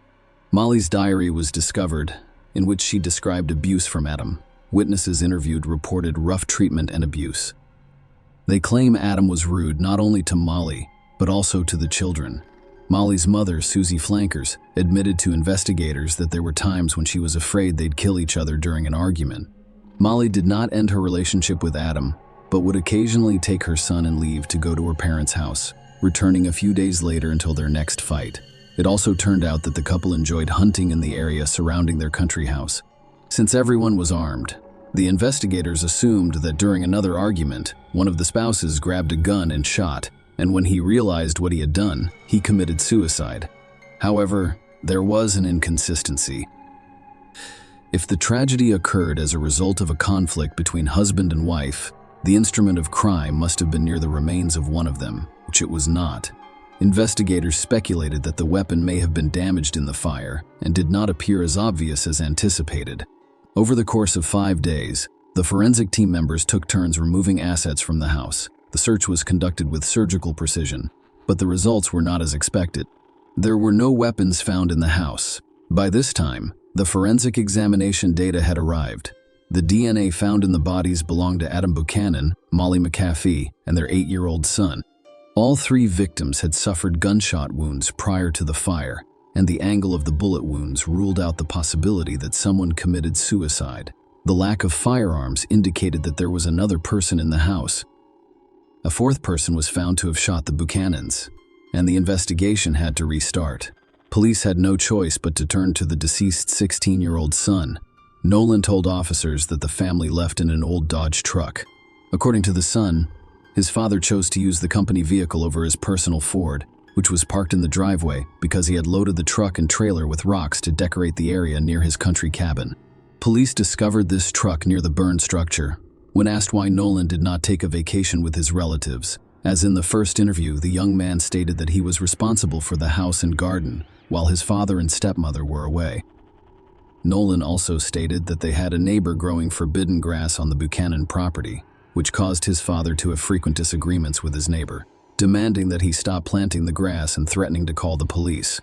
When discussing the family business, Nolan stated that things were not going well. The company was downsizing, and the number of employees was reduced to 5. According to his father, the number of deaths associated with the business was rapidly increasing.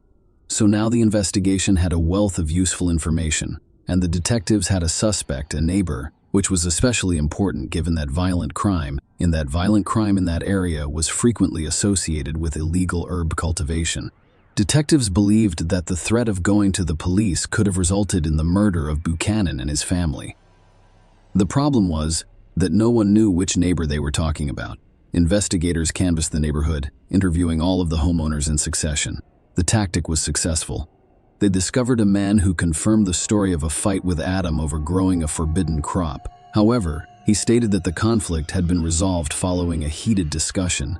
The neighbor had an alibi, and another version proved to be untenable. What remained to be addressed was the financial crisis that had affected the family's business. On September 18, police officers went to Adam's company and interviewed the employees. Nolan's words were correct. The company was in a sorry state. It was threatened with bankruptcy because the debt exceeded $30,000. As a result, several employees were fired. It turned out that some of the former employees were extremely dissatisfied with the reduction and thus could have been involved in the crime. And that's where the investigators got lucky.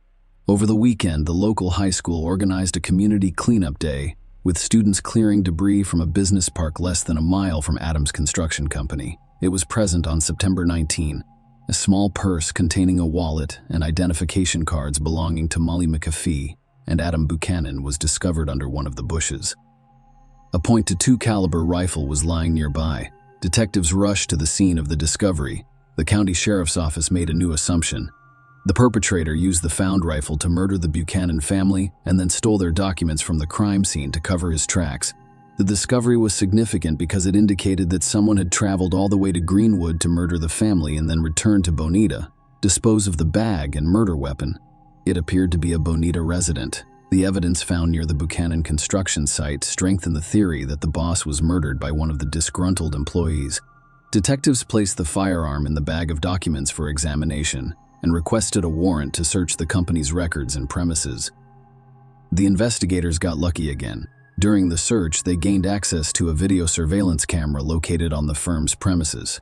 By happy coincidence, the camera's lens was pointed at the center of the parking lot rather than the company's territory. Following this discovery, the case was only days away from being solved. Because it was already known that the family had left town on Friday, investigators examined Friday's footage and were surprised to discover that Adam had attached a trailer loaded with rocks to a Ford F-150. It was not a Dodge truck, as Nolan had told them. Detectives discovered that the young man had deliberately manipulated the investigation. If the white Ford towed the rock trailer to the cabin, it must have been driven back and parked in the Buchanan family's driveway. Investigators interviewed Nolan to keep him safe while gathering as much information as possible. Nolan recounted his weekend, where he went and who he saw. But this time, they asked him what movie they had seen at the cinema, how he had paid for his mall shopping, and how he had paid for dessert on a date. Nolan, who had no idea, responded with his father's credit card number. The officers then applied for a warrant to search Buchanan's Bonita home, vehicles, and financial records. The Ford automobile remained parked in the driveway. It was thoroughly inspected, and they discovered reddish soil stuck to the wheels. This is similar to what happens in Greenwood. If the Ford had been used for a trip last weekend or earlier, traces of soil might have remained, but they would not have been as visible. Unfortunately, the fire destroyed the wheel tread marks near the country house. However, the dirt buildup indicated that the car had most likely been in Greenwood recently. Detectives tracked the bank card payments and discovered that Adam Buchanan used his credit card on Friday, September 11. He stopped at Taco Bell on his way to Greenwood. Nolan, on the other hand, claimed he stayed at home, did not accompany his parents, and had the credit card in his possession. Detectives went to the diner to check the security cameras. They saw exactly what they were expecting. a white Ford instead of a truck.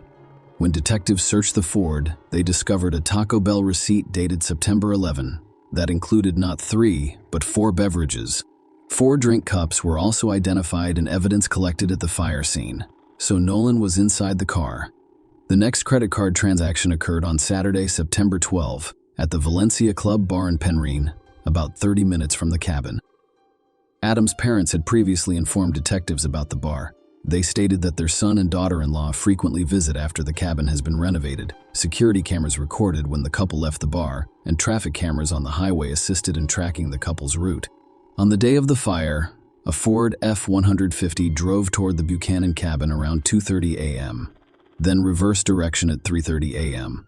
In the first instance, the camera captured Adam and Molly in the vehicle, while in the second, it only captured Nolan. Several hours later, on Sunday morning, September 13th, Adam's credit card was used to pay at 3 of Benitez's locations: Starbucks, McDonald's, and a gas station. The bank confirmed to investigators that you can only have one bank card, which contradicted Nolan's claims. By this time, the forensic results had been returned. Nolan's fingerprints were found on the gun. He was arrested while in the middle of a high school class. Nolan Buchanan has pleaded not guilty to the charges against him. He attempted to distort the story by claiming that his father shot the family, after which he pointed a rifle at him and, in self-defense, took away the weapon. After accidentally shooting his father, Nolan claimed it was self-defense, blaming the fire and subsequent lie on panic and extreme fear. That's why he used gasoline to set fire to the house, making it appear as if nothing had happened. The defense repeatedly focused the jury's attention on Adam's abuse of his own son and other family members. The medical examiner questioned the verdict because the bullet wound mark on a piece of Gavin's skull corresponded to a shot fired at nearly a 90-degree angle. Nolan, on the other hand, claimed that his and his brother's beds were next to each other and that the noise and screaming had woken them up simultaneously. Nolan claims to have seen someone enter the bedroom and shoot Gavin just as he awoke. The shooter then pointed the rifle at Nolan, who miraculously pushed the attacker away. Under this scenario, the shot would have been fired at about a 45-degree angle, which contradicted forensic findings.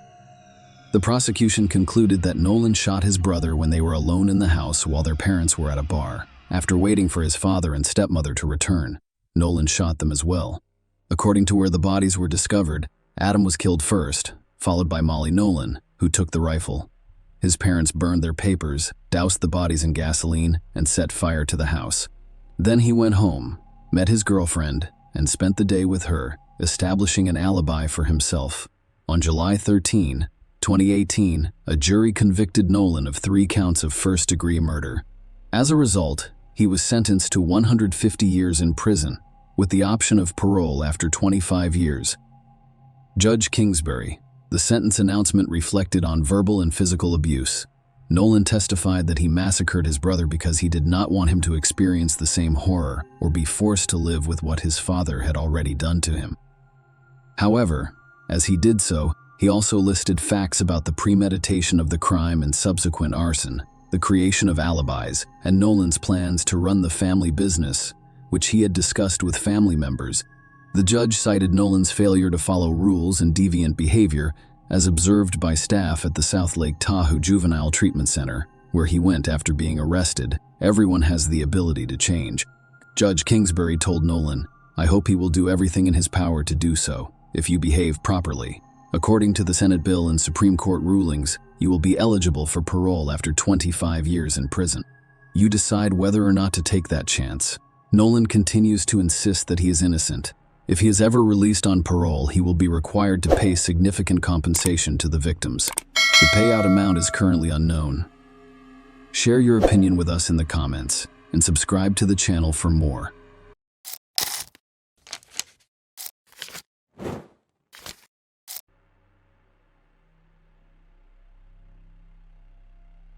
It's a terrible and often destructive emotion that can make someone blind and make them do bad things. The terrible event that happened in Costa Rica a few years ago was caused by jealousy. In the history of forensics, this case is known as the case of Gerardo Cruz. But let's go through everything in order. The year he was born was February 1975 in Costa Rica. Not much is known about her family when she was young. The girl grew up in a place called Cuba with her mother, Sonia Fonseca. Samadi went to one of the nearby schools. Even when he was young, he showed that he was a difficult and troubled person. People in the area who knew her say she wouldn't put up with being turned down and that she often got what she wanted by force or lying. Samadi's beautiful looks and perfect body made it easy for men to fall in love with her, but she couldn't keep them. She was very pretty and knew how to make the most of her looks, but she put money and her own needs above all else out of greed and vanity, which turned off her suitors after a short time together. In her younger years, she was also very angry and jealous. Because she looks like a doll, Samadi Fonseca worked for a few years as Barbie in one of the big bookstores owned by the Universal Company. It was during this time that the girl got a nickname that made her feel good and stuck with her forever. Samadi had an affair with a successful reporter who worked on local TV not long after she graduated from high school. Her age difference with the man was 16 years. His name was Osvaldo Fernando Baleri. Samadi was in her longest and most serious relationship, but Baleri never asked her to marry him. They had a son named Christopher in 1996 and a daughter named Christina the next year. He broke up with the young woman in 2012, though, because of constant scandals and jealousy. He died suddenly at the age of 53. Not long after Baleri died, Samadi made the choice to do something on her own. She went to the house of her ex-lover and took it by changing the locks so that the family and heirs of the dead person could not get in. Samadi also took some valuable things that belonged to the person who died. The Baleri family was very angry and went to court right away to punish Samadi for stealing. The young woman was told to leave the house by the police, but she was not charged with a crime. Fonseca was in a lot of other relationships besides Miguel Angel Perez. She had her third child, a daughter named Maria, with him. Some reports say that this relationship was registered, but after a few years, they got a divorce. Some sources, though, say that Samadi wasn't married. She also gave her lover's last name to her youngest daughter, without telling him or getting his permission. Although it's interesting that some of Barbie's lovers have mysteriously vanished or died in strange ways, no one paid much attention to this for a long time. As an example, one of Samadi's lovers disappeared soon after he broke up with a woman who was rude and angry. The man has still not been found, and many people are sure that Fonseca has something to do with this case. However, strong proof of her guilt could not be found. Diaco, Samadi's other ex-lover, died in a terrible accident after they broke up. He was killed, and it looked like someone tried to rob him but failed. It was never found out who killed those people. Again, a lot of people thought Samadi had something to do with the crime, but no solid proof was found against her.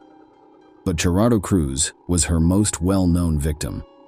For Cruz, Costa Rica is home. He was born in San Jose in December 1992. He had never met his own father because the boy's real father had left the family before he was born. His mother, Ana Patricia, soon got married to Hermes Rodriguez. Rodriguez took the baby in and raised him as his own. After a few years, Gerardo got a sister named Milena. When the guy was young, he was calm and didn't worry about anything. His school was like any other. He liked motorcycles, and he met his true love, a girl named Carol, early in life. When Gerardo was 23, he moved in with his girlfriend and their 4-year-old daughter, Genesis Cruz. They lived with his aunt and uncle in the suburb of San Sebastian. To make sure his family had everything they needed, the young father got a job at a nearby bakery. He and his wife were very happy. Soon they found out for the second time that they were going to have a baby. Gerardo met Samadi in the summer of 2015 when Samadi was shopping at the bakery where Gerardo worked. The woman was 40 years old at the time, but she was still very pretty, liked dressing in sexy ways, and flirted with younger men. As she got older, she started having affairs with men who were much younger than her. The attention from younger lovers probably made her feel good, even though they were almost 20 years younger than her. Even though the beautiful woman was with Cruz's family, Cruz quickly fell in love with her and started meeting with her in secret. The fact that she started going to the bakery almost every day to see her young lover caught the attention of other workers. Along with Samadi, her oldest daughter Christina, who was 19 years old at the time, often showed up with her. At first, Gerardo did a great job of keeping his family life in check while meeting with his mistress in secret. Neither of the women in his life knew about the other. But soon, Gerardo, as they call him, let down his guard. To show off how good he was with women, he started to brag to his friends and co-workers about Samadi and how she was a great mistress and gave him lots of gifts. The news quickly got to his mother, who tried to talk sense into her son and get him to leave his mistress. A few months into the relationship, Samadi learned that her lover was pregnant and had a young daughter. They broke up in October of that year, 2015. The woman was so mad that she called and texted Carol, calling her names and threatening to kill Gerardo if he didn't belong to her alone. Gerardo was able to ask his wife to forgive him and keep the family together. When it came to his ex-lover, he didn't pay attention to her threats because he thought she would quickly calm down and find a new boyfriend. It's possible that he had no idea how sneaky and mean Samadi would be. A mere few days after breaking up with Fonseca, Cruz happened upon a very public event. The young man was walking down a street in downtown when he saw an older man following a young girl while holding his phone so that the camera was under her miniskirt. The guy was so angry that he pulled out his phone and started recording what was going on. He then stopped the girl, told her everything, and told her to call the police. Cruz then went after the man and tried to take a picture of his face. He went after him for about 2 minutes and loudly asked him if he was having fun taking pictures of the girl's underwear without her knowledge. The man then got into a taxi and drove off. That same night, Gerardo posted the video he had made on his website. In just one night, the video went viral, and users quickly figured out that the old man was Luis Sulmano Delgado, a former official who worked for the Ministry of Finance. The media quickly picked up the video and spread it across the country, making Gerardo a national star. The young man was asked to be on TV and radio shows and was interviewed almost every day for print publications.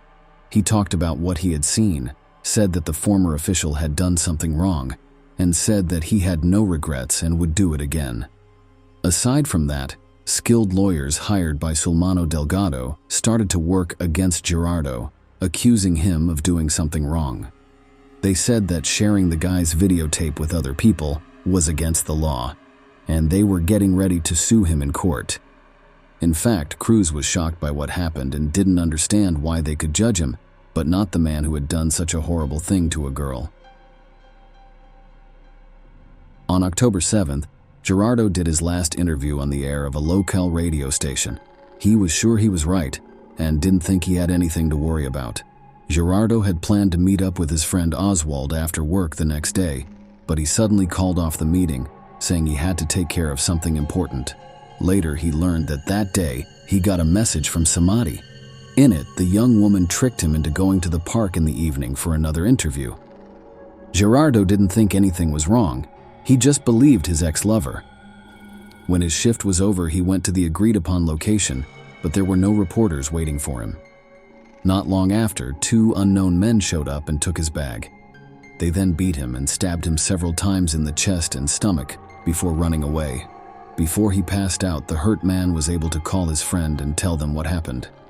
His friend then called the police and ambulance services right away. Gerardo was taken to the hospital right away, and doctors there fought for 42 days to save his life. During this time, Gerardo had a lot of surgeries, but they were not able to save him. The 19th of November, Cruz passed away in the ICU. Since not long before the tragedy, he had become a real celebrity, and the whole country knew about his condition. In interviews that they did from time to time, Gerardo's family asked everyone to pray for his recovery. That's why they didn't know who or why could hurt Gerardo in that way. People from all over came to the young man's funeral to show their support for his family. They all hoped that the killers would be caught quickly by the police and given a fair punishment. At first, there were different stories about what happened. The first idea was that it was a murder robbery. In fact, Gerardo was attacked in the park at night, his bag was stolen, and he was stabbed with a knife, which made it look like a normal theft. But just a few days before, Cruz put out a shocking video that implicated a well-known former official. So the second idea was that the person was killed in revenge. The media said and wrote that Sulmano Delgado might have hired hitmen to kill the young man, whose actions had hurt his reputation. The murder got a lot of attention in the news, and people took to the streets to demand that the killers be caught and punished. The police thought about different stories and looked for other people who might be Gerardo's enemies or people who wanted him to hurt. There was no progress in the investigation for a few months until May 2016, when a video from a street camera was found. There was video of two men running away from the place where Cruz was killed. These men were right away thought to be responsible, but it was up to the police to figure out who they were and find them. The tape was an important piece of evidence, and the case moved forward after it was made public. It was shown over and over on news shows, and people were told to pay close attention because these people could be dangerous criminals. The police could also make rough sketches of the men they were looking for and talk about their anthropometric data. Soon, one of the men's identities was known because he chose to turn himself in to the police and help with the investigation in the hopes that it would help him get a lighter sentence. Because he gave them information, the police were able to quickly find several other criminals who worked with him and the people who planned the crime. Soon, Samadi and her daughter Christina were taken into custody. Along with the mother and daughter, 3 other men were arrested: a cab driver named Ronald Arce, who had found the murderers, a worker named Cesar Chavez, who had acted as a go-between, and a young Miner who had been directly involved in the attack. Later, Omar Costa was also arrested. He had been following the victim and telling people where he was on the day of the attack. Phone calls and text messages were used to figure out what each person's role was and how they were connected to the crime. Samadi gave the order for the murder and had carefully planned the whole thing, even including telling her daughter Christina about it. To find hitmen to kill Gerardo, they asked their friends Ronald and Cesar for help. They wanted to make it look like a failed robbery in a park at night. Later, Omar joined them. It was his job to make sure the victim went to the agreed-upon place. Samadi picked October 7th as the day of the attack. That day, she called all the people involved in the crime several times, gave them jobs, and made sure everyone stuck to the plan. In addition, the young woman demanded that they bring her some of her ex-lover's things as proof after they did the crime. Cruz thought he was going to an interview when he left work and went straight to the park. He tried not to be late for the meeting, but he was attacked and stabbed several times. His bag and jacket were then taken, and the customer was given them as proof. The texts that showed Samadi was guilty were the main proof. They clearly explained the murder plan and who was responsible for what. The woman was so sure that she could get away with it that she didn't even delete them. The woman did such a horrible thing because she was plain jealous. She didn't want to share her lover with his wife and thought that no one else would want him if he wasn't with her. She planned everything out and included her own daughter in her crime. Her daughter helped her with every part of the plan. The mother and daughter were arrested right away, and it was clear that they couldn't be freed on bail because the criminals would probably try to get away and leave the country. Their helpers were also put in jail before their trials, but Omar, who was in charge of surveillance, and the youngest person involved in the crime, were given to authorities who deal with juvenile offenders. The investigation took about 1.5 years, and the trial of everyone involved in the crime plot didn't start until December 2017. It also turned out that Samadi had been charged with crimes before. In particular, she was arrested for making fake papers to get money from the government, but she only had to pay a fine. The story of Miguel Angel Perez has also come to light. He is the father of Samadi's youngest daughter. It turned out that the young woman gave the child the last name of a man she used to date without his permission. Afterward, she used the court to get him to pay her alimony, which she did for more than 3 years. When it was discovered that the whole process was fake, the con artist was given 3 years in prison and a big fine. The court did change her sentence, though, because she had a young child. The 5-year sentence was placed on hold. The murder victim's wife, Gerardo, admitted in court that she knew about his affair with Samadi and that Samadi had threatened to kill him. He did not pay much attention to the threats, though. The main reason for the crime was, as was already said, the woman's anger and pride because she couldn't accept that her young lover wanted to stay with his wife. The call logs showed that the mother and daughter planned the crime together. It was also made public that Christine had a nervous breakdown after the CCTV footage of the killers was made public. In tears, she called her mother and was about to tell the police what she had done. She tried to calm her daughter down by telling her that the investigation would never show who they were. The verdict wasn't made public until January 23, 2018. The court's decision said that Samadi would spend 30 years in prison. Ronald, Caesar, her daughter, and her sister all got 25 years in prison.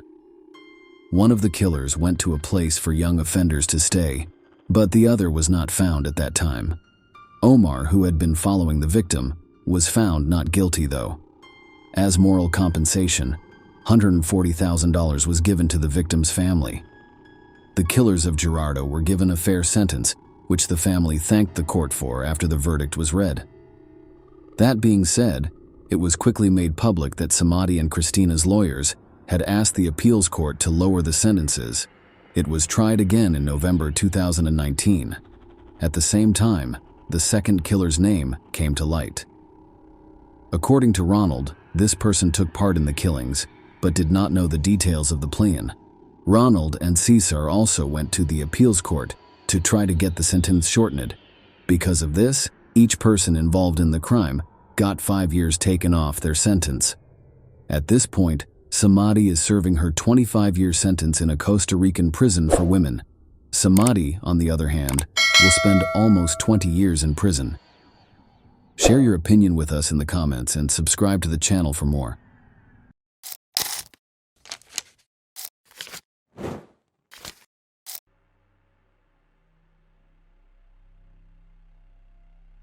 In March 2020, the COVID-19 pandemic struck the United States, and the entire world began to shut down. People were overcome with shock and fear of an unknown disease. On March 23rd, Gretchen Anthony, 12, who was visiting her father at the time, received a text message from her mother. "Good morning. I have tested positive for the coronavirus. That means I will have to stay home for at least 2 weeks. Okay, I really hope you feel better," Ava responded. Soon after, her mother stopped sharing the location of her phone with her daughter. Friends and family members received several text messages over the next 3 days, detailing Gretchen's deteriorating condition. What was strange was that no one could reach the 51-year-old woman, and she did not even call her beloved young daughter, which was unusual for a loving mother. Those close to her began to suspect something far worse than an acute case of COVID-19. Someone else was sending messages from Gretchen's phone to hide her disappearance. The police were called in, and investigators looking for Gretchen quickly realized that someone was using the pandemic to conceal the woman's disappearance. Gretchen was born January 8, 1969, in Doylestown, Pennsylvania. She spent the majority of her life up north, attending fashion school in New York City, before relocating to New Jersey, where she eventually became an educator. In 2006, the blue-eyed blonde relocated to Jupiter, Palm Beach County's northernmost city. After 8 years of working in the county's private schools, Gretchen decided to try something new and accepted a position in the Human Resources Department of Viking, an electrical contractor. Gretchen enjoyed the opportunity to interact with new people through her position. She regarded the workforce as her second family. Her first marriage did not work out, but the former couple remained on good terms and raised their daughter with shared custody. Gretchen lived an active lifestyle and spent a lot of time playing sports. She met David Anthony while participating in sports. David, Gretchen's personal trainer and second husband, was charismatic and charming. Women from across the county came to see the young, muscular trainer. David was a star in the gym, attracting a large number of new students. Gretchen fell in love. The romance progressed rapidly. Following a brief engagement, the couple married at the Elvis Chapel in Las Vegas. Gretchen Stoughton Crane changed her name to Gretchen Stoughton Anthony in 2015, and she believes she has found the husband of her dreams. Gretchen's daughter adored her stepfather and even called him bonus dad. The couple's marriage lasted 5 years. However, the relationship that began with magic and perfect happiness evolved into a woman's fear for her own safety. When tragedy struck, police and later journalists began to investigate the identity of the second spouse. They were in for plenty of surprises. David Ethan Anthony was originally known as David Anthony Deutsch before changing his name. David Anthony Deutsch, a standout college basketball player, was arrested in 1997 for robbing a Blockbuster video store with a water pistol and assaulting a police officer. In each case, he entered a plea bargain and served some time in jail. David grew up in Palm Beach Gardens without a father, so he spent much of his childhood and adolescence alone. He didn't say much, was withdrawn, had low self-esteem, and was bullied at school for his weight. He wasn't even allowed to participate in a recreational sports league because he was so much larger than the other kids. Not surprisingly, as a teenager, David suffered from severe depression and developed symptoms that his family suspected were indicative of bipolar disorder. He refused to take medication, instead focusing on sports and excelling at them. David received a scholarship to play college basketball after graduating from high school, and quickly rose to prominence on the team. He idolized basketball legends and named his husky Kobe after his favorite player, Kobe Bryant. On January 26, 2020, the idol died in a helicopter crash, which contributed to David's unstable behavior. Meanwhile, the smart, attractive coach ignored mental issues, basked in his well-deserved popularity, and married Gretchen. The couple lived an active lifestyle. David liked bicycling, deep sea fishing, and kayaking.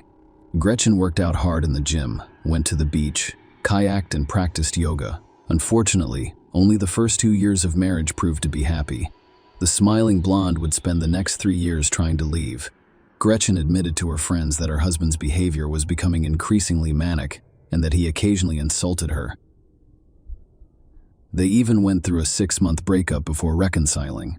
David's former boss at the gym, Tabitha Hopkins, later admitted to noticing strange mood swings in David. In 2017, things became so bad that Tabitha was forced to fire him for his aggressive behavior, particularly towards women.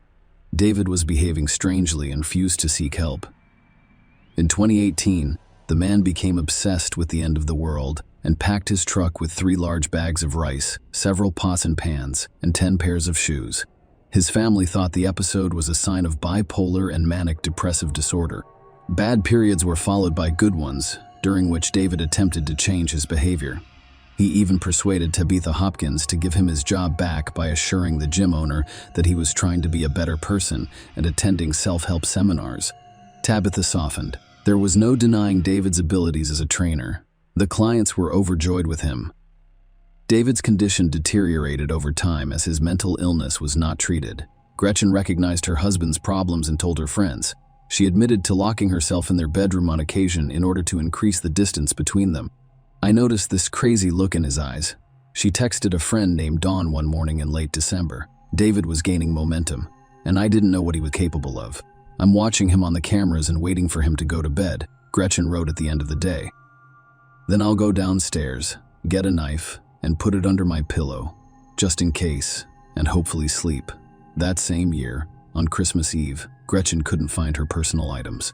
She searched the house, including David's backpack, and discovered her wedding ring, passport, driver's license, credit cards, and some money. Gretchen was so disturbed by the incident that she texted Dawn, her boss and friend, to express her fear of her own husband. By the end of the month, Gretchen had decided to end the turbulent relationship. In December 2019, she forced David to relocate from the townhouse to her mother's nearby home and change the locks. During this time, David's colleagues noticed a gradual shift in his behavior. The trainer was usually one of the first to arrive at the gym, but due to family events, he appeared increasingly withdrawn and sullen as time passed. On January 26th, David's idol, Kobe Bryant, died. When Kobe Bryant died, something happened that, as Tabitha recalls, you'd think David and Kobe Bryant were best friends. It traumatized him. In the days that followed, David became hysterical, crying and wailing in front of the fitness club groups he led and refusing to leave. Despite his emotionally fragile state, David actively participated in gratitude training, a contentious self-improvement program that critics compared to a cult. He paid thousands of dollars for seminars but refused to tell his family what he was doing during them. David's behavior regressed. On February 24th, he failed to arrive at work. When Tabitha tried to find out, if he was okay. He attacked her, and the supervisor decided to terminate the employee permanently. This time, Tabitha saw David's terrifying rage and was terrified. Hopkins informed Gretchen about the incident and advised her to be cautious. "That's the last time I talked to Gretchen," she would later say. Gretchen filed for divorce 4 days later, on February 28, 2020, just a few weeks before she disappeared. David's stability rapidly deteriorated, and he became more hostile. On March 7, the woman David had begun dating reserved a seat in an unusual art class. They were to drink wine and draw pictures while guided by the instructor. However, the evening did not go as planned. When David attempted to hug his companion during class and she refused, he jumped up, yelled at her in the middle of the class, and ran outside. David's behavior terrified the young woman, and she decided not to continue the conversation, informing him that he could not stay with her tonight. When they got to his truck, it was clear that David had different ideas about the situation. She had only known David for a month when he decided to move in with her. Duffel bags containing men's clothes were spread out on her bed and dining room table, and food from his mother's house was stored in the freezer. Kobe, David's husky, was running around in the backyard. David only left after a new friend contacted her neighborhood security company, and Gretchen went missing. Her family informed investigators that David was returning to her home after he had left. The young woman was concerned about her safety and installed surveillance cameras throughout her home and garage. On March 11, the World Health Organization declared a pandemic. A few days later, David arrived at Gretchen's house in the early morning, convinced that the pandemic was an end, a world prophecy. He believed the world was ending and walked around the windows pleading with his almost ex-wife to accompany him to Costa Rica, where he hoped they could escape the virus. After a few hours, regression relented and let David enter the house. That evening, a patrolling police officer noticed David visibly nervous and sweaty, running around outside a Riviera Beach restaurant and approaching a group of teenage girls. The officer noticed David's license plate, which was partially covered with black duct tape, and approached him. David claimed that his 12-year-old stepdaughter had taped the license plate and became increasingly nervous. The man ignored the police officer's orders not to move, yanked open his truck's door, and began searching for something under the seat. Fearing what might happen next, the officer pointed a gun at David and ordered him to the ground. When the officers searched under the driver's seat, where David was attempting to reach, they discovered a large knife. David was arrested for resisting arrest, but he posted bail and was released a few days later. The pandemic was gaining momentum. Some states began prohibiting people from leaving their homes as early as March 20. Gretchen, like everyone else, was trying to figure out how to adapt to the new reality. She shared virus-related videos and safety tips, as well as memes and jokes mocking the absurdity of the new normal. On Thursday, March 19, she posted a quote from a meditation blog. "There is chaos around you. The wisest choice is to create peace within yourself." After that, her profile was no longer active, and she stopped answering calls and messages. For all of her loved ones, this moment marked the beginning and end of their lives. On March 23, 2020, Gretchen and Anthony began texting their friends and family. Gretchen sent a series of messages to friends and family over several days, first stating that she was quarantined at home, and then describing her deteriorating condition and hospitalization in the emergency room at Jupiter Medical Center. Another message stated that she had been transferred to another CDC facility that did not exist. On March 24, Don Paris, Gretchen's supervisor and friend, received a message from her saying, "I tested positive for coronavirus early this morning. This is bad news, but I'm at a coronavirus KDC treatment center that only handles COVID cases. The good news is that my blood type can potentially be used in treatment. I'm not sure if you remember when I said I have a strain of mad cow disease in my blood. Well, that strain is important for gathering more answers and finding she could be placed in a medically induced coma and lose her ability to write." Jeff Dreher did not believe the reports. He was perplexed by the numerous text errors and abbreviations. The tone of voice in the messages sounded more like David Anthony, and Jeff became concerned. Furthermore, it bothered everyone who received these messages that no one, including his daughter Gretchen, ever called. Friends couldn't imagine Gretchen dying from anything because she was in great shape and took her health very seriously. When calls to the medical center confirmed that Gretchen Anthony had not been admitted, her family and friends decided to contact the police to see how she was doing. Brett and Anthony's boss reported to the police that he was last at work on March 20. When he called her insurance company to see if he was receiving medical care, they informed him that there had been no referrals under her policy to process treatment. Jupiter Police Detective Jared Kennison contacted Jupiter Medical Center and discovered that the hospital's records did not include any information about such a patient. In fact, police discovered that Gretchen had not visited Jupiter Medical Center since 2008. Police searched the medical center parking lot and discovered a Mini Cooper with Gretchen's purse in the most visible spot, which prompted patrol officers to become concerned. Officers visited the missing person's home. What they discovered at Gretchen's house was alarming, turning a routine visit into a possible murder case. A neighbor approached the officers and provided disturbing information. Early Saturday morning, March 21, I heard a desperate female screaming as if she was being attacked. And then I heard her scream, "No." Then I heard her scream, "No." Then I heard something like, "It hurts. Stop." The scream was quite serious. Unfortunately, Gretchen did not contact emergency services. Some people are simply wary of contacting the police. Officers became even more concerned when another neighbor reported seeing a soapy substance leaking from under Gretchen's garage door. The front door to the garage was locked, and a key was broken in the deadbolt. When officers opened the door, they noticed a strong, pungent odor of cleaning product in the garage. Patrol officers used body cameras to search the house multiple times. They discovered signs of a violent struggle, such as a broken picture frame, shards of glass on Gretchen's bed, and a soiled towel. Officers also discovered that surveillance cameras inside the house had been removed from the walls, possibly to destroy compromising evidence, and contacted a service provider to retrieve the footage from the cloud.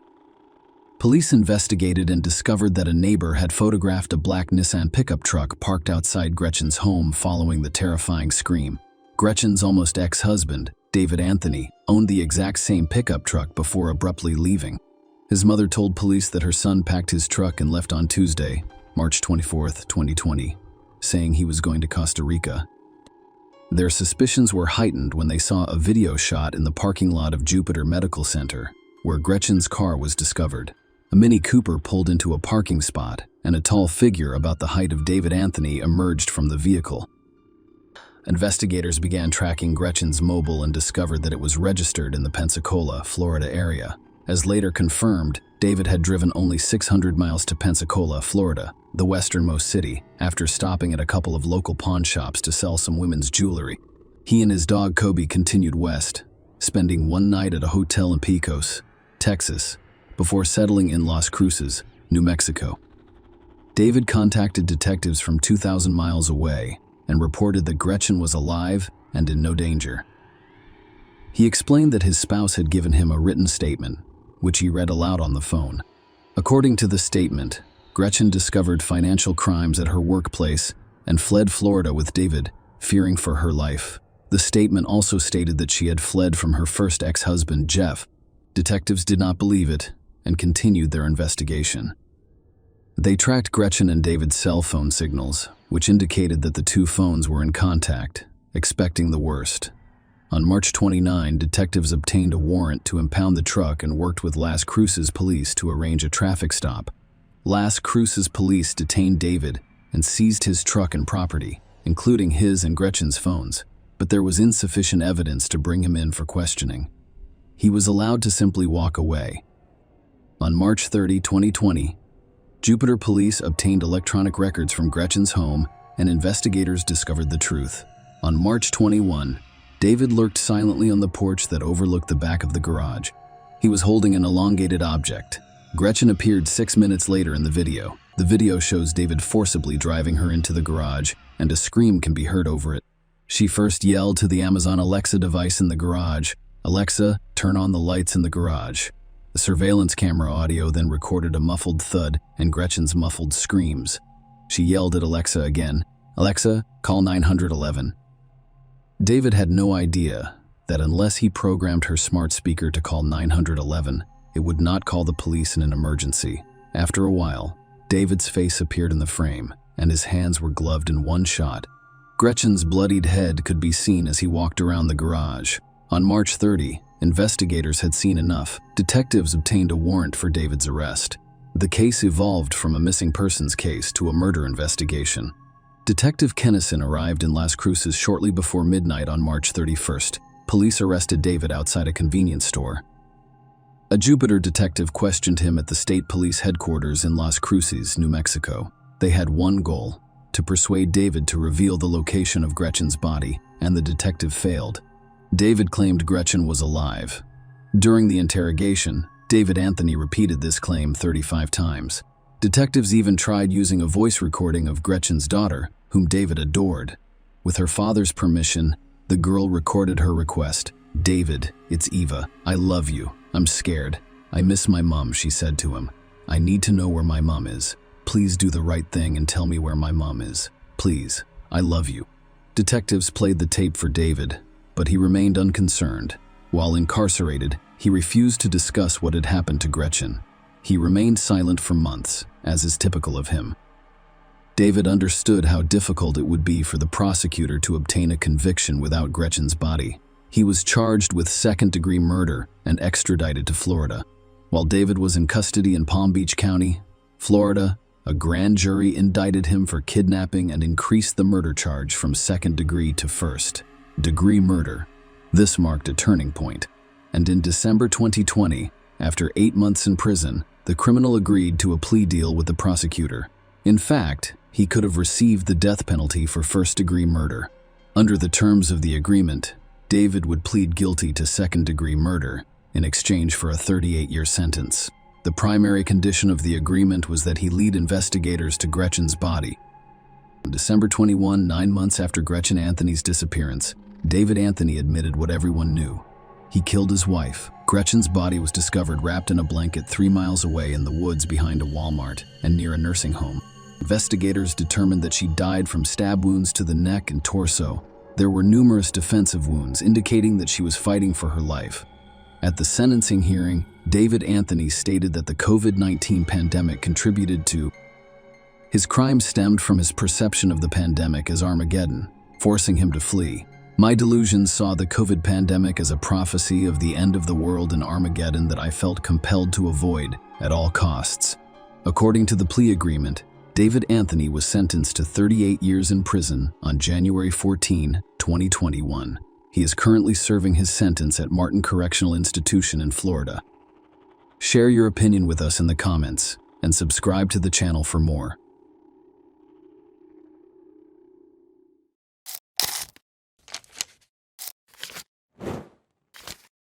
The case of Nobuyuki, who abducted Fusako Sano, a schoolgirl, and kept her as a pet in his house, eventually realizing that the perpetrator was a maniac, is possible due to the nature of his actions.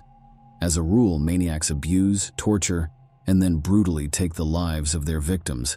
However, sometimes such abuse lasts for years or even decades. If the account of a maniac has more than 2 victims, criminalists call it a series, and the criminal himself is a serial maniac. The history of world criminalistics knows many cases when maniacs did not kill their victims, but held them captive in their own homes, basements, or specially created bunkers. It is enough to remember Natasha Kush, or Elizabeth Fritzl, who was kept by her own father in the basement of their house for 24 years. Alas, there are many such stories. And what is most curious is that in most cases, the hostages were, one might say, in full view of everyone, and the kidnappers had previously come to the attention of the police. Fusako Sano was held captive for nearly 10 years in an unlocked room, allegedly to serve as an inspiration to Natasha Kush's kidnapper. Although by the time this tragedy became publicized, Austrian schoolgirl Natasha had already spent over 1 year living under captivity. But let us explore this complicated case known as the Niigata girl captivity incident thoroughly from its inception.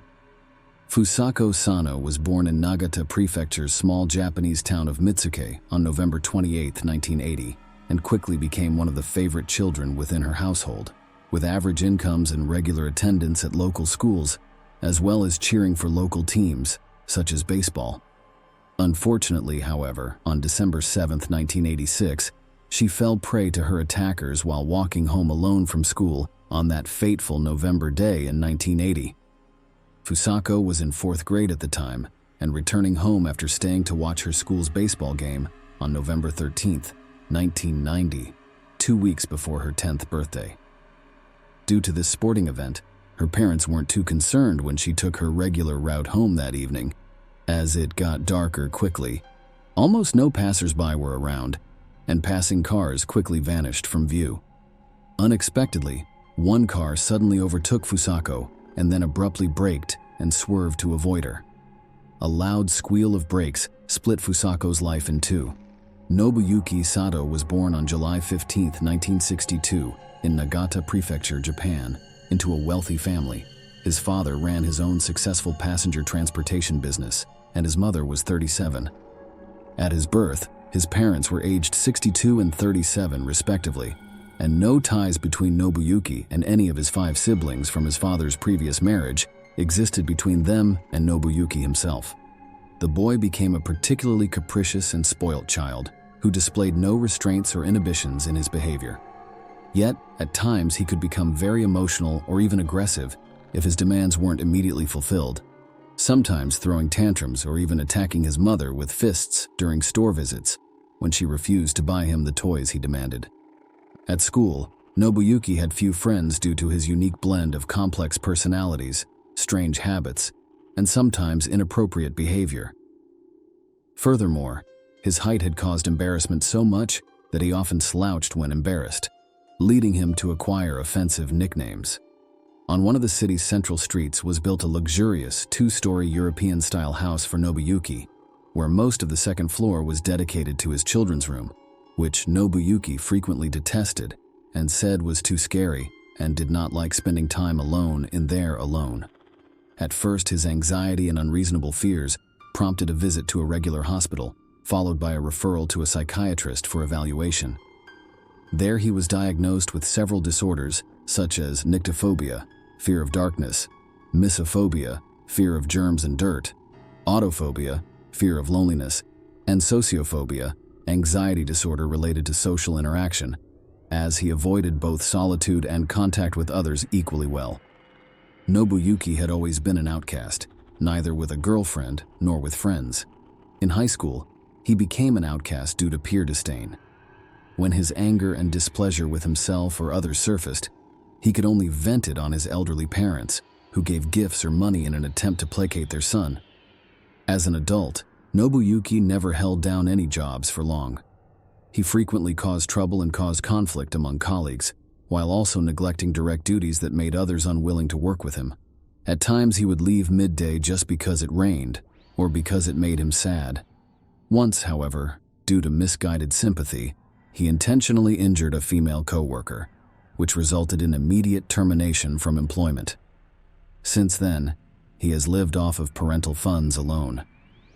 Gradually, Sato began leaving his room less frequently, leading him to increasingly become estranged from both parents. Following one particularly heated argument between himself and one parent, he set fire to his home, nearly destroying its inhabitants as well.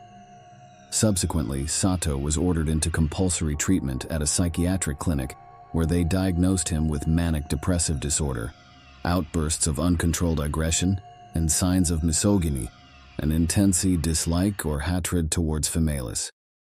Nobuyuki spent approximately 1 month in the hospital before being released as a threat to others.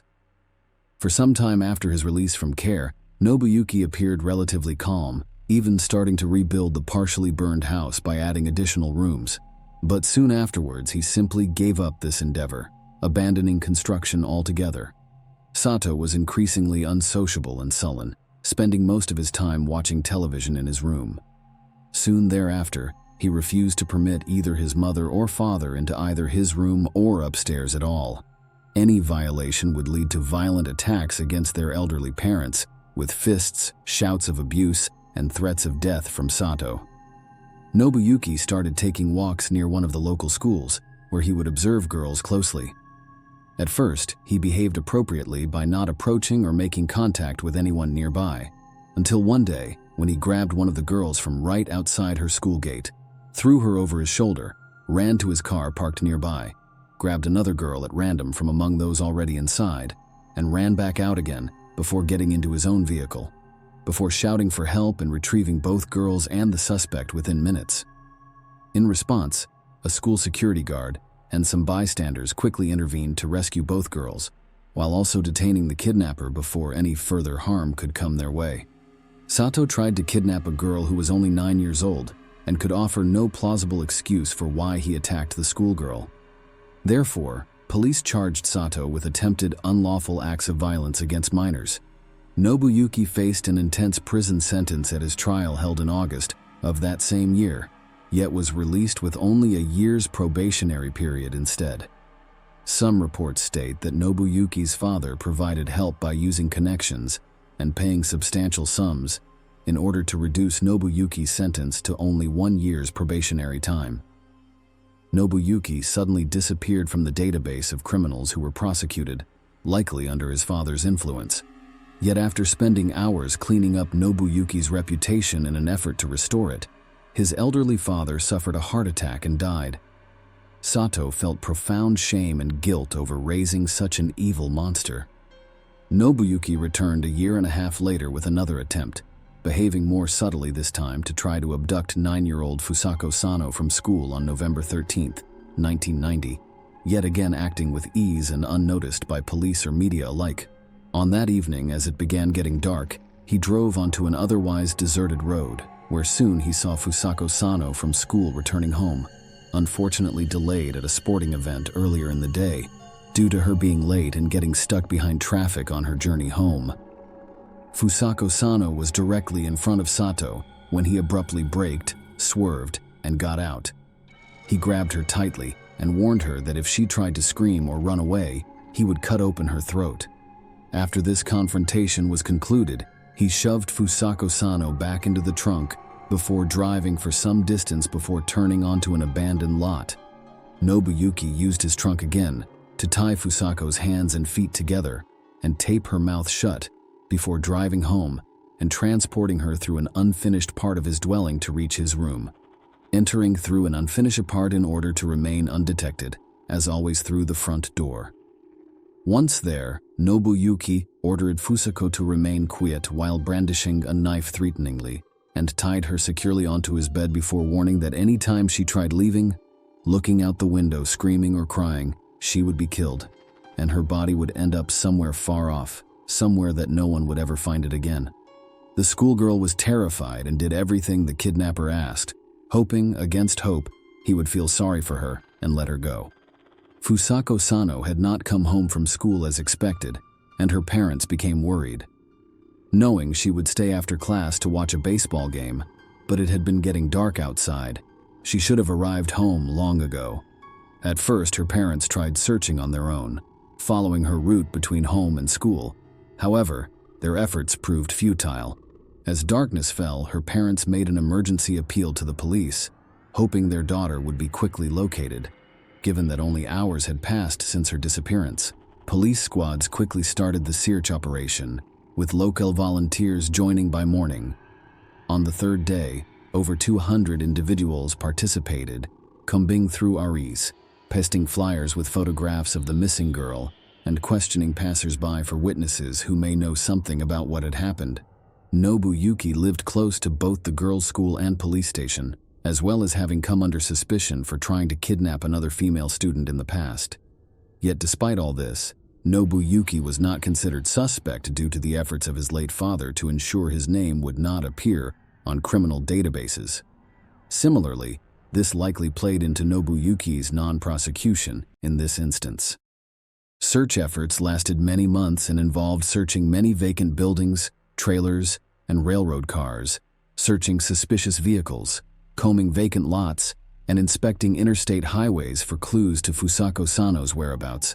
However, none could be found despite all efforts being put forth. Various theories were explored, such as North Korean special services abducting her, but this proved fruitless. Fusako Sano was still considered missing at that point in time. Fusako was captured by a psycho. Fusako later admitted that at first she was terrified and did everything her captor asked of her in hopes that Nobuyuki might take pity on her and free her. Unfortunately for Fusako, though, Nobuyuki never considered freeing his captive.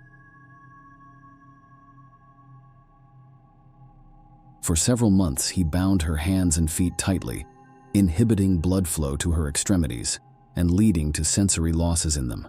As soon as Fusako disobeyed or violated her silence, Nobuyuki used a stun gun as punishment. Otherwise, he beat her on both head and body with his fists, or threatened her with a knife. Nobuyuki never once exploited Fusako sexually, instead treating her more like something between an innocent toy and a pet while imprisoning her. Nobuyuki fed Fusako once or twice daily, with food prepared by his mother, who lived on the first floor. Due to this meager diet, the girl became weaker and malnourished. Nobuyuki forbade her from leaving bed. Instead, she would need to use plastic bags when going to the bathroom, and she was brought back inside plastic bags by Nobuyuki for transport back out into his unfinished part of the house after. Once every month, Nobuyuki bathed Fusako in his basin before cutting her hair and nails himself and dressing her in his own shabby clothes while practicing various fighting techniques with her.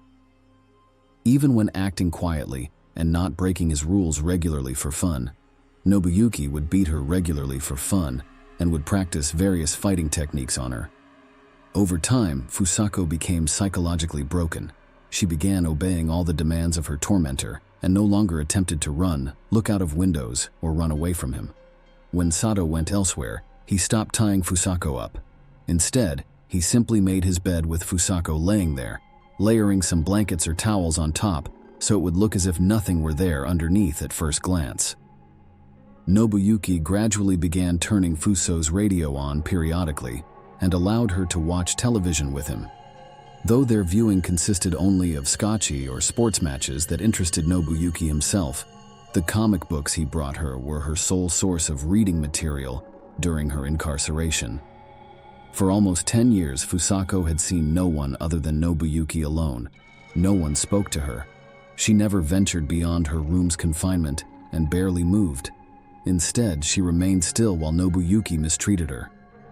Eventually, she gave up resisting escape or making herself known, despite abuse by police indifference or her captors. She accepted her fate with grace and did not attempt escape or make herself known or resist despite abuse from Nobuyuki or anyone else. Ultimately accepting her fate with resignation without resistance or effort on her part, or making herself known, or resist making herself known, accepting her fate without making herself known or resisting escape, or making herself known even after experiencing abuse or police indifference. Nobuyuki's mother lived on the first floor, and for years she had not entered his room due to threats from Nobuyuki of physical punishment if she intruded upon his personal space. Knowing Nobuyuki well, she followed his rules without question. Once Nobuyuki placed a prisoner in his room, however, even going up the stairs became forbidden, and when she attempted it once, he simply shoved her back down again. Although she tried her hardest not to be at home too much when working, she retired at age 73 when her life became unbearable due to abuse from Nobuyuki, who regularly beat her up while demanding she obey a set of rules made up by him alone. At last, Mrs. Sato could no longer take it. In the spring of 1996, she went to the police to file a statement alleging domestic violence by her son. Unfortunately, however, no action was taken, and Mrs. Sato was persuaded by officers not to withdraw her statement and deal with family problems on her own.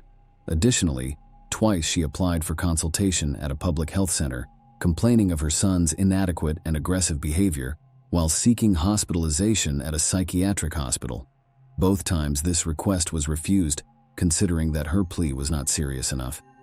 Instead, advice was given by staff that persuaded her son himself to seek help at said clinic, rather than trying to persuade his mother to seek treatment themselves.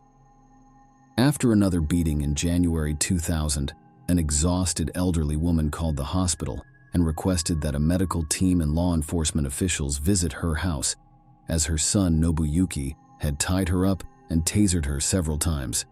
These officials eventually responded to her requests and attended. When the ambulance and police car arrived at Nobuyuki's address, he immediately began acting aggressively toward them before resisting and trying to fight against them.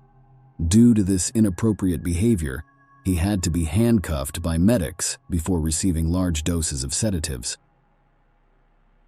The elderly woman admitted she was terrified of her son, whose behavior had grown increasingly aggressive and uncontrolled over the past several months. Additionally, he forbade her from visiting the second floor for years, with threats that he would kill her if she did so. Police officers decided to inspect Nobuyuki's room on the second floor. When they entered, they noticed a pile of blankets laid across Nobuyuki's bed, which suddenly moved slightly when touched. Police officers were stunned to see an extremely thin, pale, and exhausted girl lying underneath them. She reluctantly gave her name when they questioned her about who she was and how she ended up there, and said she had been a hostage for a long time on her way home from school. After discovering Nayuki had been captured, her mother was brought into the room. But the woman seemed very surprised and said that no other people lived in their house other than herself and her son. Also, Nayuki confirmed she had never seen this woman before.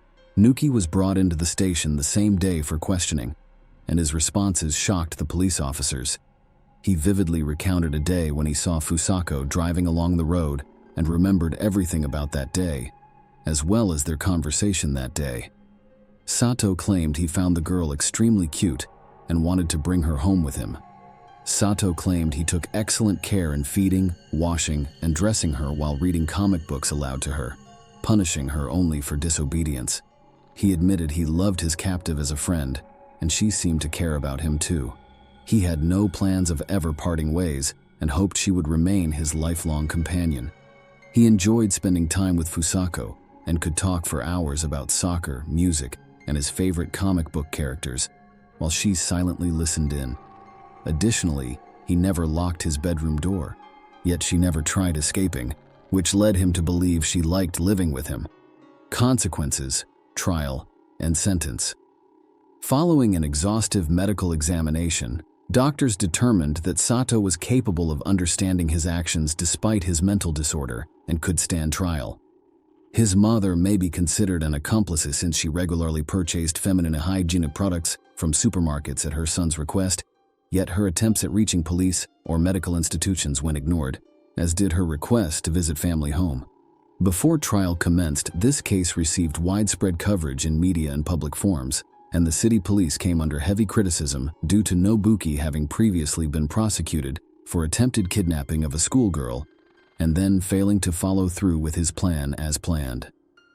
Upon the conclusion of his plan, however, he remained free of suspicion, thus leading them to remove both the local police chief and the head of the regional police department, who both made numerous mistakes along the way from their positions.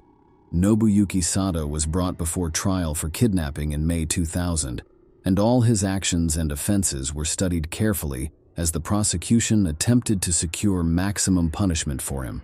Sato was found guilty and given 14 years imprisonment as punishment, this term being considered maximum at that time.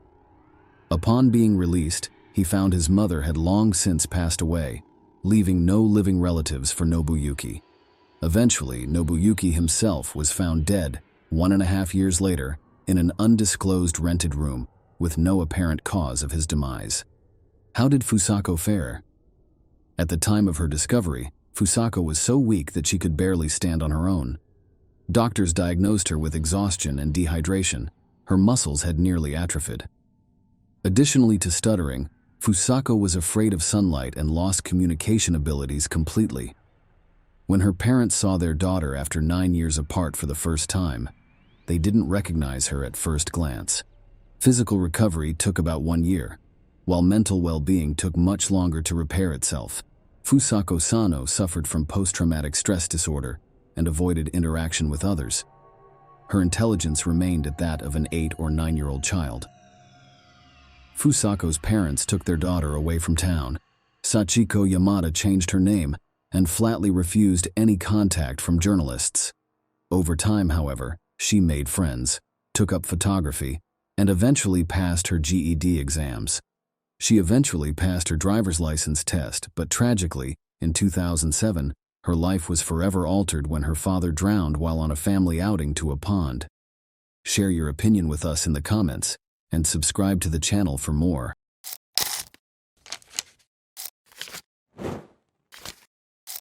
Limer Township, named after the first settler William Evans, is one of thousands of small and cozy towns scattered across the country in January 2023, in the state of Pennsylvania. A measured and quiet life flows here, and nothing appears to disturb this harmony. The inhabitants of such places know each other by sight, and their friendships unite many of them into one family. Jennifer and Blair's friendship began while they were working as business partners on joint projects. Even after Blair decided to become a simple chef, their bond remained strong. Their friendship developed beyond the confines of business and became more than just a working relationship.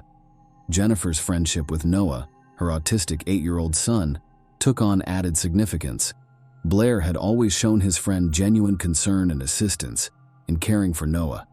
Their children were friends as well. They frequently spent time together, and when the children's games ran late, Noah would spend the night at the Watts house.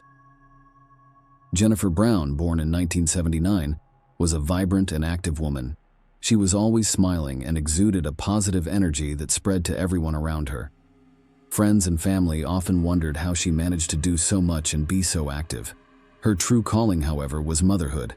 Nothing was known about her son Noah's father, but this situation did not overshadow their lives. On the contrary, it strengthened Jennifer. Taking care of her young son, Jennifer became a reliable support and best friend for him, especially after Noah was diagnosed with autism in early childhood. Mom and son were inseparable friends who spent a lot of time together, sharing happy moments and helping each other in times of need. Everyone who knew them felt tenderness and admiration for them because of their friendship. The people of the small town noticed their closeness and admired this family for their joy and genuine kindness. Unfortunately, none of them could have predicted what happened to Jennifer on January 3, 2023. She vanished without a trace. The Limerick Township Police Department received a disturbing call from Antonio Blair Watts Richardson on the morning of January 4, 2023. He was deeply concerned about his close friend's disappearance. Despite the fact that it had only been less than 24 hours since he had last seen her or heard her voice, his anxiety was growing by the minute. Tony had been attempting to contact Jennifer for several hours and had received no response. This was completely unlike her. She was always active and responsible, always answering calls or messages, especially when it came to her son Noah. However, for some reason, the boy's mother did not meet him after school on this particular day. The missing person's family and friends knew what a loving mother and caring woman she was. As a result, her sudden disappearance alarmed everyone who knew her and left no one indifferent. Antonio's 911 call was the first step in a long and mysterious investigation that would soon engulf and shake the entire city. A massive search was launched immediately after Blair reported his girlfriend missing.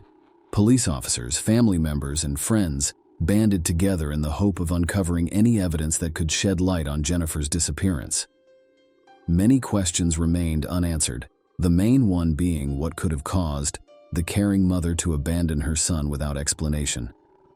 Officer Stephen Crawford of the Limerick Township Police Department went to the Brown family's home at 4 p.m. that afternoon to see what was going on.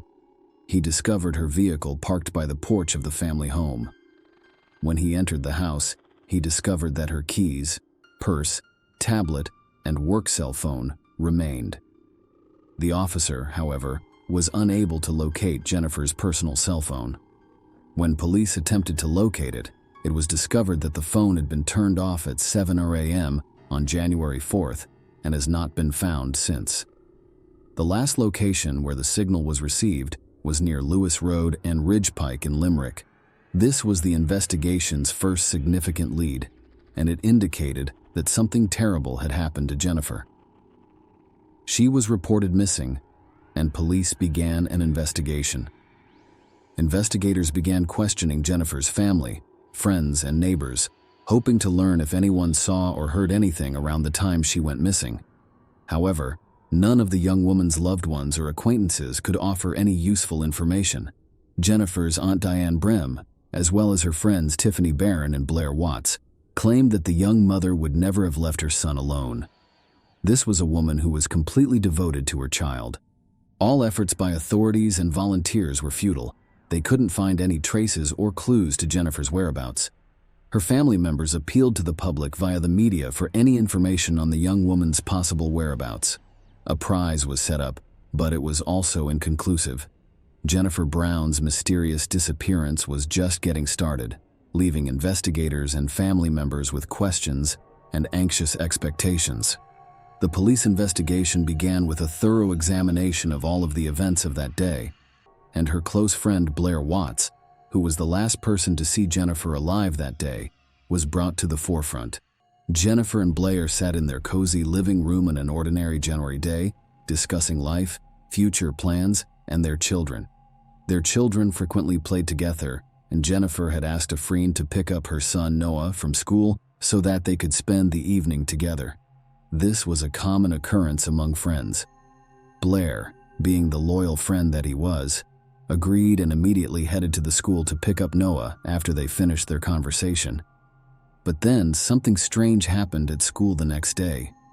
Noah's behavior was unusual, which worried his teachers.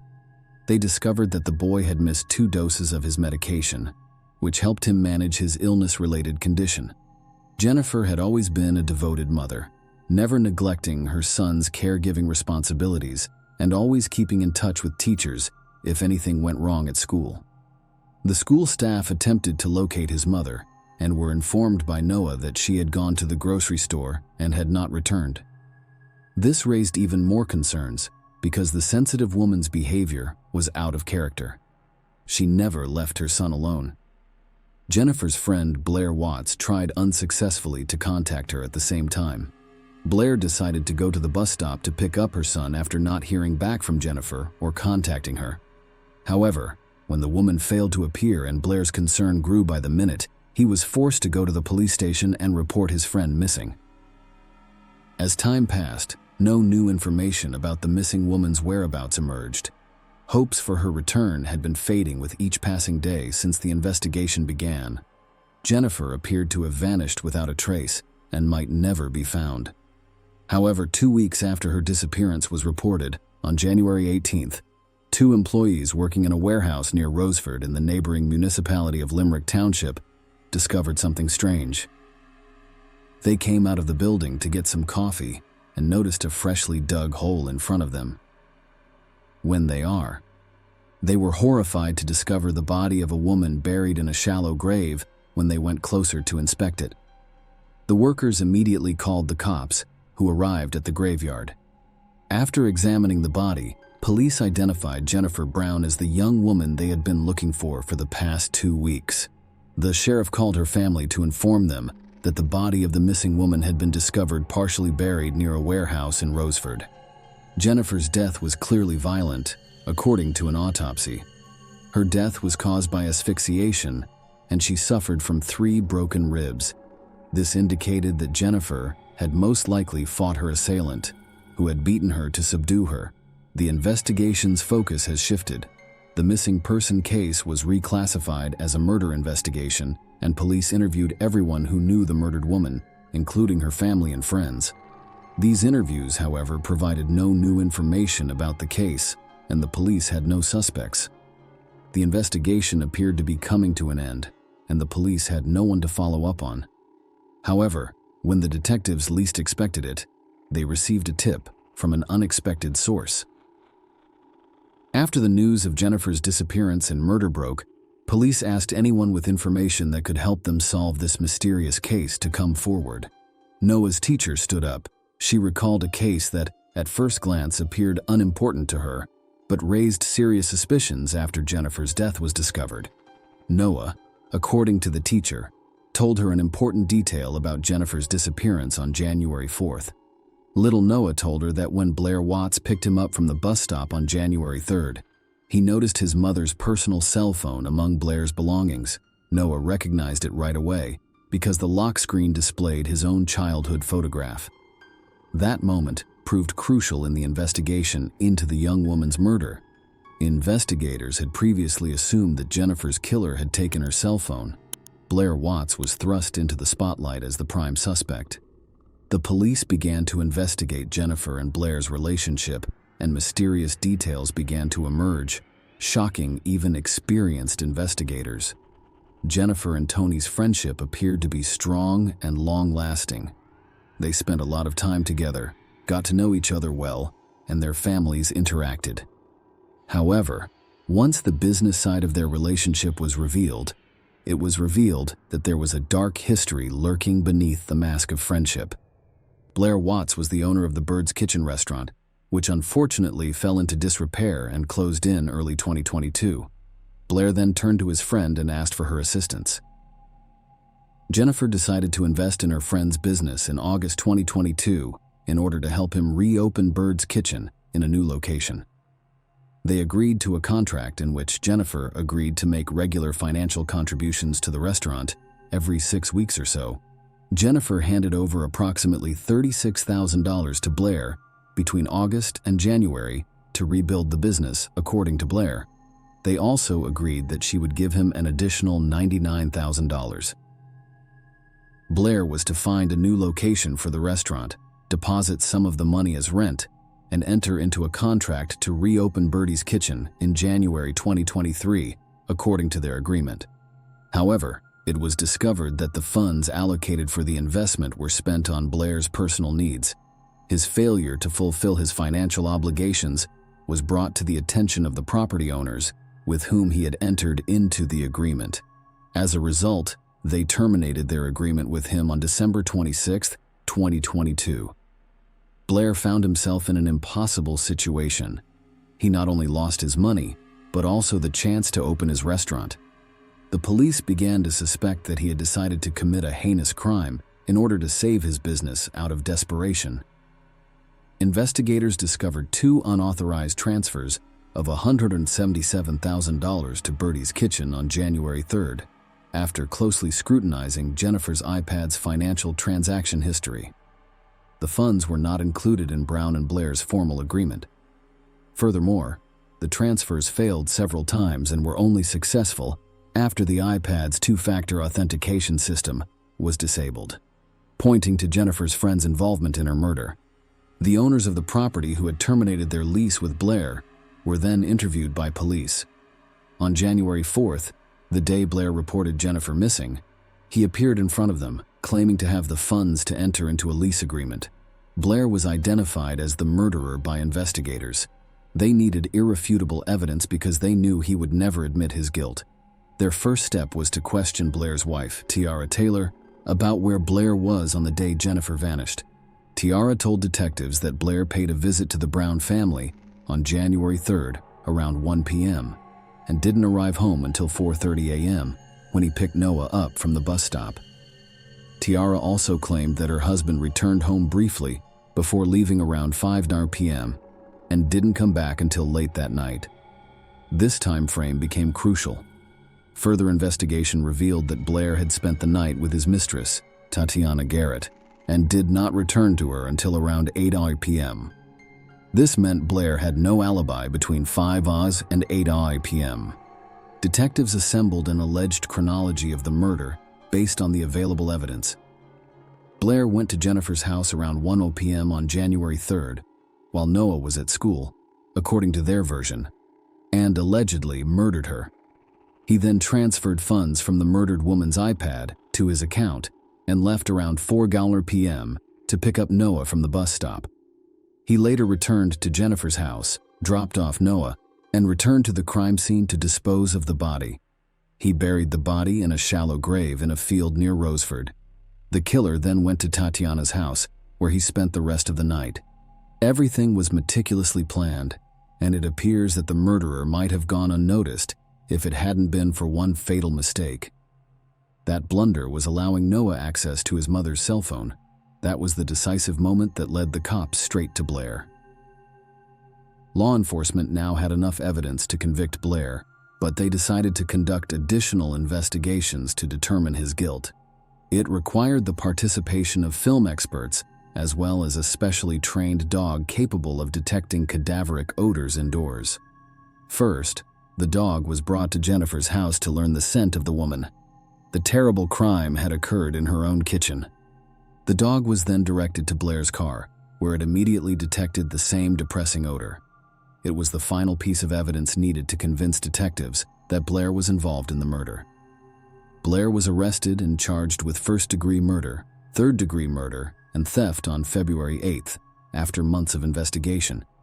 He is currently incarcerated at the Montgomery County Correctional Facility without bail and awaits a preliminary hearing in which he will have to answer for his heinous actions in front of the law.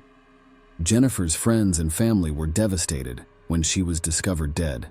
However, the pain and shock that the killer was someone they knew and trusted, someone who should have been a close friend to Jennifer and her son, continue to pierce their hearts.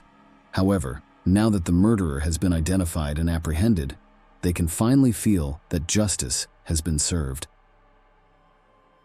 During the interview, Tiffany Barron, a friend of Jennifer's who spoke on her behalf, expressed her feelings.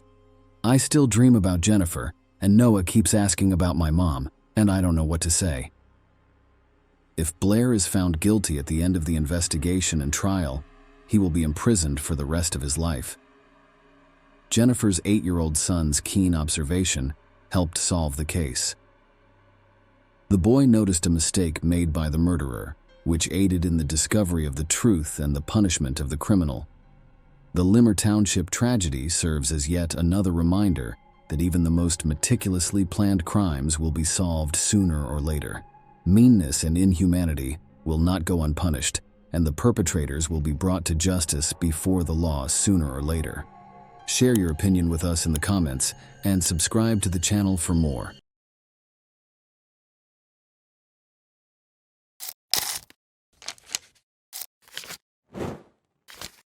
In April 2016, in Fort Worth, Texas, a shocking and brutal murder startled even experienced investigators. Elizabeth Paula Arellano worked as a paramedic before falling victim to this vicious and senseless act. Prepare to be shocked as you discover who carried out Elizabeth's execution. Her death was so peculiar that the police initially suggested it might have been voluntary. However, this explanation didn't align with the testimony provided by accidental witnesses to this tragic scene. Investigation teams had to go the extra mile in their efforts to understand everything and bring justice against the individual who committed this extremely brutal crime.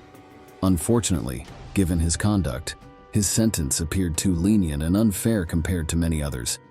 Elizabeth Paula Arellano was born on August 16, 1987 in Fort Worth, Texas, where she would live her short life. Elizabeth spent much of her childhood alongside Alessandra and Giovanna, whom she found to be her companions.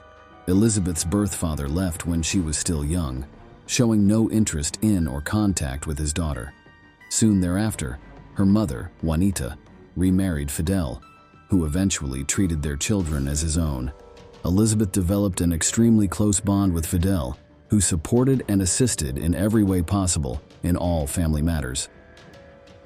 The girl studied diligently at school and dreamed of one day becoming a doctor. While in high school, she met Rudolph Arellano, whom she soon fell in love with. Elizabeth chose a man almost 8 years older than herself, causing some embarrassment among her parents. Nonetheless, they did not interfere with the romance, as their son-in-law appeared serious and reliable enough for them not to intervene. At 16 years old, just out of school, Elizabeth legally married her lover. Elizabeth and James eventually had 4 children together, 3 sons and a daughter. However, Elizabeth did not intend to become a housewife, as she remembered her childhood dream of becoming a doctor, and she graduated from medical school to work as a paramedic while planning to pursue further education.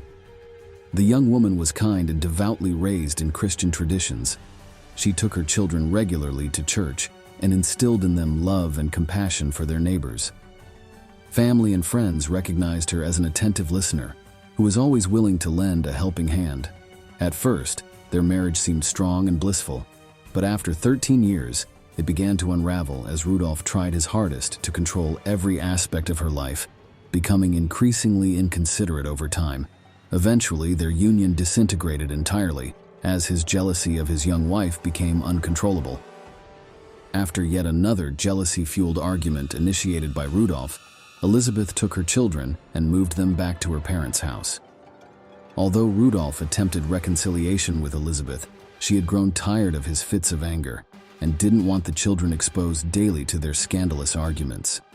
She mustered enough courage to officially file for a divorce, and shortly thereafter, she mysteriously vanished without a trace. According to friends and family, she appeared in good spirits and decided, in order to distract herself from family problems and the impending divorce, to visit a nearby club after work with colleagues. On Friday evening, April 15, 2016, the 28-year-old mother went to a fun place with some friends. There, she danced and had fun but did not consume alcohol due to her plans to return in her own car, which she had used to arrive at the club. Elizabeth arrived home well past midnight on April 16th. Once she parked the car, she called her friend, with whom she had spent the evening at the club, to inform them that she had already reached home and that everything was okay.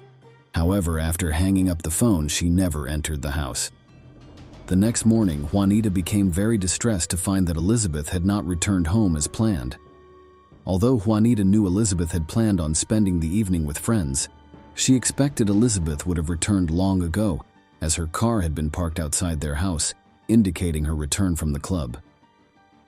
Juanita approached Elizabeth's car, only to find it unlocked with its key still in the ignition. Inside were Elizabeth's purse and cell phone belongings, indicating that something horrible must have occurred. As soon as she noticed Elizabeth was missing, Juanita immediately notified the police and filed a missing person report.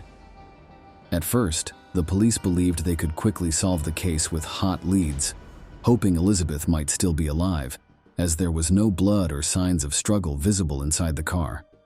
However, that proved not to be the case, and their first priority became reconstructing every aspect of that evening and night for all possible witnesses who might help identify and interrogate. Friends and colleagues of the young woman who spent the evening before she disappeared were interviewed, providing details about when she left and returned home.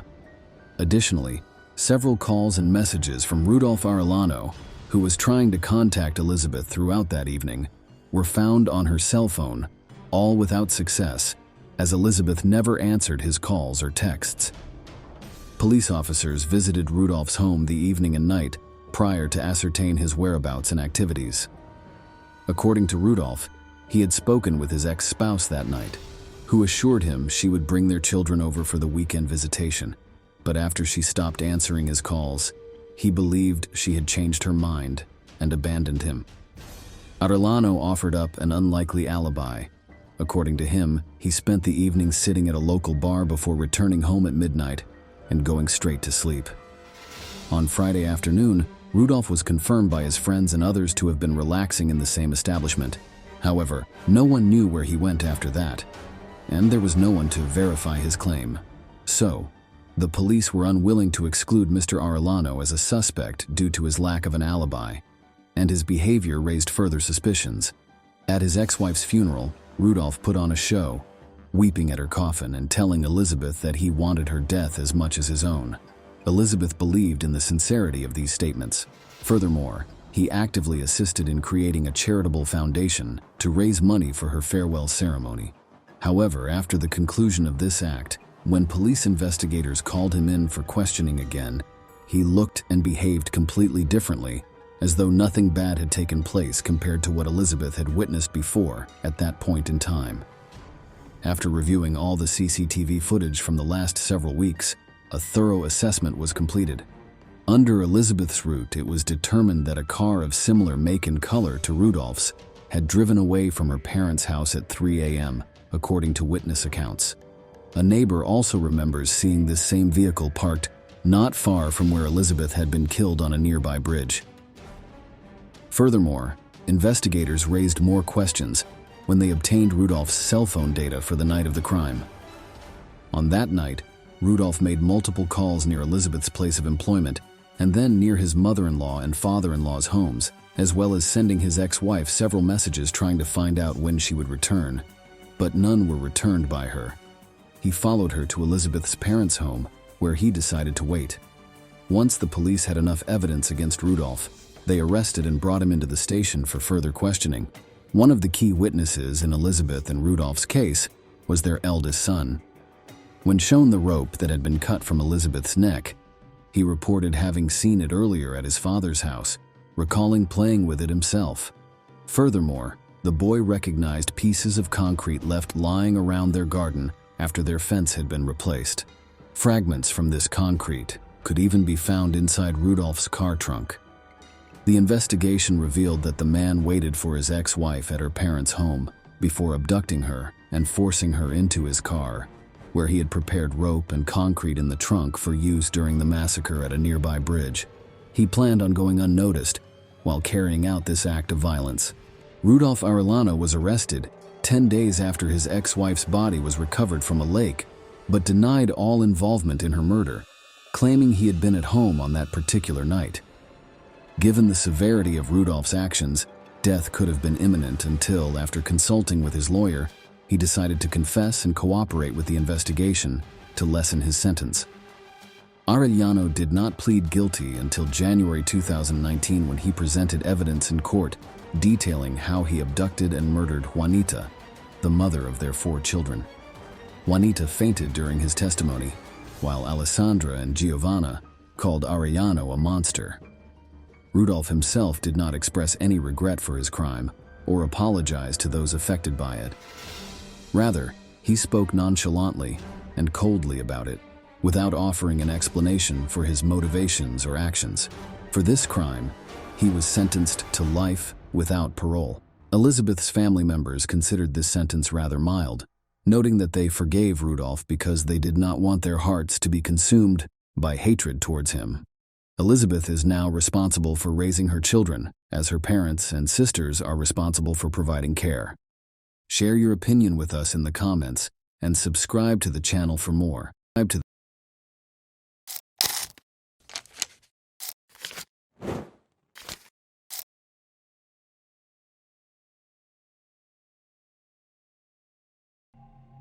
Martin Gardner sat on the porch of his desolate home, clutching a photo album he had received years after the tragic event. That album had become a symbol of his loss, a living reminder of a terrible tragedy. Martin's gaze fell on the photographs of his small and innocent children, Talon, Saya, Savi, and Yazi. These photos were all he had left from his happy days. When he looked into their eyes, he could almost hear their children's voices filling the house with laughter and warmth once upon a time. Martin's first child, Talon, was just 4 years old. He was the source of happiness for his father.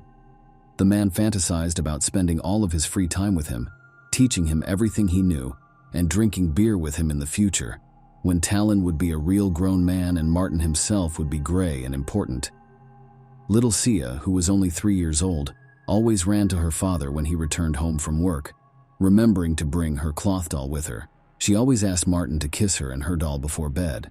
This always brought a smile to her father's face, and he took this sweet ritual seriously and respectfully. Savi, a 2-year-old girl, was quiet and intelligent. She enjoyed flipping through books and watching animal movies.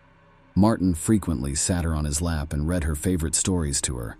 He saw in her the potential of an intelligent and serious woman who would go on to achieve great things in life. Yazi was the youngest, a very small baby with deep black eyes. Martin looked into her eyes and saw a vast world. Her eyes were identical to those of her mother, Shanynthia Gardner.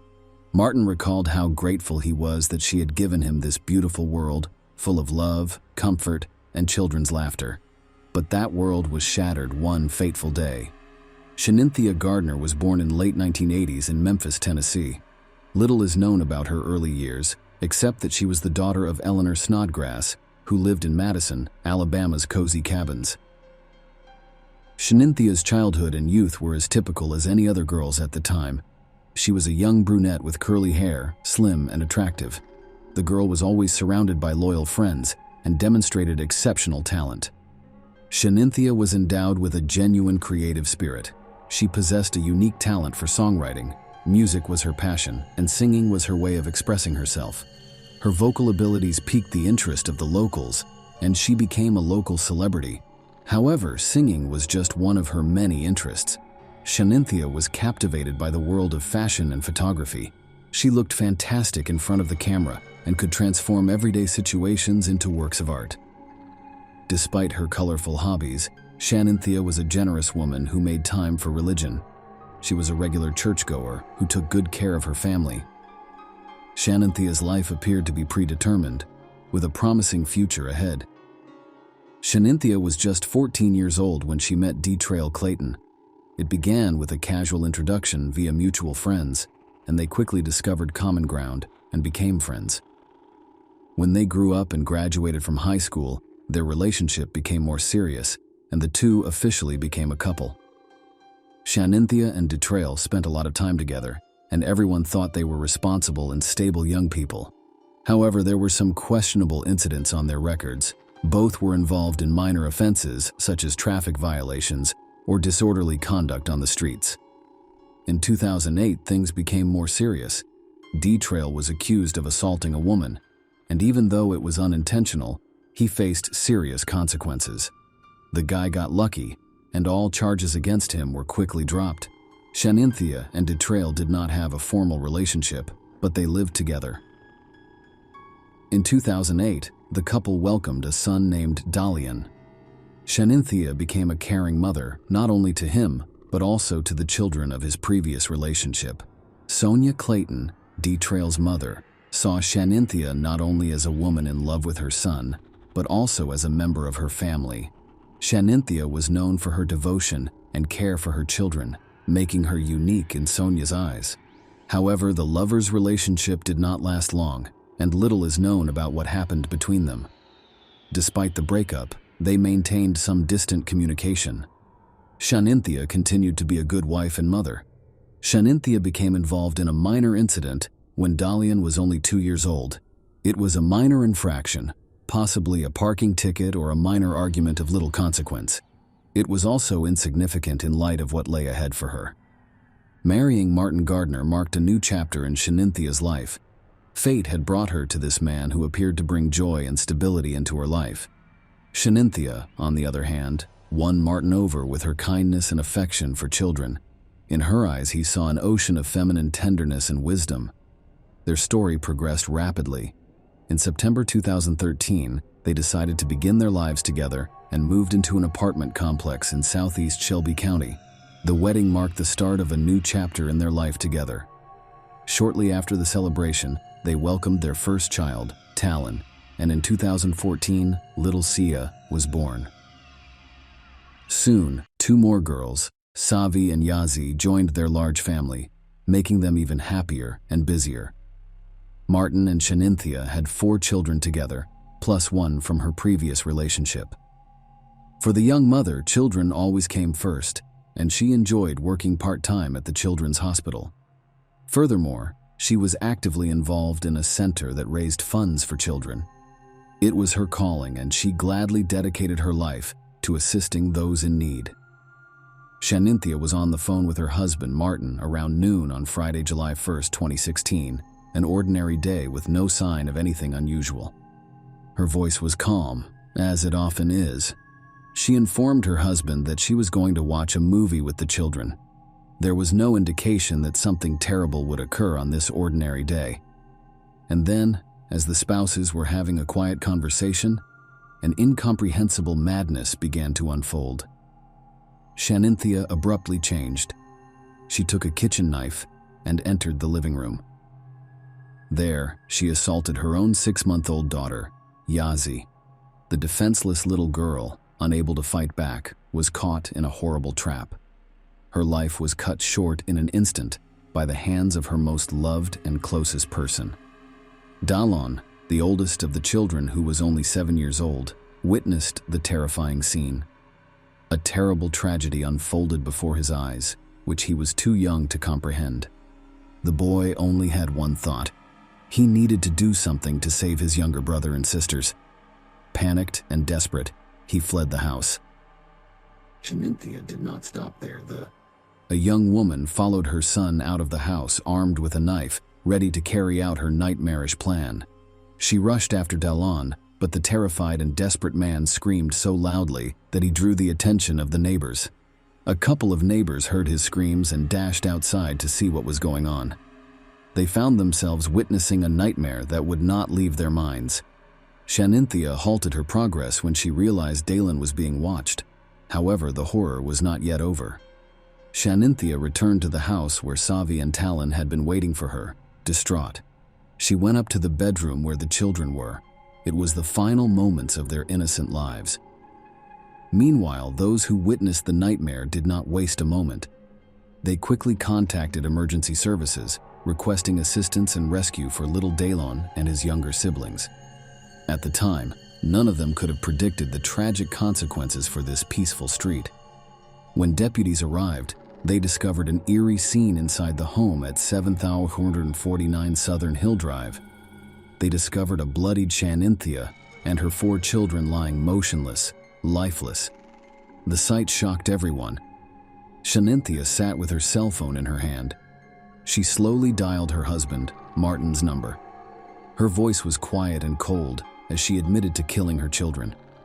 The tragedy that had occurred in their lives was the horrific event that would live on in this quiet neighborhood.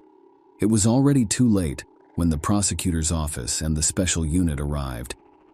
There was only an eerie silence in the house that had once been home to the happy Gardner family. Blood and horror lurked around every corner. The investigators carried a bloody knife, silently witnessing the heinous crime. Chaplains arrived to help and were taken aback by what had occurred, as were specialists ready to assist Dalon. The horror he had experienced necessitated immediate action. While the necessary information was gathered and investigations were underway, law enforcement requested that residents remain inside their homes and not go outside. Some people did not need this request. They were still scared and uncertain. Their home appeared to be the only safe place. A major operation compelled sheriff's officials to restrict access to the apartment complex, including the golf course and country club. Shanynthia was apprehended and placed in custody without bail. Her trial date was immediately set for July 5th. Society could not ignore the horrific events that were unfolding in Shanynthia Gardner's life. Regardless of how monstrous she appeared, she was a mother and partner who exuded love, care, and joy. Michelle Gimon, a co-worker, claims Michelle vigorously defended Shanynthia on social media, speaking out about the unfairness of the allegations. She also mentioned an important issue: postpartum depression. Cases like this have sparked debate, and Dr. Joel Reisman, a psychiatrist at the University of Tennessee Medical Center, confirmed that the killing of children by their own mother is uncommon and usually accompanied by mental health issues. He also mentioned the state's lack of mental health funding, which prevents many families from receiving the necessary support. Dr. Diane Barnes, a psychology and postpartum health specialist, differentiated between postpartum depression and postpartum psychosis, emphasizing that they are completely different conditions with distinct symptoms. While Shaninthia's exact condition required further investigation, Dr. Barnes doubted that women suffering from postpartum depression would commit such acts. She leaned toward psychosis. The investigation into Shanynthia Gardner's case was difficult. Craig Morton became her defense attorney, but he chose not to speak to the media about the case in its early stages, believing it was too early for such discussions. Shanynthia did not speak during the court hearing on July 5, 2016, and instead appeared via video link. Judge Louis Lambert questioned her, but the young woman did not respond. Shanynthia was admitted to the Mental Health Institute following her trial. Shanyntia's next of kin arrived at the courthouse but declined to comment to reporters. Jennifer Nichols, Morton's attorney and prosecutor, intended to file a motion to preserve evidence in the case, including information gathered through social media. Shanynthia faced formal charges in January 2017 for aggravated child abuse, aggravated murder with a deadly weapon, aggravated child abuse, and child neglect. The mysterious and gruesome investigation continued, leaving the community waiting for justice and answers to numerous questions. The hearing featured testimony from Shaninthia's loved ones. On that fateful day, Sonia, Betrayal's mother, was undoubtedly shocked to learn of the tragic event. She rushed to the scene in a desperate search for her grandson, Dalon. Sonia insisted that what had occurred had nothing to do with the young woman she once knew. She expressed her belief that something supernatural, possibly diabolical, was behind it all. As time passed and the initial shock subsided, Sonia began to speculate on possible motives. She speculated that the young couple was in the process of divorcing, and Shanynthia may have made the terrible decision to end it all for fear of being alone while caring for 5 children. Despite these reflections, Sonia found it difficult to believe. Shanynthia, as she knew her, was incapable of such a heinous act. Dallon's father, Betrayal, also refused to believe Shanynthia was guilty. He admitted that, while he was never his son's guardian, he was always able to see him after his relationship with Shanynthia ended. However, November 2014 was the last time he saw his son. He noticed that Shaninthia's actions and decisions became increasingly radical as time passed. Every attempt he made to contact his son was unsuccessful, and he was simply not permitted to be involved in his life. However, Shaninthia's friends and family had long noticed that she had experienced a completely unexpected upheaval. The young woman began to feel strange discomfort, which progressed into severe anxiety, paranoia, and worse, panic attacks. Her behavior became erratic and unpredictable, and many people suspected that it was due to postpartum depression. This came as a surprise to those around her, as Shanynthia appeared to be a strong and dependable woman. She had always been in control, but now she appeared to have lost her footing. Many people were perplexed as to why this tragic situation occurred due to her abrupt behavioral change. The first signs of strange behavior appeared in March 2015, and neither her friends nor family could figure out what was going on. Shanynthia once left work early to pick up her children. With 5 children in the car, she drove down an unknown road away from their home. At the time, her husband Martin assumed she had gone for a walk and to relax in a park, which was typical of her daily routine. However, as time passed, she never returned home. Martin, deeply disturbed, decided to issue an APB for his wife.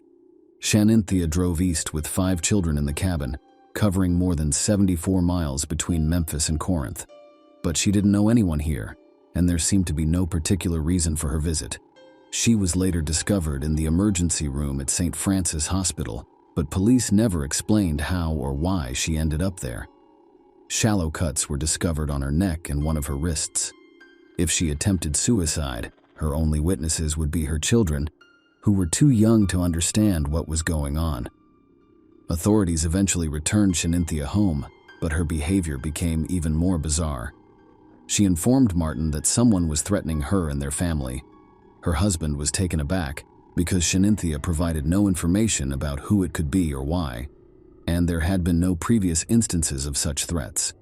Shanynthia also began complaining about her job and workload while spending time with family and friends. She claimed that she felt terrible about it. She soon began to claim that some of her co-workers intended to harm her. Despite these abnormalities, Shanynthia demonstrated no signs of abuse or violence towards her children or others. The long wait for trial was not easy, and it was significantly delayed due to the defendant's numerous psychiatric evaluations. The COVID-19 pandemic added to the trial's length, which was longer than anyone had anticipated. The non-jury trial started in 2021. The defense centered its strategy on Shaninthia's mental illness claim. The prosecutors acknowledged the defendant's mental illness, but they maintained that she was still capable of distinguishing between right and wrong and was aware of the illegality of her actions. Finally, Shelby County Criminal Court Judge James rejected Shanynthia Gardner's defense, and she was found guilty of all charges in December 2021. Shanynthia, 34, appeared in court in February 2022 for her sentencing, accompanied by her husband Martin. Judge James sentenced her to life in prison for each count of murder, plus 15 years for each additional count of child abuse and neglect.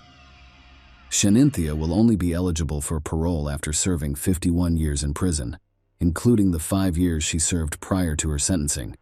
Shanynthia will be eligible for parole in around 46 years, when she will be 80 years old. Following the sentencing, the prosecutor stated that he agreed with the decision because it was consistent with their desire to obtain justice for Martin and his children. Martin, in turn, felt relieved to learn that Shanynthia would never be able to harm any children again. Sonia Dallon's grandmother joined others including neighbors, family members, and law enforcement officers, for an evening vigil at the family's apartment complex in memory of the innocent victims. Those who came to say their goodbyes held red and white candles and prayed several times for the souls of the deceased. The Reverend Pastor of the Baptist Church stated that the vigil marked the start of a healing process for the entire community because, in the end, the only thing those present could do was support the surviving baby and his father. Betrayal did not attend the memorial service on his behalf. Sonia told the media that he was too angry to attend the ceremony. The president and CEO of Shaninthia's workplace, the Children's Hospital, also expressed their condolences on behalf of the entire staff. Martin's colleagues established a social media account to assist him with funeral arrangements for his 4 children. Martin demonstrated incredible fortitude and nobility during the ceremony, speaking briefly about his children and family. In his final speech, he stated that his home was happy when his children and Shaninthia were present, and that is how he will remember it forever. Share your opinion with us in the comments and subscribe to the channel for more.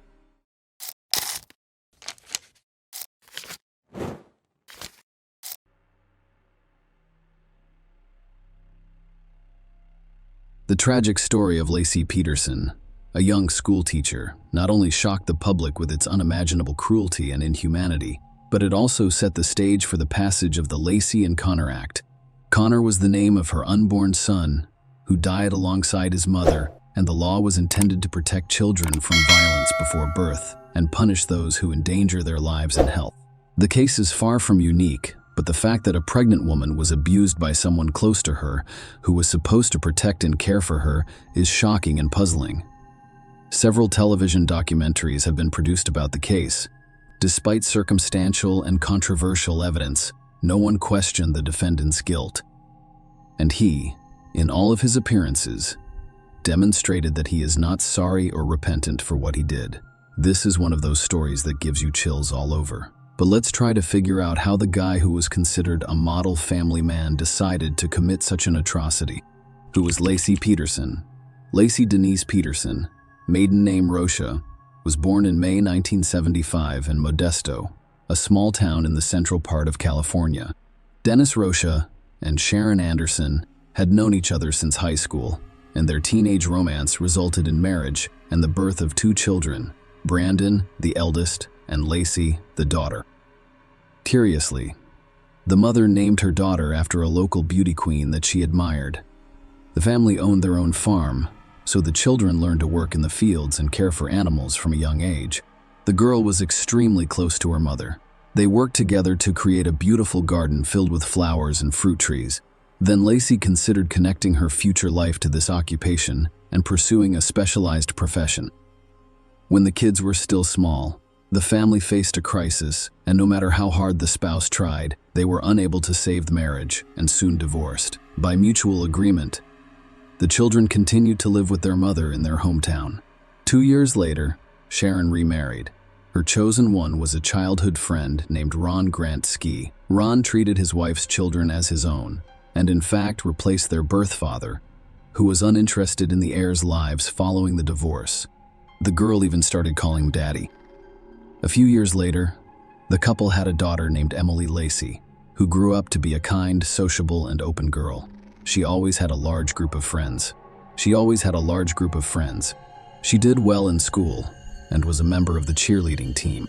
After graduating from high school, the dark-haired beauty passed her exams and was accepted into the prestigious California State University. She decided to pursue her childhood dream of becoming a landscape designer.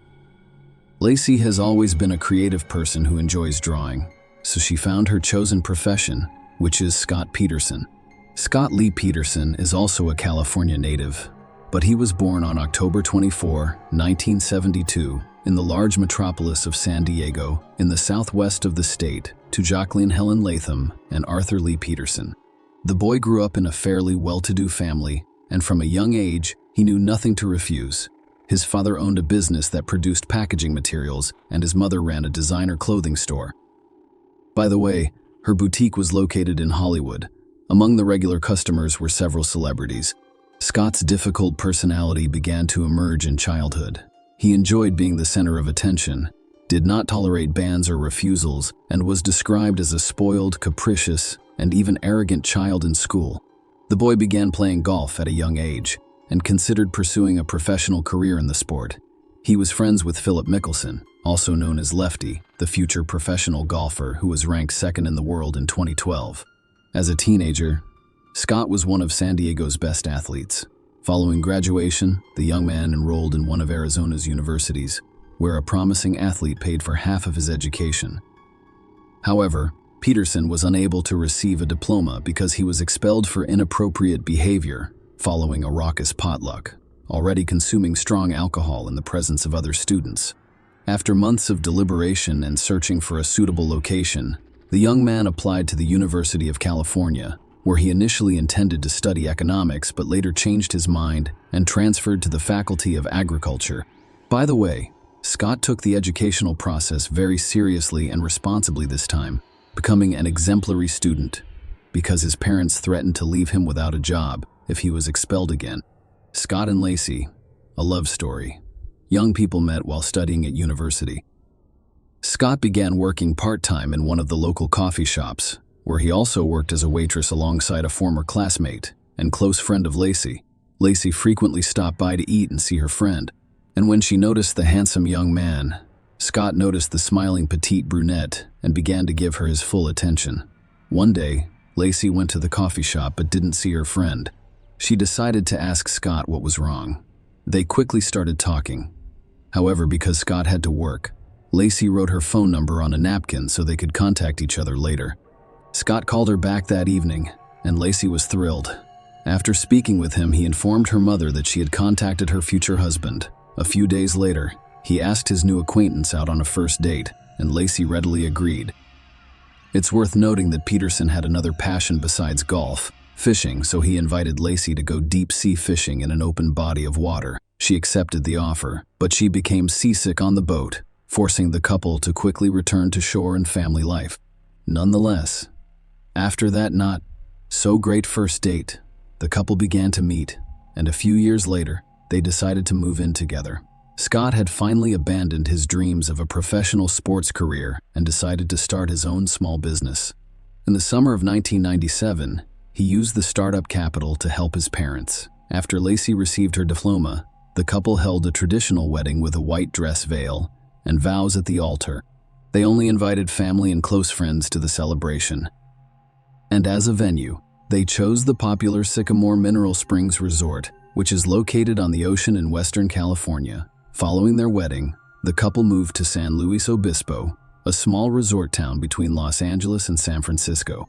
They decided to open their own sports bar, but the idea was doomed from the beginning. There were rumors that Scott's parents once again assisted with the execution of the business plan. However, they later denied it, claiming that their son was a poor businessman who they discovered while he was still attending university. Anyway, the couple's business was not very successful.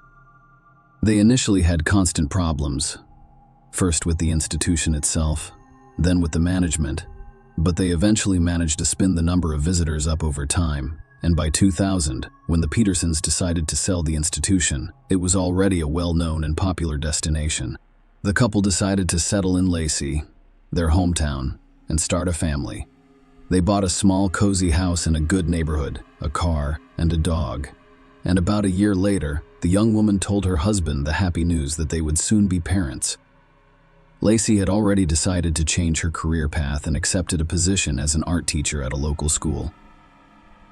Her husband was having difficulty finding work and was forced to accept a position with a fertilizer and organic fertilizer company.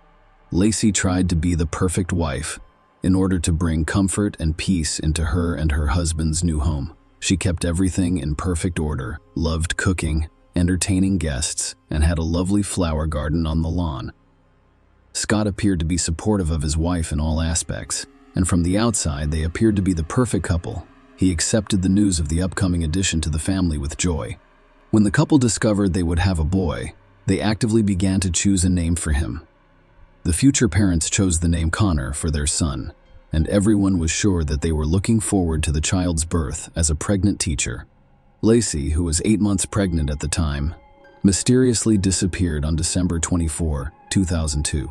Lacey's mother and stepfather, who had been unable to contact her throughout the day, raised the first alarms. She did not answer the phone or return calls, which was unusual for her. As it turned out, the husband had been unaware of his wife's whereabouts the day before. She had visited her parents as well as the beauty salon where her sister Amelia worked. She was cheerful as she prepared for the Christmas and New Year's Eve celebrations. Lacey allegedly went for a morning walk with her dog, but a few hours later, neighbors discovered the Petersons' dog wandering down the street, dragging a dirty leash behind him. At the time, no one suspected anything wrong. The neighbor, he said, simply thought the dog had escaped, so we took him to the owner's backyard. For the evening, the concerned parents called the police and reported him missing, requesting that they begin searching immediately because Lacey was pregnant, and if she was in trouble, she required assistance as soon as possible. However, she was never found that day or the next. A day later, word of the missing teacher spread throughout town, prompting hundreds of volunteers to join the search. People combed the area, pasting flyers with portraits of the girl and organizing search pages and social networks where they posted detailed information about the missing mother and stepfather. The older brother and younger sister appealed to all concerned on television, requesting assistance in the search and sharing any useful information for which a reward was even announced, except that Scott behaved strangely and even suspiciously, refusing to participate in press conferences, showing little interest in the search results, and appearing unconcerned. Mr. Peterson's behavior, according to the investigator in charge of the case, raised suspicions from the start. He was frighteningly calm, and the police officer's questions annoyed him. He asked no questions, acted arrogantly, and, most interestingly, confused his statements by changing them multiple times. Scott was the last person to see his spouse on the day she went missing. He went to the golf course in the morning to get some exercise and play while his wife stayed at home, intending to walk the dog and do some cleaning later. When he got home, he found the dog in the backyard, but Lacey was nowhere to be found. Scott did not go to the police because he believed his wife was visiting her parents. However, when she still did not show up, he became concerned and called his mother-in-law's house, where he was informed that Lacey had not arrived, and that's when the first inconsistencies in Scott's testimony became apparent. First, no one could confirm his alibi because he hadn't been seen on the golf course. Second, the father-in-law claimed, as confirmed by the taped conversations, that he had called Scott himself while looking for his stepdaughter, but he replied that he had no idea where she could be. Peterson then abruptly changed tactics, stating that he had changed his mind about playing golf and instead planned to go fishing at a secluded location in Berkeley Harbor. He explained the confusion over the phone calls by stating that all of the relatives were on edge and couldn't remember who had called whom or when during the inspection of the couple's home. A strange and frightening detail was discovered. Lacey's purse, which contained her house keys, phone, and some cash, had gone missing. She wouldn't have left the house without at least taking her dog for a walk to the nearby park. How would she lock the front door? This nuance was alarming, raising suspicions that Lacey had not vanished on the street, but rather from her own home. A grisly discovery. On April 13, nearly 4 months after the pregnant teacher went missing, local fishermen noticed something strange on the rocky shores of San Francisco Bay and decided to investigate further. As it turned out, their attention was drawn to the body of an infant that had washed up on shore. The boy's body had hardly decomposed, but it was severely disfigured, apparently as a result of the body being battered by the waves against the rocks for quite some time. His umbilical cord appeared to have been torn rather than cut. A day later, in a different part of the bay, a few kilometers from where the infant was discovered, a severely decomposed body of a young woman was discovered. The corpse was so disfigured that it wasn't immediately identifiable as human remains. But the most gruesome aspect was that the body was missing its head and most of its limbs. There were only a few fragments of clothing left on the body, including a special maternity bra. It was simply impossible to identify the body, so only DNA testing could determine that it belonged to the missing teacher. According to criminalists, the baby was well preserved because he was in the womb the entire time, but the body rejected the fetus during the decomposition process. According to eyewitnesses who discovered the boy, something strange resembling a ribbon or rope was wrapped around his neck, and he had a large cut on his body. Although the autopsy results were never officially released, the experts claimed that the cut was caused by a wave hitting the body against a sharp rock and that the noose around his neck was simply trash. Scott evaded capture during the investigation and search. Furthermore, Lacey's parents actively defended their son-in-law for the first few days, describing him as an ideal husband and their marriage as happy and built on love and trust. But the more the police learned about this man, the more suspicious he appeared to them. Peterson began cheating on his wife almost immediately after the wedding, even before the couple moved to Modesto. Later, he had numerous mistresses with whom he lied about not being married or recently widowed. Thus, in the fall of 2002, Scott went on a blind date with a lovely blonde named Amber Frey. The girl worked as a seuse and raised her young daughter alone. She was looking for a life partner who would love and accept her and her child, and Scott was handsome and polite. She knew the feelings were mutual. Scott almost immediately admitted that he had recently been widowed, and that the upcoming Christmas would be the first without his beloved deceased wife. Amber consoled him as best she could, and from that point forward, they communicated almost daily. Scott soon told his mistress that they could move in together after the holidays, and the couple began to plan their future together. True, Scott stated that he has never wanted to have his own children and plans to undergo a sterilization procedure known as a vasectomy, but he was also prepared to raise daughter Amber as his own. Everything was fine until Amber happened to see a TV report about the disappearance of a pregnant local teacher. Despite the fact that the missing woman's husband did not give an interview or appear in front of the cameras, the broadcast featured photos of her and Lacey together, and Amber recognized her lover. Another intriguing feature was Scott's drastic change in appearance following his wife's disappearance, which included growing a beard and bleaching his naturally dark hair on his head and face. Amber couldn't believe what she was seeing and hoped it was all a dream. However, she soon realized that she was dating the same guy. She went straight to the police and told them everything, even agreeing to record their phone conversations. Amber wondered why Scott had told her he was a widower a couple of weeks before his wife vanished, but he must have sensed something was wrong. Despite his evasiveness, as soon as the bodies of the deceased mother and child were found, the question of immediately arresting Scott as the main suspect arose. Despite the fact that the investigation lacked hard evidence, there was a good chance Scott would try to leave the country. In fact, that was exactly what he planned to do. But, fortunately, he did not have time. On April 18, 2003, the widower was taken into custody, but he refused to admit his guilt. Simultaneously, his house, garage, and car were thoroughly searched, yielding frightening results. Microparticles of Lacey's dried blood were discovered on tools in the garage, the trunk of the car, and the bottom of the fishing boat. Experts discovered several hairs from the deceased woman. The clothes Scott was wearing on that fateful day had long since been discarded. The house had undergone several general cleanings with the assistance of cleaning services, and the building itself had already been listed for sale.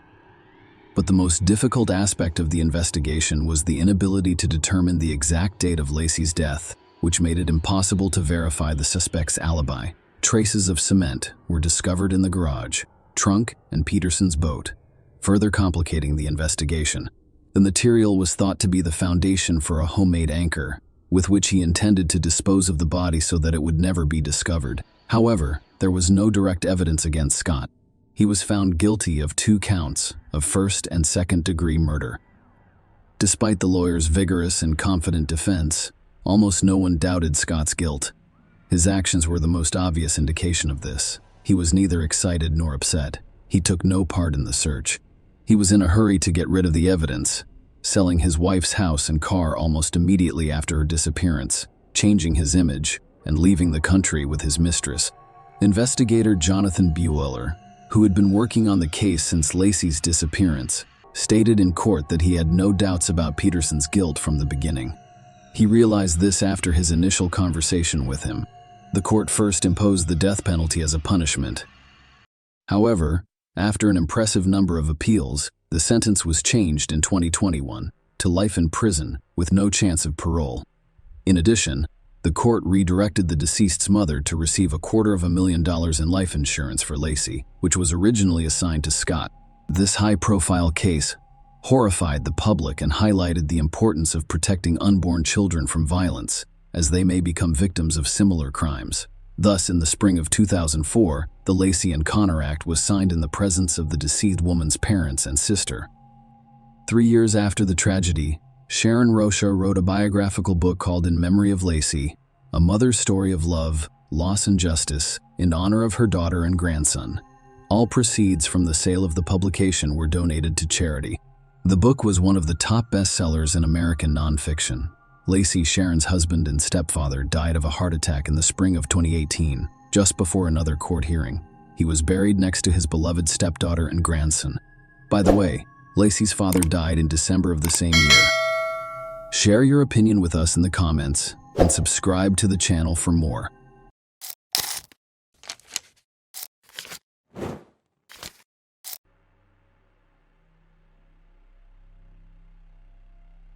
Cape Town is 400 miles away from the city of Port Elizabeth, which is at the western end of Algoa Bay, on the southeast coast of South Africa.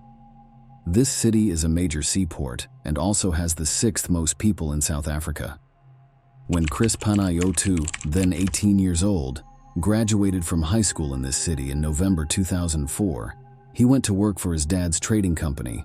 In the city and the areas around it, his father owned a large chain of stores and restaurants. Chris had always wanted to work in his dad's business, even when he was young.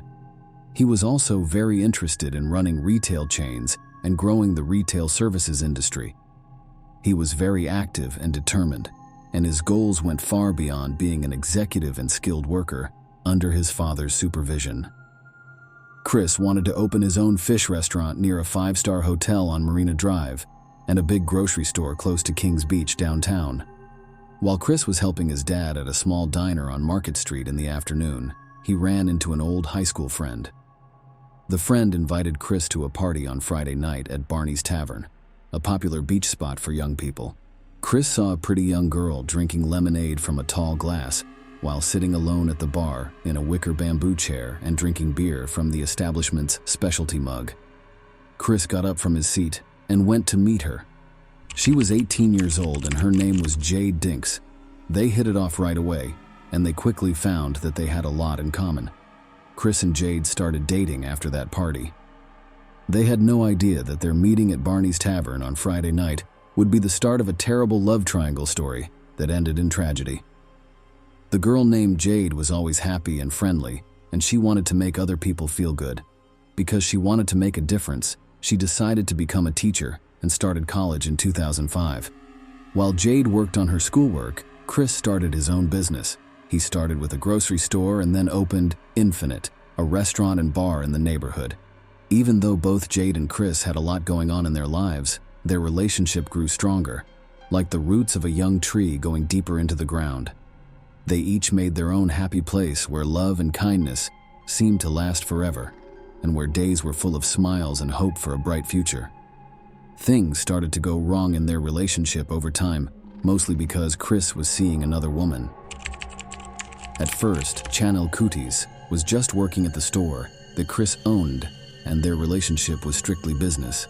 But as time went on, their interactions turned into a secret love affair that they tried to hide with mysterious smiles and small movements.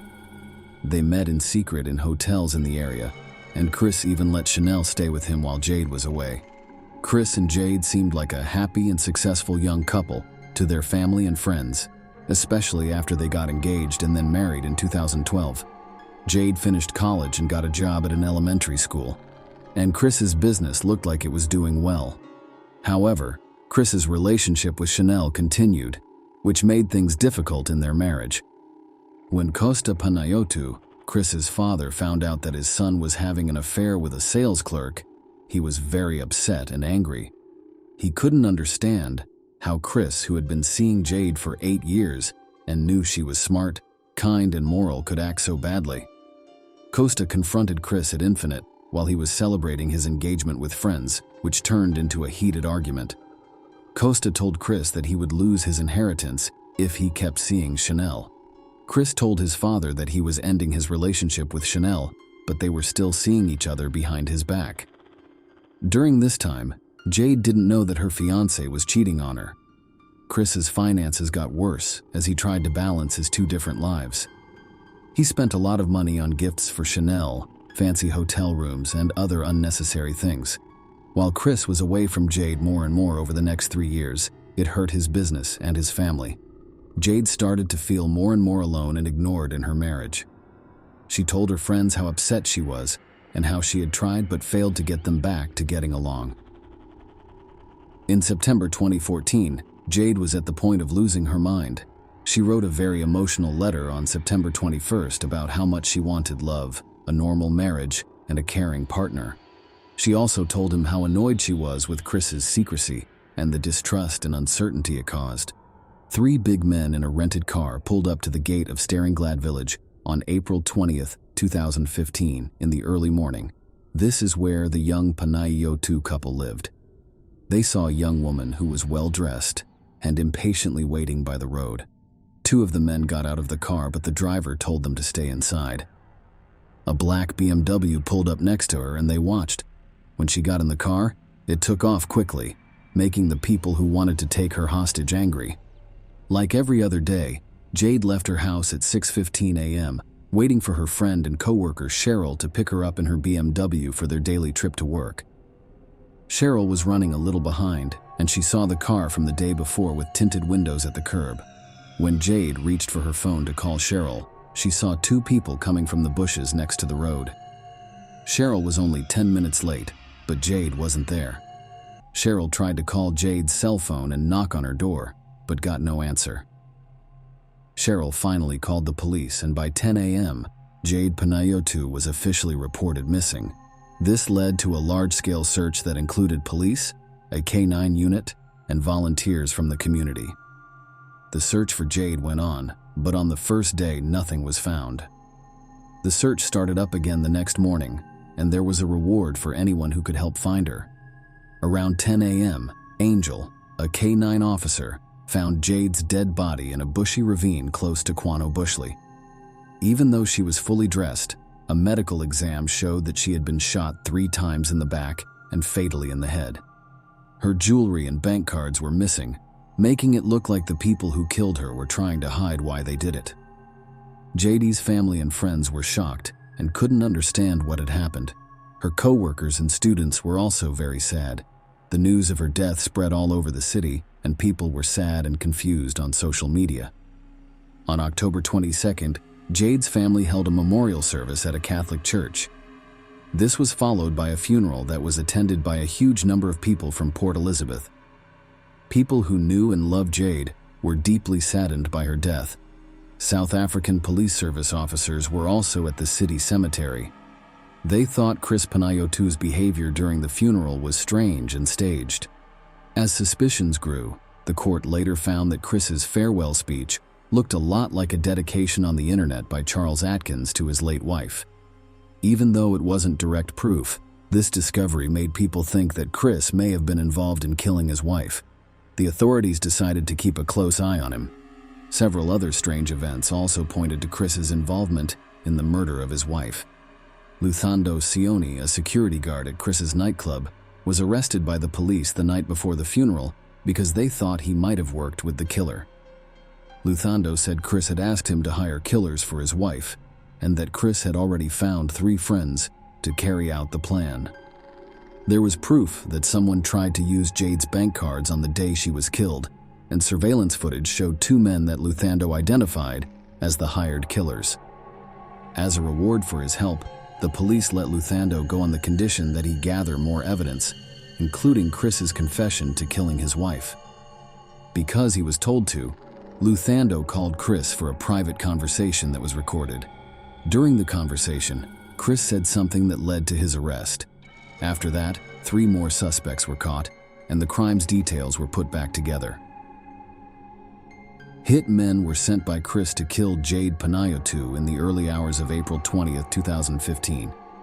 But because of an unplanned change in her plans, the execution was moved to the next day. On April 21st, Jade was taken hostage, taken to a remote area, and brutally killed. The thieves took her valuables and ran away. They tried to take money out of her bank cards but couldn't because the PIN they were using was wrong. The trial against Chris and the 2 mercenaries began on October 11, 2015, and was widely watched and reported on by the media. The prosecution said that Chris killed one of the women, because he was having money problems that were made worse by his double life and his desire to kill one of the women. At the trial, different types of evidence were shown, such as Chanel Coutis's testimony, call logs, ATM videos, and photos. Along with the two hired killers, Chris was found guilty by the court and given a life sentence. On December 9, 2019, Chris's father, Costa Panayotou, died in a mysterious accident. This added another sad turn to the story. This made the story even more complicated and left a lot of questions unanswered. If Chris had anything to do with his father's death, it made an already scary story even scarier. Overall, Chris Panayotou's actions showed how far some people are willing to go to put their own needs ahead of the lives and well-being of those they care about. People are angry and upset about what he did, which led to the brutal murder of his wife, Jade. It's still not clear if Chris had anything to do with his father's death, but he is now facing the consequences of his horrible crimes, which means he will never get away. Share your opinion with us in the comments and subscribe to the channel for more.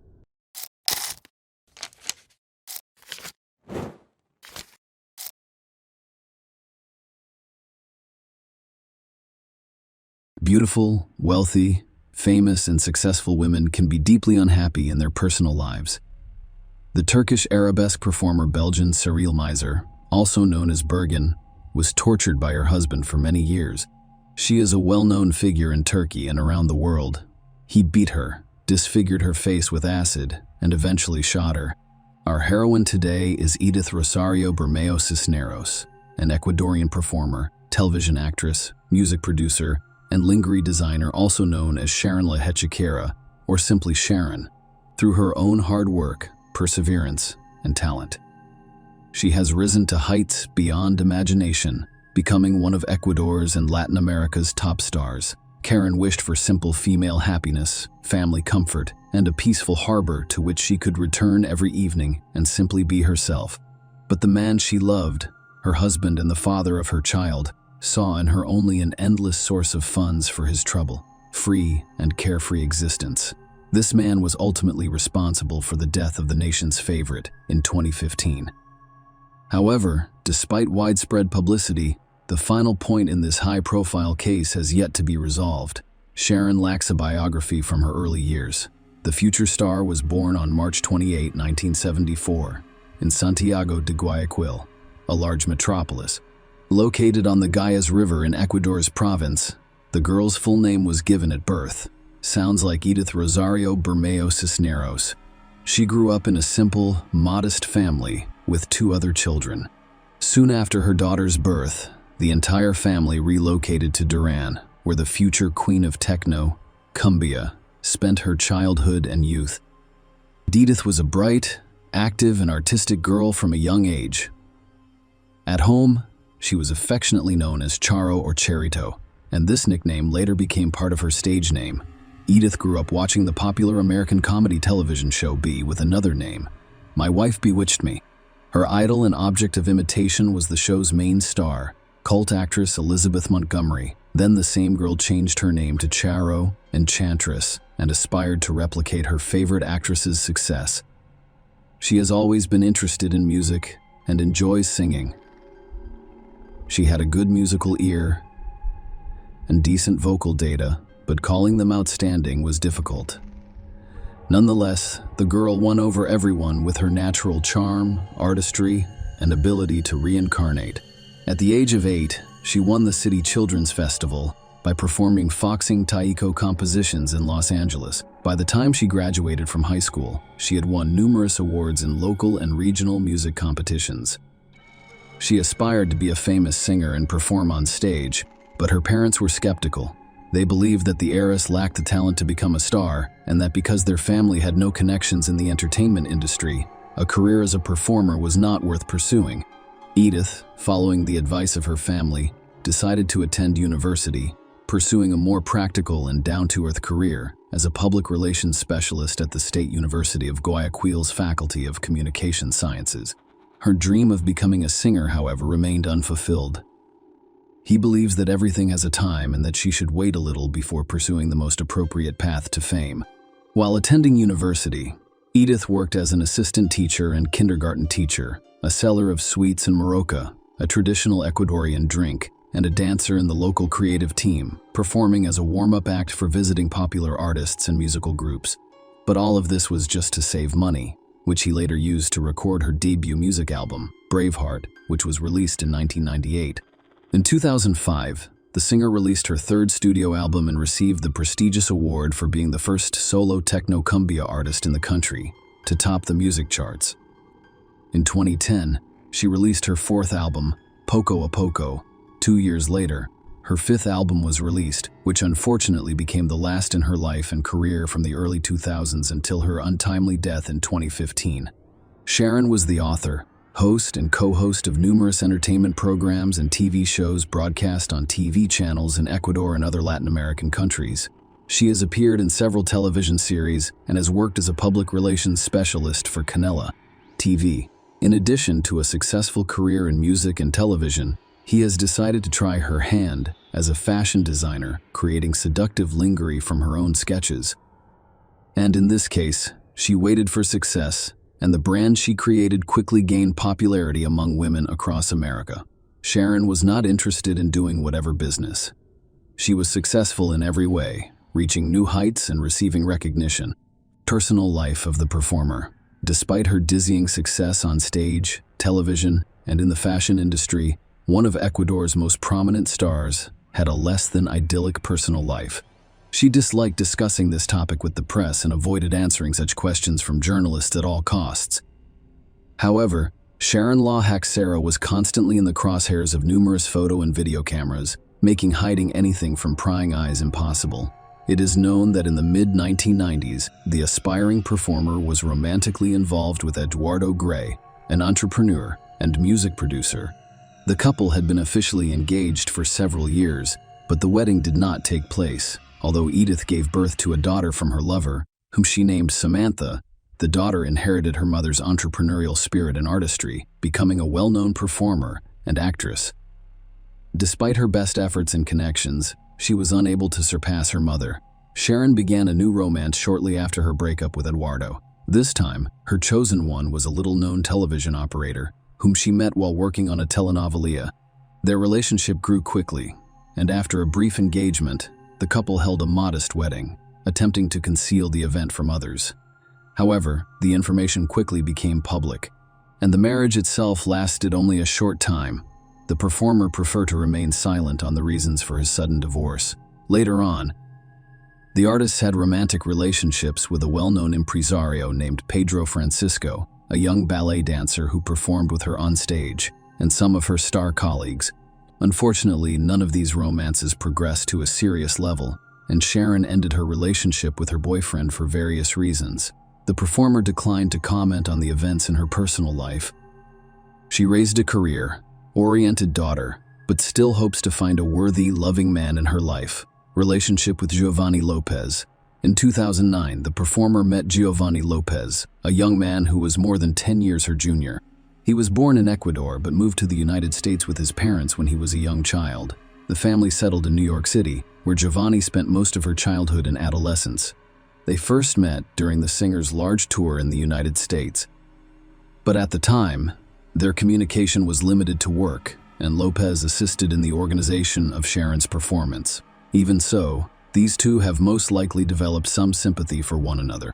Furthermore, it turned out that the young man was a longtime fan of the Queen of Technocumbia, and he was thrilled to have the opportunity to work with her directly. A year later, Giovanni decided to return to his native Ecuador. He brought with him designs he had created for artists, including one for Sharon specifically.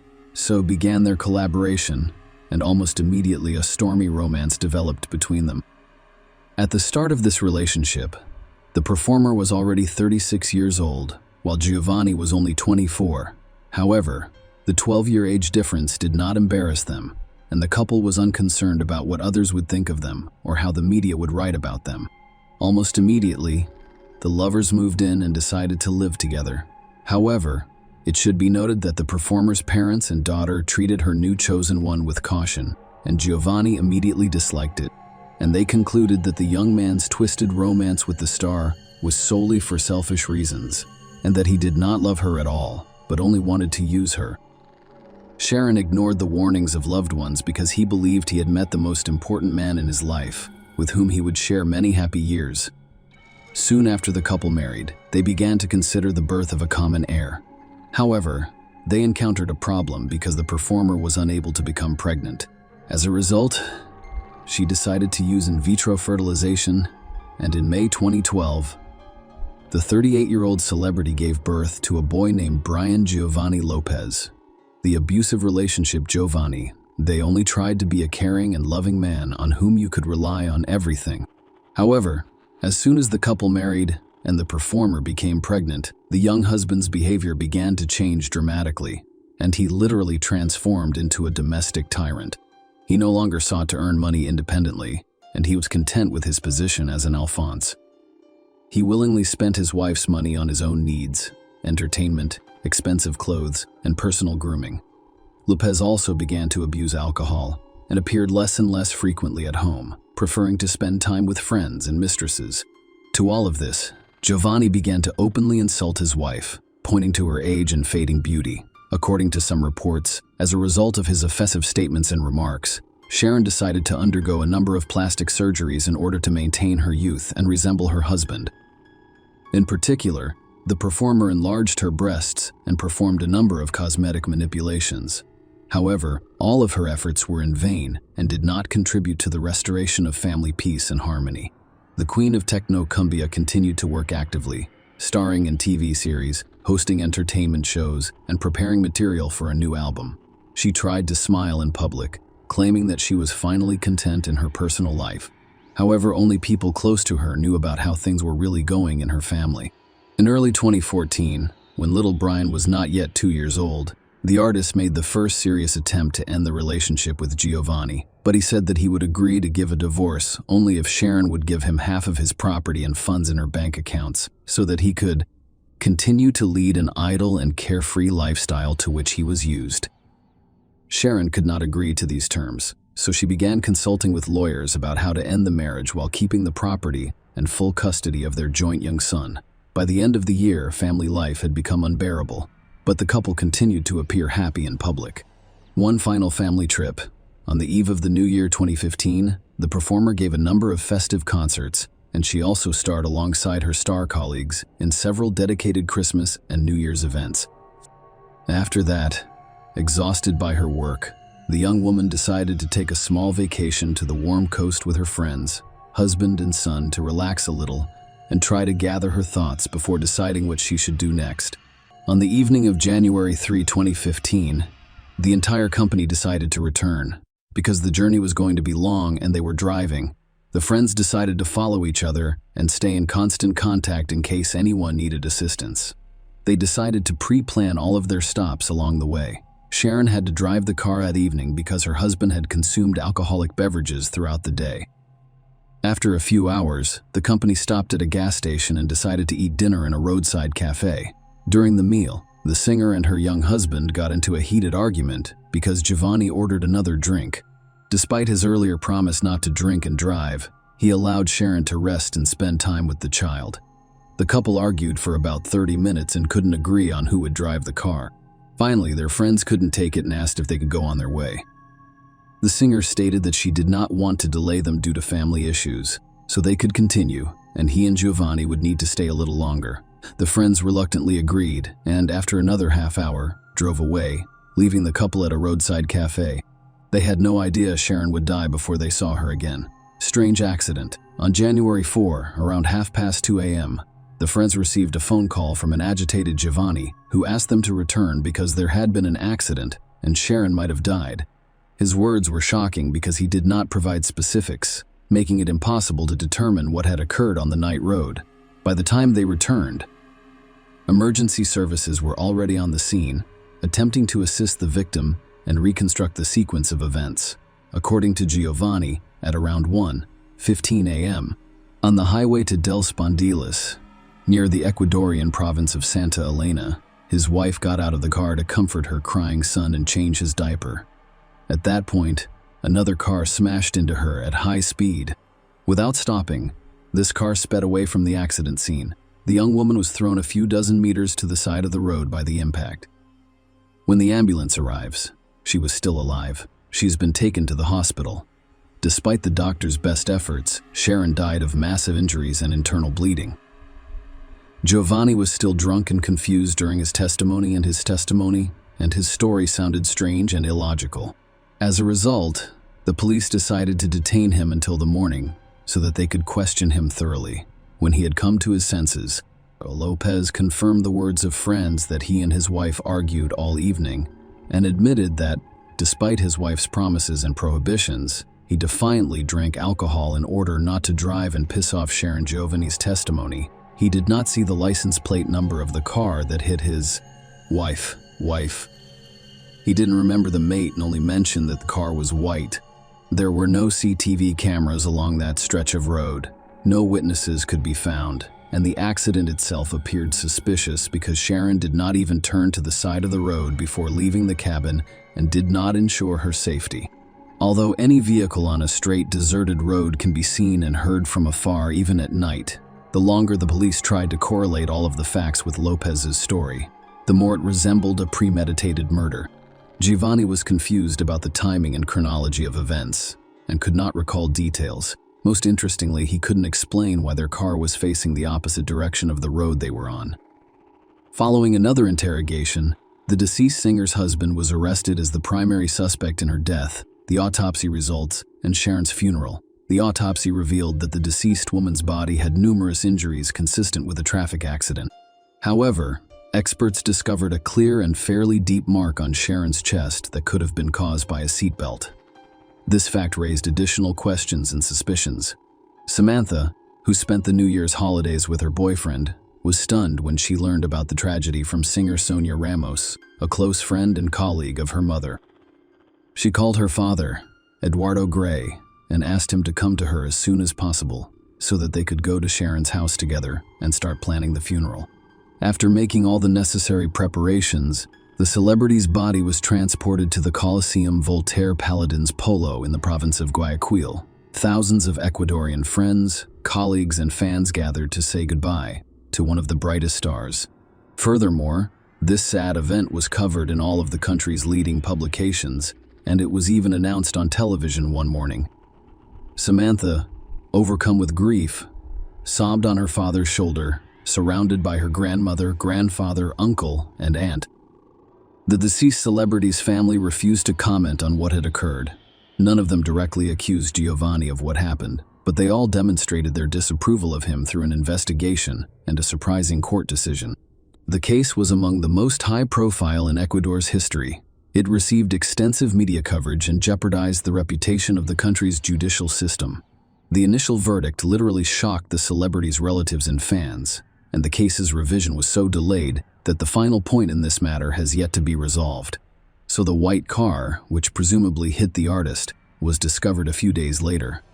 The car had characteristic damage, which experts have determined could have resulted from an accident. If you hit someone at high speed, the owner of the vehicle is a young woman named Tatiana Chavez, who has categorically denied any involvement in the accident. However, the prosecutor's office has opened criminal cases against Tatiana for negligent homicide and Giovanni Lopez for premeditated murder. His story sounded extremely unconvincing.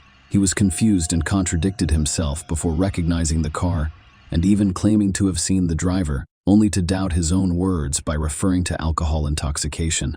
In parallel, the deceased's daughter and parents issued a statement blaming the singer's husband for the incident. They believe he never loved Sharon and committed the murder to seize her money and custody of the child. Samantha stated that her mother had discussed the dissolution of their marriage with lawyers shortly before the tragedy. Samantha also stated that her younger brother, who was the only witness to the incident, cries all the time and repeats, "Daddy is bad." However, they did not involve the child as a witness in order to spare the boy further psychological trauma. After a detailed reconstruction of the events of that evening, Tatiana was ruled out as a suspect.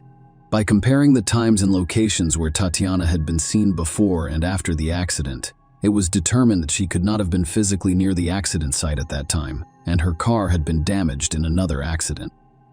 The other car was soon identified as the one that struck Sharon.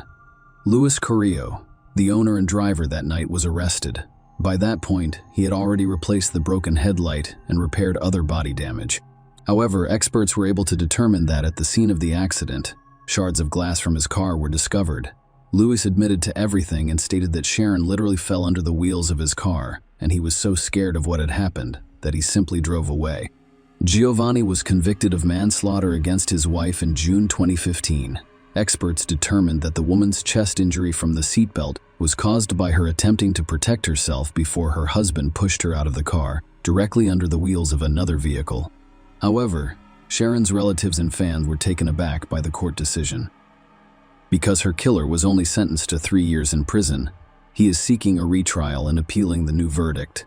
Such a lenient sentence sparked a media frenzy and prompted widespread protests across the country. People demanded just punishment for the murder of a celebrity and national favorite. Already in July of that year, the judges involved in the case were suspended and later dismissed. The new judicial staff overturned the previous verdict, citing a number of administrative and bureaucratic errors. All defense lawyers' attempts to challenge the reversal of the verdict were unsuccessful. Luis Carrillo was cleared of any responsibility for the singer's death, but he was charged with fleeing the scene and attempting to conceal evidence. But Giovanni Lopez was brought to every court session under heavy security to avoid attacks on him by Sharon fans. In October 2015, the singer's husband was found guilty of her death and sentenced to 26 years in prison. The court also considered Samantha's evidence of Giovanni's cruel treatment of her mother, as well as the fact that he blackmailed his wife by demanding a large sum of money in exchange for her consent to divorce. A few months later, 2 appeals were filed simultaneously. The prosecution demanded that the sentence be increased to the maximum of 35 years, while the lawyers argued that the new sentence was legal. However, both complaints were dismissed. In 2021, Lopez attempted to appeal the court's decision. In addition, he claimed that he was mistreated in prison and that his rights were violated severely. The prisoner even went on hunger strike to persuade the court to release him. He claimed that he was wrongfully convicted, while the primary perpetrator of the tragedy, Luis Guerrero, remained free. Giovanni appealed again in 2023, this time with a new lawyer, in the hopes of securing his release. It is worth noting that in this difficult case, the judge's composition was changed once more due to the revealed abuse of power. As a result, Lopez's defense team hopes to not only challenge the verdict, but also seek compensation for the years he spent in prison. Share your opinion with us in the comments, and subscribe to the channel for more.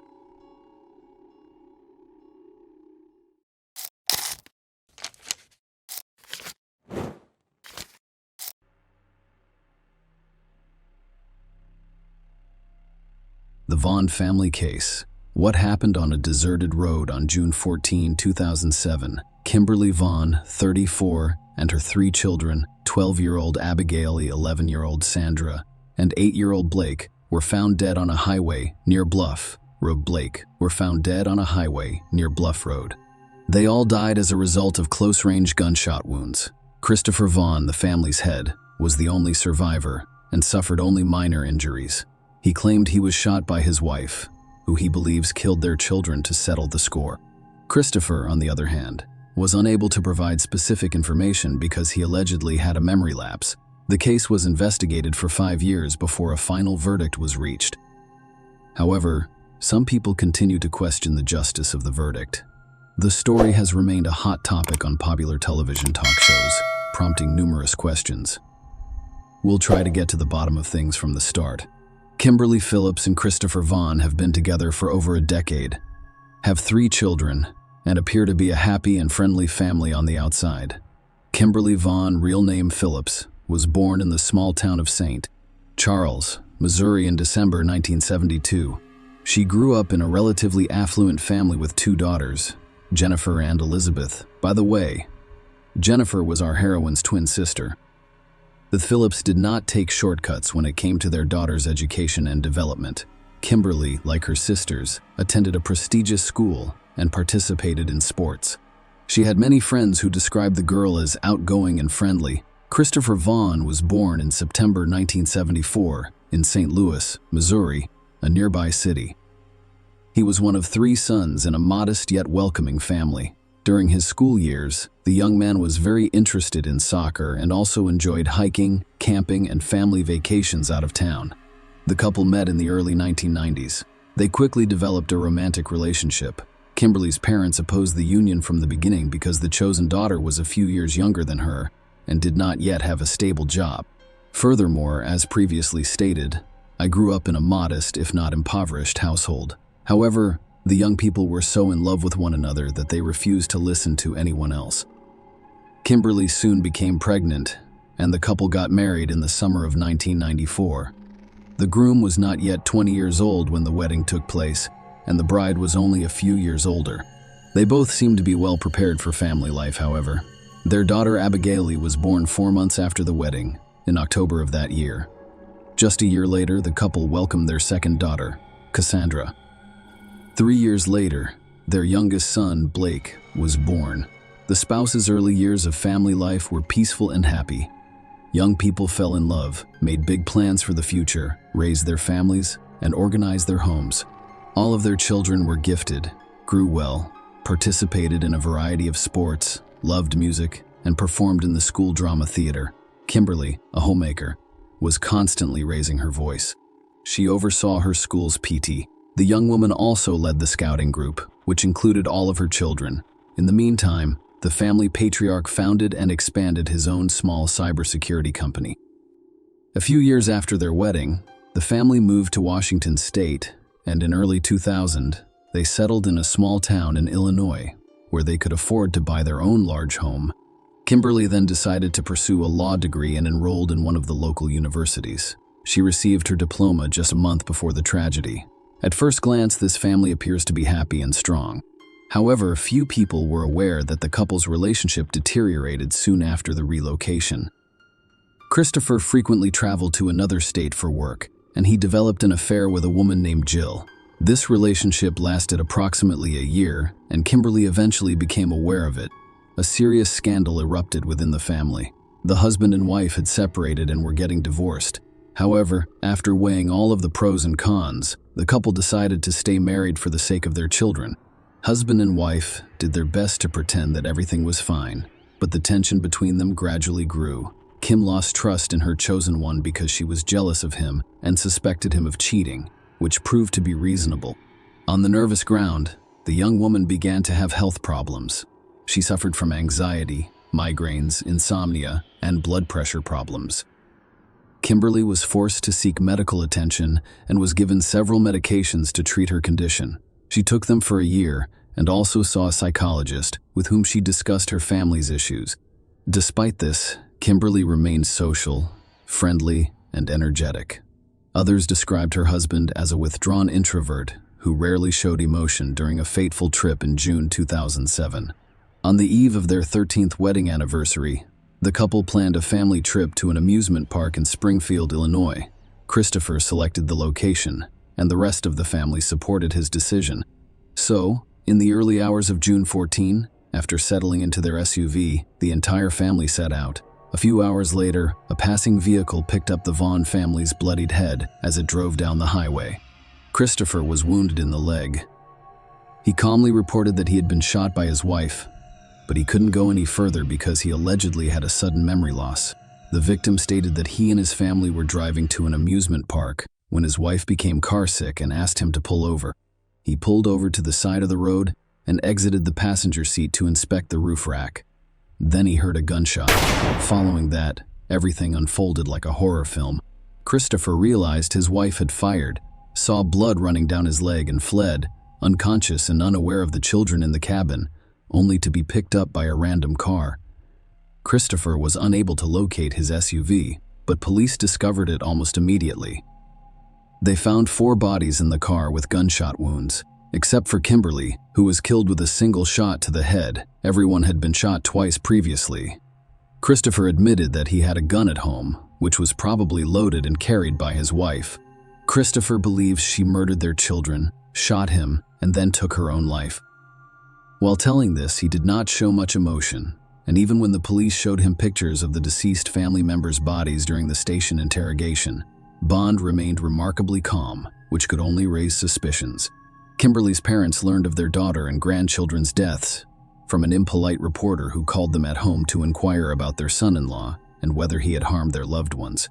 During the initial interrogation, everyone insisted that Christopher could not have killed his own family and that the crime was most likely committed by someone else on the road. However, the police officers who witnessed the crime scene had a different perspective from the beginning. They stated that the crime was entirely domestic in nature, with only family members suspected of involvement. Initially, no specific suspect names were given. In subsequent interrogations, the family's surviving head could not recall any new information, but he was confident that his wife could have done it all, killing the children, wounding him, and then shooting herself. Christopher blamed the pills she'd been taking for a year, as well as the crisis in their relationship caused by his infidelity, which they couldn't overcome. Vaughn dismissed the loss of memory caused by being shot, and for the same reason, he did not immediately contact the police or emergency services, instead rushing away, oblivious to the pain in his injured leg. His words sounded unconvincing, but they were insufficient to get Christopher arrested. The family's home was searched, and a couple of laptop computers were taken for inspection. While the preliminary investigation was underway, Christopher remained at large, busy planning his wife's and children's funerals. The funeral was scheduled for June 23 and would take place at one of the city's funeral homes. A large crowd gathered to pay their final respects, and nearly everyone noticed the conflict between the Vaughn and Phillips families. Soon, a police car approached the building. Christopher was arrested shortly before the funeral service began, accused of murdering his family. He remained calm and walked silently with the police. However, his parents were furious about what was going on. They expressed disappointment that their son was not even allowed to say goodbye to his wife and children. While his guilt had yet to be proven, this difficult case had already received widespread media attention. Members of the Vaughn family speculated that Christopher's arrest at the funeral was intended to draw even more public attention. At the same time, the Phillips family was pleased with the results. In an interview, Kimberly's mother expressed relief that her daughter had been cleared of a crime against her children. The investigation questioned Christopher's words from the start, but he stubbornly blamed everything on a lapse in memory, claiming that he couldn't reconstruct the timeline. But he was certain his wife had committed this heinous crime. He was simply fortunate that the bullet struck only the thigh's soft tissues, avoiding the larger vessels. During the investigation, it was discovered that Christopher had his wife's insurance policy, which included a $1 million payout in the event of her death. As the investigation into this case progressed, the police became more convinced that the husband was the primary perpetrator of this terrible tragedy. The investigation lasted more than 5 years, and Christopher was held in custody throughout. Despite his continued efforts to prove his innocence, Vaughn was charged with several serious offenses, and if convicted, he faced death. As a result, under state law, he was entitled to attorneys paid for by a special fund established to protect people facing the death penalty. Christopher's defense attorneys were thorough in their efforts to shift blame for what happened to his late wife. They discovered that Kimberly had a number of mental disorders that she developed during the marital crisis caused by her husband's infidelity and the resulting health problems. And the drugs she was taking allegedly worsened her condition rather than improving it. Lawyers nearly succeeded in proving that the wife took a loaded gun from home on a family vacation, massacred the children, injured her husband, and then shot herself in the head. The evidence and materials presented appeared to support this version, so the case was left to be decided.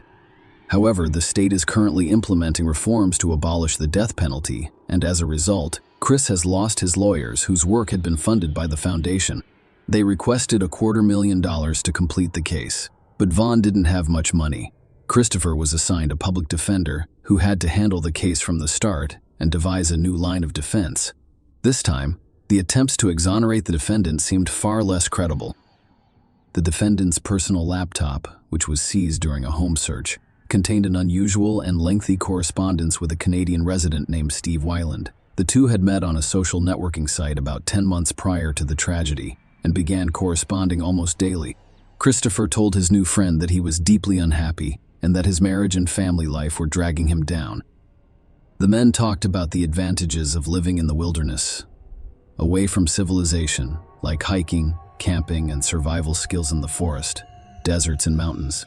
Vaughn eventually persuaded his new friend to help him fake his own death in order to flee his family. Steve, on the other hand, was opposed to the idea and declined to participate. Chris then stated that he would still abandon his family and city life to flee to a Canadian province where no one could find him. About a month before the tragedy, the accused started writing about a girl named Maya, who he planned to take with him and allegedly loved. The police were able to easily find and bring Maya in as a witness. She turned out to be a dancer at Christopher's favorite strip club, and the two dated for several months. Throughout this time, Christopher complained about his unhappy family life. He once offered to run away with her. But Maya saw this plan as a foolish adventure, so she refused. Vaughn also had an affair with another young dancer to whom he falsely claimed to be single and child-free. I want to impress the girl. He spent a lot of money on her in a short amount of time, and even offered to take her to another country with him. The two girls and their pen pal were called as witnesses at the trial. Their testimony revealed that the defendant intended to flee with one of his mistresses rather than preserving his marriage. Christopher Vaughn's trial began in the fall of 2012, and it received extensive media coverage. Evidence revealed that he had purchased a gun shortly before the tragedy and had gone to shooting ranges several times to practice using it. Notably, the last time he fired at targets was the evening before his family's trip. Experts also discovered that the shot in Christopher's thigh was fired almost at point-blank range, contradicting his claim that his wife shot him when he got out of the car while Kimberly remained inside. Furthermore, the bullet holes in Christopher's jacket prompted numerous questions. According to the prosecutors, such a trace could have been caused by a single bullet fired while he was wearing his jacket. However, this assumption could not be validated. One of the most significant pieces of evidence was Kimberly's bloodstains on her husband's clothing. If Christopher, as he claimed, left the car while his family was still alive, how did his wife's blood, which he claimed she shot herself after he ran for help, get on his clothes and shoes? Furthermore, Kimberly's blood was not found on the murder weapon or on her hands, which would be impossible if she had shot herself in the head with a gun to her chin. However, a drop of her husband's blood was found on her thumb. In addition, Christopher's work computer was used to perform several searches for detailed staging of the crime scene. Kimberly's doctor also testified at the trial, claiming that the young woman suffered from insomnia, headaches, and high blood pressure, for which she was given a variety of medications, but that she had no negative thoughts or intentions to harm herself or others. The defendant was found guilty of all counts associated with such a heinous crime. Christopher received 4 life sentences, one for each family member, with no chance of ever being released. Shortly after receiving such a harsh sentence, Vaughn unexpectedly stated that he remembered everything from that day in great detail and had not forgotten anything. According to him, shots rang out after he exited the vehicle, but he had no idea what was going on. He then noticed the children's bodies, and then his wife shot him in the leg. She shouted that it was all his fault before shooting him in the head. The convict's new testimony had no bearing on the verdict because it sounded so ridiculous. However, Christopher's parents have actively sought to defend their son in front of the public. For several years, they have appeared on various talk shows, given interviews, and written blogs and social media posts about their dissatisfaction with life and how marriage has altered it. They also consistently blame all of the problems on the Phillips family, claiming that their members refused to accept their son-in-law from the start and did everything they could to make his life miserable. The Bond family had filed several clemency petitions, hoping that Chris would be acquitted or his sentence commuted. Several such petitions were delivered to the governor of the state. However, after reviewing the case file, he stated that he had no reason to question the court's decision. He advocated for the murder of a whole family. Furthermore, he committed the most heinous crime imaginable, leaving no room for leniency or justification in this case. Share your opinion with us in the comments and subscribe to the channel for more.